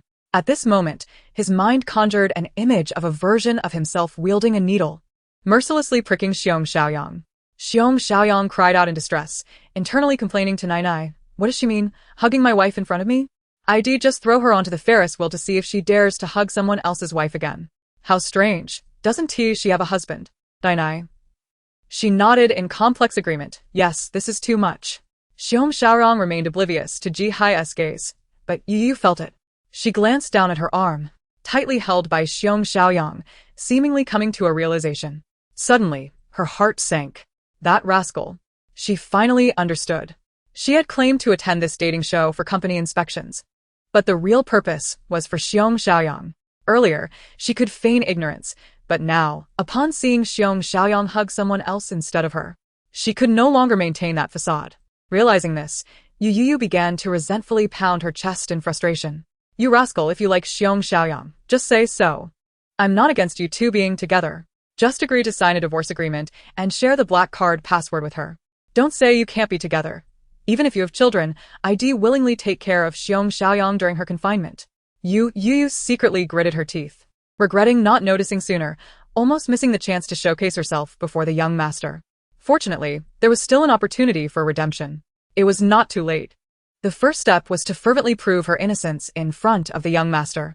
Thus, Youyou swiftly withdrew her arm from Xiong Xiaoyang's grasp. How can we be so close? Let's refrain, my child. Overindulgence in affection may lead to sticky situations. We shall strive for a smoother experience. Avoiding the fate of becoming the sticky pan hero. Chapter 76. You rascal. Why bring your mess along? Little Bear clutched his heart, sorrowful. Sister Yu, do you not love me anymore? Have you forgotten the mighty bear at Daming Lake? Youyou's face was a portrait of terror. What ambiguous phrase led you to the absurd conclusion that I love you? Little Bear's heart shattered in that moment. Once Little Bear left, heartbroken, Youyou exhaled in relief. After uttering those words, she sensed an immediate uplift in the young master's spirits. Stealing a glance, she confirmed her suspicion. There he was, grinning radiant as a sunflower, Ji Hai. At this juncture, Director Wong cleared his throat and proceeded. I shall now announce the team roster. Ke Zhengqing and Little Bear will be paired. Fu Jiaza and Pu and I shall team up. Ma Yuanji and Ning Ai will be together. Meanwhile, Yun Lang, who had been patiently awaiting his turn, suddenly felt a disquiet. His voice trembled. Wait. Director, they've all been assigned, which means only I, Youyou, and Ji Hai remain unallocated? At this moment, Yun Lang still harbored hope from Director Wong. He swallowed hard and nervously inquired, Director, among the three of us, who will partner with Youyou? Director Wong shared an enigmatic smile. Guess. What is there to guess? Your smirk says it all. Sure enough, the next moment, Yun Lang heard the announcement. The last group consists of Yun Lang, Youyou, and Ji Hai. You three shall collaborate. Yun Lang stood there, stunned and dazed. He silently chided himself for his earlier naive musings. He had expected at most one of Ji and himself to partner with Youyou, yet here they were, all together. Indeed, only children make choices. Adults embrace all possibilities. He glanced at Youyou, his heart fluttering, and quickly averted his gaze to Ji Hai beside her. Moments latte. His eyes sparkled. No matter. While he could not hold hands with the esteemed Fu Jiaza at sunset while building sandcastles, he could still join Ji. He swallowed again, stealing a furtive glance at Ji Hai's profile. Inwardly, he marveled, utterly captivated by the man's striking handsomeness. Youyou, step aside. You shall not join forces with my brother. I advise Yun Lang's fans, instead of venting here, perhaps you should remind Yun Lang's manager to keep him in check, lest he become the next Ke Zhengqing. What audacity grants you the courage to overlook Ji's presence? These words silenced the previously exuberant fans of Yun Lang. 2 seconds later, his manager's private messages on Weibo exploded. Thus, prior to the sandcastle construction, Yun Lang was pulled aside by his manager for a serious admonition. Nodding in understanding, he assured her he was no fool. There was no way he would be foolish enough to oppose Youyou. Besides, his true aim was Ji Hai. Watching Yun Lang stride away, chest puffed with excitement, his manager furrowed her brow, sensing something was amiss. Contemplating, she wondered what exactly fell off. Yet when she next saw Yun Lang daintily squatting beside Ji Hai, chatting shyly while poking at the soft sand, she lost her mind. Grasping her hair in despair, she exclaimed, Ah, Yun Lang, do not be so outrageous. Little Bear, after a while, could no longer resist abandoning Ke Zhengqing to wander about. Wow. Fu Jiaza. Are you building a castle? Arriving at Fu Jiaza's group, Little Bear gazed at the nascent sandcastle and exclaimed, Fujiaza, you are truly impressive. Fujiaza smiled faintly. Molding the sand, this is not solely my achievement. Pooh and I has been assisting me. Poonie's fans gasped in disbelief. Oh dear, what has become of you, second brother? Then, Little Bear turned to Ma Yuanji and Ning AI's group. Like Fujiaza, they were constructing castles, albeit with varying degrees of opulence. Ma Yuanji, noticing Little Bear's approach, rose confidently. What do you think of my castle? Little Bear offered a candid assessment. Compared to Fujiaza's, yours is still lacking. Ma Yuanji, dissatisfied, Rushed over to Fujiaza's area for a comparison, only to be left disheartened. As she gazed at Youyou's nearly complete masterpiece, she fell silent, plagued by self-doubt. Every time she believed Youyou had reached her lowest point, she would promptly shatter that perception with an even grander display of creativity. Casting her gaze toward the distant Youyou and Jihai, who were engrossed in their sandy endeavors, Little Bear couldn't help but ask Yunlang, who stood beside her. You truly didn't attempt to rein her in during her free-spirited creation? Yunlang smiled politely. Do you think I could stop her? Or, when she indulges in her culinary exploits, why would I intervene? Little Bear conceded, immediately retracting her inquiry. So Ji is simply complicit in her chaos? At this, Yunlang's face turned a shade of green. let us not discuss that. In my original plan, Ji and I should have been bonding over sandcastles with the backdrop of a romantic Korean drama soundtrack, sharing smiles as we built together. And then suddenly, the music swelled to a climax. What the hell? Who's making a mess here? Director Wong's irate voice echoed. He had initially approached to assess the guest's progress, but in a moment of distraction, he had stepped into a pile of fresh dog excrement.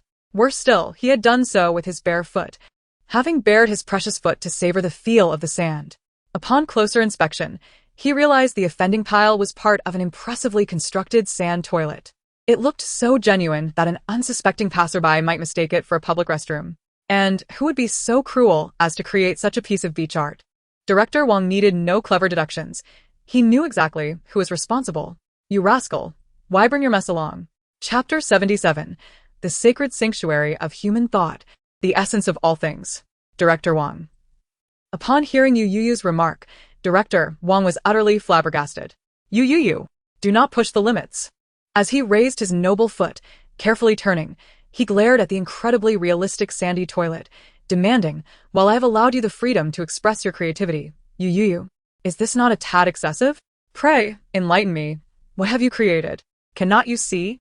Youyou feigned surprise, bearing a wounded expression. This is my magnificent masterpiece. The sacred sanctuary of human thought, embodying the essence of all. Squatting. Toilet. With a mixture of skepticism and concern, Youyou regarded Director Wong. You truly cannot see? Director. Are you? She paused, and under Director Wong's bewildered gaze, continued, blind? I am in stitches. She would rather accuse the director of blindness than admit her sandy toilet is utterly outrageous. There exists a certain realism in this portrayal. I have captured a screenshot, and when I next visit the seaside, I too shall create a similar scene. Merely squatting is no longer sufficient. Next time, I shall craft a toilet instead. Director Wong. I am fully aware that this is a restroom. However, have you ever encountered anyone constructing such a thing on the beach? Yunlang.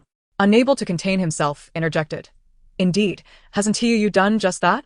Youyou nodded earnestly in agreement. Yes, yes. Director Wong gritted his teeth. Unable to suppress his frustration towards Yunlang, I am already quite distressed.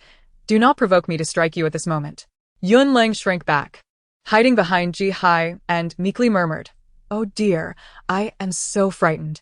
Following this, he attempted to snuggle closer to Jihai's back. Yunlang's manager felt a wave of dizziness wash over him. Tsk. Goodness, is this fellow truly such a character? I have no idea. He certainly acts the part of a delicate flower. Where's my cannon? Someone please, remove this character. Yunlang's fans continued to argue. Please don't slander. My brother simply shares a close bond with Mr. G. Isn't this how boys behave with each other? I understand your attempts to malign Lang Lang, but there is no need for such blatant attacks. It seemed as if Ji Hai had eyes in the back of his head. Before Yunlang could lean in, he had already kicked him away. The young master wore an expression of disdain. What nonsense. Meanwhile, Director Wong took a deep breath and questioned Youyou, what was your original intention and obsession in creating this? What does it symbolize? What significance does it hold? Childhood? Or was it merely the act of crafting that led you to create such a thing? Youyou's face turned serious. I will not allow you to insult my sacred ground. Everyone defecates. How can you look down upon such a natural act? If your squat toilet were to hear of your disdain, it would surely be heartbroken. Beware, it may refuse to accept your offerings in the future. The other party retaliated with a crude remark, calling him a foolish, bald man, suggesting he was covered in excrement. Director Wong, touching his rather sparse hair, endured the provocation but could not help but retort, "My family uses a toilet, not a squat toilet." Yet, unexpectedly, Youyou scoffed. Let the battle commence. Squat toilets reign supreme. Director Wong, squat toilet warriors never yield. The squat toilet is the best. I care not. The toilet is the superior choice. Who understands? There's a certain gratification in squatting for 10 minutes, only to rise feeling utterly drained. The impressions left on my thighs are a testament to my loyalty to the act of defecation. Upstairs, such rhyme. Perhaps you should consider some herbal remedy. Director Wong was truly at his wit's end.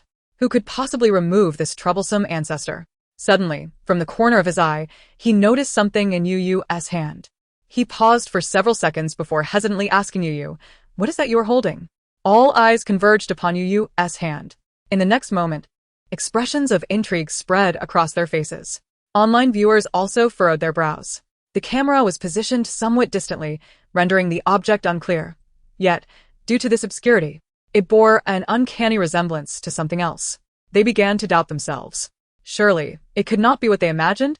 To their astonishment, the cameraman diligently zoomed in.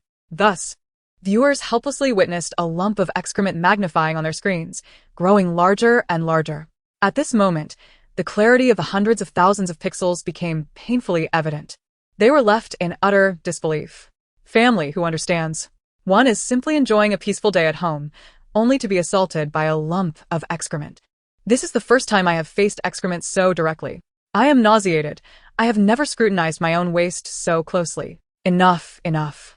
I beseech you, stop giving that lump of excrement any more screen time. My phone is soiled. This? Youyou, belatedly realizing, cheerfully raised the unidentified object in her hand and declared, "It's excrement." Fear gripped the faces of those present. Youyou, drawn by the odor, trembled as she gazed at Youyou with disbelief. "Sister, what has happened to you? You are never like this." Youyou, in a frenzy, exclaimed, "You are mistaken. Dear sister, people evolve. I never would have thought of defecating on your head before." Youyou's expression soured instantly. Surely, she could not mean that she intended to do so in the future? No, absolutely not. She would not allow it. Duan Mingyi emerged from behind Youyou, his face twisted in disgust as he regarded Youyou.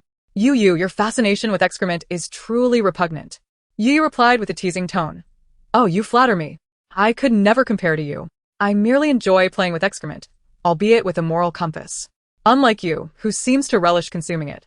Truly, you possess no moral boundaries. Have you been eating excrement?" With a single remark, she offended two individuals.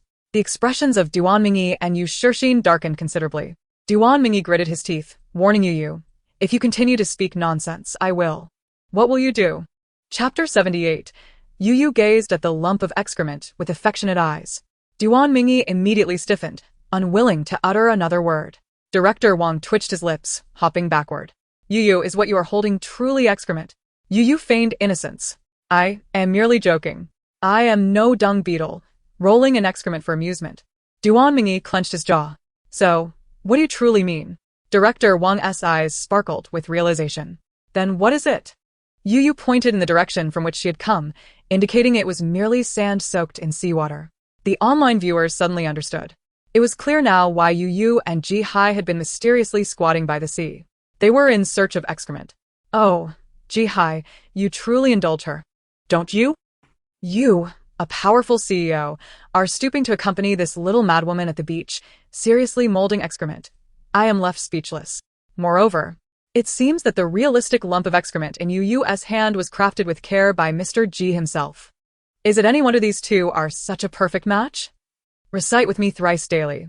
Coconut oil is indeed coconut oil." Director Wong, seeing a glimmer of hope, eagerly inquired of Youyou, "So, what I stepped on wasn't he real dog excrement?" Youyou looked at him, her eyes twinkling.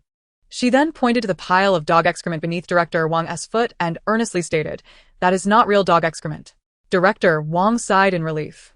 Thankfully, it was not real dog excrement.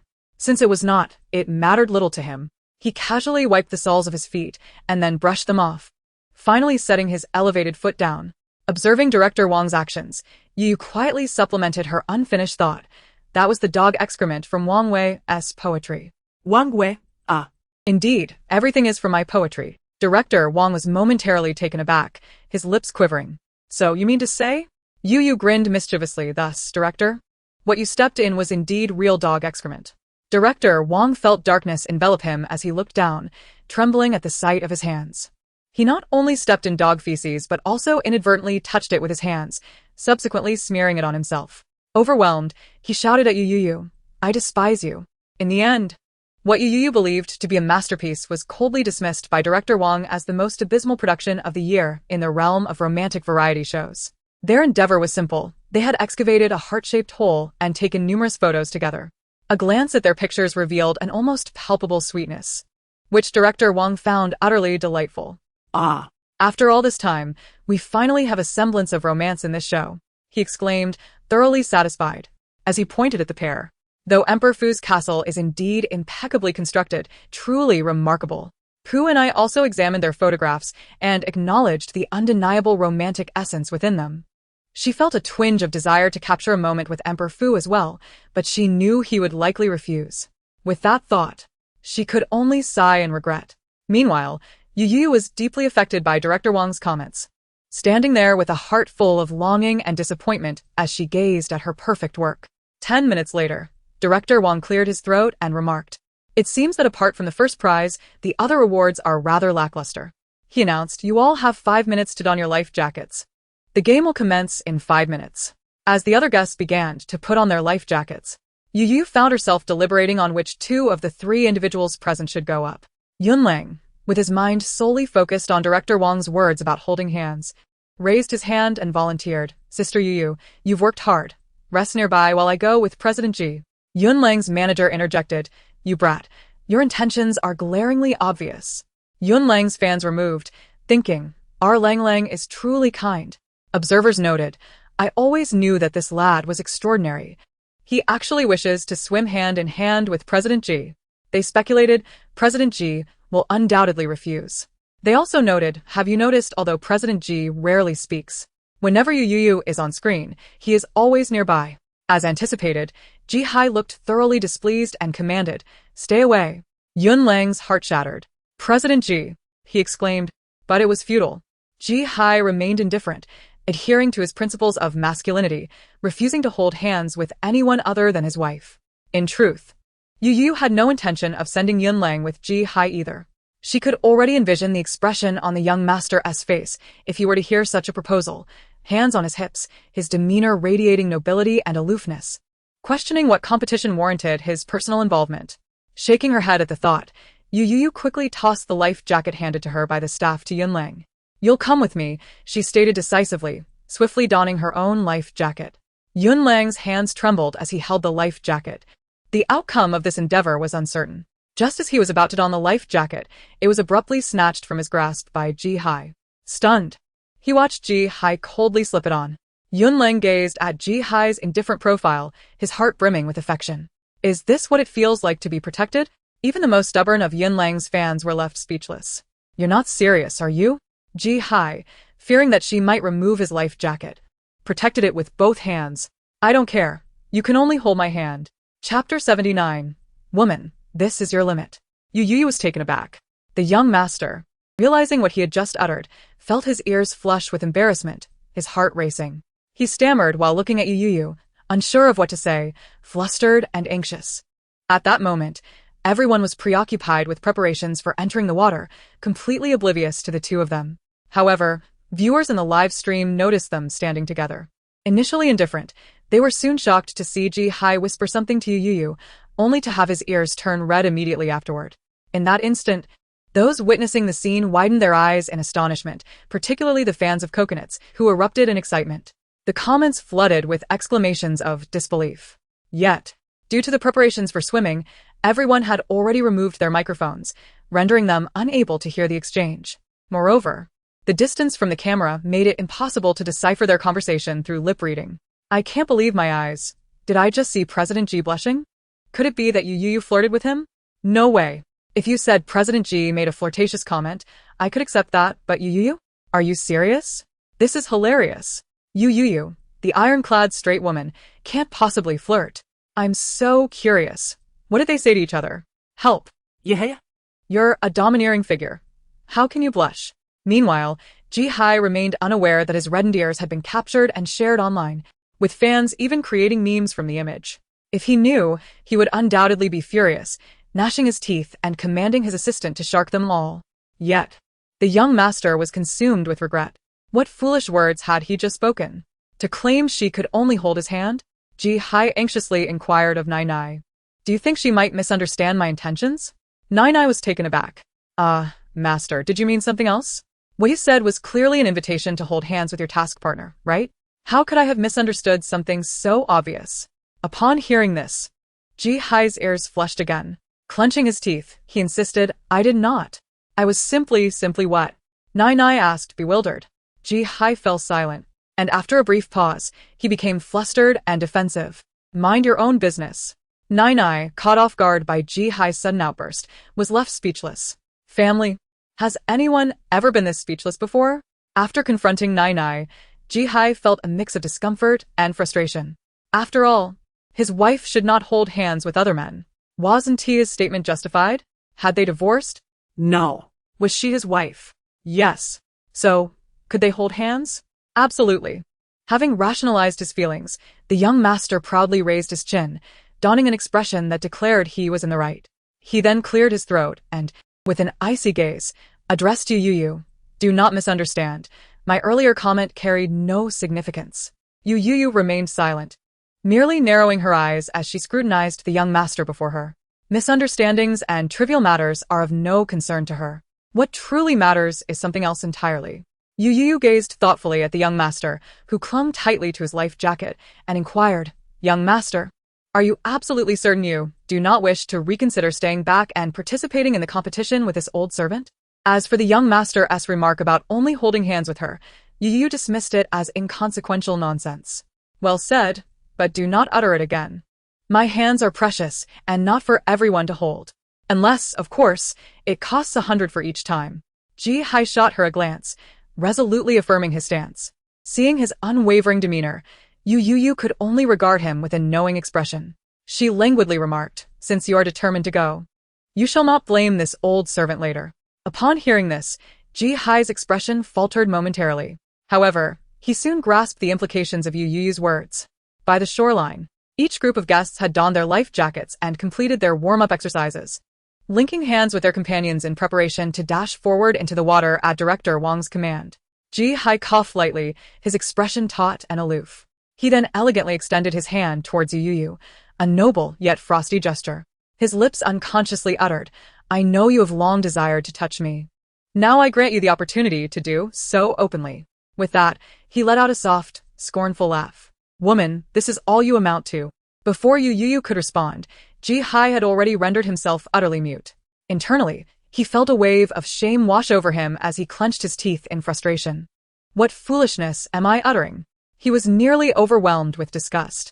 Had someone told Ji-hai at the age of 22 that within a year he would utter such contemptible words, he would have scoffed and labeled that person a fool, vehemently asserting that he would never speak such nonsense.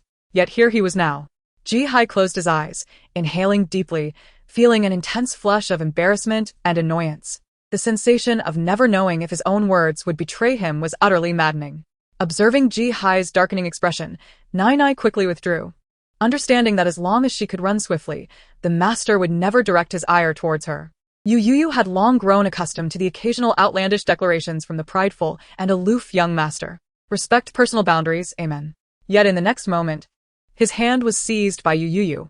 The young master's eyes widened in surprise, and he instinctively lowered his gaze, fixated on their interlocked hands, a smile of delight creeping onto his face. Chapter 80. The invincible windmill spins round and round. Can someone tell me why Mr. G smiles so cheaply in front of Youyou? Stop it, he truly loves her. I'm genuinely disgusted.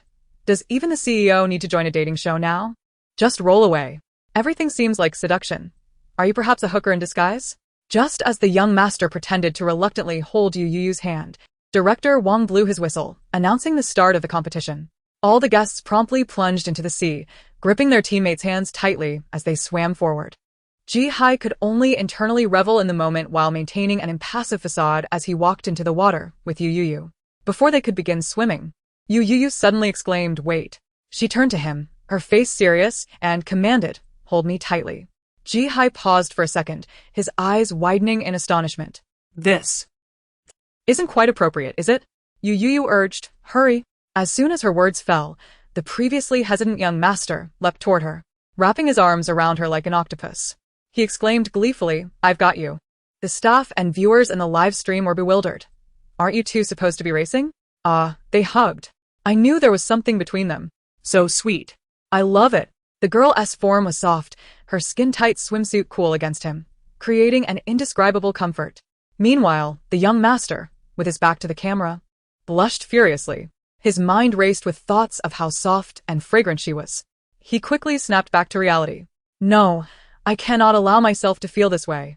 As Ji-hai clung to her like an octopus, Youyou, unable to breathe, decided to abandon her own hesitation and pushed him away slightly. "Forget it. You should hold on to me." As she spoke, she grasped his hand with her other hand as well. On the other side, their fans were growing increasingly anxious. Others were nearing the finish line, while they lingered. Yunlang shouted, "Sister Youyou, Mr. G, swim faster." Suddenly, Youyou released their hands and shouted, "Bala bala energy whoosh." The invincible windmill spins round and round. The audience was left in suspense, eager to see what she had in store. And indeed, Youyou never disappointed. She and Ji-hai swiftly submerged beneath the surface, disappearing from sight. 2 seconds later, every spectator's eyes widened in disbelief. They witnessed an immense vortex of water swirling rapidly in their lane, propelling them straight towards the finish line. The guests stood dumbfounded, helplessly watching as Youyou and Ji-hai sped past them, ultimately arriving at the finish line. Is this even possible? This must be cheating. The director's rule was for the guests to hold hands as they reached the finish line. You can't deny they were holding hands. Director Wong, observing the spectacle from the sidelines, felt his jaw twitch uncontrollably, his eyes rolling in exasperation as he grappled with the absurdity of the situation. Someone just throw him overboard. Yunlang was stunned, feeling a chill run down his spine. Had Ji-hai not stepped in for him, he would have been the one spinning in the water like a washing machine. Tears glistened in Yunlang's eyes as he thought, so this is love. Just then, they noticed one of the figures, who should have been at the finish line, suddenly shoot forward. Everyone has likely experienced tossing a stone across water. And this person's movement was akin to a stone skipping across the surface, gliding effortlessly before splashing down with a flourish. Youyou emerged from the water, bewildered, glancing at her empty hand before looking toward the direction Ji-hai had flown. Ma Yuanji swallowed hard. "Hey, did you just throw Mr. Ji out? You truly cast General Ji aside." Puni's pupils jolted in shock, her fingers trembling as she pointed ahead. "Look, what is that?" An orange life jacket slowly emerged from the water. It was Ji-hai's life jacket. From the beach, Director Wong's anguished cries echoed. "Quick, save General Ji." The moment Youyou spotted the life jacket rising from the water, she was momentarily stunned. Wasn't this fellow clutching the life jacket like a treasure just moments ago? And now he was simply wearing it? Without a moment's hesitation, Youyou plunged into the water. Yet, strangely, they searched the vicinity, but found no trace of Ji-hai. Panic ensued. Director Wong's face turned pale, his lips quivering. "Have you found him?" Ma Yuanji silently shook his head. Yunlang knelt on the beach, weeping inconsolably. General Ji. General Ji. If I had known this would happen, I should have borne the burden myself." Xiong Xiaoyang asked, "Where's Youyou? Why is she missing too?" Ning Ai replied, "She just dived in to search for General Ji." Pu and I gasped, fearing that Youyou might be in trouble as well. Yet, Yu Shixin secretly reveled in the thought. The fact that Youyou had vanished was just splendid. With her gone, there would be no one hovering over her anymore. Nearby, Director Wong fainted. Youyou found Ji-hai on the other side of the sea. When she located him, he was nearly unconscious, eyes rolling back, on the verge of drowning. Upon seeing her, he became agitated, bubbles escaping his mouth. Alas, the remaining oxygen had all but vanished. In desperation, She tugged him closer, leaning down to press her lips to his. Chapter 81. Welcome to my world, my precious young master. The sea was calm. Suddenly, Youyou emerged from the water, dragging the unconscious Ji-hai with her. She swam to the shore and casually threw Ji-hai aside, collapsing onto the sand like a beached fish, gasping for breath. After regaining her composure, she sat up to gaze at the young master beside her. A casual glance revealed to her surprise that he had abs. Honestly, he was rather attractive. 2 seconds later, Youyou looked down at her own soft belly and remarked coolly, "He's still a bit lacking compared to me." One thing was certain, Ji-hai could indeed swim, otherwise, he wouldn't have foolishly floundered from one side of the sea to the other. But why had he swum in the opposite direction? Youyou pondered for several seconds, contemplating whether he intended to elicit sympathy from Xiong Xiaoyang by playing the martyr. If she recalled correctly, Xiong Xiaoyang's group had been nearby. Youyou inhaled sharply, her expression reflecting disbelief at Ji-hai's cunning nature. "You sly dog. Who would have thought you were so crafty beneath that simple exterior?" She took a step back, her fear of crowded thoughts momentarily overwhelming her, except, of course, for her own. Rising to her feet, she surveyed her surroundings, finally confirming their location. Well, now she had both good news and bad news. The good news was that she had found her charming yet somewhat foolish young master amidst the vast ocean. Not only had she found him, but he was alive. Thus, this bowl of reliable national soft rice was not meant for her to savor. Then, she squatted down and, without hesitation, patted the young master's backside. Surprisingly, it felt both firm and soft, perfectly suited to the curvature of a Chinese woman's palm. Seeing that he remained unresponsive, she delivered 2 hearty slaps to his beautiful, pale face. Instantly, the cheek she had struck flushed crimson. "Hey, young master, wake up." As if the mere mention of full struck a chord, Ji-hai suddenly coughed, his brows knitting together as he rolled onto his side and violently expelled the seawater he had swallowed. Youyou was momentarily stunned. He had actually awakened. She wondered if he had heard her calling him a fool or realized that she had not only slapped his backside but also engaged in a rather intimate form of communication. With a grin, she gently patted Ji-hai's back. "Young master?" At that moment, Ji-hai was still dazed, let alone the fact that Nai was sobbing loudly upon seeing him awake. The noise was unbearable. The bewildered young master smiled faintly upon seeing her and instinctively leaned closer to Youyou. Reflectively, she almost pushed him away, but guilt washed over her knowing that his current state was partly due to her. Thus, she lowered her hand and effortlessly pulled him into her embrace. "Hold on tight. My sweet, foolish son. You can't give up, my black card's life depends on you." Youyou ruffled his damp hair, asking, "How do you feel?" The young master, feeling weak and listless, nestled against her, murmuring, "No, I feel unwell. Youyou. It's uncomfortable." Youyou pondered this. Uncomfortable? It must be because of the seawater. The young master, still dazed and rubbing against her, was suddenly yanked up by his collar. In the next moment, Youyou's fist landed squarely on his stomach. The unexpected blow startled Nai, who stood frozen in shock. Goodness gracious. Meanwhile, Ji-hai abruptly opened his eyes and quickly pushed Youyou away, kneeling down to expel the remaining seawater. Watching this unfold, Youyou nodded in satisfaction. Efficiency at its best. After emptying his stomach, Ji-hai indeed felt much better. He took a moment to catch his breath and asked, "Where are we? It doesn't look like the place we were before." The young master sat there, lost in thought, his ears suddenly turning a deep shade of crimson. He looked up at Youyou, disbelief etched on his face, his dark pupils sparkling. Ji-hai excitedly asked Nai, "Could it be that she has eloped with me?" Nai. Sometimes, she genuinely worried about the young master's mental state. Eloping? What a whim. The romantic fantasies he concocted were beyond reckless. Youyou, however, chuckled and leaned closer, her voice dropping to a sultry whisper. The innocent young master's face instantly flushed. His mind raced with excitement. The simple utterance of awe consumed his thoughts entirely. Nai expressionlessly muted the mic. "Farewell, noisy world. Solitude belongs to the awakened heroine." The girl's voice lowered, sultry and bewitching. "Welcome to my world, my precious young master, Ji-hai." The smile faded from his face instantly. Success is realizing once again how much one has overthought. Witnessing this, Nai feels a pang of sympathy. How many times has the host been fooled, yet they continue to approach the same situation with a naive and cheerful disposition. Chapter 82. The unyielding fate. Youyou playfully patted his face, prompting Ji-hai to blink in surprise. It was only now that his previously foggy mind began to clear. He became acutely aware that he had not only leaned on Youyou, but that she had also gently stroked his head. His thoughts drifted back to the events that had transpired 10 minutes prior, the sea, the rescue, and... The young master's eyelashes fluttered as he felt an intense heat radiating from his lips, causing his ears to flush crimson. He stammered. But before he could finish, Youyou noticed that the young master, overwhelmed with excitement, had closed his eyes and fainted again. Youyou crouched down and gently nudged him. No response. He had completely lost consciousness this time. Her eyelids twitched in frustration. You rascal! Don't make me slap you. With a sigh, She grasped Ji-hai's feet and, reminiscent of how she had dragged him ashore initially, began to pull him along. With each step she took, Ji-hai left a deep imprint in the sand, a winding trail that extended endlessly. Seeing this, Nai felt a shiver run down her spine. Anyone witnessing this scene would surely exclaim, what a true crime scene. If one lacked decades of experience in disposing of bodies, it would be impossible to drag someone so naturally, wouldn't it? Truly, one cannot play with Youyou if they lack the fortitude. In the living room of the love apartment, the atmosphere was palpably tense.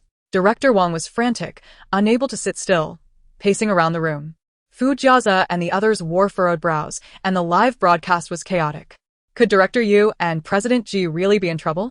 I'm utterly nauseated by Youyou. If it weren't for her, President Ji would never have found himself in such a predicament. Youyou is finally done for. How wonderful! Even if you vent your anger, it's just for a laugh. The upstairs one tea die. Even if you do. Laughable. Youyou has finally crashed. Why must she create a comedic persona when she doesn't even know her own worth? Does she really think she can start over by playing the fool?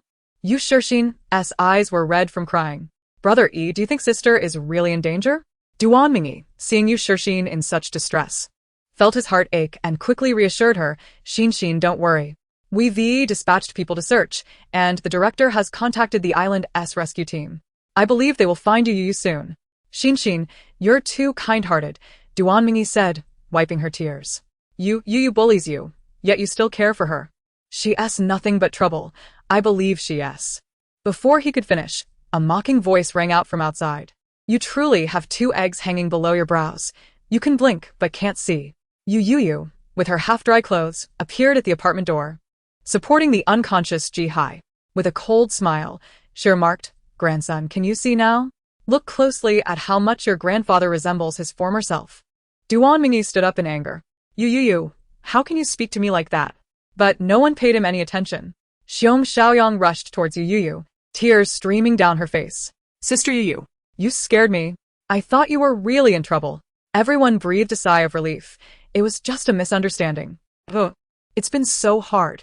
It's really been so hard. No one told me that filming a romantic variety show would be so challenging. Fujaze aprot. Glancing at Ji-hai leaning on Youyou's shoulder, his brow slightly furrowed. Let me take him. You must be tired. Go rest for a while. All right. Youyou nodded. Fu Jiaza and Ma Yuanji took the unconscious Ji-hai upstairs, while Youyou was pulled aside by Xiong Xiaoyang and her friends, who anxiously inquired about what had transpired between her and Ji-hai. Youyou yawned, offering a vague response. Xiong Xiaoyang and the others looked puzzled. Emerging from her room, Youyou found a staff member. Has Ji-hai woken up? The staff member nodded. Sister Youyou, President Ji has awakened. However, he has locked himself in his room and refuses to let anyone disturb him. Youyou froze momentarily. He locked himself in? A sense of dread washed over her. Quickly, she turned and headed towards Ji-hai's room. She knocked on the door, and a frustrated voice came from within. Get out. The next moment, the door creaked open, and the young master, bundled in his blanket, emerged angrily. I said no. Before he could finish, he spotted Youyou stepping inside, causing him to freeze. Realization dawned upon him, his ears turning red as he quickly retreated under the covers. Looking at Youyou, he stammered. What do you want? Chapter 83. Guilty of all sins, a fate deserving of death. As Youyou approached, her eyes wide with innocence, she wore a mischievous smile that, to Ji-hai, resembled a cunning wolf preparing to pounce on a helpless little rabbit. Seeing this, Ji-hai clutched the blanket tightly, curling up into a small ball, leaving not a single hair exposed. After 2 seconds, a little head poked out from the cocoon of blankets, disheveled hair framing his face. His enchanting peach blossom eyes fixated on her every step. He whispered to Nai, "She's coming? I'm scared." Yet his tone betrayed an unmistakable anticipation. Nai replied, "But, host, you don't seem scared at all."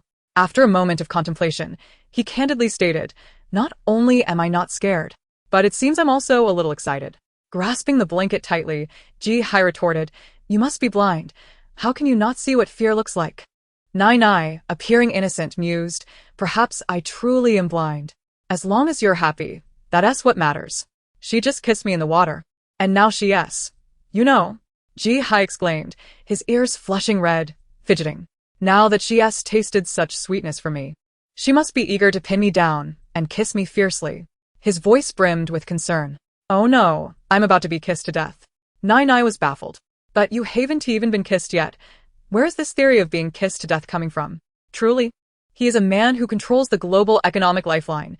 Not only is he foolish and wealthy, but also possesses an overactive imagination. It perfectly aligns with a term he learned while surfing the web days ago, invincible romantic brain. It is no wonder that the mission target, facing the comatose master, refers to him affectionately as the wronged god of wealth. Indeed, he is both a true victim and a genuine deity of fortune. Who could resist such charm? Just as Ji-hai's eyes sparkled with anticipation at the approaching Youyou, she suddenly executed a smooth slide and knelt before him on one knee. With a single hand extended towards Ji-hai, her face radiated sincerity and deep affection. "Young master," she called. Ji-hai, cocooned in his blanket, widened his eyes in astonishment. What was happening? Was she proposing? The young master was utterly taken aback, his mind swirling with confusion. Without a moment's hesitation, he flung the covers aside and shouted, "I am willing." Youyou, taken aback, asked, "Willing for what?" After a brief moment of surprise, she quickly recovered. With a cheeky grin, she replied, "Young master, do you wish to forgive this old servant?" Sensing his awareness, she added, "Go back and inform Ultraman from Planet 76 that I have matters to attend to on Earth, and the plan to explode the planet can be postponed for a century." Youyou sprang to her feet, brushing off her knees, preparing to leave. This left Ji-hai in a state of bewilderment. When did he say he forgave her? Wasn't she just proposing to him? He distinctly said he was willing. Oh, wait. They were already married. Was there even a need for a proposal? No, that couldn't be right. The young master's mind raced. Even if it were a proposal, it should be him doing the proposing.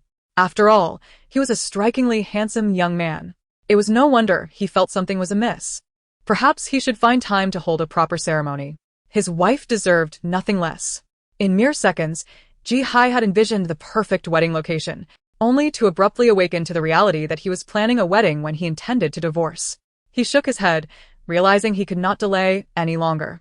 This marriage must be dissolved, and that troublesome matter in his mind needed to be resolved swiftly. Curiously, the young master inquired, "So, what exactly are we forgiving?" Youyou, interpreting this as a sign of his regret, swiftly grasped his hand. Ji-hai's eyes widened in disbelief as he stared at their intertwined fingers. "Hee," came Youyou's voice. "Young master, this old servant truly made a mistake." Ji-hai felt a strange sensation. There was something unsettling about her words. Furrowing his brow, he asked, "What do you mean?" Youyou's eyes widened in shock. "What the heck? I made myself perfectly clear, and yet you pretend to be oblivious. Continuing would be quite rude. The world of adults always operates on subtlety." With a knowing look, Youyou suggested that they act as if nothing had transpired today. It would be better for both of them, for everyone. "Young master, I trust you understand my intentions." Silence enveloped the room. Ji-hai sat on the edge of the bed, his expression dazed as he regarded her. After a long pause, he hoarsely questioned, "What? Nothing ever happened?" Youyou promptly nodded obediently. Young master, is that acceptable?" As Ji-hai gazed into her sparkling eyes, his heart ached. She had never looked at him that way before. He never anticipated she would do so now. "Leave." Youyou was taken aback, bewildered. This seemed to be the first time Ji-hai had shown such anger in her presence. "Young master, Before she could finish, Ji-hai, with a cold demeanor, hurled a pillow at her. His eyes were slightly red, his face an icy mask. "I do not wish to see you right now." "What?" Youyou gasped, her expression earnest. "Should I go?" Ji-hai stammered, gritting his teeth. Youyou, I despise you. Youyou was left speechless. What the heck? How could you resort to elementary school arguments? She pondered, feeling quite innocent. She hadn't even dragging things out. But it was evident that the young master was no longer receptive to her words. So, placing the pillow down, she sighed deeply. Young master, I shall take my leave, and I hope you take care of yourself. This departure shall be for a lifetime. For every sin I have committed against you, I acknowledge it all. I am guilty of 10 offenses, each deserving of 1,000 deaths. I shall take my leave. With a heavy heart, she exited. Chapter 84. The first time someone describes a first kiss as shocking.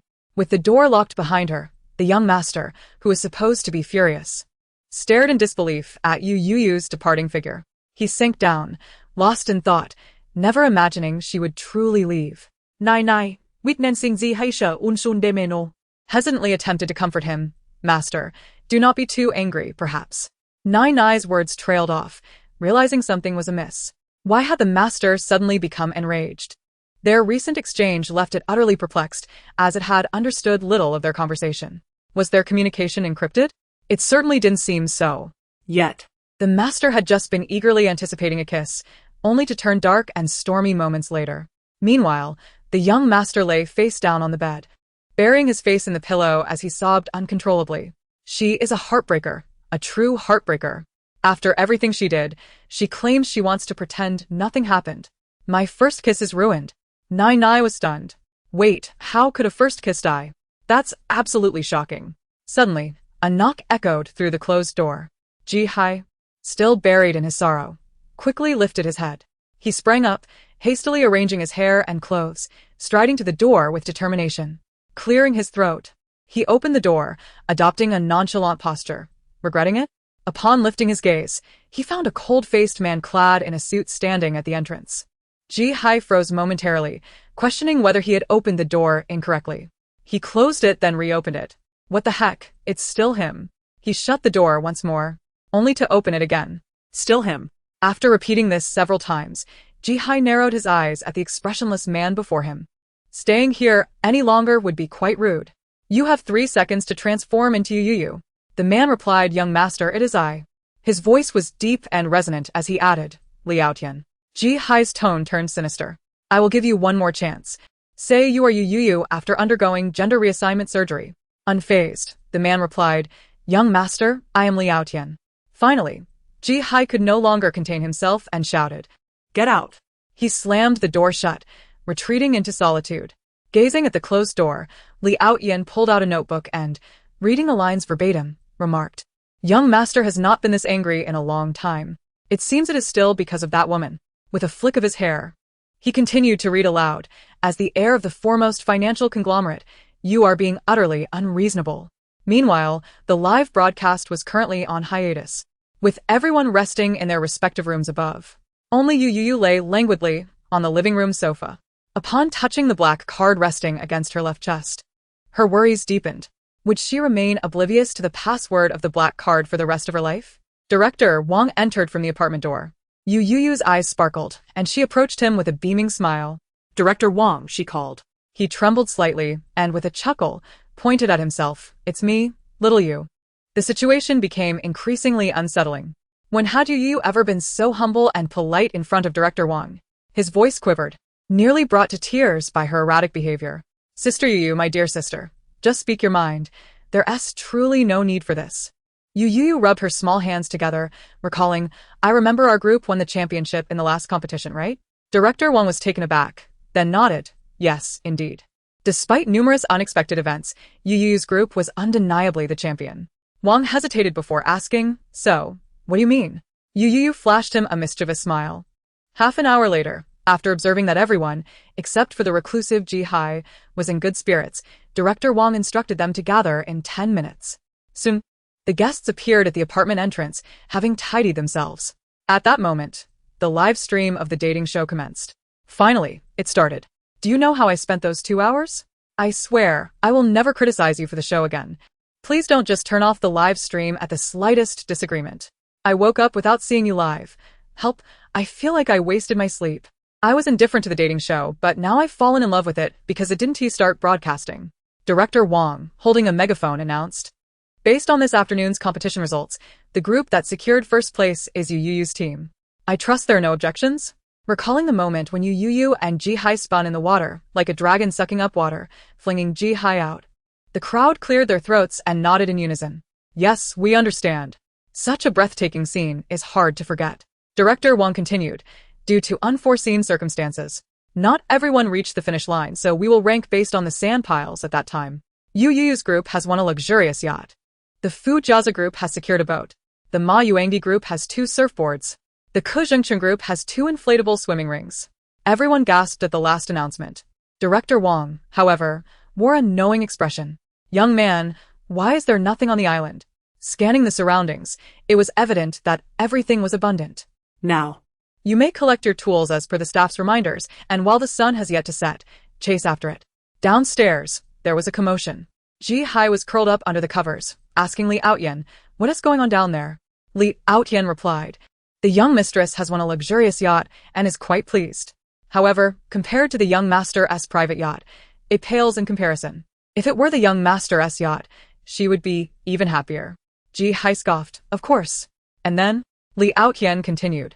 The young mistress is preparing to share a candlelit dinner with Yunlang. With a swift motion, the blanket was thrown aside, revealing Ji-hai's face, flushed from the stifling warmth. Candlelight dinner? Chapter 85. It was barely a 1-to-1 ratio with that pretty boy.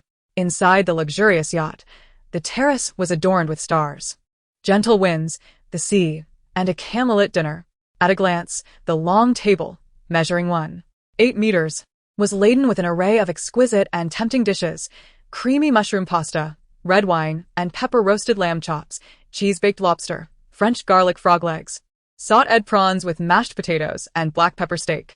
In addition, there were various desserts, including mochi cakes and champagne. The first to arrive, Yunlang, gazed at the opulent dinner spread before him, tears of joy streaming from the corners of his mouth, particularly upon seeing the aromatic and enticing cheese-baked lobster. He instinctively recalled the spicy ice cream lobster dish Youyou had prepared last time. Startled, he quickly shook his head and eagerly approached the dining table. The viewers watching Youyou's live stream also swallowed hard as the camera shifted. Hurry, show me that food. Show me that food. I just came from Fu Yingdi's live stream. Look at his life compared to this. It's simply outrageous. After a week of dieting, I'm so deprived that I could chew on a person for a taste. I thought I could endure, but here you are with this feast.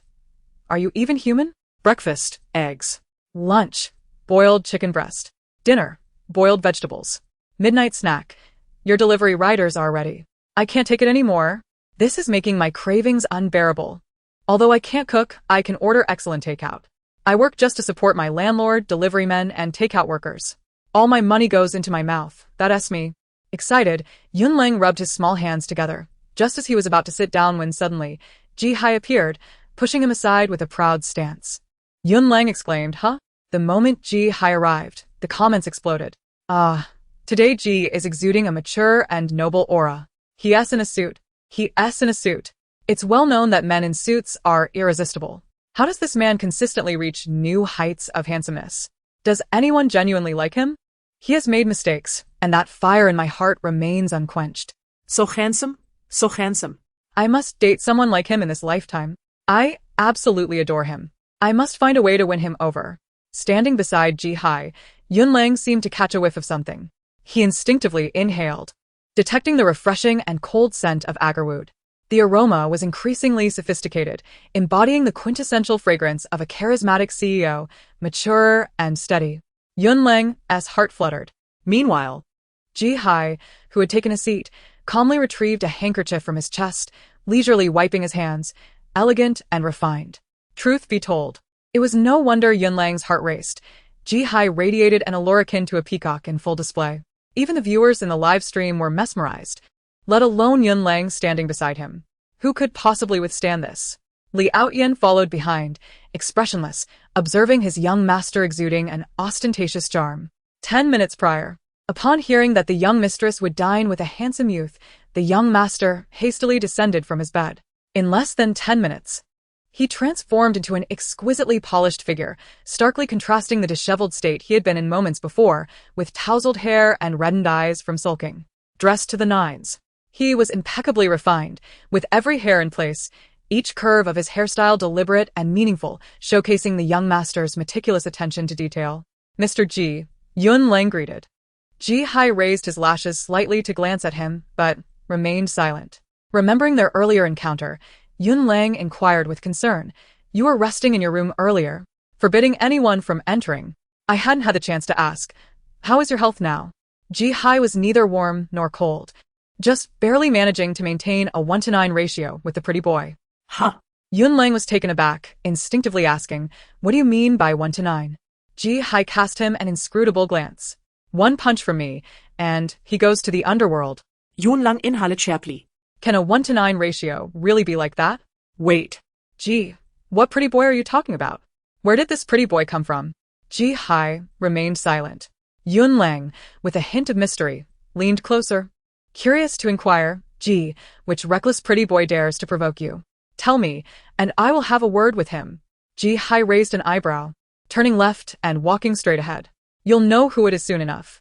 Yun Lang's eyes brightened, a strong scent of gossip wafting through the air.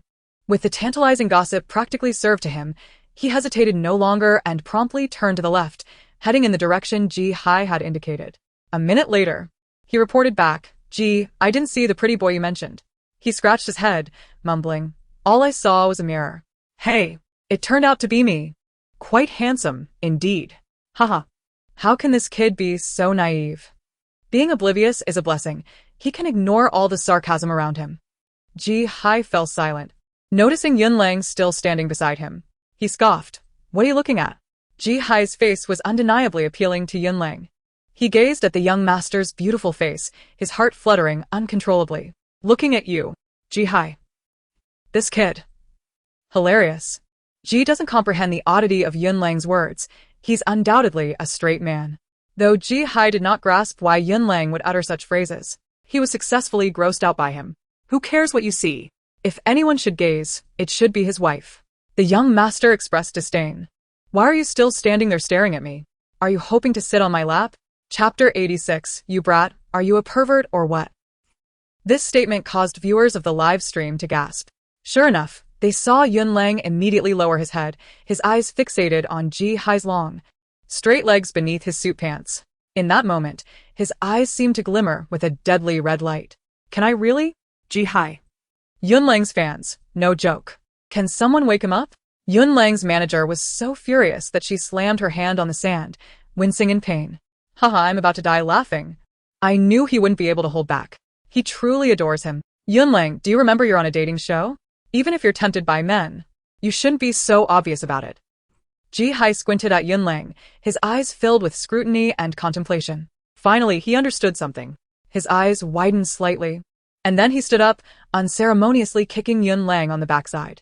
"You brat, are you a pervert or what?" The viewers in the live stream erupted in laughter, while Yun Lang's fans fell silent, not uttering a word. The fans of Youyou began to taunt. Yun Lang's fans, "Why aren't you laughing?" Yun Lang's fan, "I'm not laughing because I was born without a sense of humor." Yun Lang's fans remained silent, though some still held their ground. "Stop spreading rumors. My brother isn't." Clearly, Lang Lang was just joking with Ji. Who told Ji to be so serious and fierce? People with a heart see dirt in everything. It's truly nauseating. Bystanders were left speechless. The funniest joke of the year, someone said Ji is very serious. Haha. Could a wild wolf emerge? No. I won't allow it. How can a son like his father? Don't you think that Udine, Ji, and Yun Lang as a trio resemble a couple with a foolish son? So the foolish son loves his father fiercely? Rubbing his backside where Ji Hai had kicked him, he couldn't help but chuckle to himself. This is no ordinary backside. It bears the mark of Ji's kick from a Wong Kar-wai poem. Just as Yun Lang sat down, he received Ji Hai's piercing gaze. "Yun Lang." He swallowed hard and nervously asked Ji Hai, "Ji, did I do something wrong?" The young master proudly huffed, carrying his dish inside. This brat still wanted to interrupt his candlelight dinner with his wife. What a dreamer. Although Yun Lang felt utterly bewildered, recalling his earlier words, he said nothing more and begrudgingly took a plate of pasta into the yacht. "Oh, everyone is here." Youyou's voice suddenly came from behind. But then he recalled the utterly unprincipled words Youyou had spoken to him earlier in the room. Ji Hai's smile vanished in an instant. No matter What? He would not forgive her today. Just watch, I won't say a word to her today. Đi hay vào to nai nai. Nai nai hestita. Then, good luck, host. Youyou noticed Ji Hai's smile vanish and couldn't help but scoff inwardly. Why is that? He smiles at Bear Xiaoyang but immediately stops smiling upon seeing her. Youyou chuckled as she approached the frowning young master. Young master, so you are here. I've been looking for you. The frowning young master immediately smiled, then turned to her with exaggerated modesty. Of course, I am here. Where else could I be? Nai nai interjet. Host, didn't you say you weren't planning to talk to your mission target tonight? Look at this progress. The mission target just spoke a single sentence, and you eagerly responded. Nai Nai asked, are you no longer angry at your mission target? Ji Hai, in a mix of denial and defamation, tried to shift the blame to Nai Nai. When did I say I was angry? Don't spread rumors. You're deliberately trying to stir trouble between me and Youyou. Fine. You really are a malicious system. Nai Nai. And did you hear what she said? She said she had been looking for me for a long time. She must care about me deeply to say such things. I misunderstood her before. He continued, she wants me to forget about her kissing me, not because of anything else, but simply because she is shy and embarrassed to face me. Nai Nai. Well said. Saying such things to deceive oneself is fine. But don't think you can fool me. Watching the smile return to the young master's face, Youyou casually glanced at Bear Xiaoyang standing beside her. She sighed in relief. It seemed her choice to bring Bear Xiaoyang along was indeed the right decision. With that in mind, she began to set her perfect plan into motion. Calmly, Youyou took Bear Xiaoyang's hand and seated her directly across from Ji Hai. Come, sit and eat. Ji Hai frowned slightly, but said nothing. Whoa, those who insult my Udine for being heartless, come out quickly. Open your eyes wide and see how my Udine is heartless. Dying of laughter, Youyou just received 20 soft coins from Bear Xiaoyang. Youyou, do you need to ask for money? I always thought I loved money, but it turns out Youyou loves it even more. This time, she really loves it. Bear Xiaoyang didn't think much of it, just about to shift her chair to make some space for Youyou to sit. Unexpectedly, Youyou calmly served several plates of meat before turning to leave, casually remarking, you two take your time eating outside. I will dine inside. With that, her figure, imbued with a hidden grace and accomplishment, departed from the scene. Inside, Yunlang, engrossed in his meal, looked up and spotted Youyou. He blinked in disbelief, rubbed his eyes, and realized it was not an illusion. Peering outside again, he was astonished to see Ji Hai having a candlelit dinner with Xiong Xiaoyang. Yunlang was taken aback. So, this is the situation. What more do you wish to know? He inquired. Grasping the crux of the matter, he pressed, Sister Youyou, are you attempting to matchmaker Ji, he and Xiaoyang? Youyou beamed with pride. Of course. Why? Can't you see Ji Hai's fondness for Xiongda?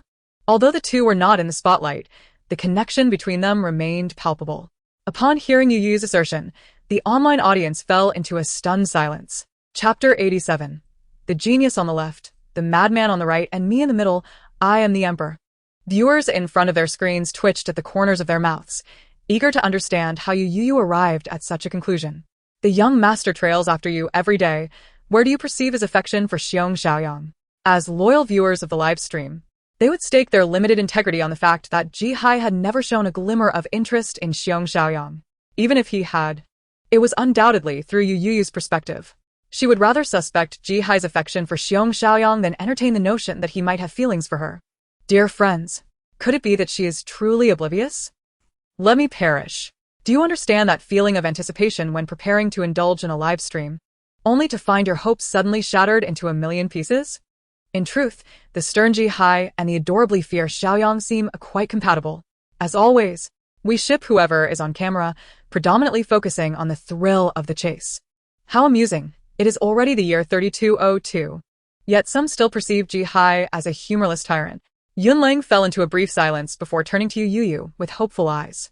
Sister Youyou, given our relationship, if I were to like Ji Hai, would you energetically play matchmaker for us?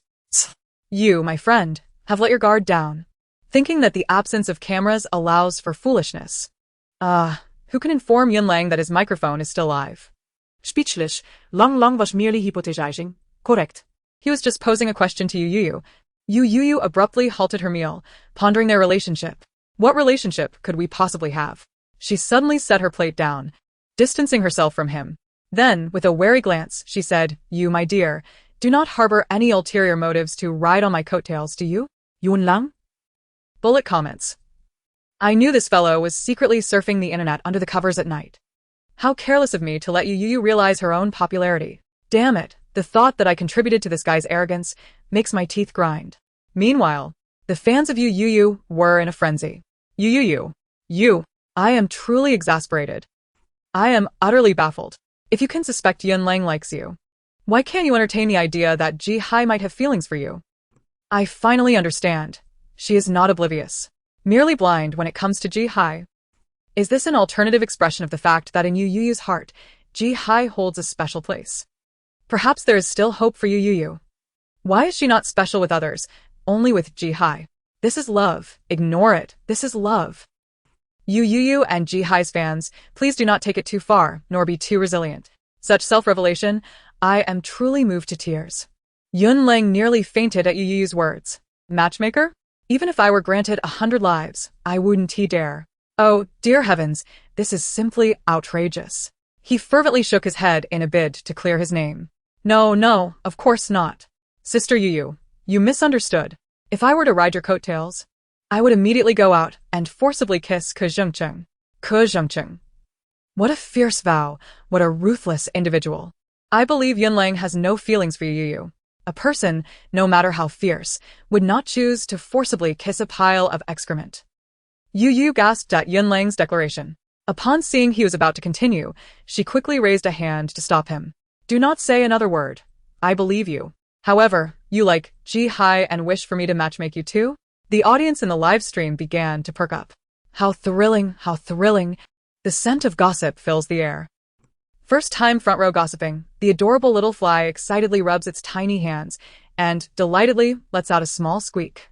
Yunlang's fans were in a panic, frantically screaming in the comments, trying to silence him that way.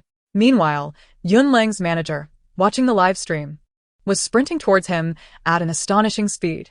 For you, I transform into a cheetah. At this very moment, everyone was striving for Yunlang. But just then, the sound of Yunlang's chuckle echoed through the live stream. He declared it was merely a hypothesis. It could be Ji Hai or anyone else. For instance, if I liked Puanai, would you help me pursue her? Those eavesdropping for gossip were momentarily stunned. Yunlang's fans sighed in relief. His manager abruptly halted, tears glistening in his eyes, lips quivering. This child. The child has finally matured, learning to be cautious. Yunlang was merely joking, although he found Ji Hai quite handsome. He never harbored thoughts of being with him. Alas, one must have self-awareness. Even if Yunlang is a handsome lad, he is no exception. Thus, it is better to remain a devoted admirer of beauty, merely to observe. Impossible. Yunlang could hardly believe it, his heart shattered. Why? Sister Youyou, we are teammates. Xiong Xiaoyang is not even your teammate. Why can she, and I cannot? Is there something inherently different about us? Youyou replied, I do not know what differentiates you. But I am certain that I am unlike you. What makes us different? She smiled coldly. I am the emperor. You mere commoners cannot compare to me. Yunlang?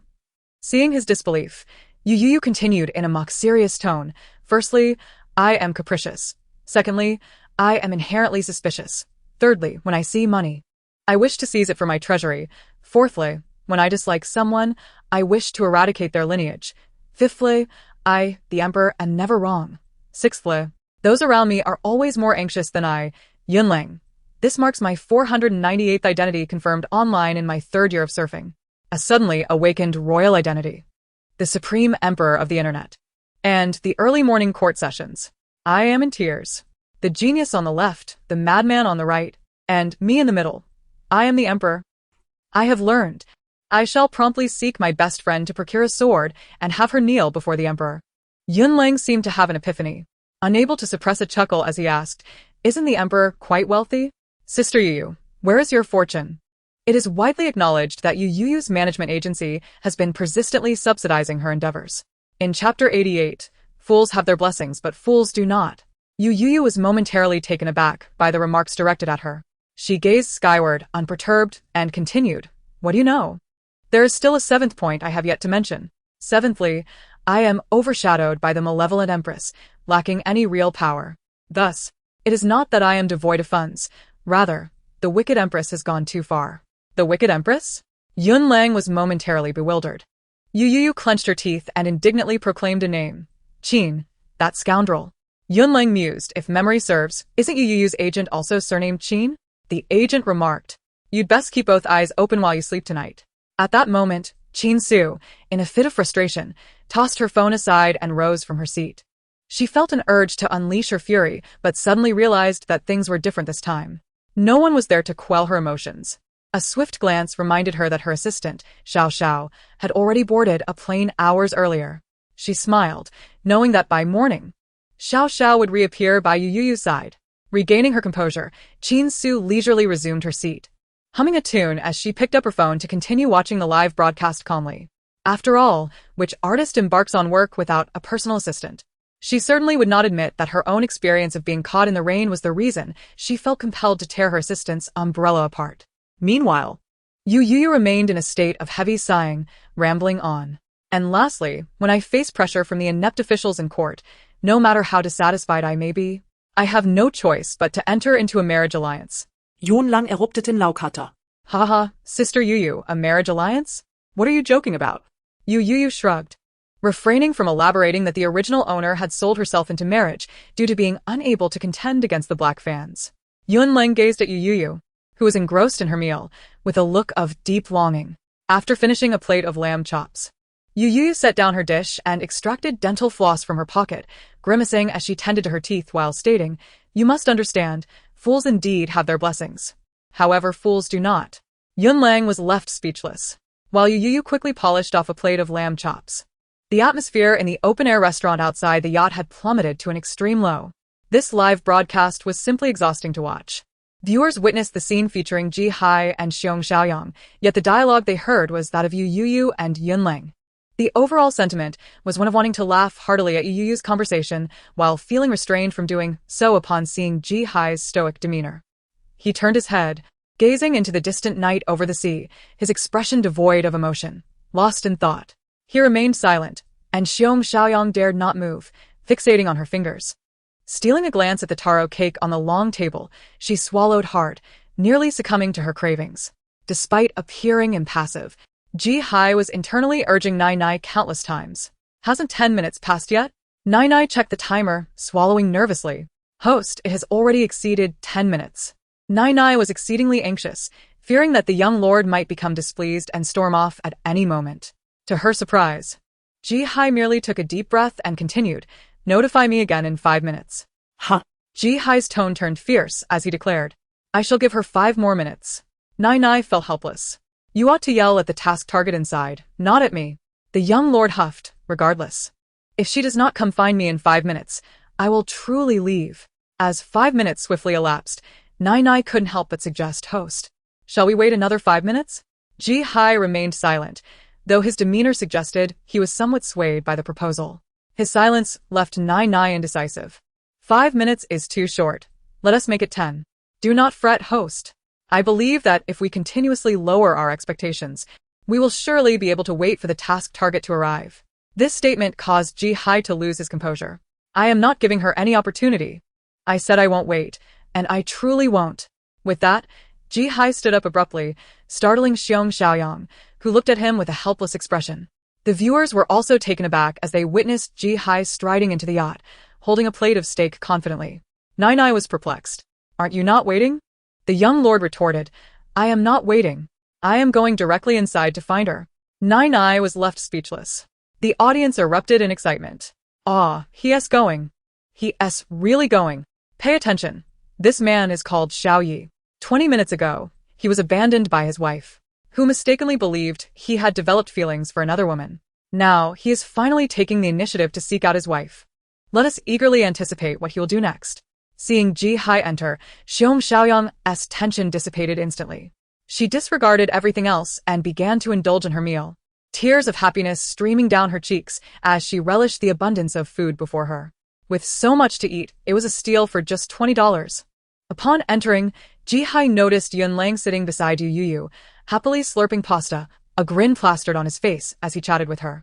The young lord narrowed his eyes dangerously. Youyou caught sight of Ji Hai's entrance and paused mid-bite. "What brings you here?" she inquired. blinking in surprise as she leaned to peek outside, where Xiong Xiaoyang was devouring her meal at lightning speed. Without uttering a word, Ji Hai strode directly to Yunlang. Mr. Youyou, before he could finish, Ji Hai seized his collar and flung him out the door with a casual chuckle. He could hardly believe that he had just been manhandled by his idol. As Ji Hai prepared to close the door, Yunlang quickly interjected, Mr. Ji, my pasta is still inside. That food belongs to both of you. With that, Ji Hai coldly slammed the door shut. The yacht's soundproofing was quite effective.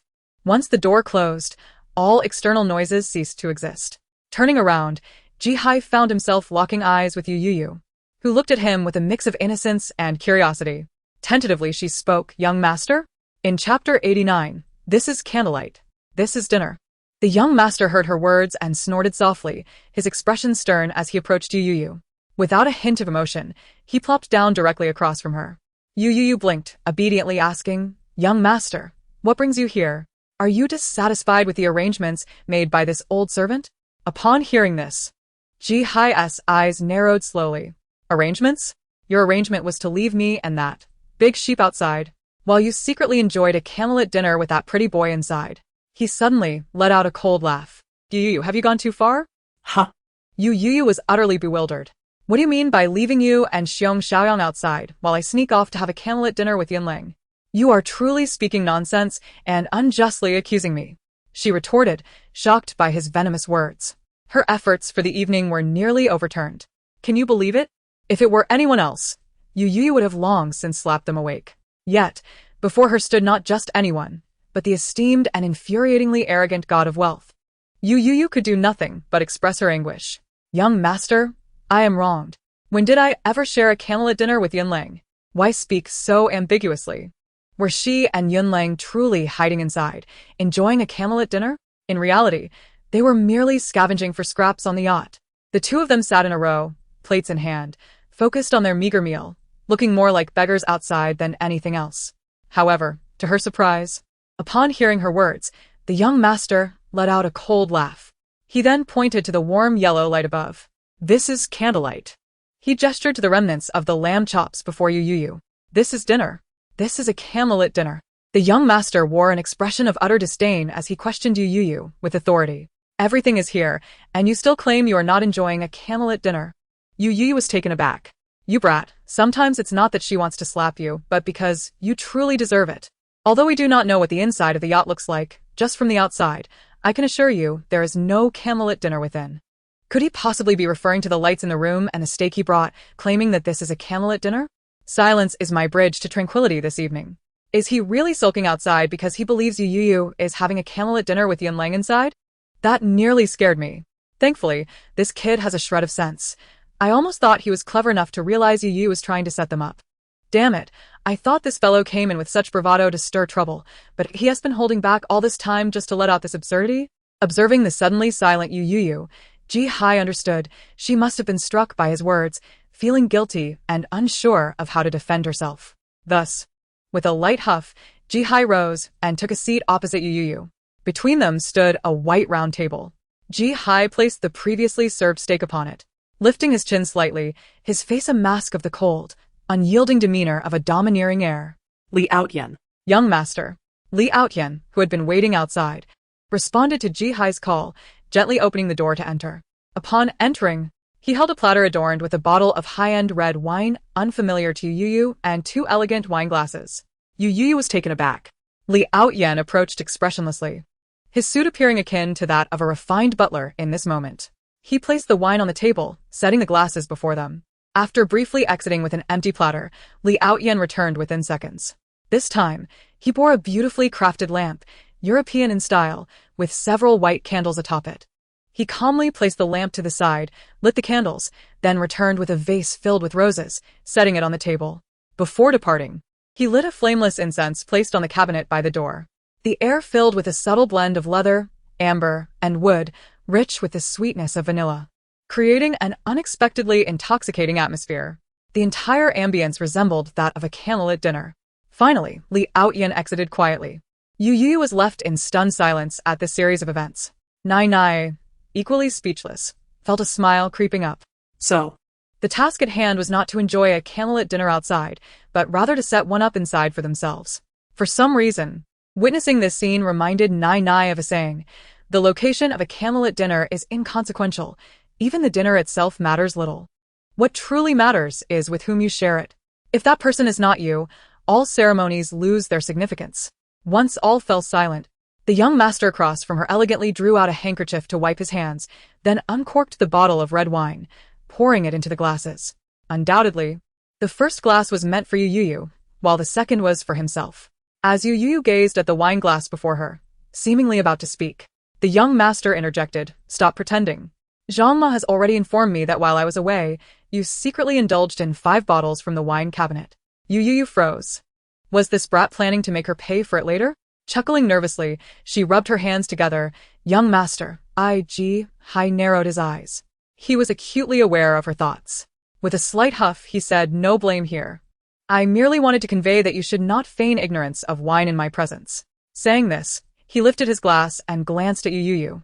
Instantly understanding, she hurriedly picked up her glass to clink it with his. A toast to the young master. The young master remained silent, pridefully clinking glasses with her before taking a sip. Setting his glass down, Youyou began to eat. Yet, a minute later, she felt utterly defeated.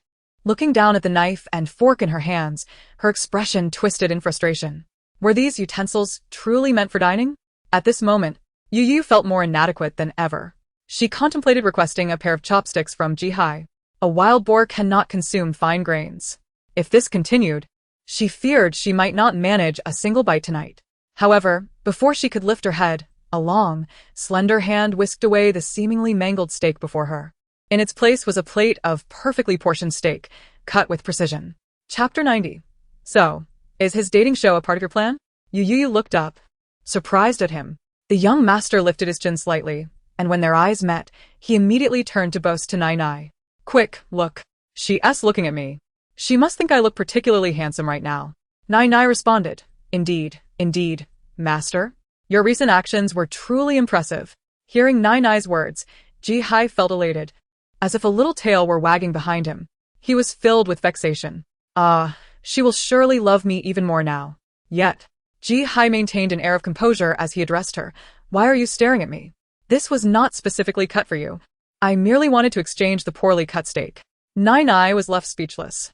Youyou lowered her gaze to the precisely cut pieces of beef before her, then glanced at the disheveled steak in front of Hai, her expression filled with skepticism. "God of wealth, are you serious?" Youyou was uncertain of Hai's sincerity, nor did she care to ponder it further. No need for her to slice it perfectly. This was what lazy people adored. Without hesitation, Youyou began to fork piece after piece of beef into her mouth. At times, when she overstuffed, she would wash it down with a gulp of red wine. The entire dining experience was enveloped in silence. Though the young master often appeared frivolous, he was, after all, a scion of a wealthy family, exuding an elegance in dining etiquette that was nothing short of impressive. This left Youyou, who was awkwardly stabbing at her meat with both forks, feeling utterly embarrassed. As she chewed on the beef in her mouth, her peripheral vision caught sight of the young master before her. She couldn't help but exclaim, "How extraordinarily elegant!" Every meticulously styled strand of hair radiated an air of sophistication, while the exquisitely tailored suit appeared both exorbitantly expensive and impeccably pressed. The tie was fastidiously knotted, concealing the alabaster skin beneath, save for the occasional subtle movement of the Adam's apple. The night breeze over the sea was remarkably tranquil, with the warm yellow glow of the lights above seeming to ripple in concentric circles, and the candlelight on the table flickered gently. The air was suffused with a sweet fragrance of wine, intoxicating in its allure. Youyou gazed at the scene, feeling as though she were on the verge of inebriation. Her mind swirled in a haze. "No way," she thought to herself.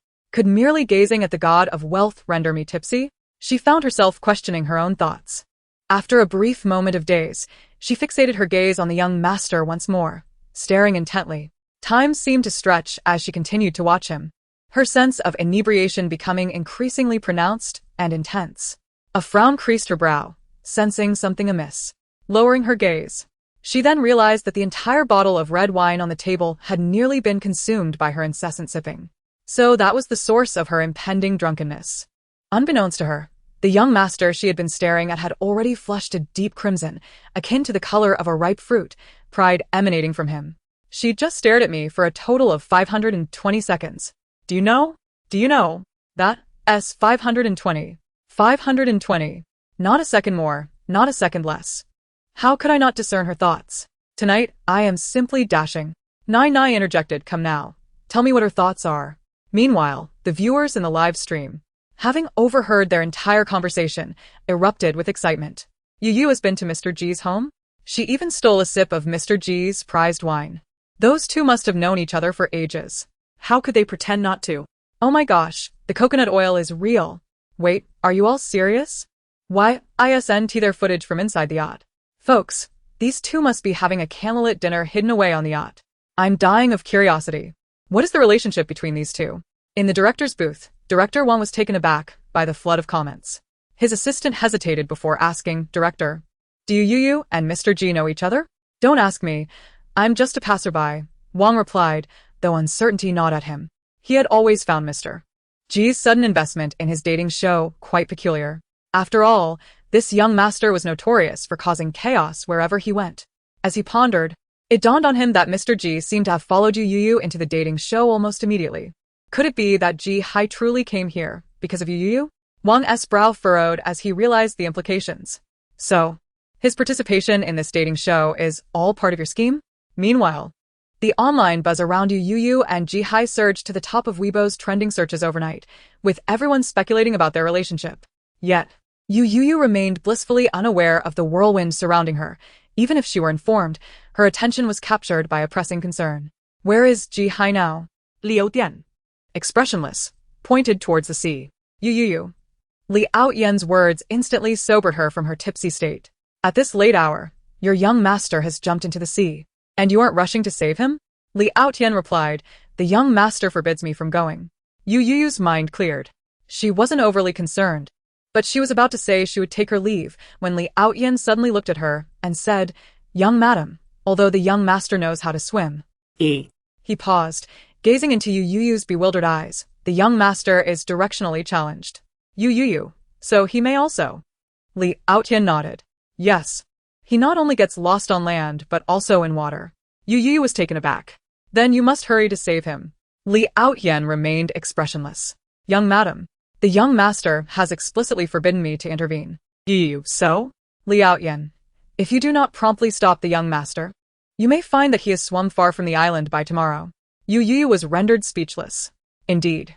Ultimately, she had no choice but to plunge into the sea with a splash to seek out her reckless young master. Chapter 91. Indeed. You must be the very embodiment of a green tea prince. When Nai saw G Hai suddenly plunge into the sea with a splash, she screamed in terror. Host. My esteemed host. Nai anxiously called out to the sinking G Hai, are you alright, esteemed host? Oh no. My esteemed host has fallen into the sea again.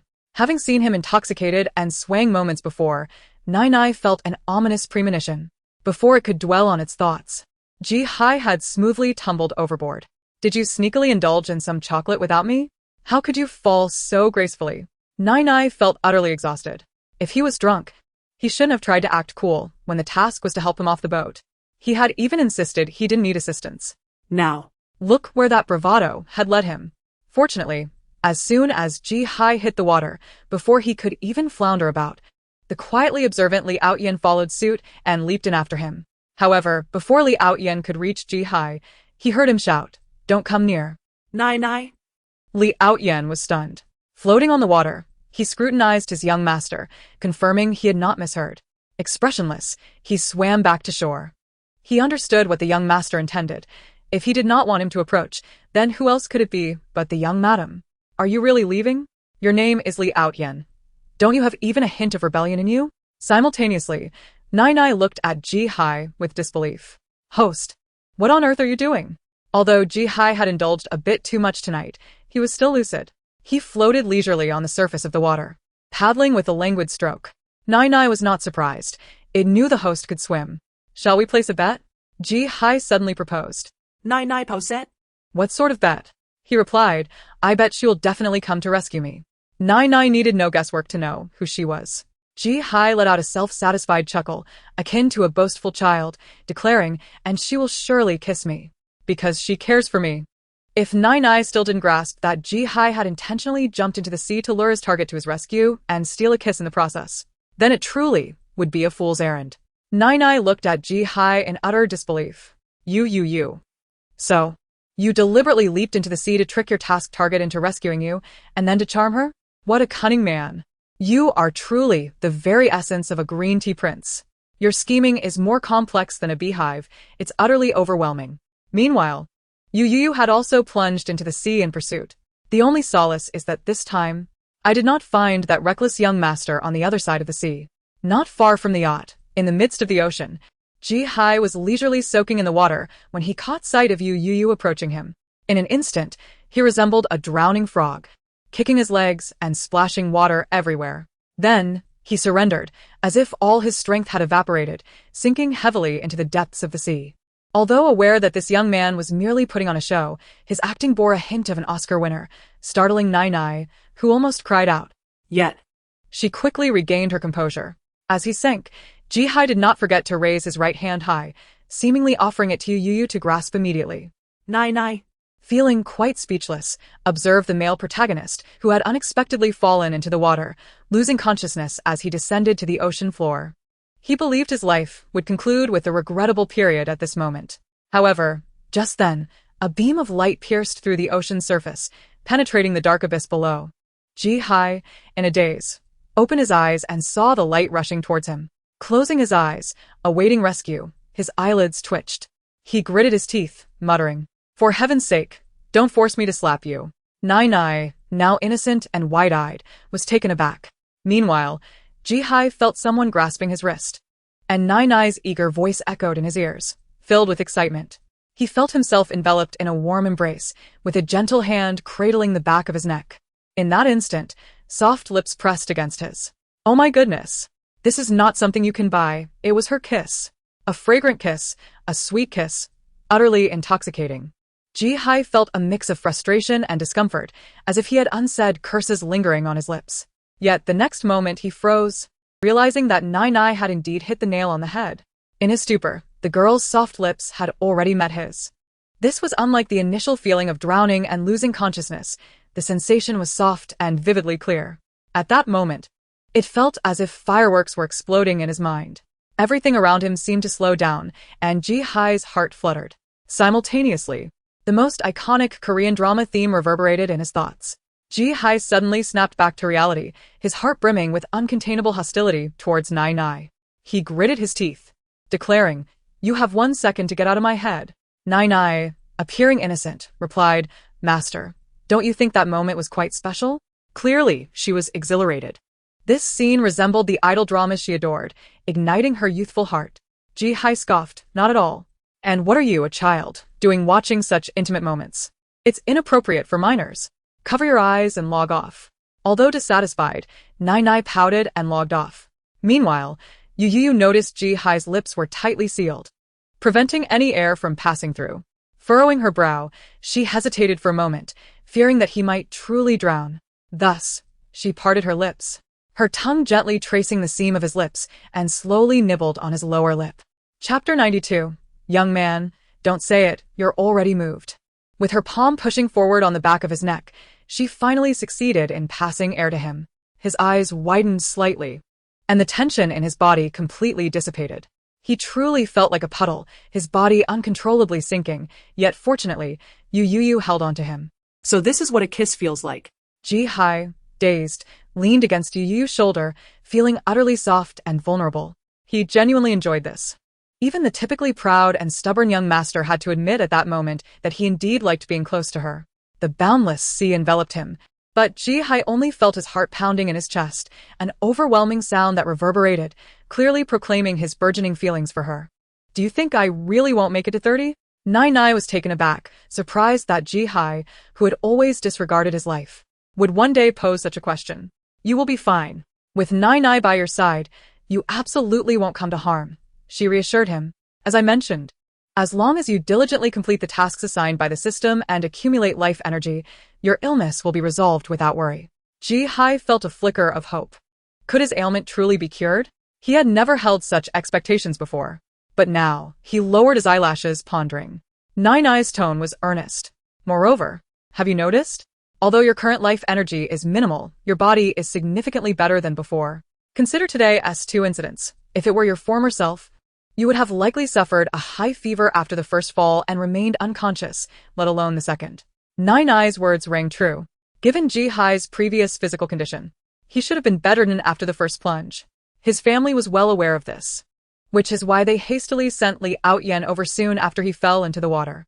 After absorbing Nine Eye's words, Ji Hai remained silent for a long time. As they neared the surface, gazing at the twinkling stars and the radiant full moon above, Nine Eye heard the young master's proud voice resound. Actually, I don't mind marrying her. It's not something I must escape from, you understand? Nine Eye was momentarily stunned, then noticed the young master leaning against Youyou's shoulder, the corners of his mouth curling up. Particularly, his teeth gleamed brightly under the moonlight. Nine Eye suddenly understood. Humph, master, just admit it. You've fallen for Youyou. Not merely as a task object or a wife bound by a marriage of convenience, but simply because he genuinely liked her. To her surprise, the young master did not refute Nine Eye's teasing. Instead, he blushed and nestled closer into Youyou's embrace, burying his face in her neck. Youyou, struggling to swim towards the shore, glanced down at Ji Hai, who was nuzzling against her neck, and playfully slapped his head. The sharp smack jolted the lovesick young master back to reality. He blinked up at Youyou, his eyes reddened and glistening after spending so long in the water. At that moment, beneath the moonlight by the sea, with a beautiful woman gazing at him, her eyes shimmering with water droplets and her lashes dampened, how would one react? Even a passing dog would be captivated by Ji Hai's vulnerable demeanor. However, Youyou narrowed her eyes and pinched his face, her voice low and menacing. The danger level rising. My dear fellow, you have long awoken, yet still engage in this absurdity with me. I have already apologized, urging you to forget, and even arranged a candlelit dinner for you. Yet here you are, attempting to exhaust me to the point of sinking into the depths, devoured by fish. Even an Iron Man would tire from leaping into the sea twice a day and swimming such a distance to rescue someone. I never anticipated that this fellow would concoct such a scheme. Truly, he is a villain of the highest order.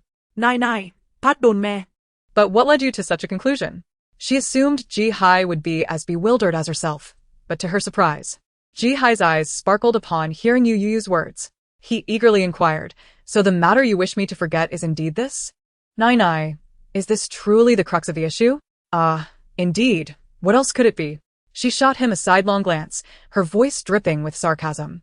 To her astonishment, the young master appeared utterly oblivious to her tone, his eyes gleaming with excitement. Youyou thought his eyes shone brighter than the stars above, a rather captivating sight. The young master seemed to be in a euphoric daze. Did you hear that? She did not come to me intending to erase my first kiss lost in the water, nor did she wish to evade responsibility. She is not a heartless woman, and I will not allow you to label her as such. Nine Eye, I don't recall ever calling the mission target a heartless woman. Wasn't he that your own assertion? Just as Nine Eye was about to respond, she paused. Simultaneously, Ji Hai heard a voice resonate in his mind, detecting emotional fluctuations in host Ji Hai, triggering the heartfelt emotion detection tool. Ji Hai what? Nine Eye was equally stunned. She then squealed with excitement, explaining to Ji Hai, host, this tool can sense the heart's affection value from the mission target towards you. The young master instantly grasped the concept, raising his chin with unshakable confidence. Humph. I would say it's a number. 0? He grew incensed. No, it is 100. Nine Eye remained silent, but could sense her disbelief in Ji Hai's claim. Ji Hai, filled with indignation, insisted, come now. Test it right now. If it's not 100, I'll call you grandmother. Chapter 93. Today, the host has indeed been well loved by the mission target. 10 seconds later, Nine Eye glanced at the final result and then at the shore drawing near. With her conscience still intact, she hesitated before advising, host, perhaps we should reconsider. Knowing this affection value is not imperative, wouldn't you agree? Ji Hai, what do you mean? He narrowed his eyes dangerously, sneering sarcastically.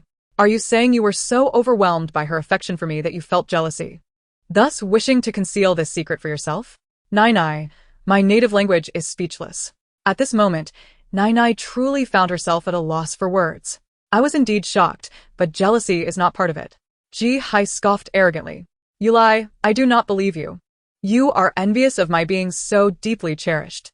Nai. Sometimes, you ought to adopt a more low-key demeanor, lest you provoke the system into madness. For it may frighten even itself. Nai fell silent, inquiring, Host, are you absolutely certain you wish to know the affection value from the mission target towards you? Indeed. The young master was brimming with confidence. Nai nodded, affirming that he should not regret this decision later. Clearing her throat, she spoke with utmost seriousness. According to the heartfelt emotion detection tool, the affection value from Youyou towards host Ji-hai is an initial value of 60. Surprise, delight, how unforeseen. Ji-hai what? In that instant, the world fell silent. Ji-hai's lips trembled as he shouted at Nai, what utter nonsense. This is sheer exaggeration. I give you 3 seconds to rephrase that, and with that ridiculous tool of yours, declare loudly that her affection value for me is 100. No, it should be 10,000. Nai gazed at the darkening sky. Well, it was indeed time to dream. Thus, she responded dismissively. The affection value from the mission target towards you is certainly not merely 10,000. It is overflowing, spilling over. Wow. Today as host has indeed been lavishly adored by the mission target. Simply marvelous. Ji-hai, silence. He gritted his teeth in frustration. Had it been before, upon hearing Nai's words, Ji-hai would have proudly held his head high like a peacock. But now, he clenched his fists in rage. This system is truly insufferable. No wonder it is not even human. Regardless, Ji-hai had to accept this reality. He had always believed that Youyou, who cherished him so dearly, had an affection value that barely passed. Knowing this outcome shattered Ji-hai's heart. Indeed, women are the most sophisticated of emotional deceivers. What will you offer in compensation for this betrayal? Meanwhile, Youyou, resembling a sloth as she clung to Ji-hai, finally made her slow way to the shore. She was about to explode. Did he not realize how tall and heavy he was? While she deemed her height of 165 centimeters sufficient, it was hardly a justification for a nearly 190 centimeters tall person to crush her. Should he compress her by even a centimeter, no Chinese woman would let it slide. Yet before Youyou could act, the sloth-like Ji-hai suddenly leaped off her like a monkey, as if erasing all her prior efforts and struggles. Youyou, you indeed, are a combination of a heartless man and a vile capitalist. Even new Orientalist chefs do not toss people aside as you do. To her astonishment, she noticed the young master gazing at her with an expression of disbelief, his enchanting eyes reflecting a mixture of shock, heartache, and incredulity. After a brief silence, Youyou twitched her lips, snatching the note from the young master's grasp. She glanced down at the note, which clearly conveyed his surprise, pain, and disbelief. This left her utterly speechless. She had no idea where he had produced it from. After a few moments of contemplation, she stuffed the note into his pocket.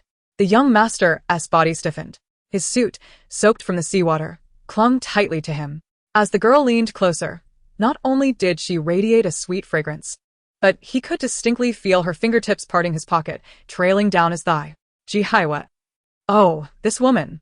She is utterly outrageous. Not only does she not harbor affection for him, but she also behaves so ambiguously. Nai suggested, actually, if the host dislikes the mission target's advances or deceit, you could simply evade her. The young master held his neck stiffly, refusing to speak. His ears were completely flushed. Standing like a stone statue, he allowed Youyou to touch his thigh. Not only that, he secretly tensed his muscles to showcase his impressive physique. Ha, you think you can charm me? He thought.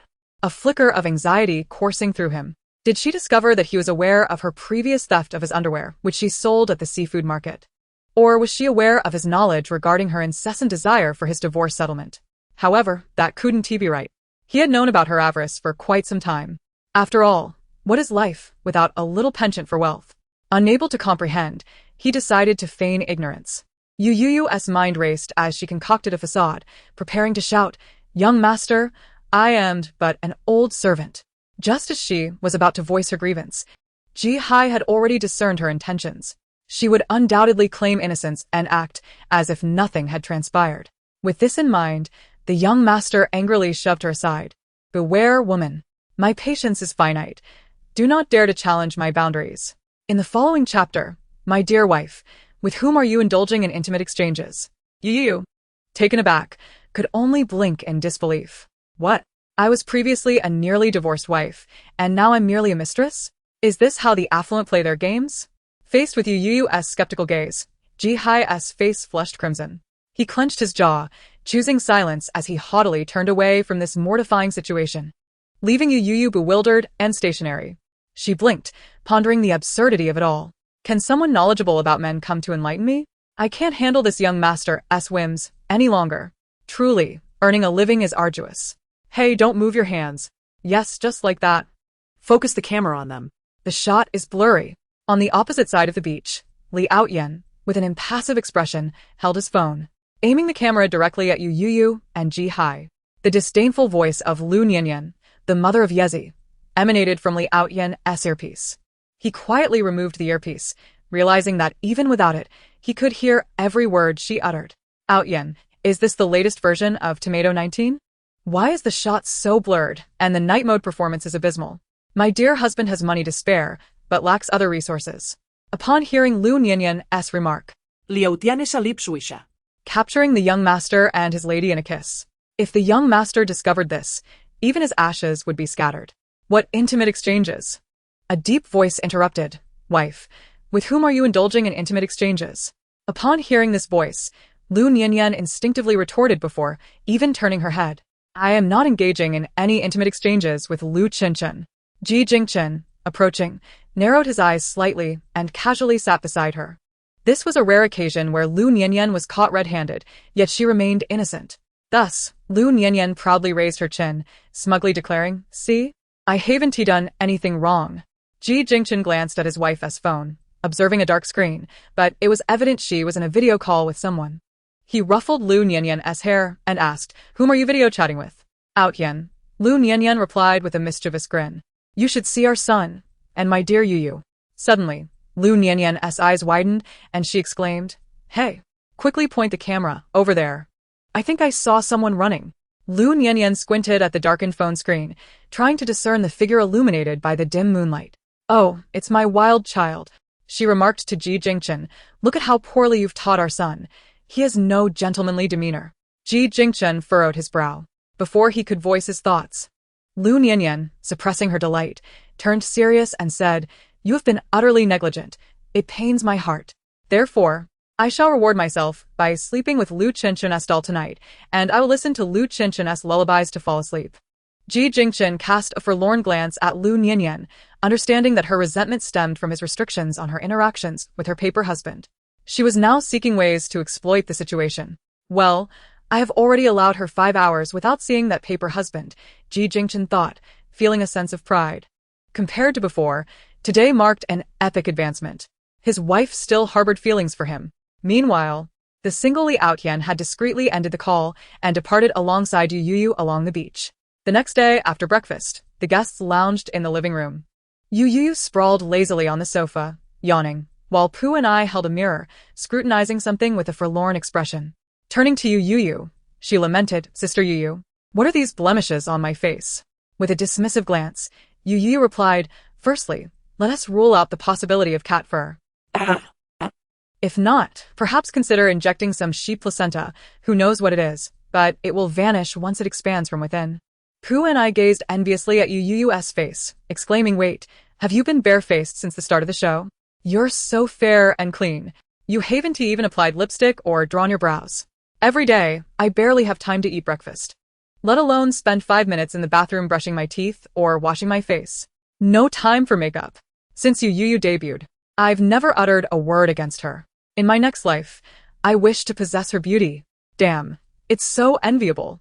Why can't that face be on me instead of this glaring pimple? Seeing the envy in Pooh and I's eyes, Youyou confidently touched her own face. You like it?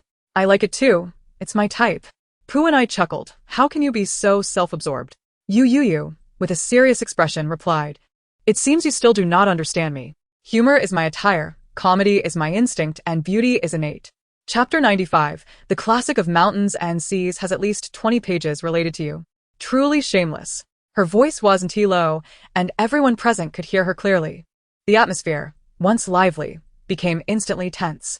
Yu Shixin had long been exasperated with Youyou, feeling increasingly burdened by her presence daily.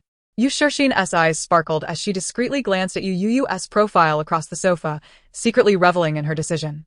She resolved that when Youyou inevitably felt sorrow, she would rush to comfort her. Perhaps, once moved, Youyou would refrain from speaking of wanting to defecate on her head. As for expelling Youyou from the dating show, that could wait. First, she needed to deal with the defecation issue.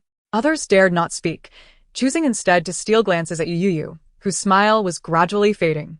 Meanwhile, Ma Yuanji was receiving frantic signals from director Wang, compelling him to muster the courage to say something to ease the palpable tension in the air. He had no choice. Upon joining this dating show, he had promised the director that should any awkwardness arise, he would step in as a comedic relief. Had he known that this seemingly trivial dating show would feature the formidable Youyou, he might have reconsidered his participation. Why couldn't he simply enjoy being a male contestant and pursue romance? It baffled him why she would willingly choose to tread such treacherous waters. Clearing his throat, Ma Yuanji began, "Brother Mingyi, what you just said," but before he could finish, Youyou let out a slow, mocking laugh. That was quite vulgar. "Did you not wipe your mouth after using the restroom? You, what's wrong with me?" I'm perfectly fine. "If you can articulate your thoughts, then do so. If not, take a seat at the dog table." Duan Mingyi, acutely aware of the cameras, suppressed his anger and coldly replied, "I meant no offense. I simply couldn't help but chuckle at your self-proclaimed beauty. I hope you won't take it to heart." "That's nonsense. My brother is certainly not a bore." Indeed. "I can confirm, it is quite the distinct aroma. Could it be that you find my words amusing, Mingyi?" Youyou's unexpected high-pitched taunt sent shivers down everyone's spine. Director Wang grimaced, dramatically rubbing his arms, covered in goosebumps. "This is dreadful." To commence with Youyou's piercing voice, what a bad omen. Duan Mingyi was already suffering from a complex related to Youyou's sharp tone. His body involuntarily shuddered as he swallowed hard, raising his chin in silence. Observing this, Youyou slowly arched an eyebrow. "If I am unattractive, does that make you appealing?" The average man possessed a peculiar self-confidence in this regard. Duan Mingyi tossed his hair back with a wicked smile. "What do you think?" My brother is so handsome, obsessed, so in love. My eyes. May I ask, which page of the classic of mountains and seas are you on? I just flipped through it and found no one uglier than you." Duan Mingyi's expression darkened. Before he could respond, he caught Youyou's mocking gaze and heard her say slowly, "With someone like you, the classic of mountains and seas could spare at least 20 pages in relation to you." Youyou. Duan Mingyi could no longer contain himself and stood up in fury. Youyou, feigning innocence, replied, "What?" His face cycled through shades of blue and white, resembling a painter's palette. Yet, deep down, he understood that he could not outwit Youyou in this verbal sparring, so he huffed and ceased his retort. Yu Shixin was taken aback by how the situation had unfolded, feeling utterly bewildered. Why was Youyou not the least bit distressed? Gritting her teeth, she approached with a sweet, gentle smile. "Sister, please don't say such things about Brother E. I know you're just speaking out of frustration. You never used to speak to him like this. Are you upset with me, taking it out on him? What was she even saying? Why was she acting this way?" Yu Shixin was perplexed. Beside her, Pu and I, taken aback, blinked in confusion. Feeling a bit buoyant, she straightened up and playfully patted Youyou's shoulder, grinning. "It's nothing but a dead green tea. Watch how I deal with her." At this, Xiong Xiaoyong couldn't help but burst into laughter. "Puni's words are too harsh. How rude, utterly disgusting. Now this is the Pu and I know. I wondered about her unusual demeanor the other day. With Youyou's glaring presence, even Pu and I seems to fade into the background. I won't allow you to label my director Yu as merely conspicuous. We used to be called happy fruits and funny girls, and now you call us conspicuous? You have gone too far." Yu Shixin also restrained her laughter, managing a smile as she asked Youyou, "But sister, is Brother E truly unattractive?" Youyou replied, his face? "I can only say it hovers between attractive and unattractive." Chapter 96. To dare say that your sister's fate is unpredictable. Youyou stated with utmost seriousness, quite ugly. The others, who had been suppressing their laughter, could no longer hold it back, and Fu Jiazi covered his mouth, chuckling. Duan Mingyi was furious to the point of spitting blood. He should never have harbored expectations of a woman like Youyou. Thus, he could bear it no longer. Gritting his teeth, he whispered to Youyou, "Youyou, do not go too far." Youyou was genuinely surprised. "Is that going too far? You wouldn't believe how much further it could go. Drinking horse urine has made you arrogant. Dare say that your sister's fate is unpredictable." Duan Mingyi's expression turned increasingly grim. Meanwhile, the online comments were ablaze with chatter. Youyou continues to speak as harshly as ever, How can a female artist with such a foul mouth not be blacklisted in the entertainment industry? This industry is truly doomed. Isn't your brother the one who insults others while claiming not to be harsh? What do you know? My brother wouldn't dare insult Youyou. Wait, it's not an insult? Oh, so shameless is a compliment now. When did that become an accepted term? Did I miss the memo? Oh, poor brother E. Why must he always encounter that vile woman Youyou? Calm down. When our director G arrives, you'll understand the true meaning of unpredictability. Nonsense. My brother is not afraid of G Hai. At that moment, their peripheral vision caught sight of a tall figure descending the staircase from the second floor. It was G Hai. This young master had not appeared for breakfast that morning. The doors remained tightly shut, and no one dared to call for him. Ah. It's Director G. What's wrong with Director G? Not only did he skip the morning live stream, but he also missed breakfast. Director G's expression looks dreadful. Has something happened? Last night, I couldn't sleep a wink, tormented by the relationship between Director G and Director Youyou. What on earth is their connection? After a whole night, the marketing accounts still haven't uncovered their relationship. This current batch of marketers is lacking. Could it be we've tried our best?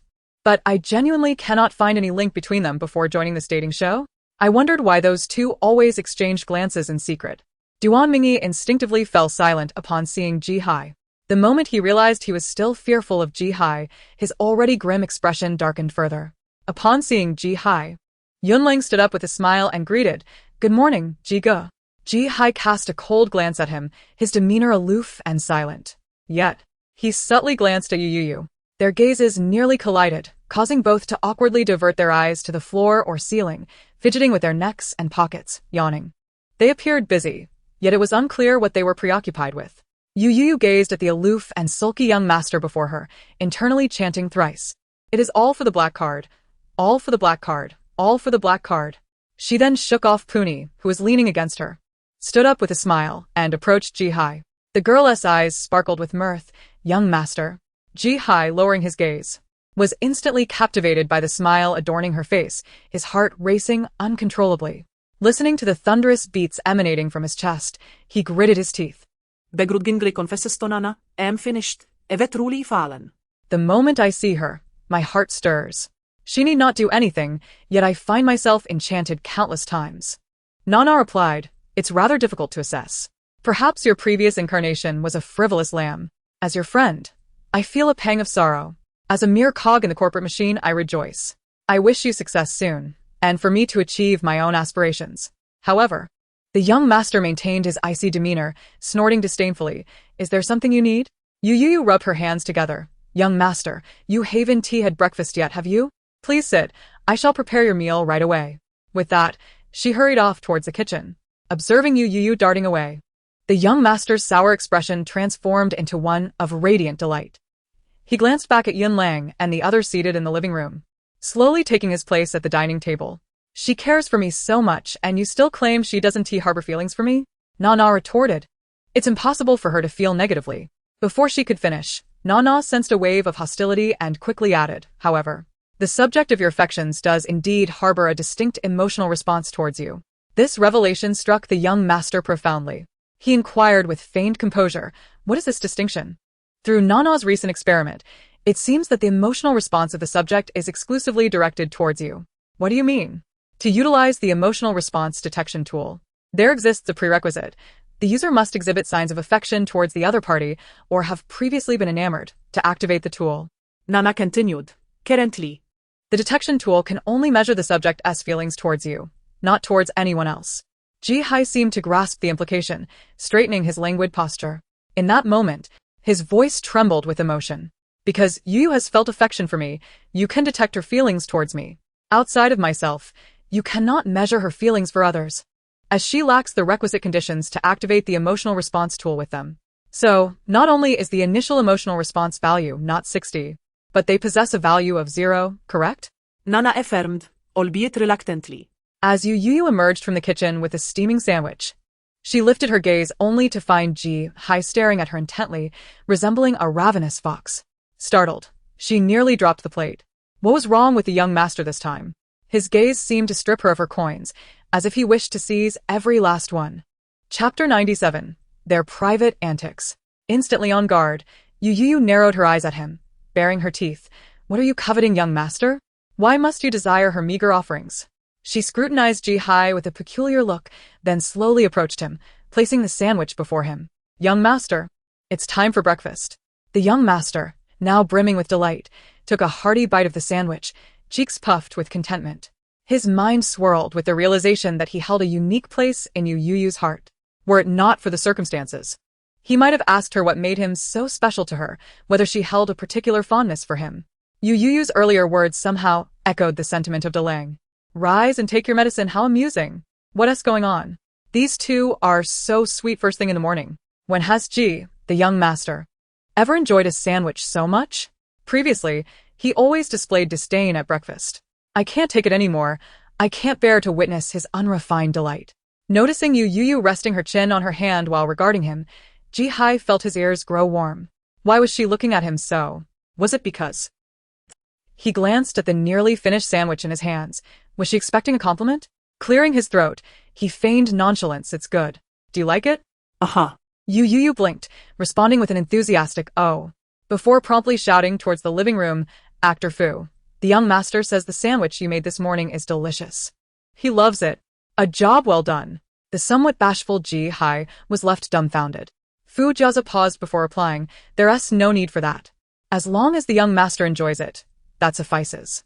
After all, Ji-hai had previously displayed nothing but criticism whenever he learned that Fu Jiazi prepared breakfast daily, either disapprovingly nitpicking or exhibiting disdain. He was akin to the princess and the pea, exacting and delicate, demanding only the finest.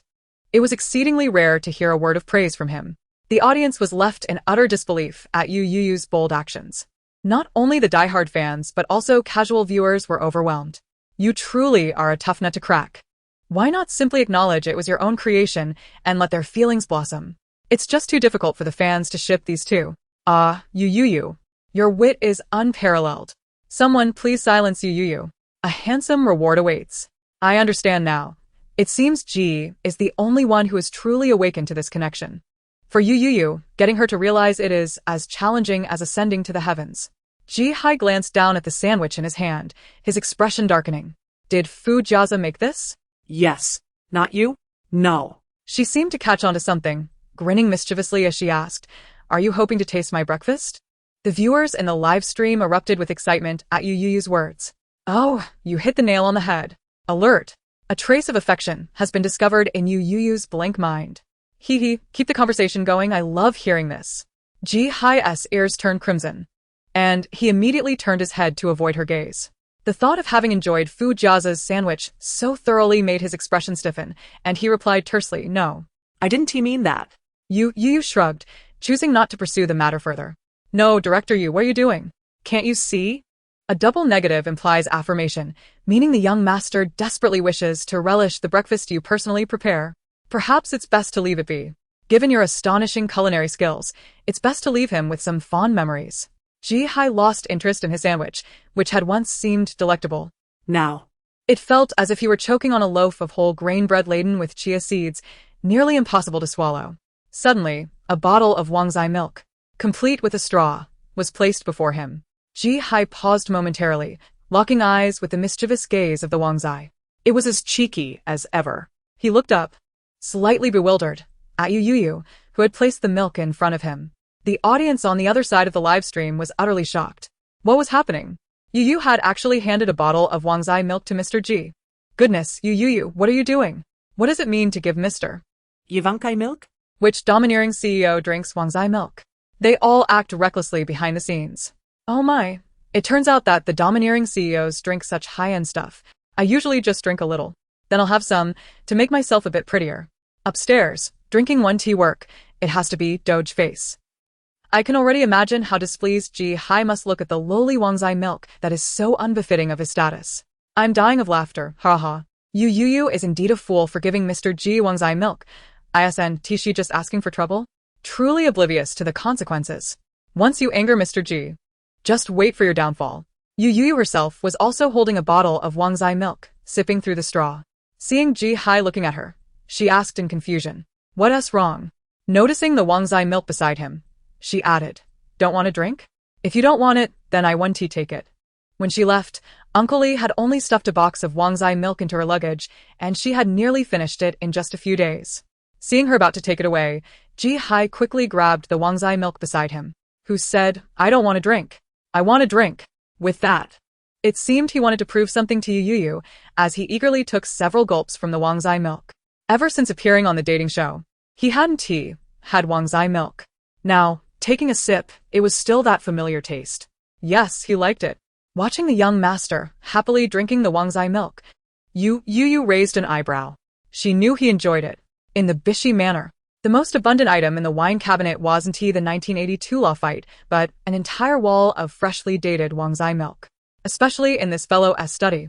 Opening the door would reveal a secret room stuffed full of Wang Zai milk, a truly spectacular sight.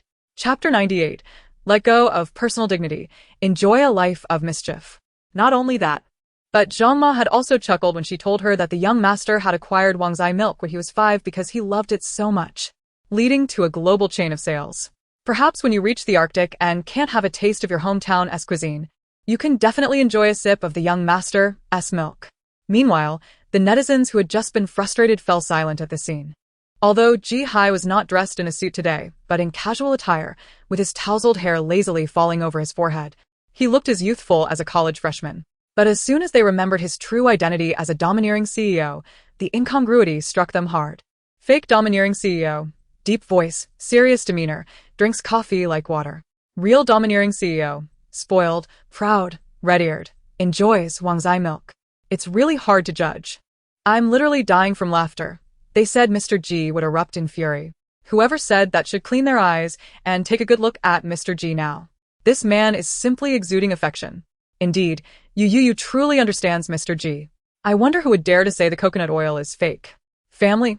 I genuinely feel their private relationship is quite something. I just had a glass of plain water and thought it was too sweet. I thought my taste buds were malfunctioning. But it turns out I was just dizzy from the coconut oil sweetness. The young master, who had been a bit gloomy, was easily cheered up by Youyou with a bottle of Wang Zai milk. Not only did he finish all his sandwiches, but he also obediently took the plate to the kitchen to wash it. Nai, love-struck brain, a man's best dowry and lifelong filter. Puni? She glanced at Ji Hai beside her, her lips twitching slightly. Then she walked over, shoving Ma Yuanji aside, and huddled with Xiong Xiaoyang and Ning Ai. Pu and I covered her microphone, and when Ning Ai saw this, she covered hers too, then heard Pu and I say, "It seems Mr. G and Sister Youyou's relationship is quite unusual." Pu and I glanced over at Youyou, who casually tossed another bottle of Wang Zai milk to Ji Hai. Ji Hai took the straw, punctured the bottle, and then sat beside Youyou, quietly sipping the Wang Zai milk. Meanwhile, Youyou was lazily sprawled on the sofa, yawning and scrolling through Douyin. They said nothing to each other, but the two appeared surprisingly harmonious, which was hard to believe.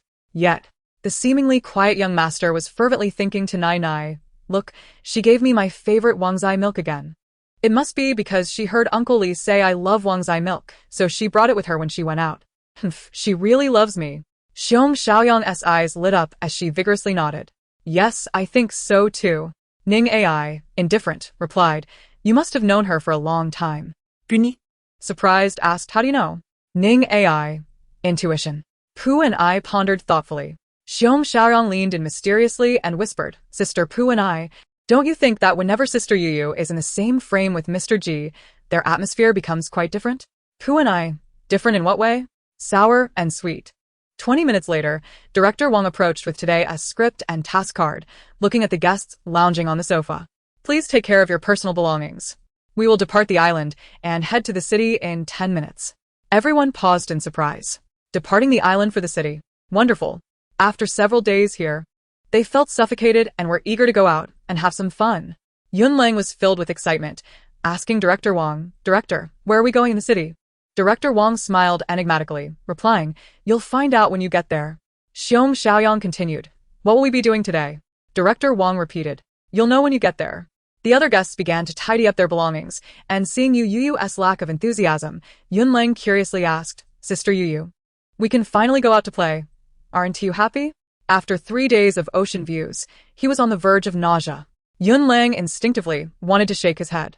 Which normal person would enjoy working? But remembering he was still on a dating show, he nodded, intending to agree. However, Yu Shixin suddenly interrupted, cutting off Yun Lang's words. I actually quite enjoy working. It brings me joy. I love life and my fans. Sister, don't you like working or your fans? Youyou clicked her tongue and shook her head. Not for me. Younger generation. Do you know what a truly qualified worker should possess? Youyou asked Yun Lang. Yun Lang, what is it? Youyou replied seriously, a brave heart, hollow eyes, a resilient body, ears that can withstand criticism, and lastly, a fearless, deadpan face. With that, Youyou turned to the viewers and the camera, declaring, let go of personal dignity and enjoy a life of mischief. May the door of mischief remain forever open. Duan Mingyi scoffed, muttering, how embarrassing. Ma Yuanji, astonished, asked, Sister Youyou, aren't you afraid of being criticized? YSHXN wore a face full of disappointment. Sister, if the fans hear you say such things, they would surely feel neglected and heartbroken, wouldn't they? Fans? Do I even have fans? Youyou shrugged her small hands nonchalantly. As for what others say behind my back, I couldn't care less, for I have criticized quite a few myself. A sinister smile spread across her face, moreover. They may not be as harsh as my own words. A hush fell over the crowd.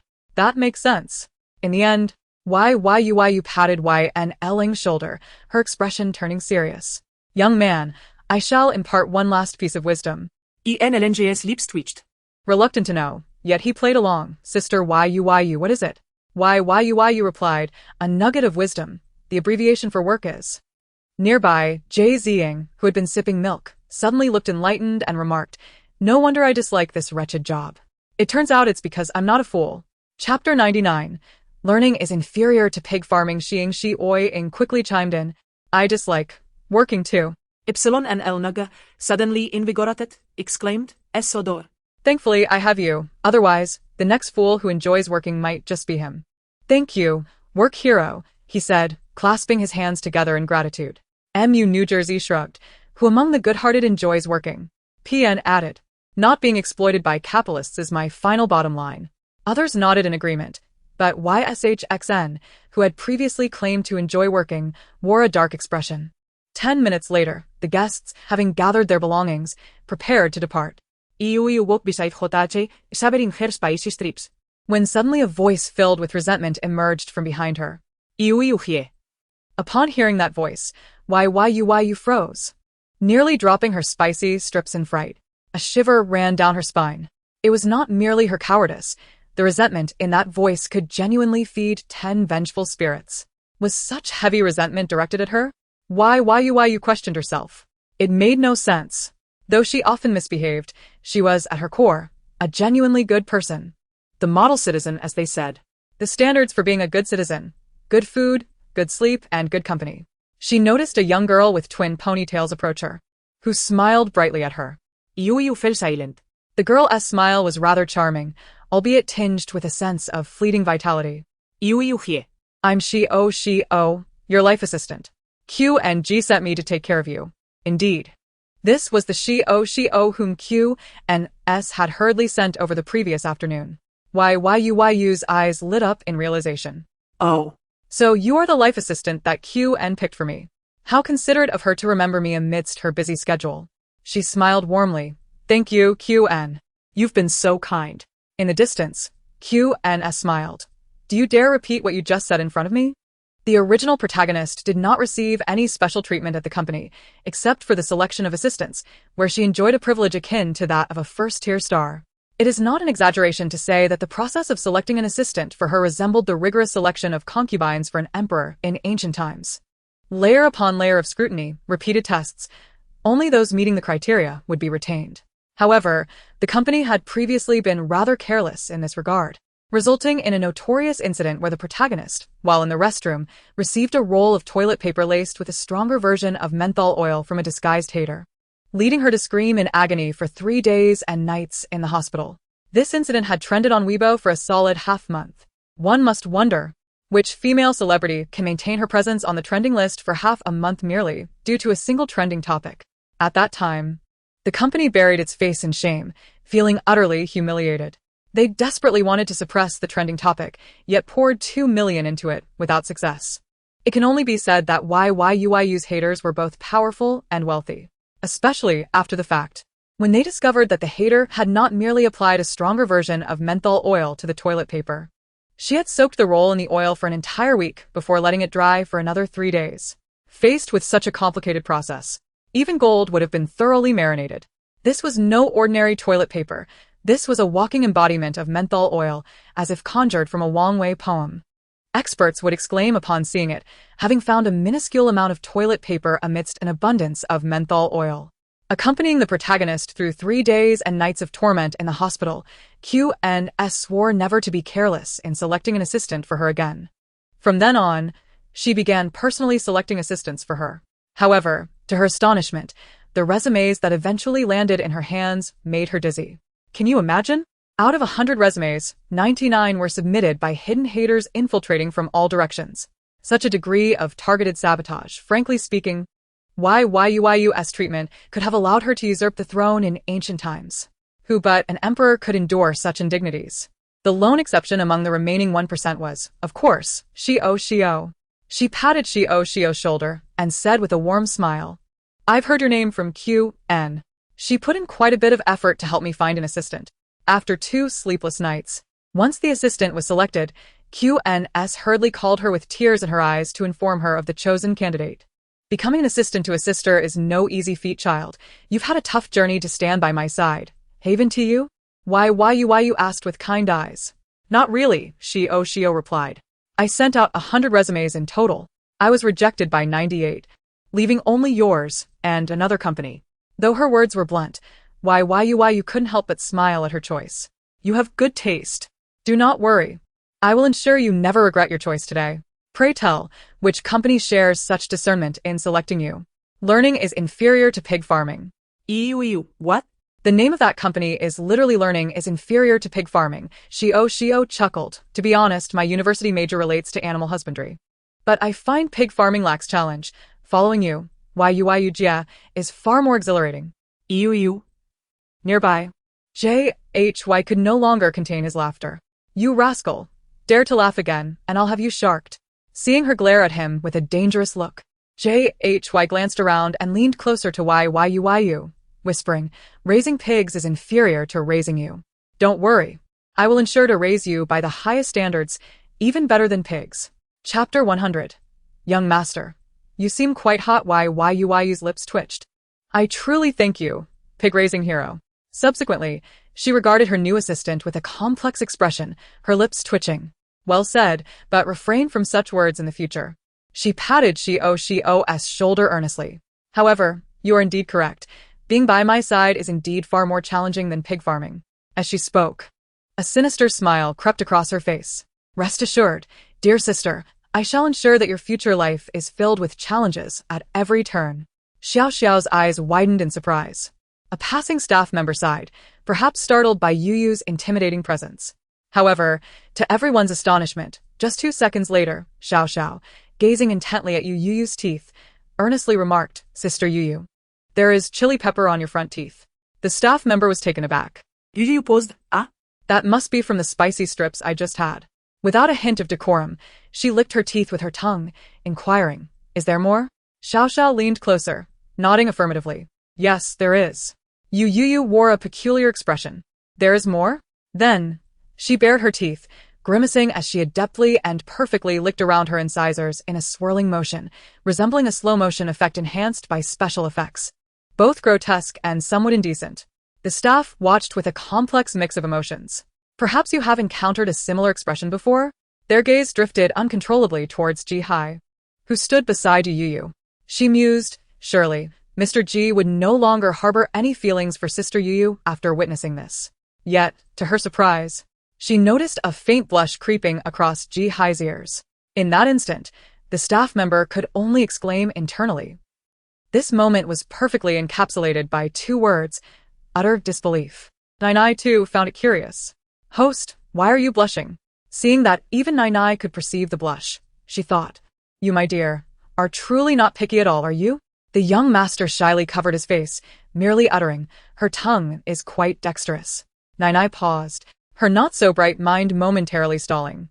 However, having spent considerable time beside Ji-hai, Nai was no longer the innocent creature she once was.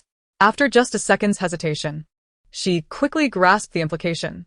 Nai's face turned a shade of yellow. Surely, he meant that her agile tongue would make kissing quite delightful, right? Oh, dear. Oh, dear. Oh, dear. Youyou asked, is there more? Xiao Xiao shook her head earnestly. No. That's all. Youyou nodded, but upon turning, she found her young master blushing furiously. Young master, you appear quite flushed, she commented, noticing his cheeks were as red as if he had a fever. Yet at that moment the young master, filled with a mix of elation and guilt, misinterpreted her words, thinking she was implying he was being rather forward. Forward? Who's being forward? I am not. Ha! Youyou looked bewildered. Aren't you feeling unwell? It was only then that the young master realized he had misunderstood, falling silent and turning away, his embarrassment palpable. As for assistant Xiao Xiao's arrival, Director Wong welcomed her warmly. Although she was merely an assistant and not a manager, it sufficed. At least he had someone to rely on when Youyou went off the rails, unlike Qin Su, who had discarded Youyou after their dating show, blocking her on WeChat, and even on the phone. Every time Director Wong was driven to the brink of a heart attack by Youyou, he found no one to complain to. Now, upon seeing Xiao Xiao, he was warmer than he would be with his own mother. His enthusiasm overwhelming and leaving Xiao Xiao feeling quite intimidated. Silently clutching her suitcase, tears streamed down her face. Perhaps she truly needed this job, this challenge? Meanwhile, the guests had finished packing and were ready to board the boat to leave the island. Xiao Xiao hurriedly set down her suitcase and followed Youyou to depart. The director's team had arranged a sizable yacht for them, comfortably accommodating all 10 guests. Aside from the filming crew, the other staff members occupied another yacht. As Ko Zhengcheng and the others boarded, they noticed the seating arrangement was in pairs. Director Wong had not assigned fixed seats, allowing them the freedom to choose where to sit. Youyou, still nibbling on the spicy strips she hadn't finished, passed by Ko Zhengcheng and selected a seat by the window, relishing the sea breeze. Seeing Youyou settled, the others began to take their seats as well. Fu Jiajia glanced at Youyou's position, intending to approach her, but a tall figure had already passed by and sat beside her. Upon witnessing this, he halted his steps. Xiong Xiaoyang had also planned to sit beside Youyou, but upon seeing someone had taken the spot, she felt a twinge of annoyance. However, her mood brightened instantly upon realizing it was Ji Hai, prompting her to pull Ning Ai, who was passing by, to sit on Youyou's right side. And they began to whisper excitedly. Returning to his senses, Fu Jiajia turned to find only one seat left beside Pu and I. He approached, smiled politely, and asked, Madisitere? Pu and I was extremely nervous. She wanted to nod vigorously, but managed to maintain her composure, giving a restrained nod and replying, yes. He nodded in response and took a seat. Youyou noticed someone had sat beside her, but paid it no mind.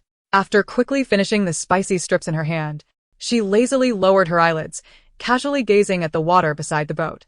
But the next moment, a familiar scent wafted over, a subtle hint of milk. This aroma felt familiar. After a brief pause, she realized it was the fragrance of the Wangzai milk she had just enjoyed. Turning her head, she indeed spotted her young master's handsome profile. Instantly, Youyou chuckled. Young master, what a coincidence you're sitting here too. Recalling the events just moments earlier, the young master felt a bit awkward, mumbling a few words. There were no seats left. I didn't come over just to sit next to you. Report. I clearly observed that this lad entered before anyone else had taken their seats. There were plenty of available spots, so the excuse of no seats is utterly baseless. His footsteps were quick, and his tail was wagging joyfully. Oh dear, this man is no longer concealing his fondness for Youyou. Did I misinterpret? Wasn't Fu Yingdi also heading this way before Ji Hai got there first? Youyou, however, pouted, feeling displeased. Oh, what do you mean there are no seats? So reluctant. I could just hang you from the ceiling and let us see what you have to say then. Chapter 101. A boyfriend with a warning of potential messiness? The boat glided smoothly across the sea.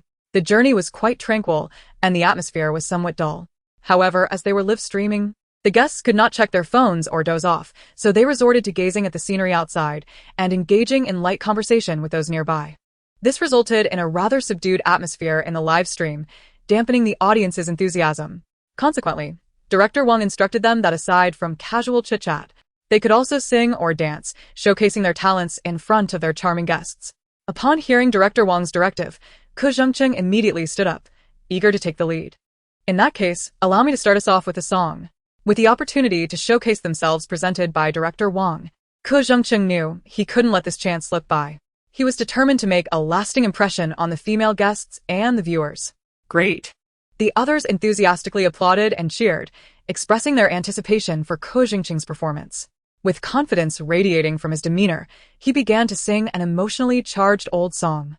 His singing was quite commendable, but aside from the older staff members who could appreciate it, the younger guests, like Yun Lang and Xiong Xiaoyang, were left utterly bewildered. Ko Jingqing could hardly believe his ears. Have you all genuinely never heard the song?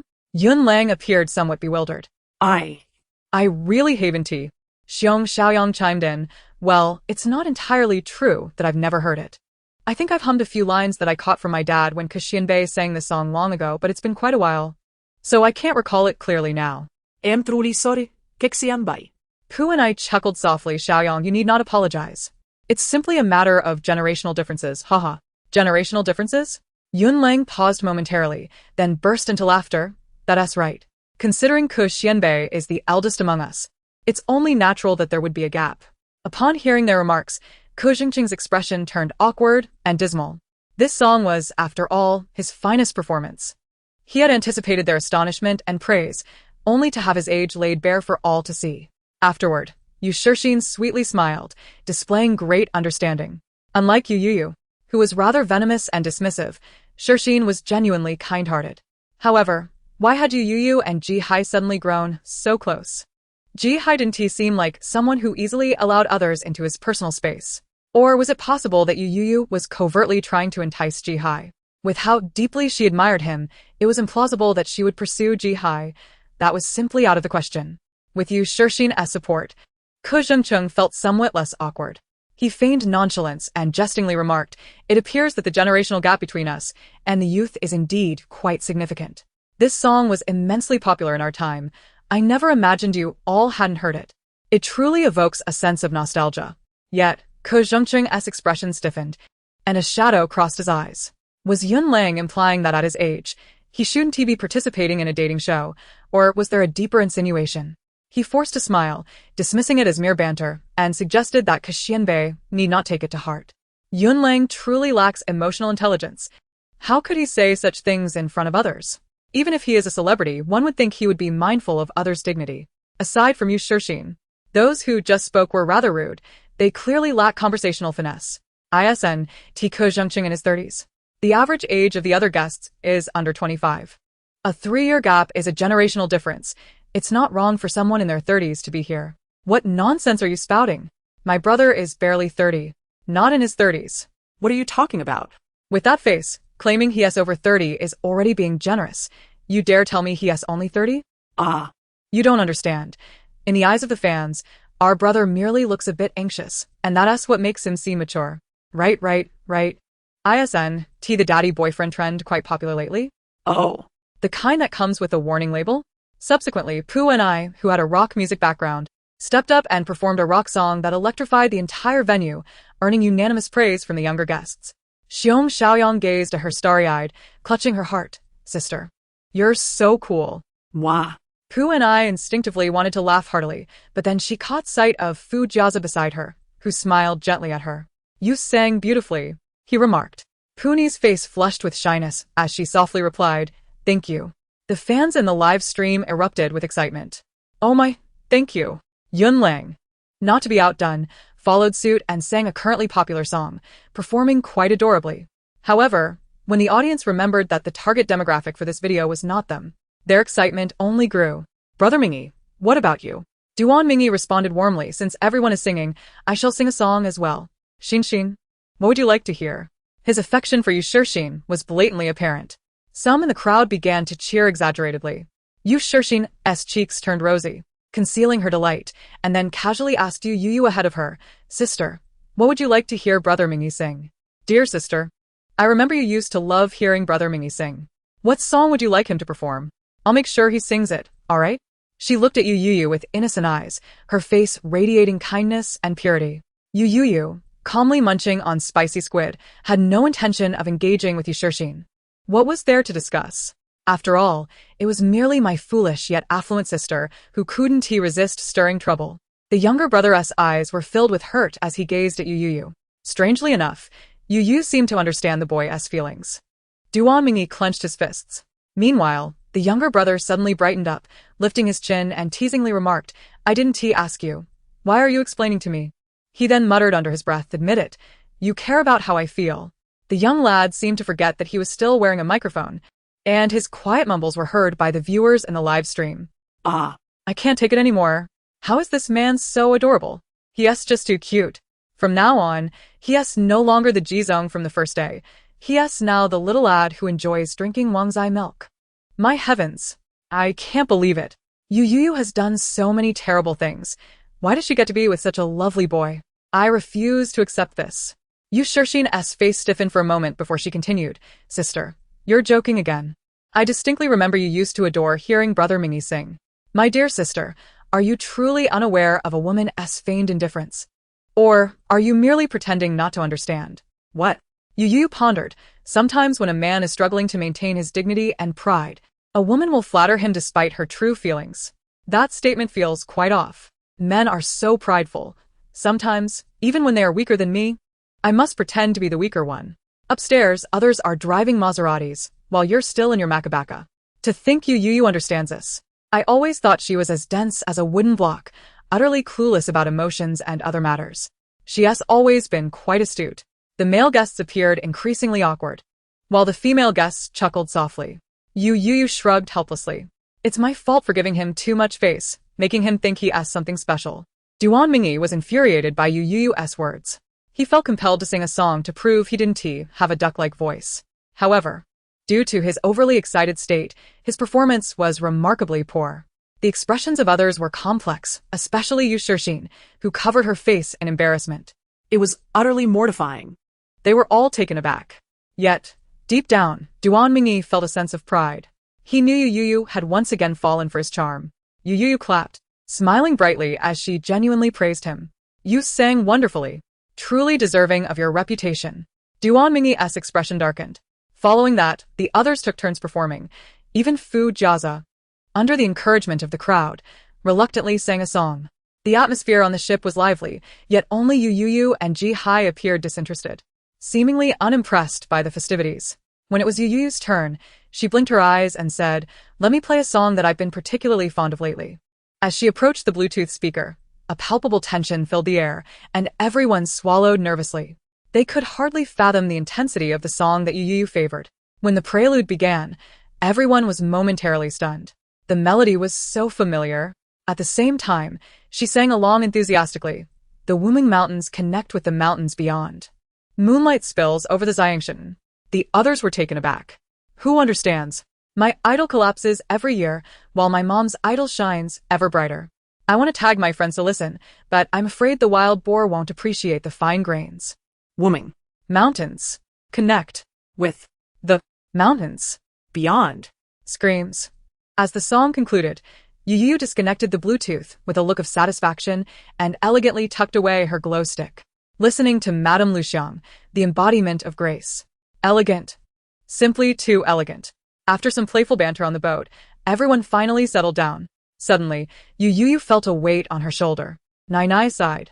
Last night, the host had been heartbroken upon learning that the task subject didn't like her, causing her to suffer from insomnia until dawn. Now, with the boat swaying, it was no wonder she succumbed to sleep. Observers online were screaming in excitement. "Ah, he leaned on Youyou's shoulder. Whoa, he looks so delicate." The sea breeze is salty, gently blowing, and beside her is her beloved. Everything seems to quiet down as they sail to a serene, distant place, as if escaping to a utopia from the real world. Woo, enough already. Stop flaunting your affection. Life is precious too. The single dog, in a fit of rage, rolled over in bed. Time passed without notice. Youyou, who had been gazing out at the sea, suddenly turned her head. The viewers in the live stream held their breath in unison. Is she planning to steal a kiss from the sleeping beauty? She slowly extended her hand, resting it on Ji Hai's shoulder. In the next moment, she shook him vigorously, her tired voice betraying her excitement. "Wake up. It's my turn to lean on you." Chapter 103. A request for Jizong, no green tea, no tsundra, just cool and charming. The guests disembarked from the bus, standing bewildered in the middle of the street, glancing at each other in confusion. "Director Wong, what are we supposed to do?" Yunlang asked, looking towards Director Wong, who remained seated on another bus. Hearing Yunlang's question, Director Wong leisurely poked his head out of the window, only smiling without a word, a grin that momentarily left them in a daze. It was an eerily familiar smile, reminiscent of Youyou's mischievous expressions from the past.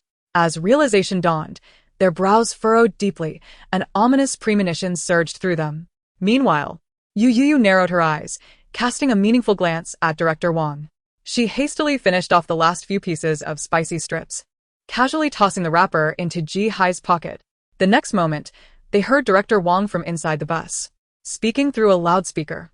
"I trust that each guest drew their respective note before disembarking?" They nodded in affirmation. "The contents of the notes detail your tasks for this afternoon. Please ensure you complete your assignments," he added. "Now, feel free to open your notes to see your tasks." Everyone instinctively looked down at their notes.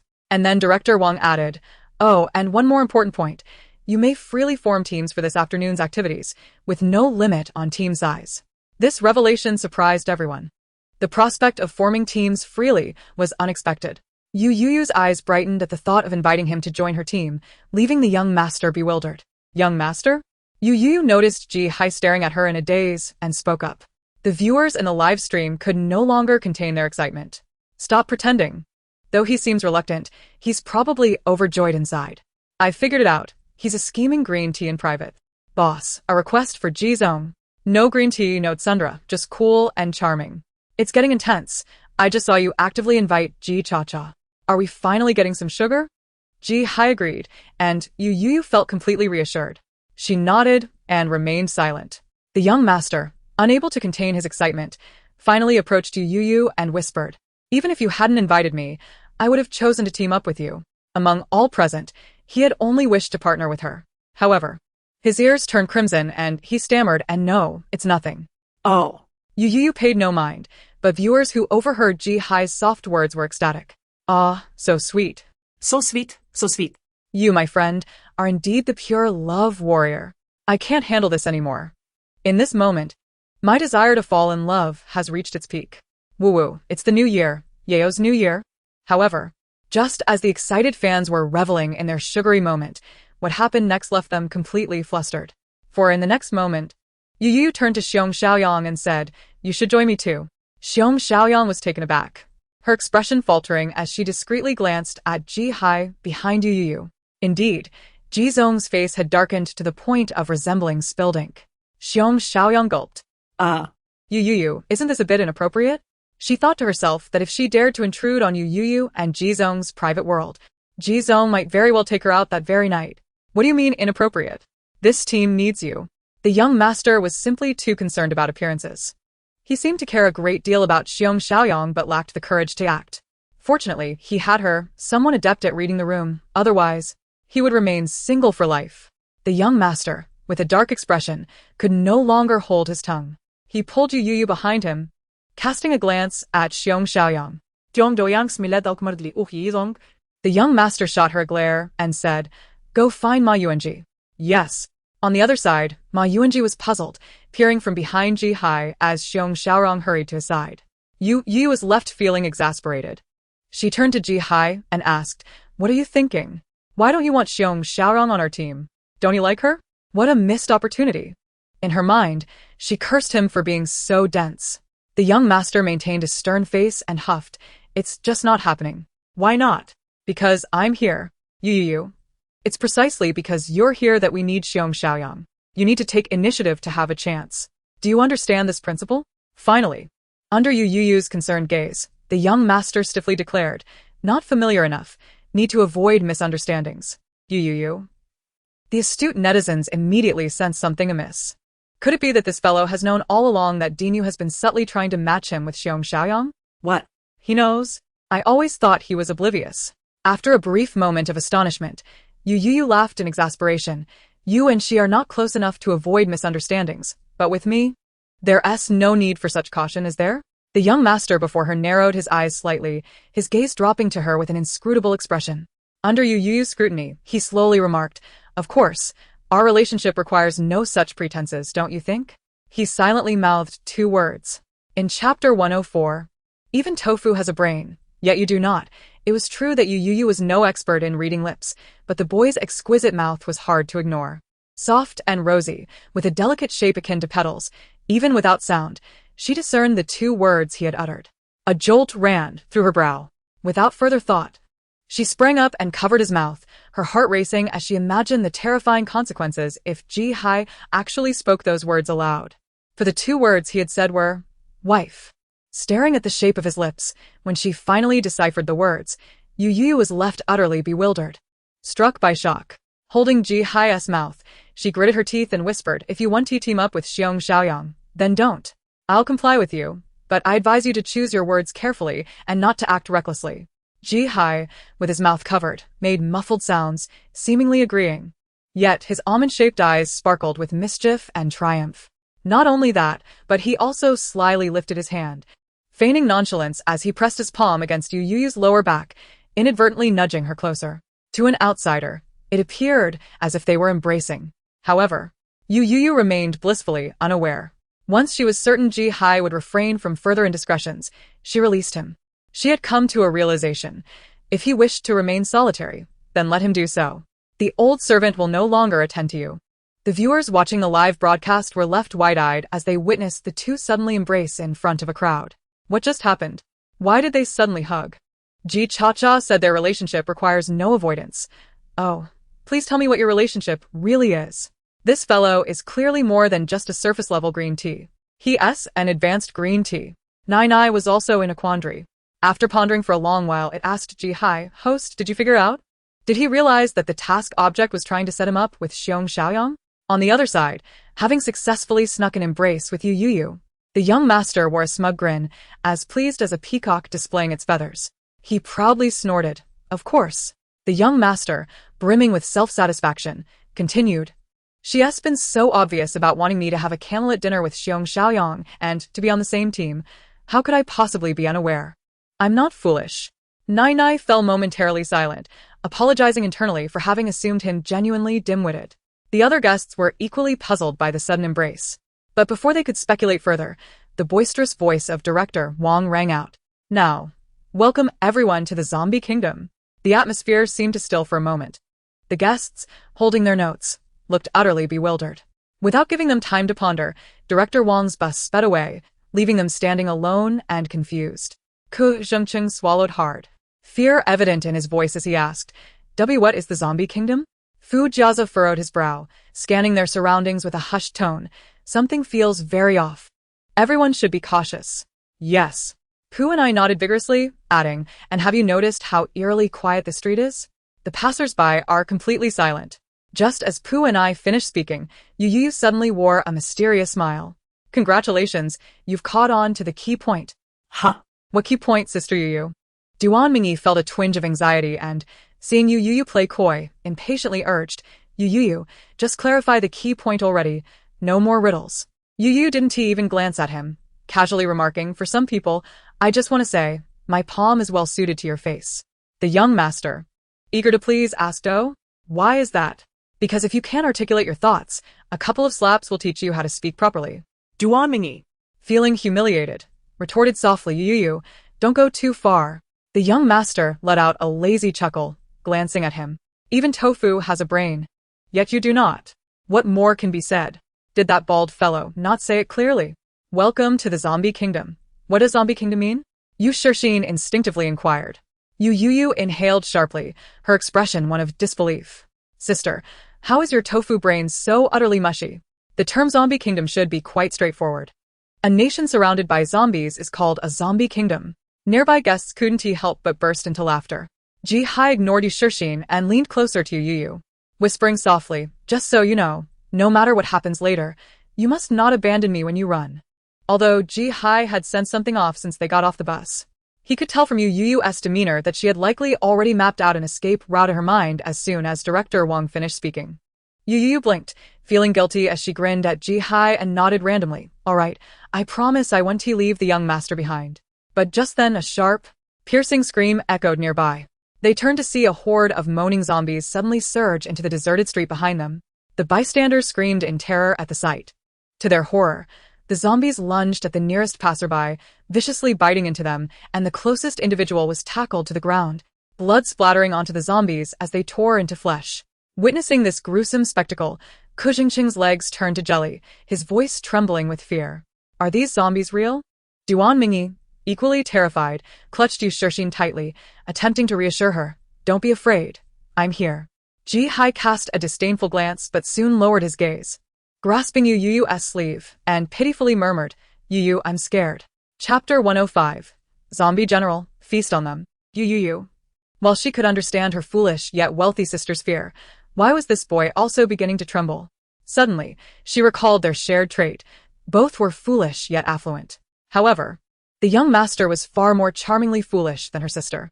It's all right, don't be scared. The girl's voice rang out with gentle warmth. The young master blinked, his heart fluttering with joy. She is so kind to me, she really cares. Nana nodded in agreement. Yes. As soon as you mention fear, the target will immediately come to comfort you. The target cares about you the most. I believe the target will certainly protect you well and ensure you remain unharmed. The young master held his head high with a proud huff. Of course. She cares about me so much, loves me. And I hold such a special place in her heart. Naturally, she will protect me. Just watch. With her around, not a single zombie will dare come near me. His tone was incredibly confident, as if he were stating an undeniable fact. Nana was momentarily taken aback, a saying flashing through her mind. Sometimes. It's best not to boast without reason, lest you end up with a painful slap in the face later. Meanwhile, the young master, whose heart was fluttering, wore a blissful smile, but before he could revel in his joy, he heard the girl beside him suddenly lower her voice and say, in light of your status as the old servant's young master, I shall impart an exclusive trick for facing zombies. This trick is something I rarely share with anyone. The girl's expression was grave, drawing the fearful attention of Pu and I and others nearby. Xiong Xiaoyan's eyes sparkled with eagerness, dying to know what this so-called exclusive trick was. However, Ji Hai suddenly felt a twitch in his eyelid, a troubling premonition unfurling within him. Thus, they saw the girl open her mouth, her face solemn. Young master, if you happen to be tackled by a zombie, just kneel on the ground, cover your head and shout. Why? Why am I such a love-struck fool? No. I no longer want to be a love-struck fool. Then beg the zombie to feast upon your brain. Trust me, at that moment, the zombie will definitely refrain from eating your brain. Yehe? Puni. Although her words were absurd and nonsensical, akin to Youyou's usual banter, Pu and I couldn't help but ask, why wouldn't the zombie eat Jizong's brain? Youyou chuckled, because love-struck fools are not even worth a dog's bite. So when a zombie encounters a love-struck fool, it will merely spit and curse in disgust. Finally, you shout at the zombie. Zombie Taijun, feast upon them. Their brains are as soft and sweet as tofu pudding, perfectly suited for your taste. Yu Shixin looked pitiful, sister, please stop. I'm so scared, boo-hoo-hoo. He was genuinely frightened. He believed that should such a scenario arise, Youyou, along with Ji Hai, would unhesitatingly push him forward and shout, Zombie Taijun, please enjoy. The viewers in the live stream were first startled by the sudden zombie horde, then amused by Youyou's nonsensical ramblings. Damn it, Zombie Taijun. I'm really going to die laughing at Youyou. Woman, do you realize your careless words have unraveled this man's true nature? This isn't even a real zombie. Look at that person's blood splattering farther than my urine. If there were real zombies, the live stream would have shut down immediately. How could it possibly continue? At that moment, the sound of a helicopter filled the air. They looked up to see Director Wong. Perched in the helicopter, they could clearly see his big yellow teeth, his eyes squinting with laughter. Damn, the director even has a helicopter. You've made it big, leaving me behind to feed pigs in the village. Haven to you? He exaggeratedly reminded. Oh, I forgot to tell all you dear love-struck fools, make sure to protect yourselves. Do not let the zombies scratch or bite you, or you will be eliminated. The weight of his words regarding punishment carried a foreboding tone that seemed to leap from the screen. After finishing, the helicopter flew away. That scared me. Turns out it was just for show. My mom passed by and thought I was watching a zombie movie, complimenting my bravery. But little did she know I was merely watching a dating show, hoping for some sweet moments. I genuinely questioned the director's mental state. How did a dating show turn into a zombie film? Haha, the director must be driven mad by Youyou. Director, sometimes I truly believe in the saying, rather than suffering inwardly, it's south better to drive others mad. Since I can't have a good time, neither shall anyone else.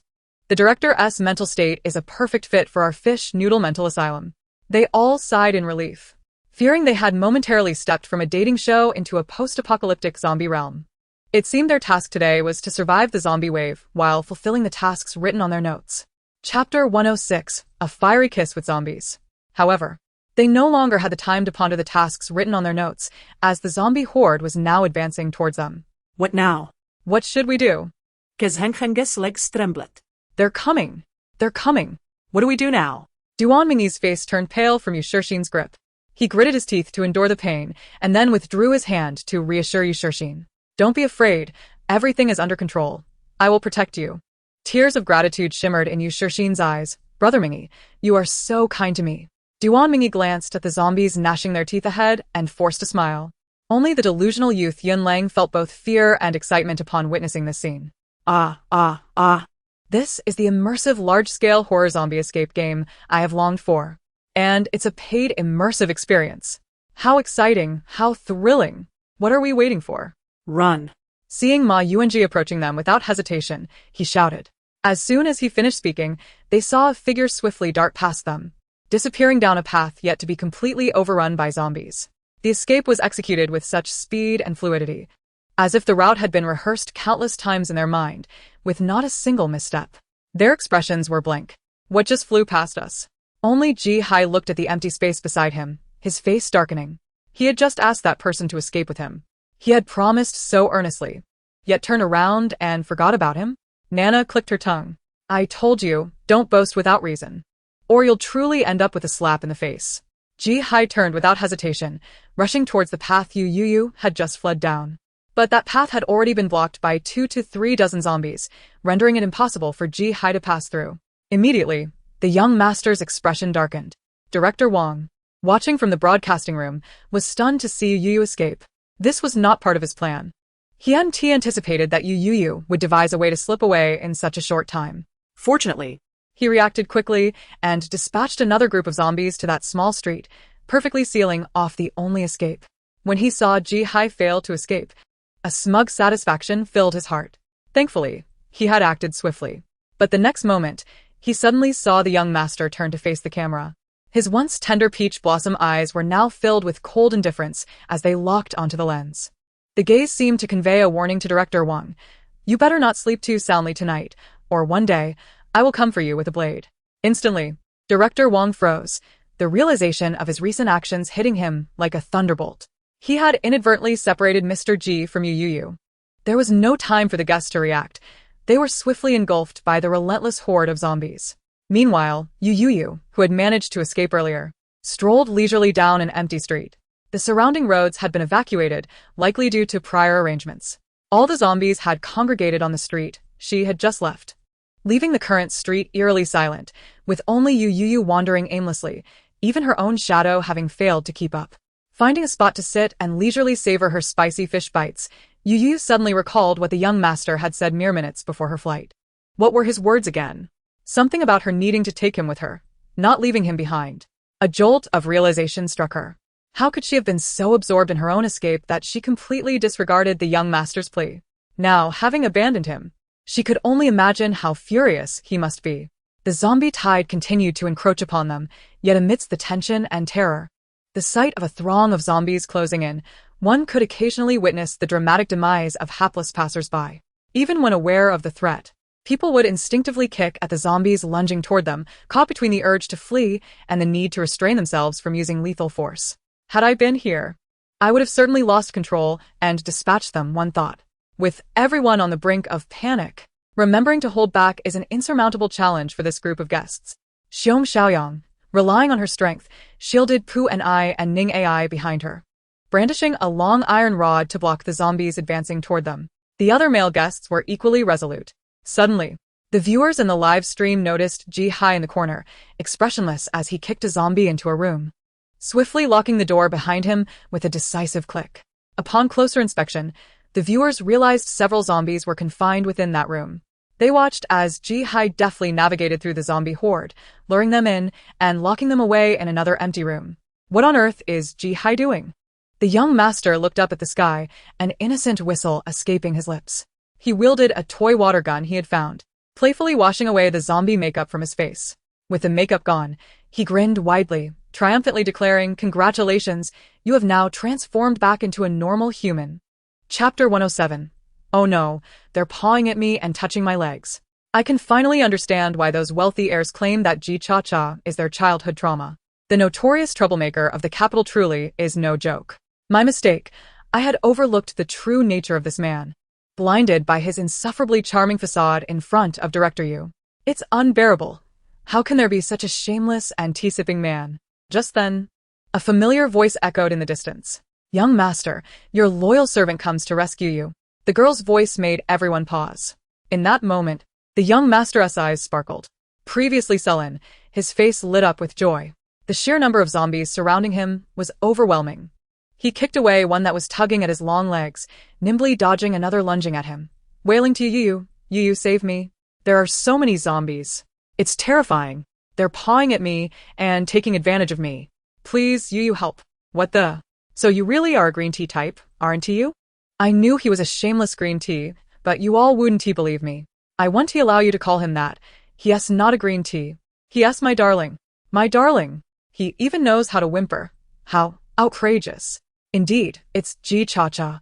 The tea flavor is overwhelming. What do I do?" Youyou spotted the young master ahead. While everyone else looked disheveled, he appeared spotless, not a speck of blood on him. She knew that his words were likely exaggerated. Nevertheless, without hesitation, she hopped onto her little electric scooter and sped toward him. Meanwhile, the viewers in the live stream began to type slowly, "My beloved is a hero. One day she will come riding on a rainbow cloud to rescue me, holding my hand and saying, 'Mrs. Here, everyone step aside.'" Unexpectedly, this proclamation resonated throughout the street, leaving everyone in shock. Upon closer inspection, they realized the voice was emanating from Youyou's little scooter. They were utterly baffled. What the heck? Where did Youyou find such a scooter that even talks? I can't imagine how much attention I'd draw riding such a scooter to work this morning. So trendy, it's almost too much for me. I'd pay handsomely for a cool scooter like that. Is it just me, or is this a bit embarrassing? It's cringeworthy. Youyou's scooter arrived unexpectedly, and the zombies on the street shied away, unwilling to block her path, fearing she might inadvertently take them out. The director in the bus was utterly dumbfounded. Most importantly, where did she procure this scooter? There was not a soul in sight on the street, yet here was a talking scooter. Youyou effortlessly approached Ji Hai on her scooter. With a beaming smile, she proclaimed, "Tada!" A resounding bang filled the air as your loyal servant made a grand entrance. "Young master, you didn't think I abandoned you to flee alone, did you?" Upon hearing this, the viewers were left puzzled. Isn't that the case? She passionately defended her earlier escape. "Young master, it pains me to think you believe I would leave you behind. I ventured forth only to find a means to help you break through the encirclement." With sincerity in her eyes, she gazed at Ji Hai. "Young master, surely you trust your loyal servant, don't you? Once again, do you believe Youyou wasn't intentional, or do you think I'm Wuzetian? Damn it. Why wasn't there a camera following Youyou when she fled? My gut tells me she is definitely lying." However, unexpectedly, the young master gazed at Youyou with a pitiful expression, lamenting, "Youyou, you have no idea how they treated me in your absence. They bullied me." Youyou was taken aback, blinking in disbelief. "Bullied you? It was him who pushed me into the horde of zombies when I wasn't looking. You have no idea how terrifying those zombies were. Youyou, if you had arrived even a moment later, you surely wouldn't have seen me again." The young master cried out in sorrow and grievance, his expression one of utmost despair, evoking tears from onlookers and stirring the hearts of listeners. He truly embodies the essence of a green tea, BT. Hot. Oh, I can't believe this scoundrel has started addressing Director Youyou so affectionately. When did these two become so close? What have you been secretly up to behind my back? Others, hearing Ji Hai's bewildering accusations, stumbled in disbelief, unable to comprehend that such words came from him. Xiong Xiaoyang murmured, "What a deceptive man." Puni chuckled, "What a remarkable fellow." Ning Ai, standing nearby, quietly added, "What a pretentious man." Chapter 108. Are you also a fan of this young lady? Ji Hai, what nonsense are you spouting? I ask you, what nonsense are you spouting? Youyou slowly narrowed her eyes. Did he just bully you? The young master nodded vigorously. Yes, yes, yes. He is so wronged. Yes. It's him. He bullied me. Duan Mingyi was puzzled by Ji Hai's actions. Yet the next moment, He saw Ji Hai proudly lifting his chin, a smug look in his eyes, akin to a cunning fox basking in power. Arrogance radiated from him. Duan Mingyi realized that this was intentional. He sought to eliminate him by using Youyou's hand. What a ruthless man. Sure enough, he witnessed Youyou grinning ominously, saying, "Since he dares to bully you, we shall teach him a lesson he won't forget in his next life." Duan Mingyi exclaimed, "Youyou, don't listen to him. He's lying. I didn't push him. It was he who kicked me into the horde of zombies. Look, here are the footprints from his kick." Ji Hai ground his teeth dangerously. He hadn't anticipated this feeble boy had a trick up his sleeve. With the truth revealed, the young master could only purse his lips and cautiously turn away, tugging at Youyou's sleeve. He feared she might be angry for deceiving her and was about to explain when, unexpectedly, Youyou sneered. "Spare me your nonsense. Did you just say my young master pushed you into a horde of zombies?" Duan Mingyi nodded, yes. Youyou scoffed. "My young master is pure and kind-hearted. Would he really commit such a malicious act? Do you think I would believe you?" The young master obediently nodded, then fervently affirmed, "I would never do such a wicked thing." Duan Mingyi turned with a smile. "Just watch." Meanwhile, the young master's peach blossom eyes were already glistening, gazing at Youyou with adoration. He quietly moved closer to her, leaning against her as if his bones had melted away. Youyou thought the young master was genuinely frightened by the earlier incident and mumbled to herself, "Men are indeed troublesome." Ji Hai, leaning against Youyou, felt as if his heart were melting.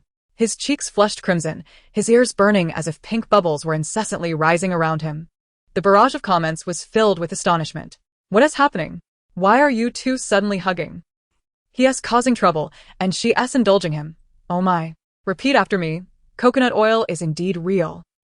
Ji Hai's heart overflowed with joy, his smile stretching from ear to ear. "She dotes on me so much. She protects me. And, did you hear? She called me her young master. I belong to her." Overcome with excitement, the young master couldn't help but chuckle, his body shaking with glee. Nai had transitioned from confusion to respect and blessings. Observing Ji Hai's unremarkable demeanor at that moment, it remained calm, occasionally indulging in sweet moments. Thus, Youyou laughed as coldly as a fishmonger who had spent 20 years at a market. "My young master said you pushed him, so that means you did." Duan Mingyi, exasperated, retorted, "Youyou, can't you be reasonable?" "Not at all." Duan Mingyi, feeling vexed, exclaimed, "Youyou, you are truly uncouth." "Unreasonable? I'm not uncouth. My standards are simply unrefined, strong against the strong and weak against the weak." The depth of her sarcasm was palpable. She clicked her tongue.